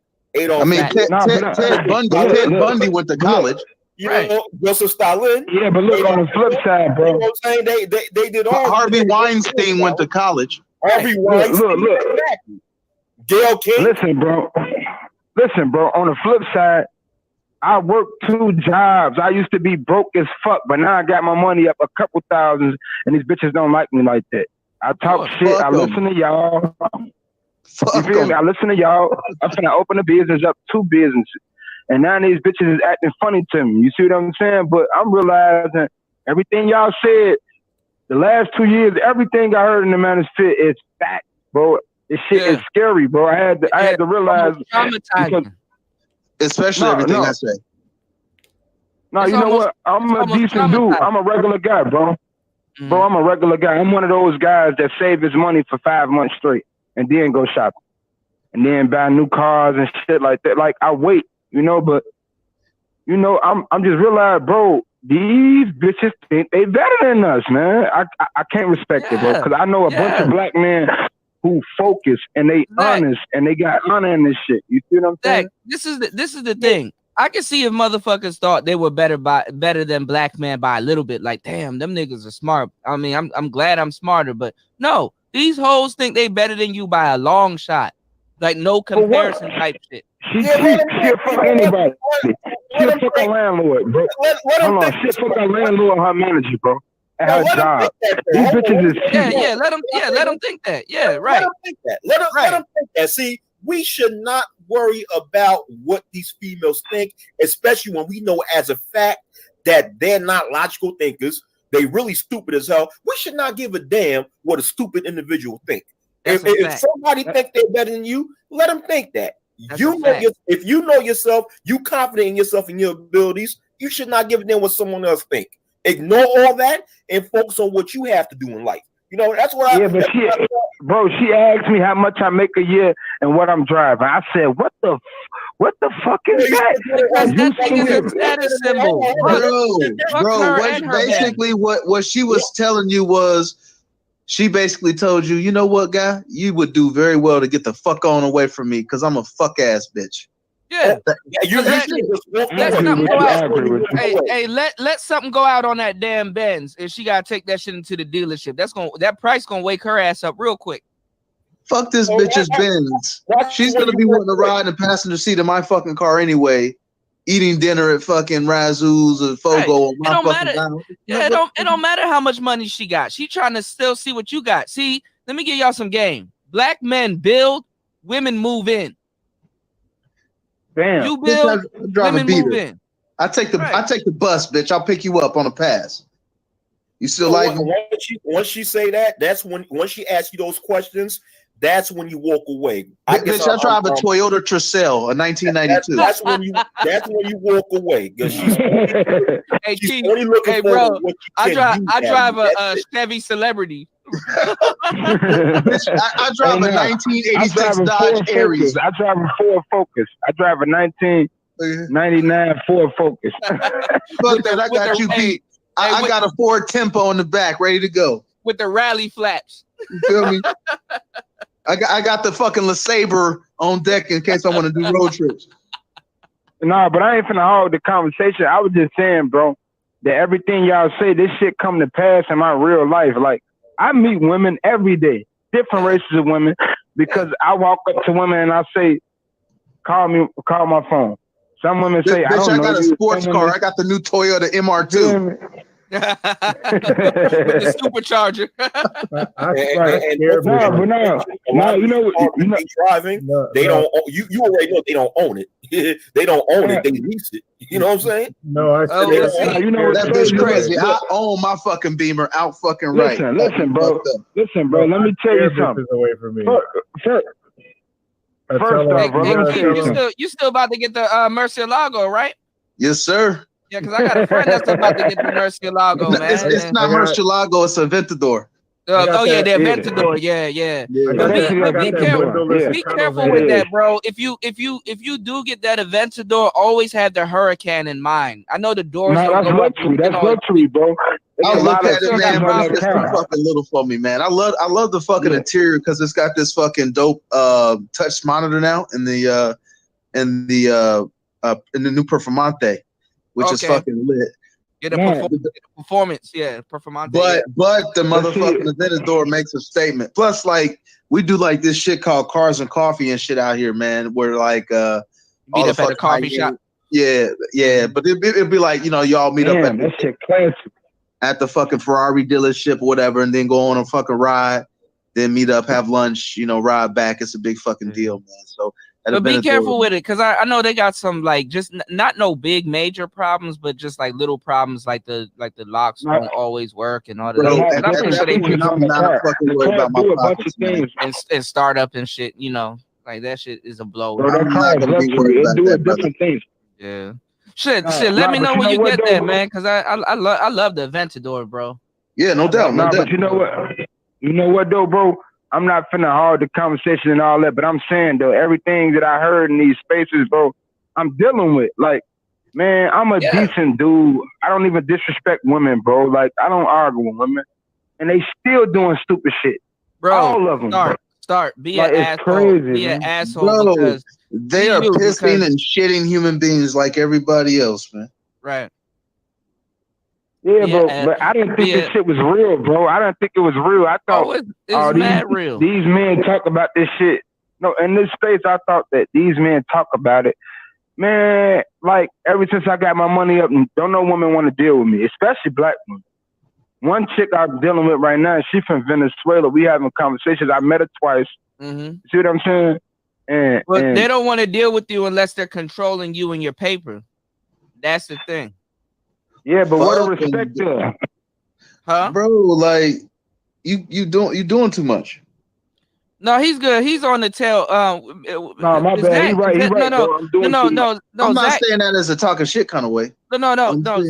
No, Keith. Zach is good. He on the tail end of red pill rage, and that's what we go through. Sometimes you can red pill rage for a whole fucking year, bro. Like, trust me. This shit has been embedded in black men for a long time. You got to get it out. You know what I'm saying? Yeah. And when you hear a whole bunch of truth, is traumatizing because you don't know where to start. Like, all the information is true. It just you gotta fit it to what's going on in your life, and then you gotta just figure out clever ways to get it out because only you know what's going on in your life. You know what I'm saying? All of us here on the panel, you're the coach, you're the team, and you're the quarterback. So you gotta make. You know what it is, bro. I'm gonna tell you what it is. It's my life, bro. Like, I learned a lot in my life from experience, of course, going through shit and just bouncing back. And it's not about the fall off; it's about the bounce back. Yeah, a lot of men get caught up and fucking up, and I'm going through it. No, bounce back stronger than ever. You know, of course. I'm just saying. Your comeback is always gonna be better, bro. Because now you got the knowledge with you. You know what I'm saying, and you're not gonna be falling for the bullshit. Other people, you just got. But I hate black women guts, bro. I hate black women guts, bro. Here's what's gonna help you. You got to move from hate to indifference, man. That's what I was just about to say, bro. You got to donate all your give a fucks to charity. Yeah, because you know what? When you hate and you don't give a fuck. Right now. No, but this is the thing. When you hate and you don't give a fuck, it's tricky because you still care. You understand what I'm saying? You to not give a fuck. What catches people that don't give a fuck, they give a fuck about not giving a fuck, which makes them give a fuck. No, but you know what it is. No. Truly not giving a fuck means you let go. You don't even know what fuck means, right? I'll say here's how it looks visually. When I go about my everyday life, and like, my day job, I work in finance, and then I do some real estate shit. But in my day job, I work for a pretty big Fortune 500 company, and it's a pretty multicultural, employee group. Mm-hmm. But sisters always try to get at me. I kind of have I'm known to have a pretty good job. What I do is there's an area of people that do what I do, whatever. So and I walk the walk, whatever. So I'm seen. I'm noticed.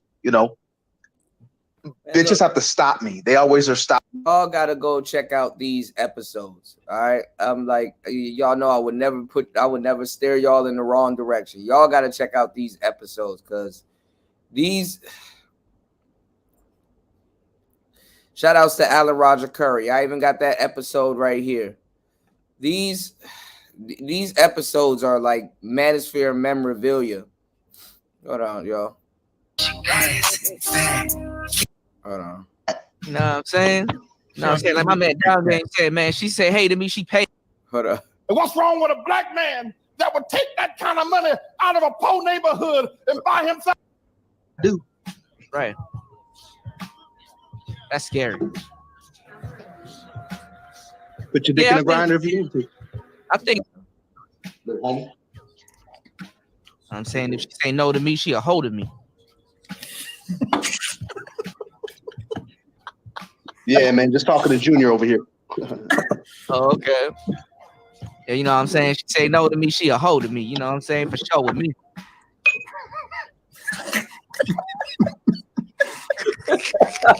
That's how it goes with me, man. I mean, can you imagine a woman telling Ron Wills no? I mean, look at him. He's such a specimen. Now, Ron, yeah, Ron Wills is a big player in this game. Come on, man. Y'all about to start off with the fuckery, Ron. I came in late. I need to use Ron Wills. I come in late. Haven't you seen his body game, Blair? It's on point. It's just I've googled him. Damn. I'm saying we got Ho Vader on the goddamn panel and shit. My boy Joe. You know what I'm saying? Yeah, what you What's going on? What's going on with it, y'all? What's good, bro? He couldn't give me advice. Welcome to the goddamn after party. You know what I'm saying? We just spark one up. You know what I'm saying? Big baby, this is how we doing it right here. Look, y'all. Cuda, on a real tip, bro. I'm just tell you this on a real tip. Everybody on this panel got mental problems, man. I listen to different cats. I remember listening because Ron Wills will pop up on my timeline. Uh-huh. And you know, I listen to shit as I'm going about my day. And I remember thinking to myself, like, and I said this on the panel to somebody else. I was like, he sounds like a cornball to me. Like, this nigga don't even sound like no dude.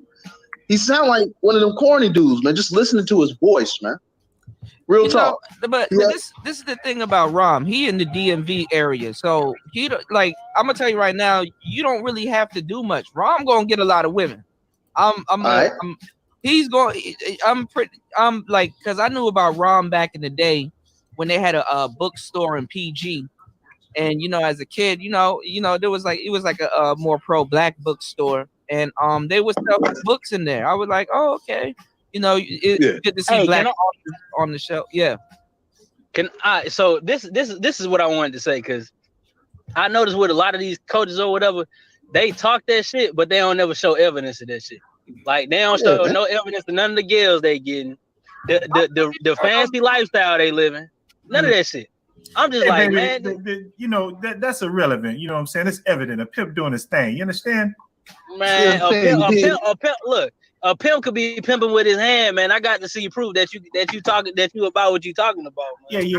But, you know, all that evidence is irrelevant. You know what I'm saying? You know, when the pimping is you remember around him selling it. You know what I mean? You remember what they said on the Boondocks? The absence of evidence is not the evidence of absence. The dude's got a hairline like just because you can't see the air doesn't mean it doesn't exist. You know what I'm saying? You're right. Wait, say that quote again. That's a good one. Just because you can't see the air doesn't mean it doesn't exist. And Jace, say your joint again, Joe. The absence of evidence is not the evidence of absence. Just because something does exist, don't mean you have evidence that something doesn't exist. Well, you see, my IQ is small, so if a tree falls in the forest and nobody's around to hear it, did it fall? If a tree falls in the forest and no one's around to hear it, what does the color black smell like?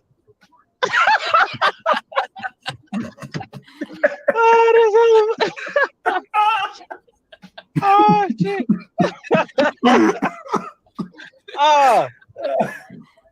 Shit!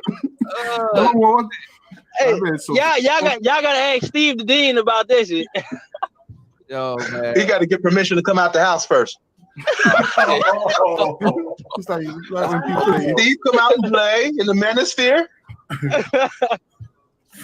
Oh shit. It's like if you can't see me crying underwater, how do my feet stink? You know what I mean?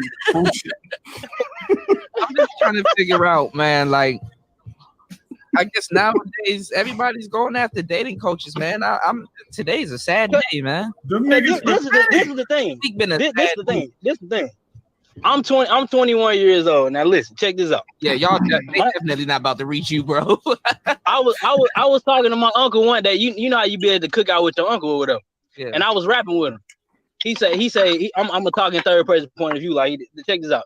He say, Joe, why you always watching the video? I said, man, what you talking about? So he gonna say, you listening to niggas that don't never show you proof of what they actually doing? I was like, you got a point.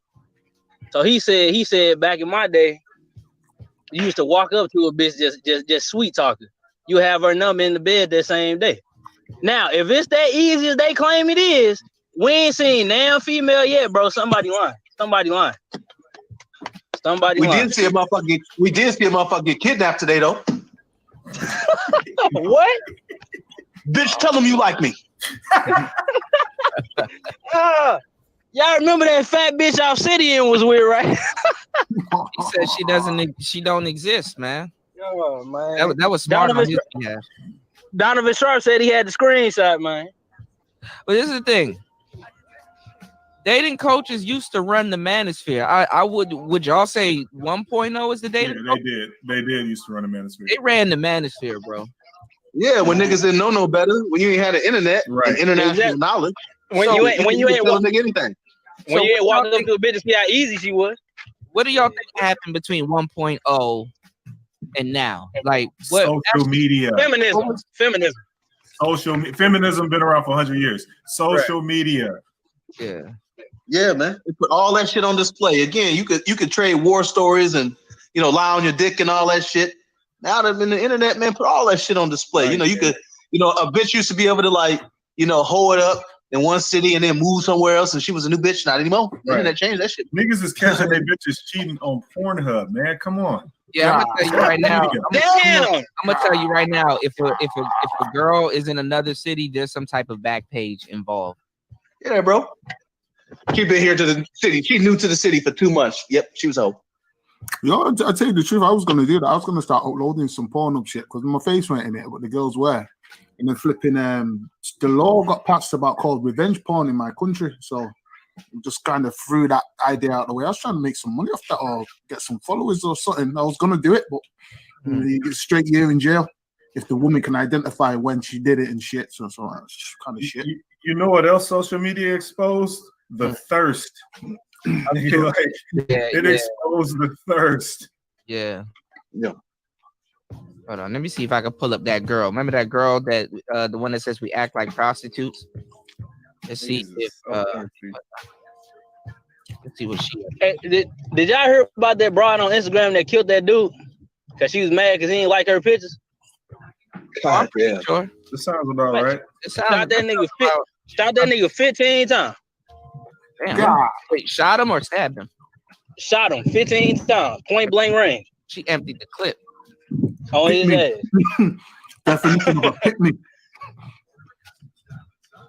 Damn. All right. Pick me or die. And look, y'all, we be on here popping jokes and shit like that, but I still want to make this a teachable moment. So this is fair use. It's educational. Bad man, I owe you to look at your video also, but let's just take a look at this real quick, just so we're not bugging. Let me turn this music I think off this in is the with background. Nika Marie. Hold on. Give me 1 second. Shout out to War Master. Look at War Master was there, man. Look. Okay. For the longest time. Now, this is the Nika chick. I like her. She had some cool stuff, but over time, I don't know what happened.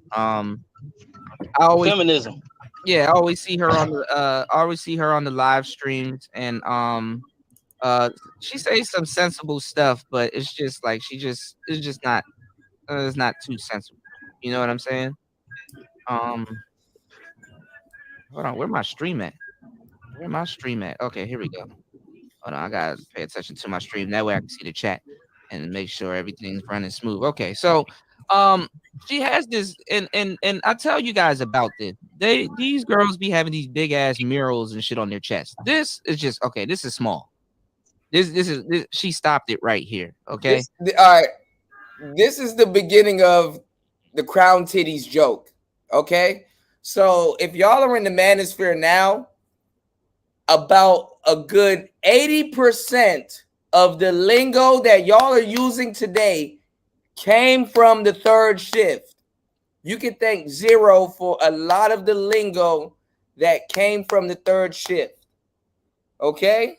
Hey, ain't that the Michael Jackson crown from his album and shit? I don't know. It's a crown. I don't know what it is, but you know what that tattoo says? This is where the crown titties. Yeah, it says a lot of things. I was gonna go over it. The pH balance stink.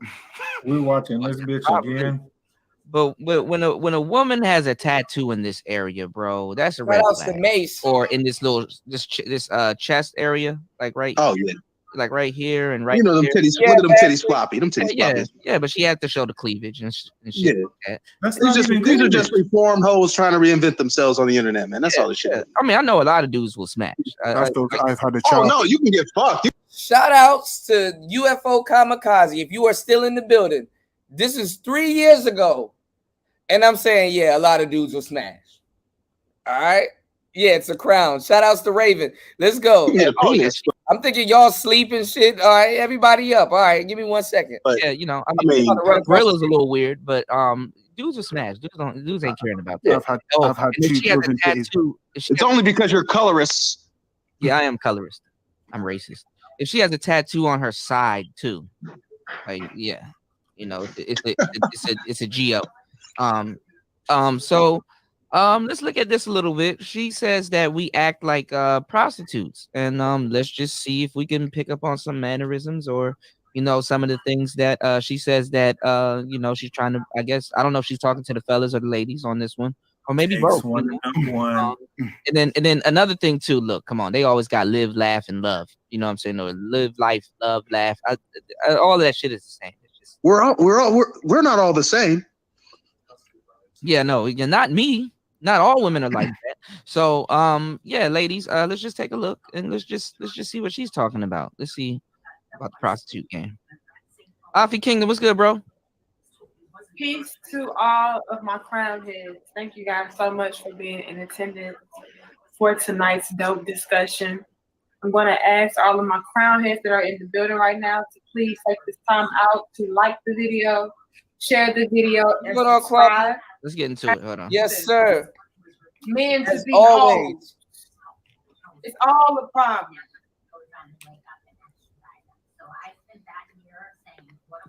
That energy already. We all need to practice self-discipline when it comes to sex.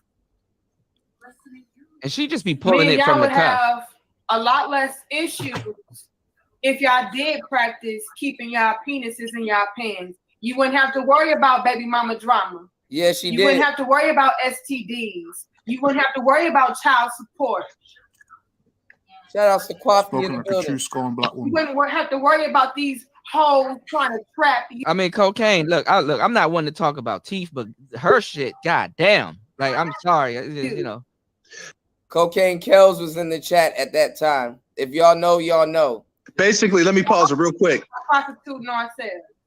But right now, I'm speaking to my queens because I see us do. And shout out to Black Introvert TV. He be over there. He got wrench over there. I know. She's some already girls- telling you. She's telling you don't trust us because we'll fuck you over if you do. That's basically what she said. We can't be trusted. She upgraded. She upgraded, y'all. She got the SM7B. The Nika came a long way, y'all. We don't have any honor.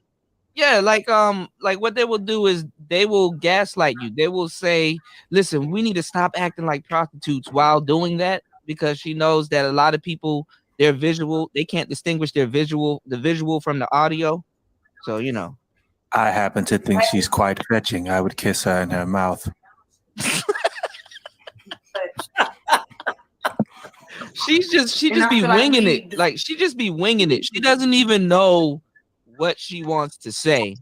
She just And she ain't saying nothing original. You niggas just need to keep your dick in your pants. Yeah, we done heard that shit. Of course not. It's about her looking good, semi-flashing her cleavage and her tattoo. Like, you could wear something to cover up your tattoo and all this other stuff. At least if you're gonna talk about prostitutes and stuff like that, and the behavior and stuff like that, dress correlating to the show. Deserve better, and actually we do. And what actually inspired this conversation is to do that now. Beautiful Black women crazy that want to be, that aspire to be wives. Where these bitches at? I'm gonna let you know. All right, I'm gonna let you know. She's not the brightest crayon in the box. Okay. What? Really? She's not the sharpest. No kidding. No kidding. I mean, look, she's trying to be deep, and people kind of hyped her head up so they really think she's deep. But her elevator don't really go to the top floor. All right. Bitch, if you didn't have them titties out, nobody would give a fuck about what you're talking about. They can't get nobody to listen to them unless their titties out. Bitch, wear a turtleneck and then see if somebody give a fuck about what you talking about. She doesn't have to be smart with a chest like that. She doesn't have to be smart with a chest like that. Yo, I'm trying to go to the store, y'all, but this is funny as shit. Hey, but let me ask you something. How much do you think that reactions to my old videos? You don't need to. That tattoo was like $80. I know somebody that do that shit for $80, bro. I think I could be smart for the both of us. No, really, is that $80? I mean, it's just that's it. I thought it would be more money. Right, right. Look, even to go get a tattoo like that, you had to have your shirt off. Like, I'm telling you, tattoos will tell you the whole story. Is it I know that. I'm just asking how much it is. I'm asking how much you think she spent on that tattoo. That's all I'm asking. Is it supposed to represent Queen? Is that a flipping? Yeah, That's what it is as well, isn't it? Yeah, she spent a rather royal amount for that tattoo. Oh, she probably got it for free, because I'm gonna tell you right now, broads be smashing for tattoos, bro. Dude, my point is, can she smash for some fucking teeth work? Don't you guys look at these teeth on these bitches? She smashed. Disgusting, man. What tattoo do you want? Well, I'm a queen, so fuck off. And committed Shout out to Mark. Let's not drag the sister. All right, she's cute. All right. Well, I mean, she do got the Crayola fucking people on her fucking face and shit. We don't know what the fuck she look like. That's just me. But yet, you don't display qualities of a wife. She has to convince herself with her talking words. about how you dress. Y'all know me. I have tank tops on, fitted jeggings. I ain't talking about that. I'm talking about how the fuck you think, how you carry yourself, how you act, what you display to the world. That's what I'm talking about. Oh, she just fucked up. All that masculine energy right there, man. She literally just described what she displays to the world and then said it's not about that. It's about what you think and what you display to the world. Right. Well, hey, man. It's prison talk. Why she in there boxing Mike Tyson? This is wifey.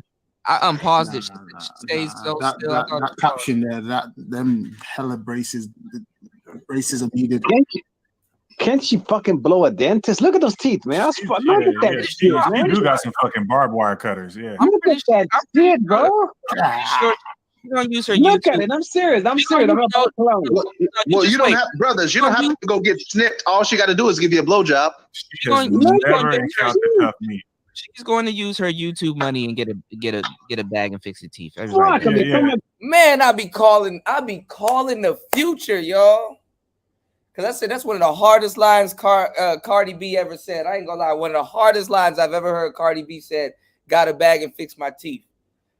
Look how I said she gonna get a bag and fix her teeth, man. Come on, man. She has chosen one. Never encountered tough meat. Take it to the whole attire aspect of the conversation. It's still a way to do that. You can still have your nice fitted clothes and you showing your assets or whatever you want to do. But it's a way to do that. A lot of y'all are being very prostitute-ish with how you dress as well. And again, this is coming from somebody who likes to wear tight-fitting clothing. I like to show off my curves. This is coming from me, so don't think I'm being hard on you. No, I like to wear certain attire as well, but some of y'all be like, oh, I would never wear no shit like that. So we can throw that in there too if we want to. If we really want to go there, we can. Because again, it's a way to do that. It's a way to wear certain things that is quote unquote sexy, a little revealing, that shows this and shows that. But it's a way to do it. A lot of y'all cross way over the town. So yeah, she just making shit up on the fly, bro. I mean, you're not about to hear nothing that you. Is her mom like an Isha, like one of those? I don't know. She's probably an Isha. Oh wait, her name is Danica. Yeah. Right. Oh, okay. Figured she's a fucking Ika. Was her father Baraka from Mortal Kombat? She's from the Ika clan. Shalaquinda? That bitch is from the Ika clan. I knew she was either an Isha clan or an Ika clan. All right, let's do this again, y'all. See if I don't get my ass kicked off again. Danica. All right. Fuck, but like dental hygiene is important, fellas. I mean, that's some gross fucking shit, man. She had a fucking gap like next to the fucking front teeth. I mean, then some are going up, some are going down. What the fuck is that shit? How the fuck do you get teeth like that? I mean, Sucking lots of teeth. It's the best way to get through tough steak. The fuck was she eating when she was like 3 months or something? What the fuck? She needs a channel where you watch her eat jerky. I mean, she's cute. I know she means well, but I don't know, man. Like you, bro, none of them mean well, bro. None of them mean well, DJ. If you would have saw these videos in the fucking 90s, they would have meant well. All this shit is predictable, bro. I've been saying this shit for years. You're gonna see these videos pop up, man. Oh yeah, because I even did an old Shahrazad Ali video, and guess who was in the crowd? Your girl, Ayanna Van Zandt. Shocker, right? And to see where the shit got to today, it's like, oh bitch, bitch. These are the same hoes when we was 22 that was fucking everything, just fucking in cars.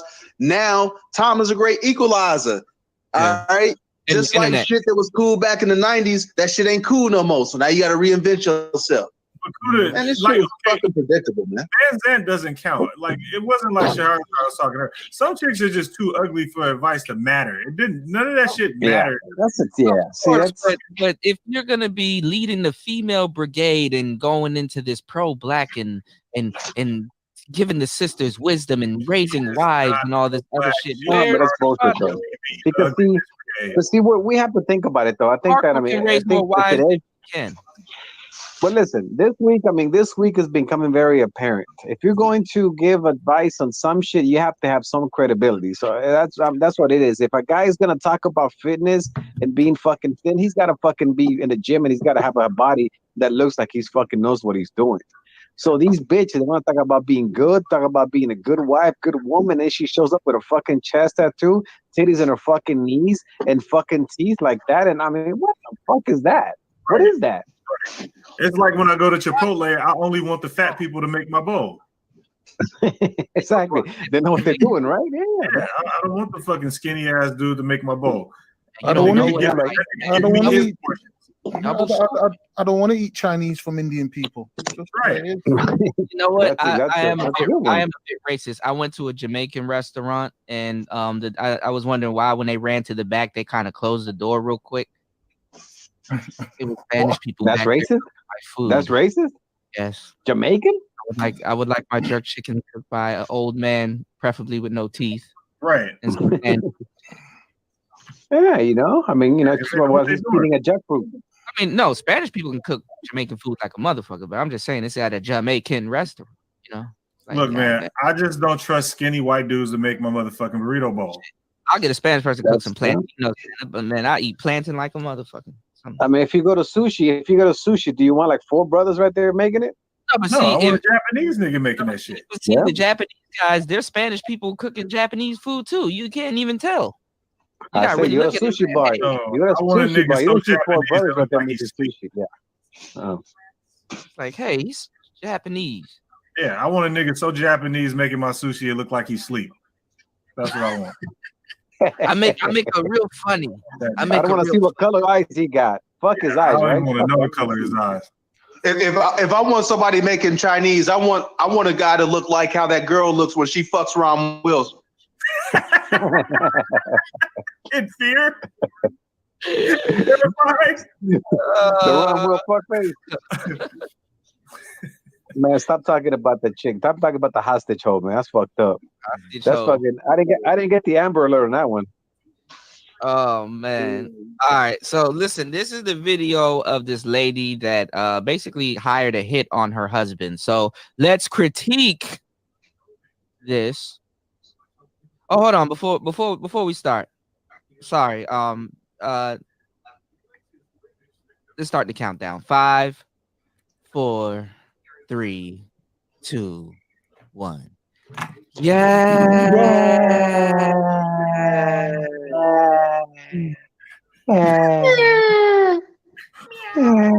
Sound like these fucking chickens, man. You ever seen that fucking all them chickens that are in that bucket? They got like 1,000 of them motherfucking chickens and just press them down and all. We gotta do another red table talk so y'all know where we got it from. So okay. All right, let's go. Palm Beach, Florida. Mansions face the shoreline. Right. Pricey views fill the Yeah, streets. keep walking around. Ain't always the same bitch that's commentating on these videos. Just down That's the a road, nice the Bentley. bling disappears. Mhm. Wave swept it away. They're showing that she lived in a great area. She's living right. Bitch, why you have to do this? Some rich people be bored. Some rich people be bored. They're like, okay, what's the next balling shit I can do with my money? Kill the husband. We're gonna see Keith roll by in a minute. Go ahead. Right. That was Keith in the Bentley right there. There you go. Meatloaf. A tropical blend of strip mall, side by side with palm trees, retirees, and young folks just starting out. It's home to petite, soft-spoken Dahlia DiPolito. She is Boynton Beach's God most damn, unlikely them niggas and in her house. notorious celebrity. I didn't do anything. I like how they grab the back of the hair. I like that when they put it in the control pad. She is cute. Yep. Shut up. Yeah, Yep, but shut she up. needs to stop talking right now. As soon as they put her in the You car, got a lawyer. I ain't do You shit. got a lawyer. Shut up. Oh, first Let of the lawyer all, talk. fuck what y'all talking about. Peep the Rolex, okay? Yeah, this is the new Sky Dweller right here. You know what I'm saying? But that's the cop. That cop got a Rolex. She a super white big. And she got a lisp. That Valley girl. You in the list, man. Your husband, Michael. I like The road lisps. to They're infamy cute. began with this video. It looks like police telling Dahlia her husband of I just wonder if chicks can was swallow murdered. with a lisp. I'm sorry to Oh. But watch closely, because nothing in this case is what it seems. Turns out police are Yo, how can police have a straight face, bro? I would have laughed. duping Dahlia. I'd have gave it That away. whole crime Bitch, scene, there's a camera over it's there. fake. Police claim Dahlia ordered a hit on her husband and that they have hidden camera video to prove it. Oh damn! First comes love. I never seen this. Marriage, You never seen this, Marco? Nah, man. I don't know what the fuck is this. You gotta be careful, man. then murder. This story was on newscasts every week. So she killed that fool. She is the Boynton Beach newlywed. Sort of. You'll see. Caught on tape taking a That nigga contract George out on her Stephanopoulos. husband. The hitman turned out to be an undercover cop. Police state. Yeah, it's not like we ballin'. We just rock, big ass fish pieces here. That's all. Never said no word until now. Walking on the sidewalk doesn't happen very often. And look, how are you free? These hoes literally. These That's hoes. her? Yes, these hoes literally get away with murder, bro. You can do an interview on a documentary about how you set your husband up and you was on camera. Santoya. Right. No, this doesn't happen at all. This is the first time I've had a walk in a long time. Yeah, your every move is monitored. She's under house arrest, accused of solicitation to commit murder, tethered to an ankle bracelet. Damn. And that's House arrest? About to hit the lick with the box on. Yeah. Nigga get more time for that for a weed charge. Right. God damn. She's gonna Go down, buddy. She's gonna film. She's gonna film. He got game. And look at what type of house she's in. If you're rich as hell, house arrest is fun as hell. Yeah. What is unsurprising? With the view. Depression and Dude, anxiety. You know the ultimate high for rich people is the She kill. got a guppy looking ass mouth though. Oh, now she Yeah, that's nasty, dude. now she religious. Her favorite escape. She found God. She found God in prison, man. You know what? That her mouth is shaped like that, so when she gives blowjobs, it's like how a seagull eats and shit. She just kind of holds it down there and uses her tongue. Or you can do that. You know, you could do 3 at a time. Yeah. I mean, look, she's cute, but No, she's not. Come on, Nah. No, bro, she got a weird. She's cute. If you saw her in a bar with the light dim. See, Yeah, that's a y'all man, dude. Y'all not gonna say she's cute because she's a killer bitch. That's She why. look like a No, Susan. she's fucking ugly. Look at the fucking eyes, man. And look at the nose. Look at the fucking mouth, man. Come on, Honestly, dude. bro, it's that fucking mouth, bro. She reminds me. Yeah, dude. I know, and she got a list, but I was paying attention to the mouth. She She's doesn't look fucking like ugly, dude. Susan, Dude, though. you suspect sometimes with these tastes. Really, I'm just weird. Come on, Struggles. I feel I like mean, I'm not I saying see. she can't get penis. I'm just saying she ain't bad. she bit the hell Oh, out wait, of Precious got penis. You know she can get penis. bit the hell out of her tongue. Look, y'all. through struggles.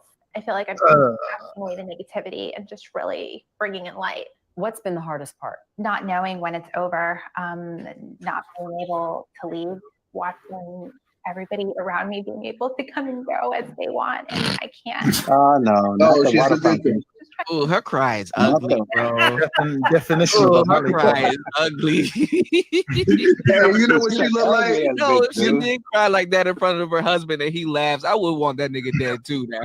Bro, you know what she look like? Take me seriously. You remember watching Star Wars, that new Star Wars, man? And you got Jar Jar Binks got to go up to the Fish King, and the Fish King's like,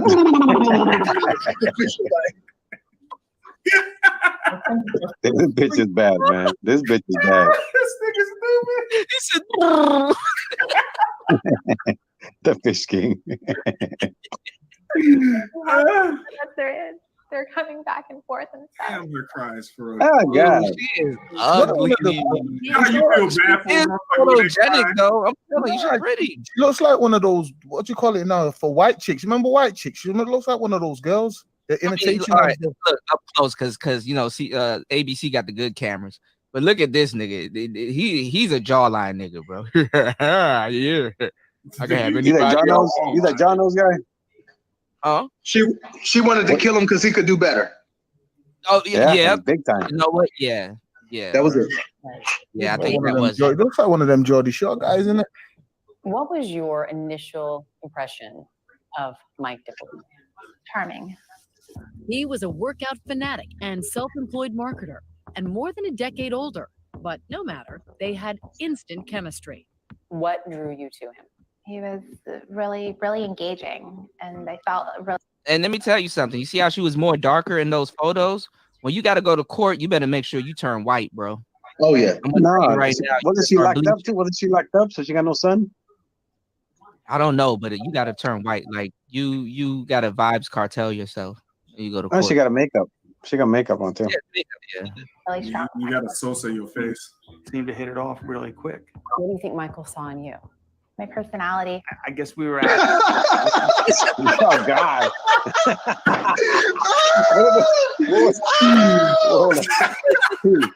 Keith, what was you saying earlier, Keith? What were you saying earlier about seeing the air? What was it? What was that? Seeing the air? Her personality. That's what it was. My bad. I looked at it. It was so pretty. The picture was so fun. Gotta clip that one. Damn, baby, that list though. You know, that seemed. That bitch thought he was attracted because of her personality. Now I know that bitch crazy. Of course, Oh, seems to have plenty of money and a nice new condo in this complex. Wow. Renaissance Commons. What better Yeah. to start a new life? I would say I was naive in that I just never imagined something out as crazy as what happened would happen. Yeah. Never see She that. narcissist, bro. Indeed. Who would have imagined that the Dippolitos would be a duo on the tip of so many tongues? Dahlia Slut. Dippolito. Dahlia Dippolito. When people hear Oh, I know she got a hard time saying her name, Dippolito. Dippolito. Dahlia Dippolito, Took her what 6 do you months think? to Call it dip. pronounce. Everything. Call it Dippo. All the headlines. The person who described it. Headlines. Definitely not me. When Dahlia sat down with us for her first television interview, she wanted to talk about a very Tico Cook said my personality. It sounded like Mike Tyson and shit. Personality.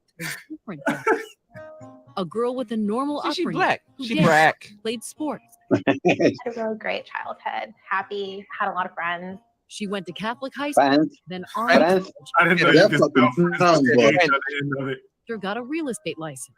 A career choice as natural in South Florida as sunscreen at the beach.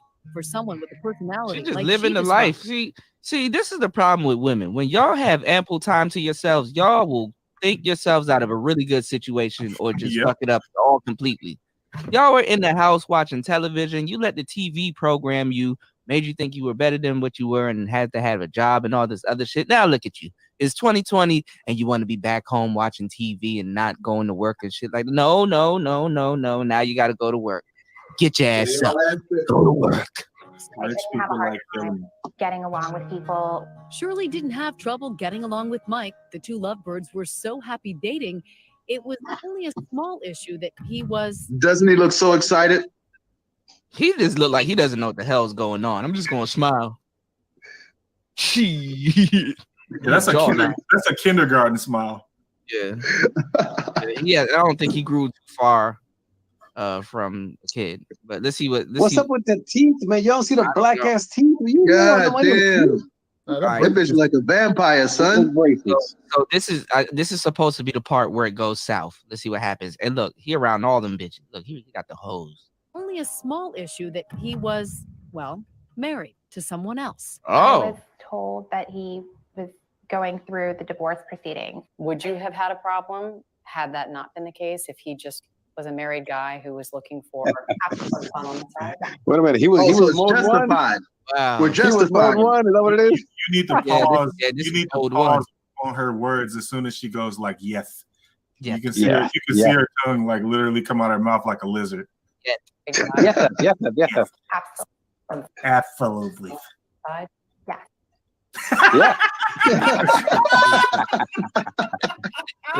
Hold on. 3, 2, 1. Hold on.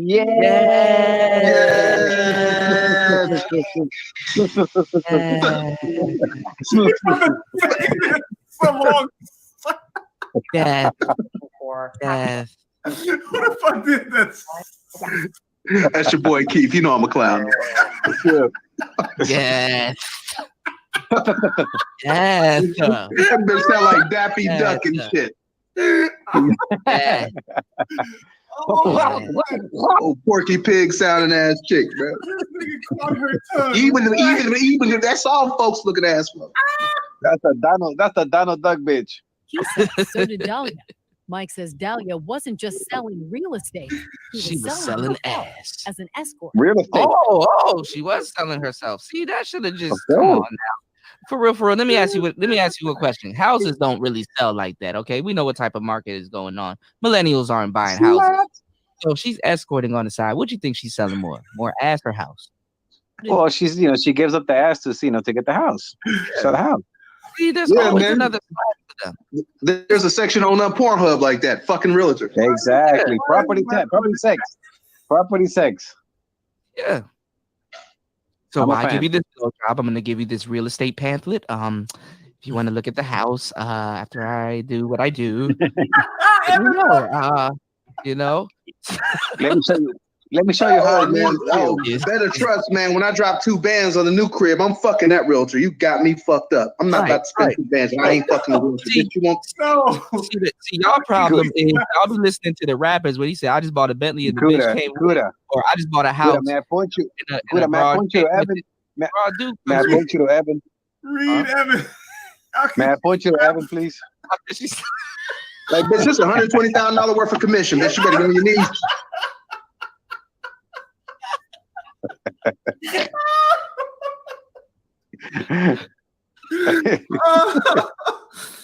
Fuck.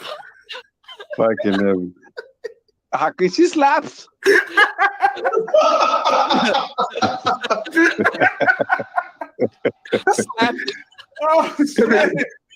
That bitch gonna get a hernia trying to say slap. How can she slaps? All right. So then you got this girl saying We act like prostitutes. Okay. All right. I don't know how you gonna go with that, but okay. That's weird. That's why your computer keep crashing, because you got that bitch browser page. White man. That bitch pussy got more viruses than LimeWire. Right. Oh shit. Trojans and condoms. Says Dahlia wasn't just selling real estate; she was selling herself as an escort. Well, I didn't meet her in church. That's obvious. Needless to say, you know, I was married. I made a bad This is a extended GFE right here. decision. I called her an escort. And she came. Though it may not have been exactly a You got jacked. romance, but Mike says he Yeah, this fell is for a her long-term regardless. trick. And just a few months later, he got divorced, Got her on yachts and stuff, getting flued out. and they wasted no time. 5 days later, they were married. What? Oh, whoa! I told you he got some of that head in that fucking gullet of hers. He put his dick in there and she just held it there. Yeah, you know. But he already got it though. So what's the point? If you already got, why the fuck are you going and buy this bitch? Why are you marrying a fucking hooker if you already fucking that fucking pelican goat. Don't look at Tico's Cook's comp. You gotta understand, man. These people live in high society, right? They feel immune to life, man. Right. And plus, you don't know what it felt like to have a pelican suck your dick. Like it probably was amazing. And I told you that's men. You know that's men's downfall. You know, tell you what I'm gonna do. You know what's the main thing that figured out men? And they'll tell you, men, in a nutshell, a glory hole. Because you know what I'm gonna do. You know what I'm gonna do. The hole in the wall has figured out humanity, bro. A hole in the wall. I'm gonna give me you know what I'm gonna give me? I'm gonna give me a fucking on the other side of that wall, Marco. I'm gonna give me a toucan. I'm gonna get toucan blowjob. See what that feels like. A glory hole, Marco. You got that pelican throat. Bro, a glory hole in the wall has figured out manhood. Bro, I bet brother. that lisp tongue was going to work on this shit. Like it probably was the best part. Yeah, it just looked. Her mouth is tailored to look like it's tailor made for that shit. She's like, you like this? Ooh. And you can't help Like but this pay and like that and like this and like this and like that and like this and Why say? Spitting cum bubbles with that mouth.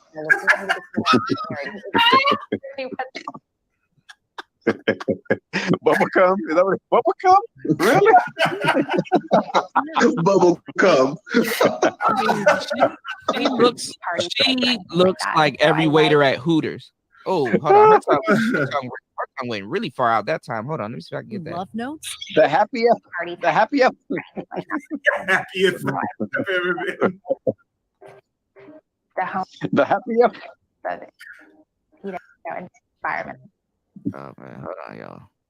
Exchanging love notes? Motherfucker can't even draw. Like, goddamn. Is that an ass? A titty? What is that? Even the heart's got a list. Oh, does this require a minute. wedding ring in a yacht ride? Wait up. Hold on. Okay, stop right there. Stop. Can I point something? Yes. Can I point something for the note? Can I point something to the actual note, the writing on the note? Yeah, she writes backward A's like a kindergartner. Exactly. Is that the best fucking private school fucking can do for your ass? I mean, really? I'm tripping off the arrow. Why is it going both ways? Yeah, because she planned on stabbing that nigga through the heart. Yeah.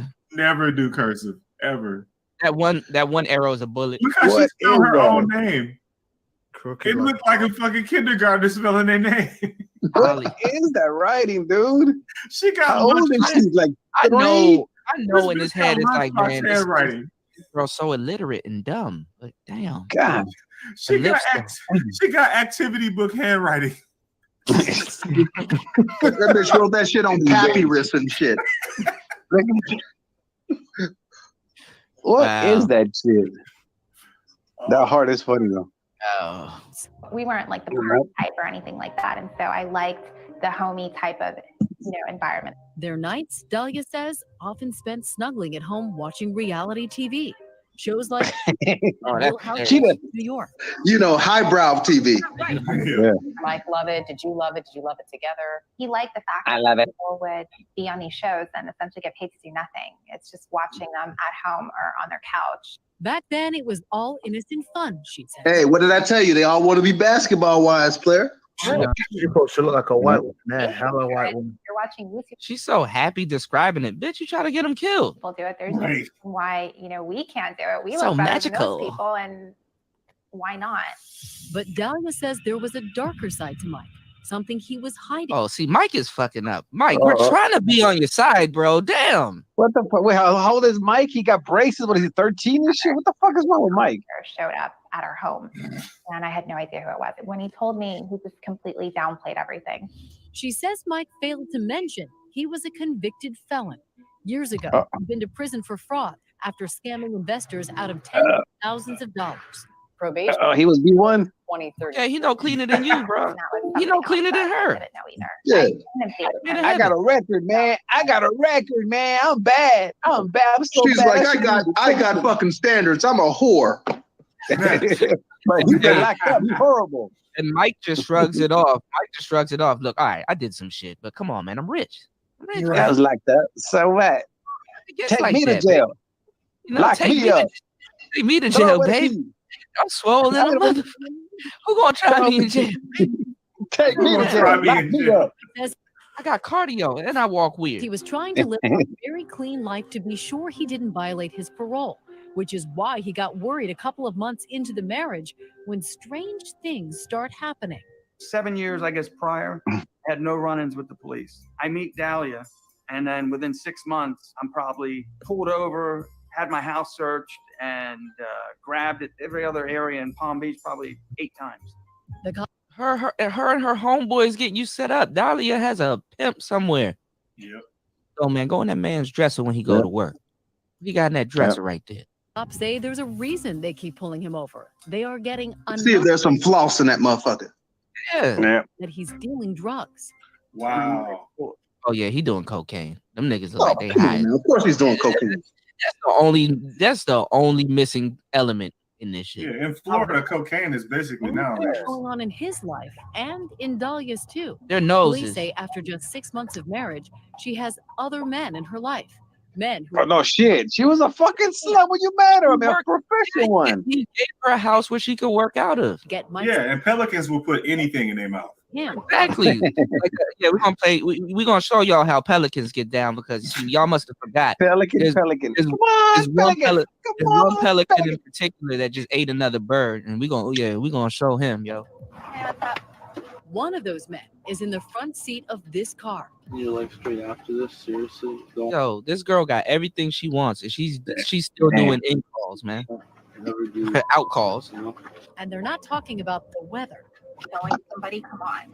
I mean, nobody's going to be able to point a finger at me. Next, the new moon is over. I was a little surprised. It wasn't like, kill him nicely. It wasn't even like, do it nice, don't hurt him. Kill him nicely. Kill him and nail his fucking head to my porch. Is he still hurt? Wait a minute. He's hurt because she wasn't kill him nicely? Is that what he said? See, this is what happens when you date a trick. Dahlia, This nigga Simpin is at full power. a video. Yeah, he's horrible. A lot tougher than what I love. I know you're like, oh, what a cute little girl, whatever. But I'm not. I could just watch the video over and over. It just is one of those clips that never gets old. Oh my God, they got the chicken hawk narrated. See, When a man it would have never had With that Gail. chicken head. Yo, when a man smiles with a straight face. Wasn't that Nancy Grace chicken hawk ass? That bitch used to, every time her show was on, it looked like she was clucking. Yeah. It would have never had. And that makeup was always fucked up, bro. It was never right, man. Can't get right. It would have never had Gail do this interview. Right. There's too many white people over there. Stay over there with the niggas, Gail. Isn't R. Kelly locked up again? How dare you The prosecute one Boynton of our Beach own? Police Department, a small building in a quiet South Florida town. But what came out of here could hardly have been any bigger or louder. Terry Parker, investigative reporter for WPBF 25 News, covered the story. So this guy Muhammad walks into the Boynton Beach police station Ooh, baby girl, your neck. and he says, I know Yeah, it is pretty trying to hire a ferocious. man to kill her husband. She asked if I knew someone who can kill her husband for her. The man, Mohammed Shahadi, was recorded. Muhammad. fucking curry cell. He tells police How can she kill? How can she kill? How can she kill? and life. Yes. Because she's really. How do you want me to do this? You want me to stab? You want me to shoot? Do you want me to choke the life out of him? How do you want it done? What do you want me to do to this bagel? What do you want me to do to him? Choke the life out. I can do it in many ways, many ways. I have strong right hand. I can leave a book bag in his car. I can do it however you want. Anyways. I have the strong. I eat with peanut butter. I have strong right hand. You know what's funny? Do you know what's funny? There is no age limit on how them niggas talk. The old ones can talk like the young ones.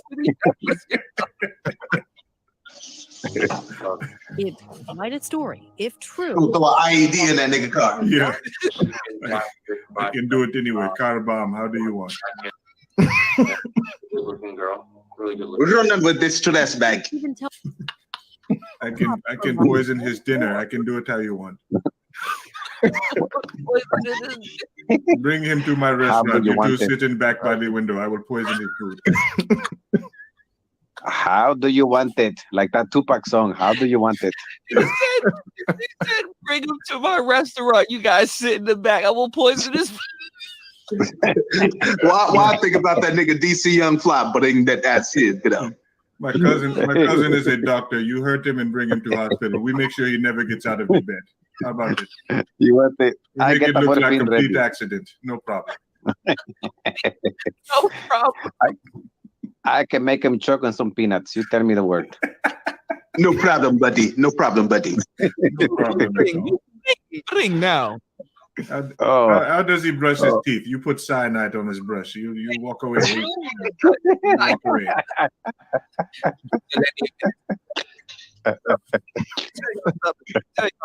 Bro, y'all gotta be careful offering these people a new life, bro. She probably never been on that shit in her life.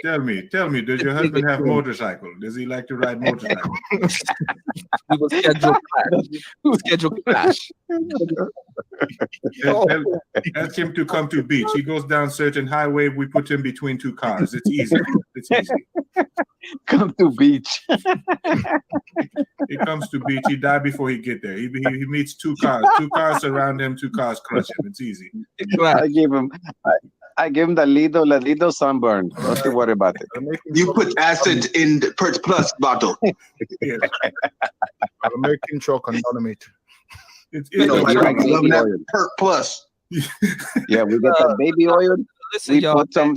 We have backup plan. He gets to beach, we bury him in sand. I'm a racist. He tries to get rid of dandruff, you get rid of his life. Yes. The bloody bandit. You're not coming from that for sure. The tide come in and take care of everything. You should be If Muhammad do it once, Muhammad do it once. we make look like suicide. We bury him up to head in the beach and we let tide do the rest for it. It's easy. Praise Allah, that ass was mine. Yeah. You bring it to me in La Akbar. Yeah. You guys go sightseeing on skyscraper. You come to top floor, we push him as we walk by. This job will cost 3,000 rupees. We back them. You go undercover. No. I don't want your money. I don't want your money. Give me 23 donkeys. I don't want your money. You go undercover as my wife. Your money no good here? Give me for the sheep. This man opened up his wallet to this woman. She never had no shit like this, bro. You let me put baby in you. Let me put baby. You know what I'm saying? You got this bitch riding in Brokeback Mountain and shit. He's so like, I know when her found out he what? He what? You changed a bitch life, bro. Look at that shit, bro. You changed a bitch whole life, bro.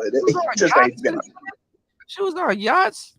Oh, so he tried to take a hold from me. See, I can't have you niggas cocks in my register. All right? Well, at the time, we didn't know what to believe. We were kind of, weren't sure what we had. They had the reservations. They had to say, let's see some proof. To get proof, the cops make Muhammad a confidential informant. He arranges to meet Dahlia at this gas station. Okay, I'm so glad. I am going. I'm so glad Zero. I am going to. Yes, I am going to drop dime. I drop dime fast. Hold on, let me stop it where Zero should have said something. Hold on. Yes, we meet at gas station. I light cigarette. I walk away. It's easy. She picked the most conspicuous motherfucker to murder this nigga. Like, this motherfucker gonna stand the fuck out in that city, bro. He don't look like a suspect, right? He don't look like a suspect. Like cigarette at gas station, you walk away. It's easy. That nigga just looked nefarious. Dude, that dude in the lineup, he looked guilty already, man. Look guilty of the motherfucker. Look at that, bro. Yo, hey, at least she got something right, because she's not the brightest crayon in the box, but she know what a killer looks like, bro. Dude, but I mean, is he really gonna go like just it's conspicuous in a white neighborhood? Really? Muhammad, a confidential informant. He arranges to meet Dahlia at this gas station. He tried to kill that nigga wearing a turban. He can't right. Who's that? Don Lemon's cousin? Is that Don Lemon? Is that Don Lime? I was just about to say Don Lime. Don Pomegranate. Don Cantaloupe. She did That's fucking Rajit Lemon.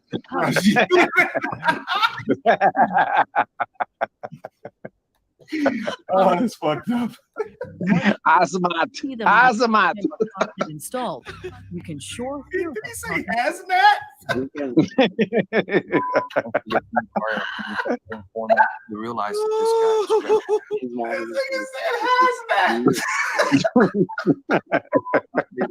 Nobody's gonna be able to point. just talking about ordering lunch.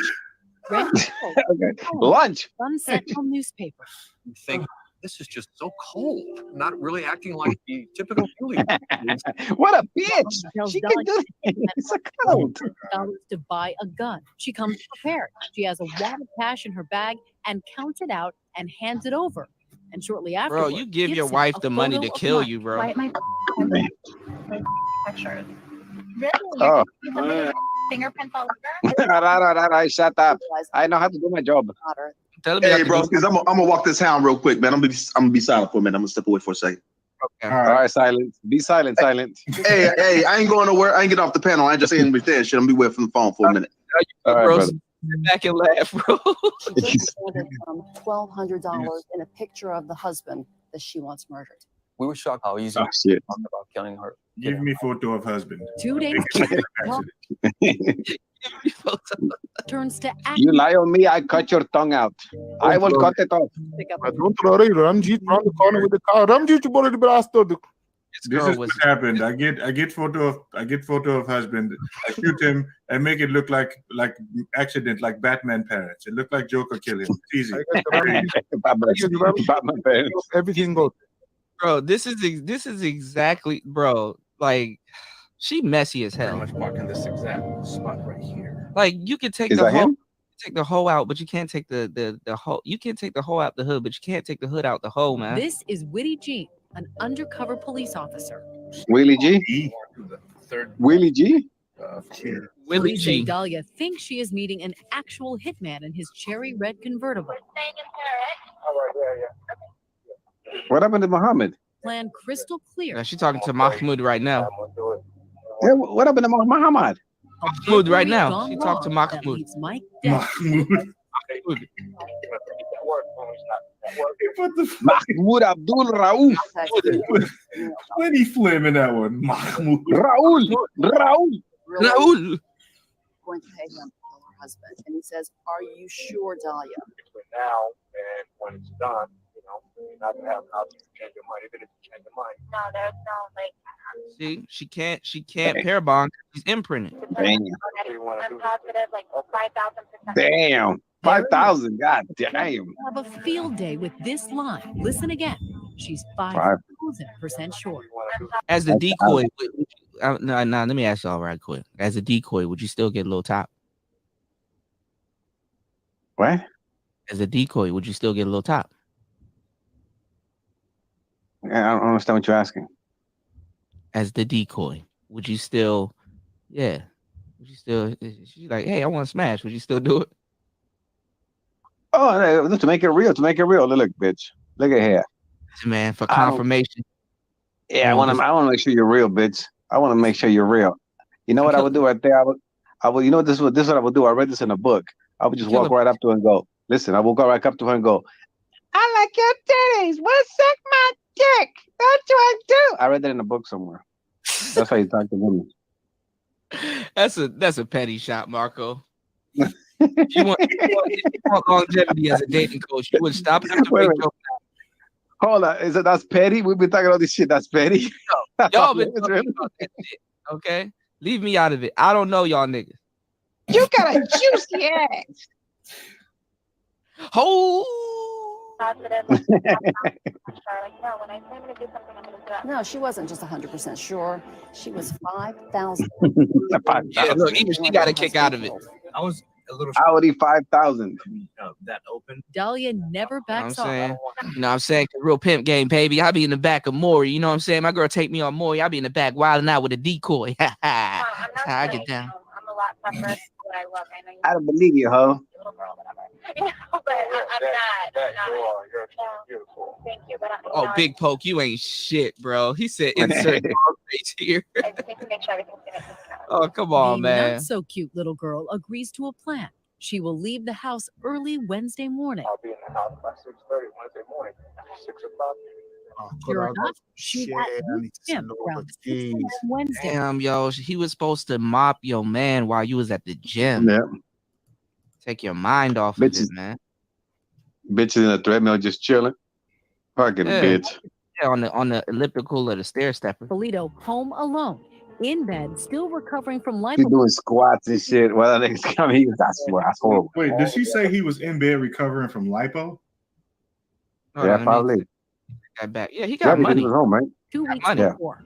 At this point, the police have all the evidence they need. These are 6 a.m. Wednesday, leaving Mike DiPolito home alone, in bed, still recovering from liposuction from 2 weeks before. Get the fuck. Yeah. Yeah. I mean, look, Hey, I'm down look with how much money he spends on her. So you know he treats himself. Exactly. You gotta have it, man. Fuck that. Well, you got. I mean, those teeth though. You can buy teeth, motherfucker. I mean, that's what the, Really? that's what the braces are for. You know, sometimes, you know. Dude, just get the whole shit done, man. Come on, man. Only 10 grand. Look good, man. Probably in the 90s or the 2000s. At this point, the police have all the evidence they need. These are experienced officers. You know that you have enough. You have a case. They can spot a hole when they see one. Story, but not end of television show. Television show? So Cops is the funniest show on the planet. I love Cops. Yeah, it was. It was. Right, turns out a reality show has come to Boynton Beach. The video? And the timing couldn't be better. Oh, They'll be able to damn. They got her on Cops. film the last part of Oh, the God. investigation. Detectives, they were going to stage this fake crime scene. Hear a banging on the door. Sergeant Sheridan. The TV show cameras are rolling when police wake up Mike. That Officer Moran. Are you about to arrest me? I got cocaine on my table. And then look, we're not drinking off a little bit of coke. Your bitch trying to kill you. What? The door. Your wife hired a person to kill you. Damn, he just told him straight up. Relax. Take it easy. Take a deep breath. Time to sit down. Man, he had to sit down, dude. You have to sit All down. right, she all right, we not gonna kill you, but she trying to kill you. All right, we like you, okay? We do. Hands up, Very don't shoot. I was like, Hands up, don't shoot. like, this is a mess. They drive him away and transform the street to make it appear they're really investigating Mike's murder. The TV show Cops, along with Boynton Beach police, have cameras rolling when a detective calls Dahlia at the gym. We're at your residence, ma'am. Can you come right back to your residence, please? She's back in a flash, and now carefully, you be the judge of what happens next. Is your husband Michael? He looks like Yellow Beezy. Okay, I'm sorry to tell you, ma'am. He's been killed.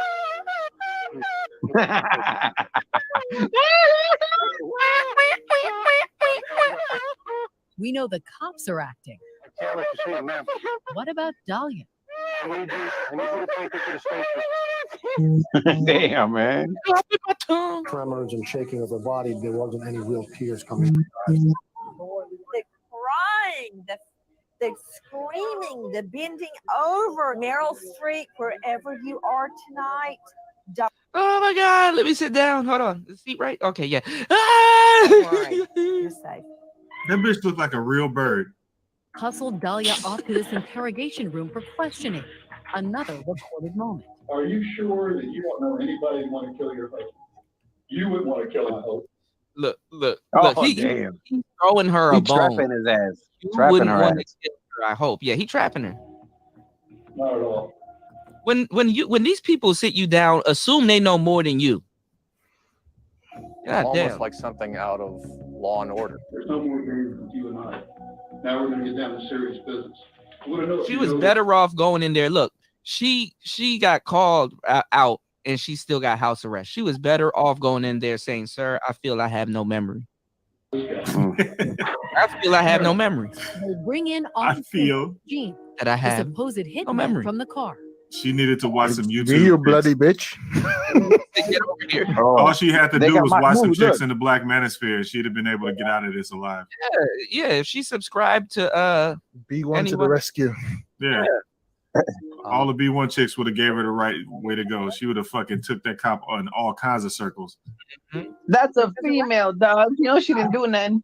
He's alive. Police have another surprise for Dahlia DiPolito. Please come here. look like a dog. Sees her husband. Yep. Like a dog. Come Come here. here. Come here. Fuck you, bitch. Come on. That's all she's missing. Come on. Yeah. Another surprise for Dahlia DiPolito. Come here. She sees her husband, and he's alive. The show Cops captures this moment as well. Come here, please. Come here. Why not? I didn't do anything to him. Like, come here, please. What? You're alive? I love that moment. And I'm This is called the shallow place. He's no longer in the shallow place. Mm-hmm. He fucked. Did you hear what I just told you? You're going to jail today, bitch. Biatch. Was that all you could think of to say? They were accusing me of trying to have my husband killed. And What the fuck? Still in denial. Still in denial. Oh God. What the fuck? They You were know, accusing the me of saddest part allegedly- about this video is that someone is gonna wife her up. The white, Yeah. Yeah. the Yeah. white is Some strong in maggot this out one. there. The That white is the is saddest part of this video. the white is Bro. strong in this one, Obi-Wan. Gaslighting, man. The incel community welcomes You're right, her brother. with open arms. It is strong. She is one of us. We think she's black. She's black somehow. We claim her. You got a voice down to the T. What? Oh man. Come here. It reminds me of your voice, SpongeBob, where they go 12 hours later. Right. Oh, that's terrible, man. I never knew the story. That's crazy. Shit. What year was this? Oh, it was a minute ago. 2 years ago? Probably less than 10 years ago. Or maybe Two. I said 2. Even though she tried to kill her husband, she still mugs me. God. And this is her. That's what she reminds me of. that nigga's in denial. Damn. He is in denial, just like this pelican right here. Man, Hey, that, Pelican. Hey, that Pelican. nigga, man. Damn. Hey, can you show a toucan? Kuda? A toucan? Yes. Got you. This joint is hard, Yeah, I want- bro. Like he made the decision to kill this motherfucker. He's like, you know what? I need a No, toucan no, watch blowjob. the neck extension. He gonna be like, get your ass down. This is intentional. What's up, yo? What's up? What's up? This nigga fighting in his throat, bro. This nigga like, no, you are mine. Get in. Let me ease it down. You gonna feel my stomach acid soon. Hold on. Nigga like that bastard. Get in my like- belly. Stop the You know, struggle. it's like, you're Son. not gonna get out of my throat. You think you're gonna get That out? You're nigga not gonna fighting get out. hard as fuck. And let me tell you, the other birds around him ain't shit because they know what they're doing. They're minding their business, bro. Man, know he got Billy. That's fucked up. He got Billy. Oh, they know what he's doing, and they're just minding their business. Yo, they ain't got shit to do with me. Hey man. no snitch clause. Nah, my name's Bennett. I ain't in it. That just shit is fighting like that shit fighting like Obsidian He's argument. Damn, He's that an nigga is fighting, boy. pelican. I ain't going down to fight, nigga. Yeah, he an alpha. You should have used his Choke him, beat. choke him. Because you know, Choke 'em. human dating practices are similar to birds, bro. That's the most alpha shit. Bro, he should have used his beak. All he had to do was poke a hole through that shit. Yeah, he could have killed that. Oh, but he's Y'all hear me? he likes But to he's fuck. spinning around. Look, he's like spinning around and shit. Look, he's still fucking fighting. Look, he can't even sleep correctly at night. Y'all hear me? Hey, we hear you. Yo, that shit fighting like Obsidian and when you know you're wrong. Well, it ain't Popeyes, but shit. Damn. I'm not dead though. What do you mean? Ask me anything you want. That motherfucker tried to eat that duck though. That duck was like, "No, nigga," jumped right out of his mouth. Right. Got away. You see that one when the pelican tried to eat that duck? The duck was like, "Get your bitch out!" The fuck. Don't fuck with me. What are you watching now? Snow Idmore sent me this. Let's see what it is. He said it's funny as hell. So let's see. He's funny? Yeah, if it's funny as hell. Today is a special occasion. I have the new incense by Erykah Badu called Badu's Pussy. That's the name of it. It comes out February 20th, but since I looked out for some people, you know, years back, they looked out for me. Told me I could have it in advance as long as I paid for the shipping. Paid for the next day shipping yesterday, got it here today, and I'm in the house and I'm gonna try it right here for y'all. I'm gonna smell this stuff. Let that smell just go all smell this stuff. You about to smell Jay Electronica. You about to smell Andre 3000. All kinds. Damn. It's gonna be tight. And the nigga from I last just week. say some Erykah Badu with it. Is he from the DMV? Out here somewhere. And she got like 5 kids by 6 different niggas. I mean, geez. From the DMV. With that shirt said "Slice him up." Oh, my This nigga said he gonna smell her sexual history. On his own comment. That's pretty stupid.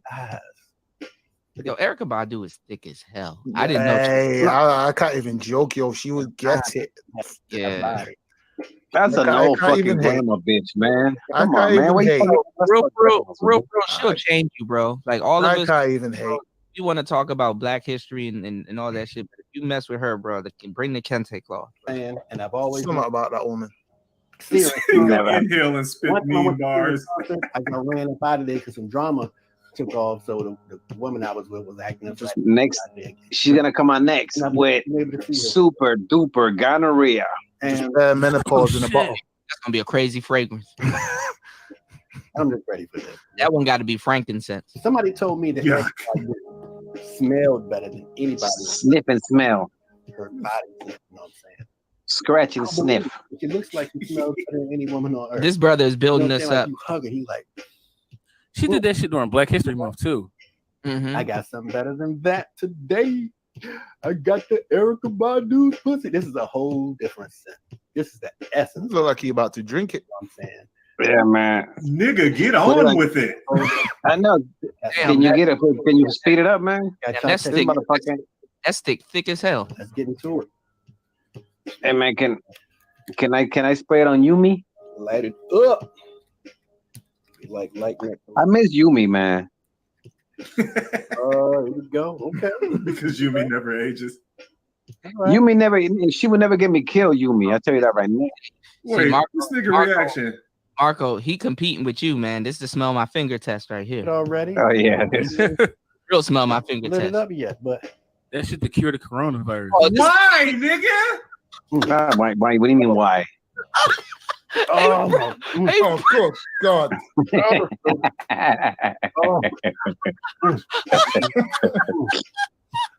Oh. You know it's not going to be edible, but this is the best. The taste of Badu's pussy is. I ate some of that. The day of the Geechee is over. I've never had anything like this. So it more, bro. I tell y'all straight up, y'all are in for a treat. I'm gonna buy a whole bunch of these. I can't get enough of this Badu pussy. Look here. Fuck my dad. I'll put this shit on my ribs. Talk to me. I put that shit on everything. Make money, go shopping. Soon another video. Bro. He didn't even light it. He just ate it. I know that's not supposed to be edible, but Bro, he didn't even. I'm hungry. I'm hungry. I need you to tell me if this is real. I know you probably got videos, bro. Can you put in repo Michael Jackson? I need to know if repo. No, that's fake. Okay, fair enough. Cool. Yeah, Cool. with that Dyke girl. Oh my god. No. This is put it in repo Michael Jackson. I know which one you're talking about. Yeah, repo Michael Jackson. That dude, that gay dude. Hold on, I'll show you. Yo, can I say something to Zero Hate real fast? Yeah. Yo, Zero, I was watching like one of your videos. Yeah, when you talk about basketball and TJ Ford, yo, that shit was fucked up. What happening, bro? Yeah, I finally remembered that dude's name. It was Juwan Howard that did that shit. He do like a vindictive dickhead. He is a vindictive dickhead. This one, right? Yeah. This is fake, bro.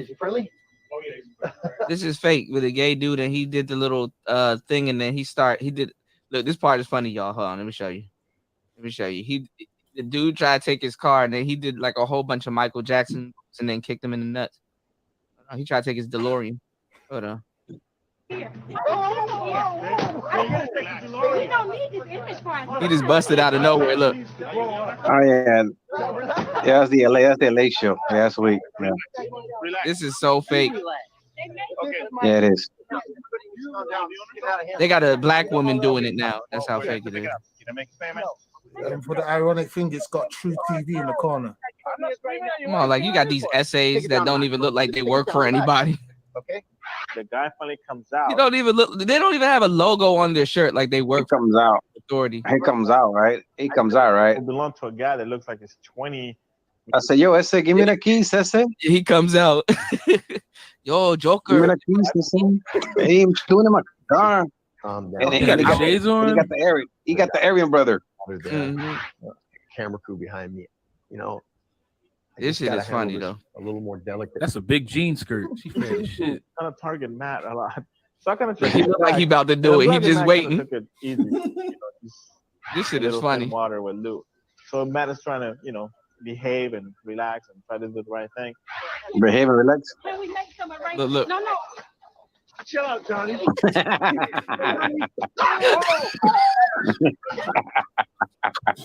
the fuck? How can he kick? How can he kick? How can he tap? He did the nut tap in the back, son. How can he kick on my back? How can he back? But listen to the noise though, y'all. That thumbnail crazy right there. That thumbnail crazy. Thumbnail right. That bitch going to percolator? What the fuck? That's a good thumbnail. How does he grab your nuts before you grab your nuts, bro?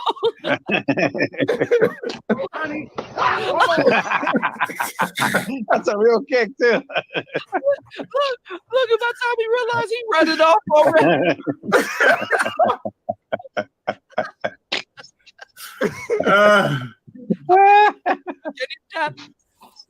Oh my God. Wait, so what can was you move up? Parental control? No, it's too much. Oh my God. Oh wow. Okay, yo. So they do got the episodes. I thought that this show is really real. Yeah, did you see that? We got to do a Did you see series that? where we're going over this shit. Hey, Zero Hate. Yeah. Did you see Morning Blue? Hold on, let me look over there. Whole lot of cloth. Yo, I can't be doing these live streams, bro. Y'all take me here. Pow, smooth criminal. You've been kicked by, you've been struck by, you've been kicked by.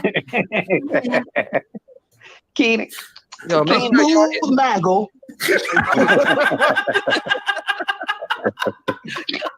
Like, hold He's out of nowhere. me smooth like a river Jordan. And I will then say to thee, I'm gonna make a change.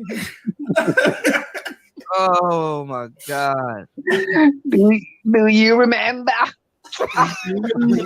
Remember when I almost had you took off this earth? Oh, man. Yo, so we should start doing segments because You know, he'll kick you. It don't matter if you're black or white. That bitch black and white. When you're Black. rooting, it Black. don't matter if you're black or white. Yo, so one thing we were talking about a minute ago. Kick him in the closet. Bro, Kick yo, him in the brother, closet. I recommend you privatize this stream. We've had racism, copyright singing Michael Jackson music. All in yo. one stream, man. We went over Zero Hate like a minute ago. We were on your channel, right?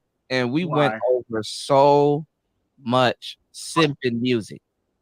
Black people have the most simping music on the planet. Bruh, at the office, bruh. We listen to music and shit all day at the office and shit. You know, somebody be playing with niggas like them niggas like Music Soul Child and shit. Like Music Soul Child is a begging motherfucker. Yo, Drew Hill. Let me tell you something about Music Soul Child. Music Soul Child at least intellectually begged. Like he's like a reasonable beggar. Keith Sweat was just a trifling ass nigga. I'm not trying to pressure you. Oh, them boys, the man you niggas got, must be man. begging ass niggas, boy.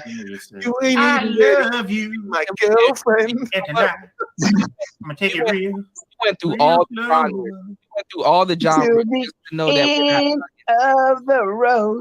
yeah, we went through all the genres just to know we're not bugging. Now, I'm gonna ask y'all a question. This music roughly died around what, 2010? Oh yeah, no, around 210. Niggas talking about let me be your housekeeper, girl. But you keeping bitches housekeeper? What music died around 2010? Simping music. It wasn't as potent. Like see, even like if an R&B song comes out nowadays, even the R&B singer, even the R&B singers, I pay your rent. I cook I'll buy your clothes. And I cook your dinner, bitch. And I cook your dinner. And I get home from and it's work. something that's true. I don't even think back in the day when like, you know, Rom or Alan, you know, was out here moving around, they were pouring Hennessy on bitches on the first date, unless they went too frequent. Was Ron moving or rolling? Damn. Oh man. Oh. It's weird because the simping was high, but the domestic violence was still rampant too, though. No, What, no, that's a fucking myth. back in the day? Nah, when I was a kid, it was rampant. That was switch it up propaganda. Because when I was a kid, man, there used to be a saying called when white dudes get mad, they come home, kick the dog, punch the wife. Because literally, if the niggas had a bad day, they come in and fuck everybody up. Yeah, that's where white beater They came. used the propaganda to switch that shit up. Niggas didn't really beat their bitches up like that. They would get into fights with their bitches, but they didn't just beat their bitches up. That's what I mean. That's what I mean. I'm not saying dudes was just attacking girls. I'm saying it was on some both sides shit because a lot of these women they're very combative. They're very combative. All black men did was use their right hand to correct the situation. They have to have a strong right hand. Strong right hand. Strong right hand. Peanut butter, my friend. They had to use their right hand of retribution to set things straight. The right hand of retribution. The right hand of Allah. Yes. The Smash Brothers hand. Yeah, Quran told me. Quran told Look me. to the left. Yeah, No, that's that all. Niggas just had I mean, all cultures go through that shit. Why you think the other cultures still have the right hand of retribution? They don't play that shit in other cultures. Black men were just doing what they had to do. You got to slap the hoe. Yeah, she had to be corrected. Now, but also tied with the synth music too. Corrected. Now, let me let you guys know that as funny as Sanjeet is, definitely, this is not no joke. Okay, now let's look up the word retribution. Okay, retribution produces immediate effect based on rigid specifications, resistance, resentment, alienation, stifles initiative and innovation. And this is why you have to apply the strong right hand. You must. I've seen this before. This was in the Quran. Yes, it must be done. Most Which I at think once. was the most. Which I think was the top simp album of like the 2000s. Jodeci. Oh, the whole album. No, 2000. I don't know. 2000. Neo was pretty zesty, but he came. Neo was super zesty. Neo was zesty, but he drew a hard line, bro. Carl Thomas. When you're real zesty, and you got to go out of your way to make a fire album to show people you're not zesty. Like back in those days, you could be a little zesty and people wouldn't say shit. But he was real zesty for that time. So I don't know. Neo did. He dropped damn near 3 classics. Yo. It gotta be Joe or Joe's copycat, Mario. Yeah, Mario. But that was 2000. Now that was that thing you man was doing like 96. In Baltimore. That's the last place you want to send. What's it? Gotta be Mario. Yo, somebody send in 8-Ball Jacket to save Rom's girl. Nah. Yo, I was watching that video where Marco was changing his avatars. You almost crashed my car, dog. Yeah, do not watch the show while driving, because I don't want none of y'all to turn up dead and shit, and then I got blood on my head. Yo, he had the beater on and with the words on top that's like sexual seduction. I was like, hell no. I was like, people bought that shit. Hey, check it out, fellas. I got the top 50 songs in 2000. So it was all right. So the simple ones, I guess, I would be "Let's Get It On," Montel Jordan. He wasn't man enough. Oh, that's Tony Braxton. Tony Braxton. Oh, see, they've been saying we're not men, we're not men, and we're not we ain't shit. Because I remember when next, wifey. Yeah, that was a simp song. That was a simp. Jagged is that's like a simp. So I want to know. Joe, he was a simping motherfucker. Oh yeah, Marriage went up, did not go up with that Jagged Edge song. Everybody loved it, but the marriage rate did not go up. What turns you on? Joe was magotacular. Yeah, I like to know. Joe got fired. I agree. But there was. Yeah, I don't trust. See, but there was hope. That's why I know. Joe had the simp song of the century. You ever heard "Good Girls"? Don't trust Tyrese. Don't trust Joe. Don't trust Kim. Why they have a dark side. Taken every time. Yo, that is the simp sentence of the six. No. When you resort to begging your bitch, talking about some, why you gotta act like that?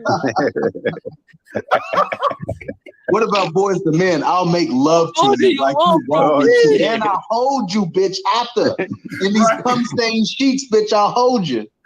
All through the night. All through the night. We're gonna lay in this wet spot all night, baby. Nigga said I will not let go until you tell me to. I think the first bars of Jodeci's Fiend for You, that was like a little bit too much. Like, all right, and look, I'm not sending any shots at nobody for the record, because I've been defending y'all niggas. I gotta talk too sometimes. Now listen to this, okay? You wanna know how I know the Dom game really wasn't shit? Who said I will make cream with my sex machine? I what? See, Joe? That was Joe. I'm gonna make cream with my sex machine. Oh yeah, that was Joe. Bro, if a machine can't satisfy the bitch, what makes you think you're gonna satisfy it? Exactly. No, but you know what? But you things I won't do. Is that what it is? Yo, I'm the Dom game had good intentions. They had good intentions. Right. Just the follow through. Something real quick. Can I read something real quick? I love Raheem Devon. Yeah, Raheem Devon. Can I read something real quick? Yeah. Can I read some lyrics real quick? I drank your wine as you taste mine. I kissed your lips. You felt my mind slip into your soul. I almost cried because it was so beautiful. I almost cried because it was so beautiful. If you cry during sex, chop your balls. I know. That's Ajit. That's Ajit, isn't it? I know we made fun of this song, but I don't know who sings it. Mr. Last Night. I know that. That's it. Damn, I'm getting my ass. Last night, innit? Last night by Ajit. Stars, the moon. The river. Damn, this bitch took him to Japan. Man. They were fucking in the back of a flatbed truck.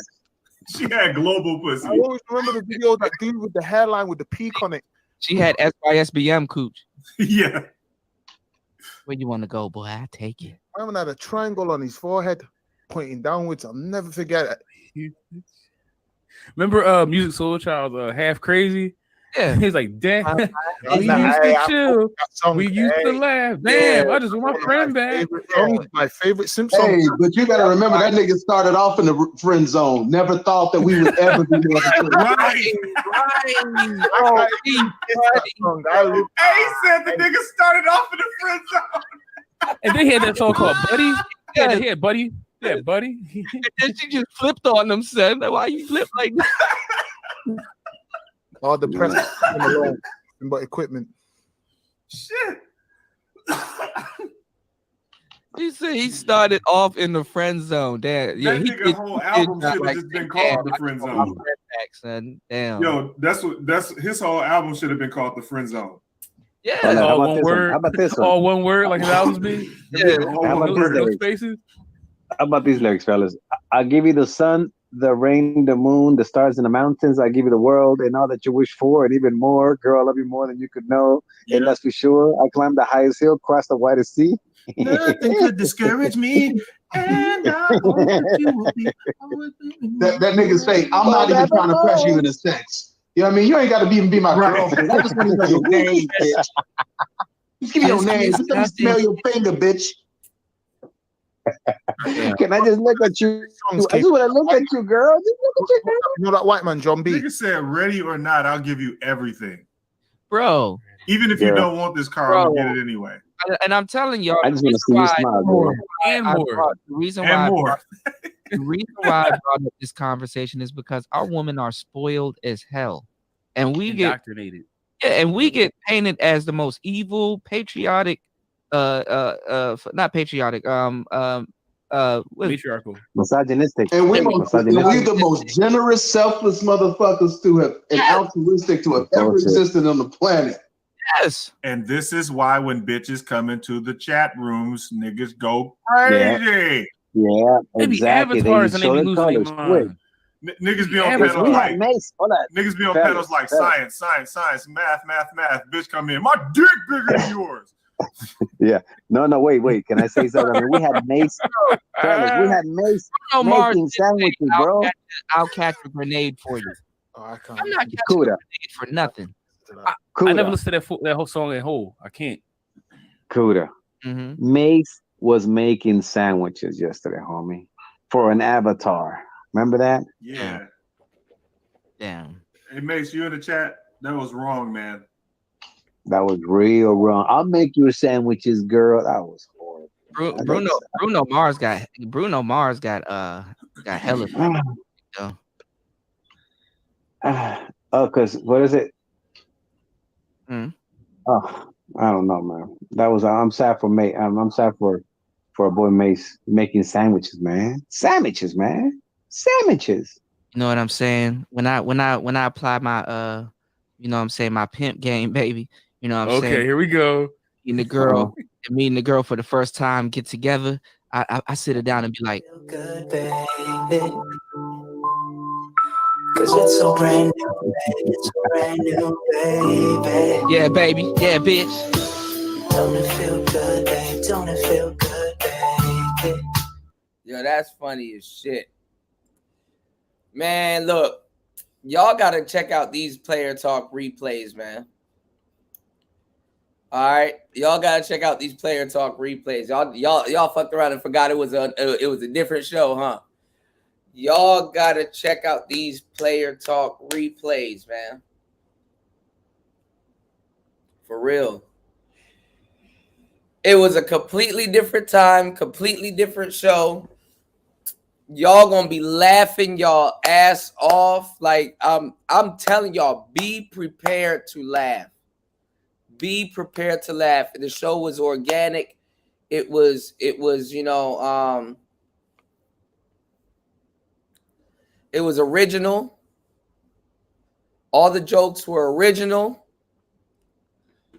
Listen, And listen, Fantastic was a part of none of that. None of that. So when I tell y'all, when it was brought to my attention that bro was hating on the back end, I couldn't believe it. I couldn't believe it. I could not believe it. And to a certain degree, y'all, I'm not even gonna lie, I apologize, because maybe I should have said something. You know, maybe I should have said something, but it's a little too late now, right? All right, y'all. Today's show has run longer than it should. I just ask you guys to do me a huge favor. If you guys are listening to the Player Talk, rewind replays that is on my podcast section of my channel, which is a museum, I advise you guys to definitely hit the super thanks. You know, hit the super thanks watching the Player Talk replays. Those shows are very, very close to me. And listen, if y'all go listen to that shit, you are going to, I'm telling you, this is not a drill. I am telling you, do not listen to that shit while driving. Don't have, bro, you are guaranteed to laugh. You are guaranteed to laugh. Between me, Marco, Jessica, Zero, and Fasting, and just everybody, and just the stuff we were talking about, to this day, I listen to a replay. I'm sitting here right along with y'all, busting out laughing. Literally, I went across the street and I had a little bit of food across the street, and I was sitting down listening to the shit. I was in that joint laughing my ass off, y'all. Okay, laughing my ass off. Okay. All right, so I'm in it with y'all. All right. My only request is that if you listen to those shows and you guys are just laughing, share the show, like the show, and hit the super thanks, okay? Listen, y'all, 10 hours, man. What else do you want from me? It's Player Talk Radio. Peace.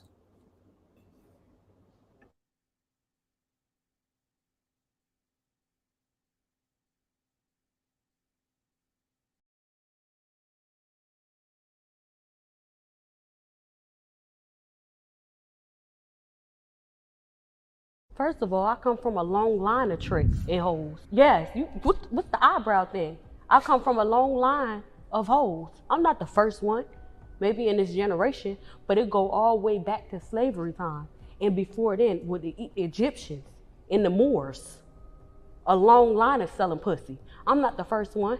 My auntie, my mama don't like me saying her name in my interviews. Grandmama, great-grandmama, great-great-great-grandmama. So was any of them in a $40 line? $40. Special Lebanese Ancestral push.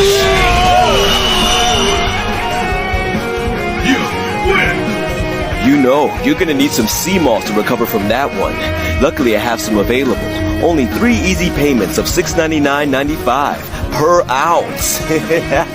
Call now to get your ridiculously expensive sea moss while supplies last. Also, Prince Charles is a vampire. Fuck you, nigga. You think you hard? Wanna talk shit? Pick up the phone, bitch. This the real shit right here. Shut the fuck up, you nitwit. You talking shit upon my shit, homeboy? You just a little punk ass, bitch. Fuck that. Thousands of niggas is waiting for your motherfucking call, and they all talking shit up on that ass right now. Big niggas. Thick niggas. Curvaceous niggas. Affectionate niggas. Mwah, nigga. You want that true nigga shit? Let's call the line off top. 1213-373-4253. Only $4.99 a minute. These niggas is desperate. You call me fucker? Man, shut the fuck up, you tropical snake. 80s niggas. 90s niggas. Sleepy ass niggas. Nigga. Broke niggas. Baroque niggas. Parmesan niggas. Mystery niggas, revealed niggas. Fake niggas. Famous niggas. I'm alive, fool! Sensitive niggas. Yeah, motherfucker. I'll fuck you up. And once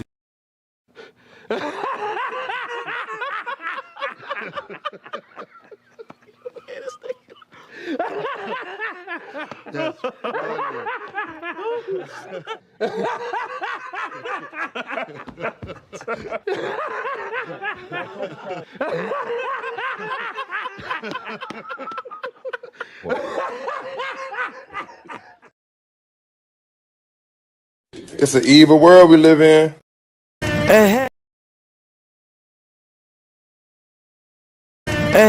Jollof rice combination. Grand Rising.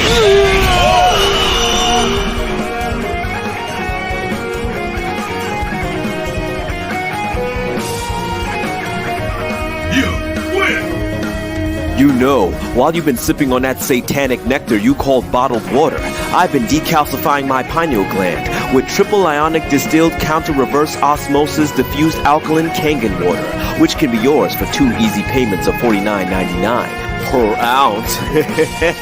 Call now to get what on earth he just said. Also, Hillary Clinton is a clone.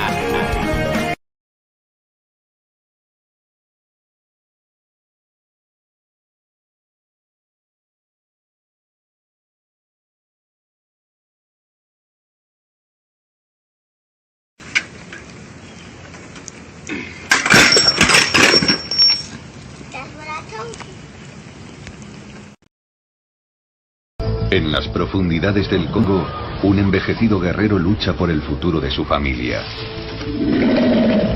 Macumba, un gorila occidental de tierras bajas de 200 kilos de peso. Macumba es el protector del grupo y puede resultar extremadamente agresivo. Cuando extiende los brazos parece que va a cogerte.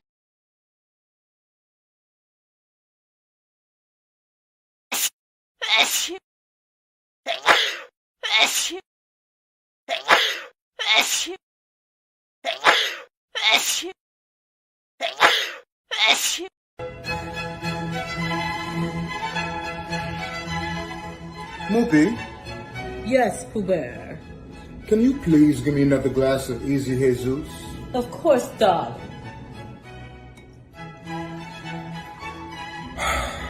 This bores me. Does anyone care to partake in a game of Spades? You mean spades? Potato, potato.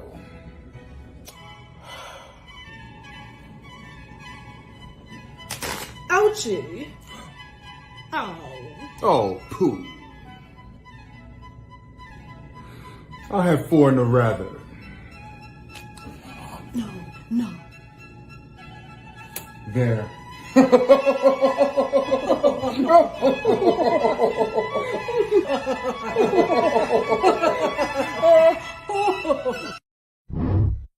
Hola, soy Dora. Dora became really broke recently and needs a sugar daddy. Could you help Dora find a sugar daddy? This house looks bougie. I bet I could find a sugar daddy here. Could you help Dora find the doorbell? Where is it? Who the fuck is this? Why are you at my front door dressed like Dora? Hola, do you want to be Dora's sugar daddy? Do I look like a daddy? I don't think he swings Dora's way. Can you say gay in Spanish? I swing both ways. Oh, we did it! We did it! We did it! How much do I owe you? Just take it all. Huh? Hadouken!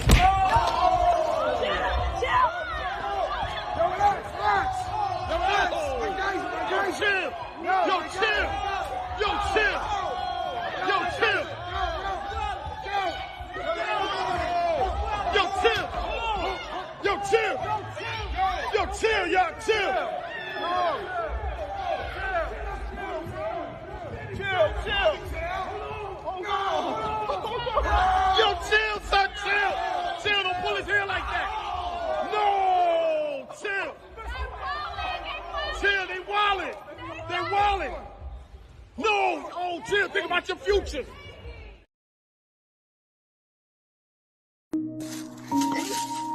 Yeah, nigga. Damn, my nigga. I said let's practice. Let's spar. You hit me like you got something on your chest. Like I owe you money or something. Nigga, what you watch, a YouTube tutorial? And then you just gon' whoop me in front of my son like that. Come here, son. He ain't gonna never listen to me no more. Who you think you is? Logan Paul? Mayweather? Damn, I got a headache and everything. You gonna give me cauliflower ears, my nigga? What's wrong with you, bro? Damn.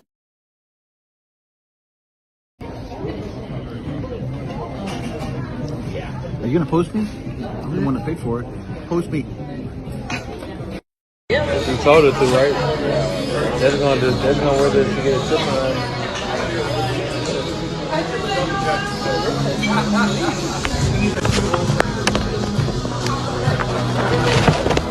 Niggas always want to post the drinks, don't want to post niggas paying for the drinks.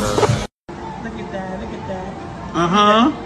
What? What you mean what? You always fucking snapping your food. Right. You know who you with. Right. Come get me. Right. Come get the shrimp. Right. I'm eating good too. Look, Right. come get me though. Come get me. You're right. Who you You're think right. paying for this food? Alright, G. You not no Right. fucking city girl. You in a whole fucking relationship jealous of with you. me. With me. What? Come get the shrimp again. Come get it. You bugging out right now. Come get this. Stop playing with me. Come get me now. Stop playing with me. Alright. Why you going on? No, because you always.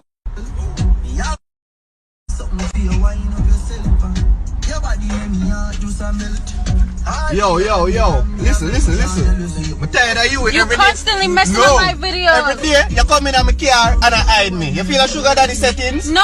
Eh? You just a show my shoulder This like is me. my Snapchat. Put the camera upon me. Put the camera. For what? Where me for? Every day you show man shoulder like me a fling. How? Huh? It's my Snapchat. I do what I want to do. Put the camera upon me. From now on, the camera upon me.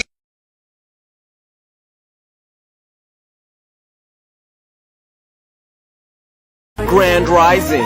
Too bad you lost the poetry slam. Maybe next time you'll pander more to black women and make unnecessary references about Egypt. Broccoli's man-made.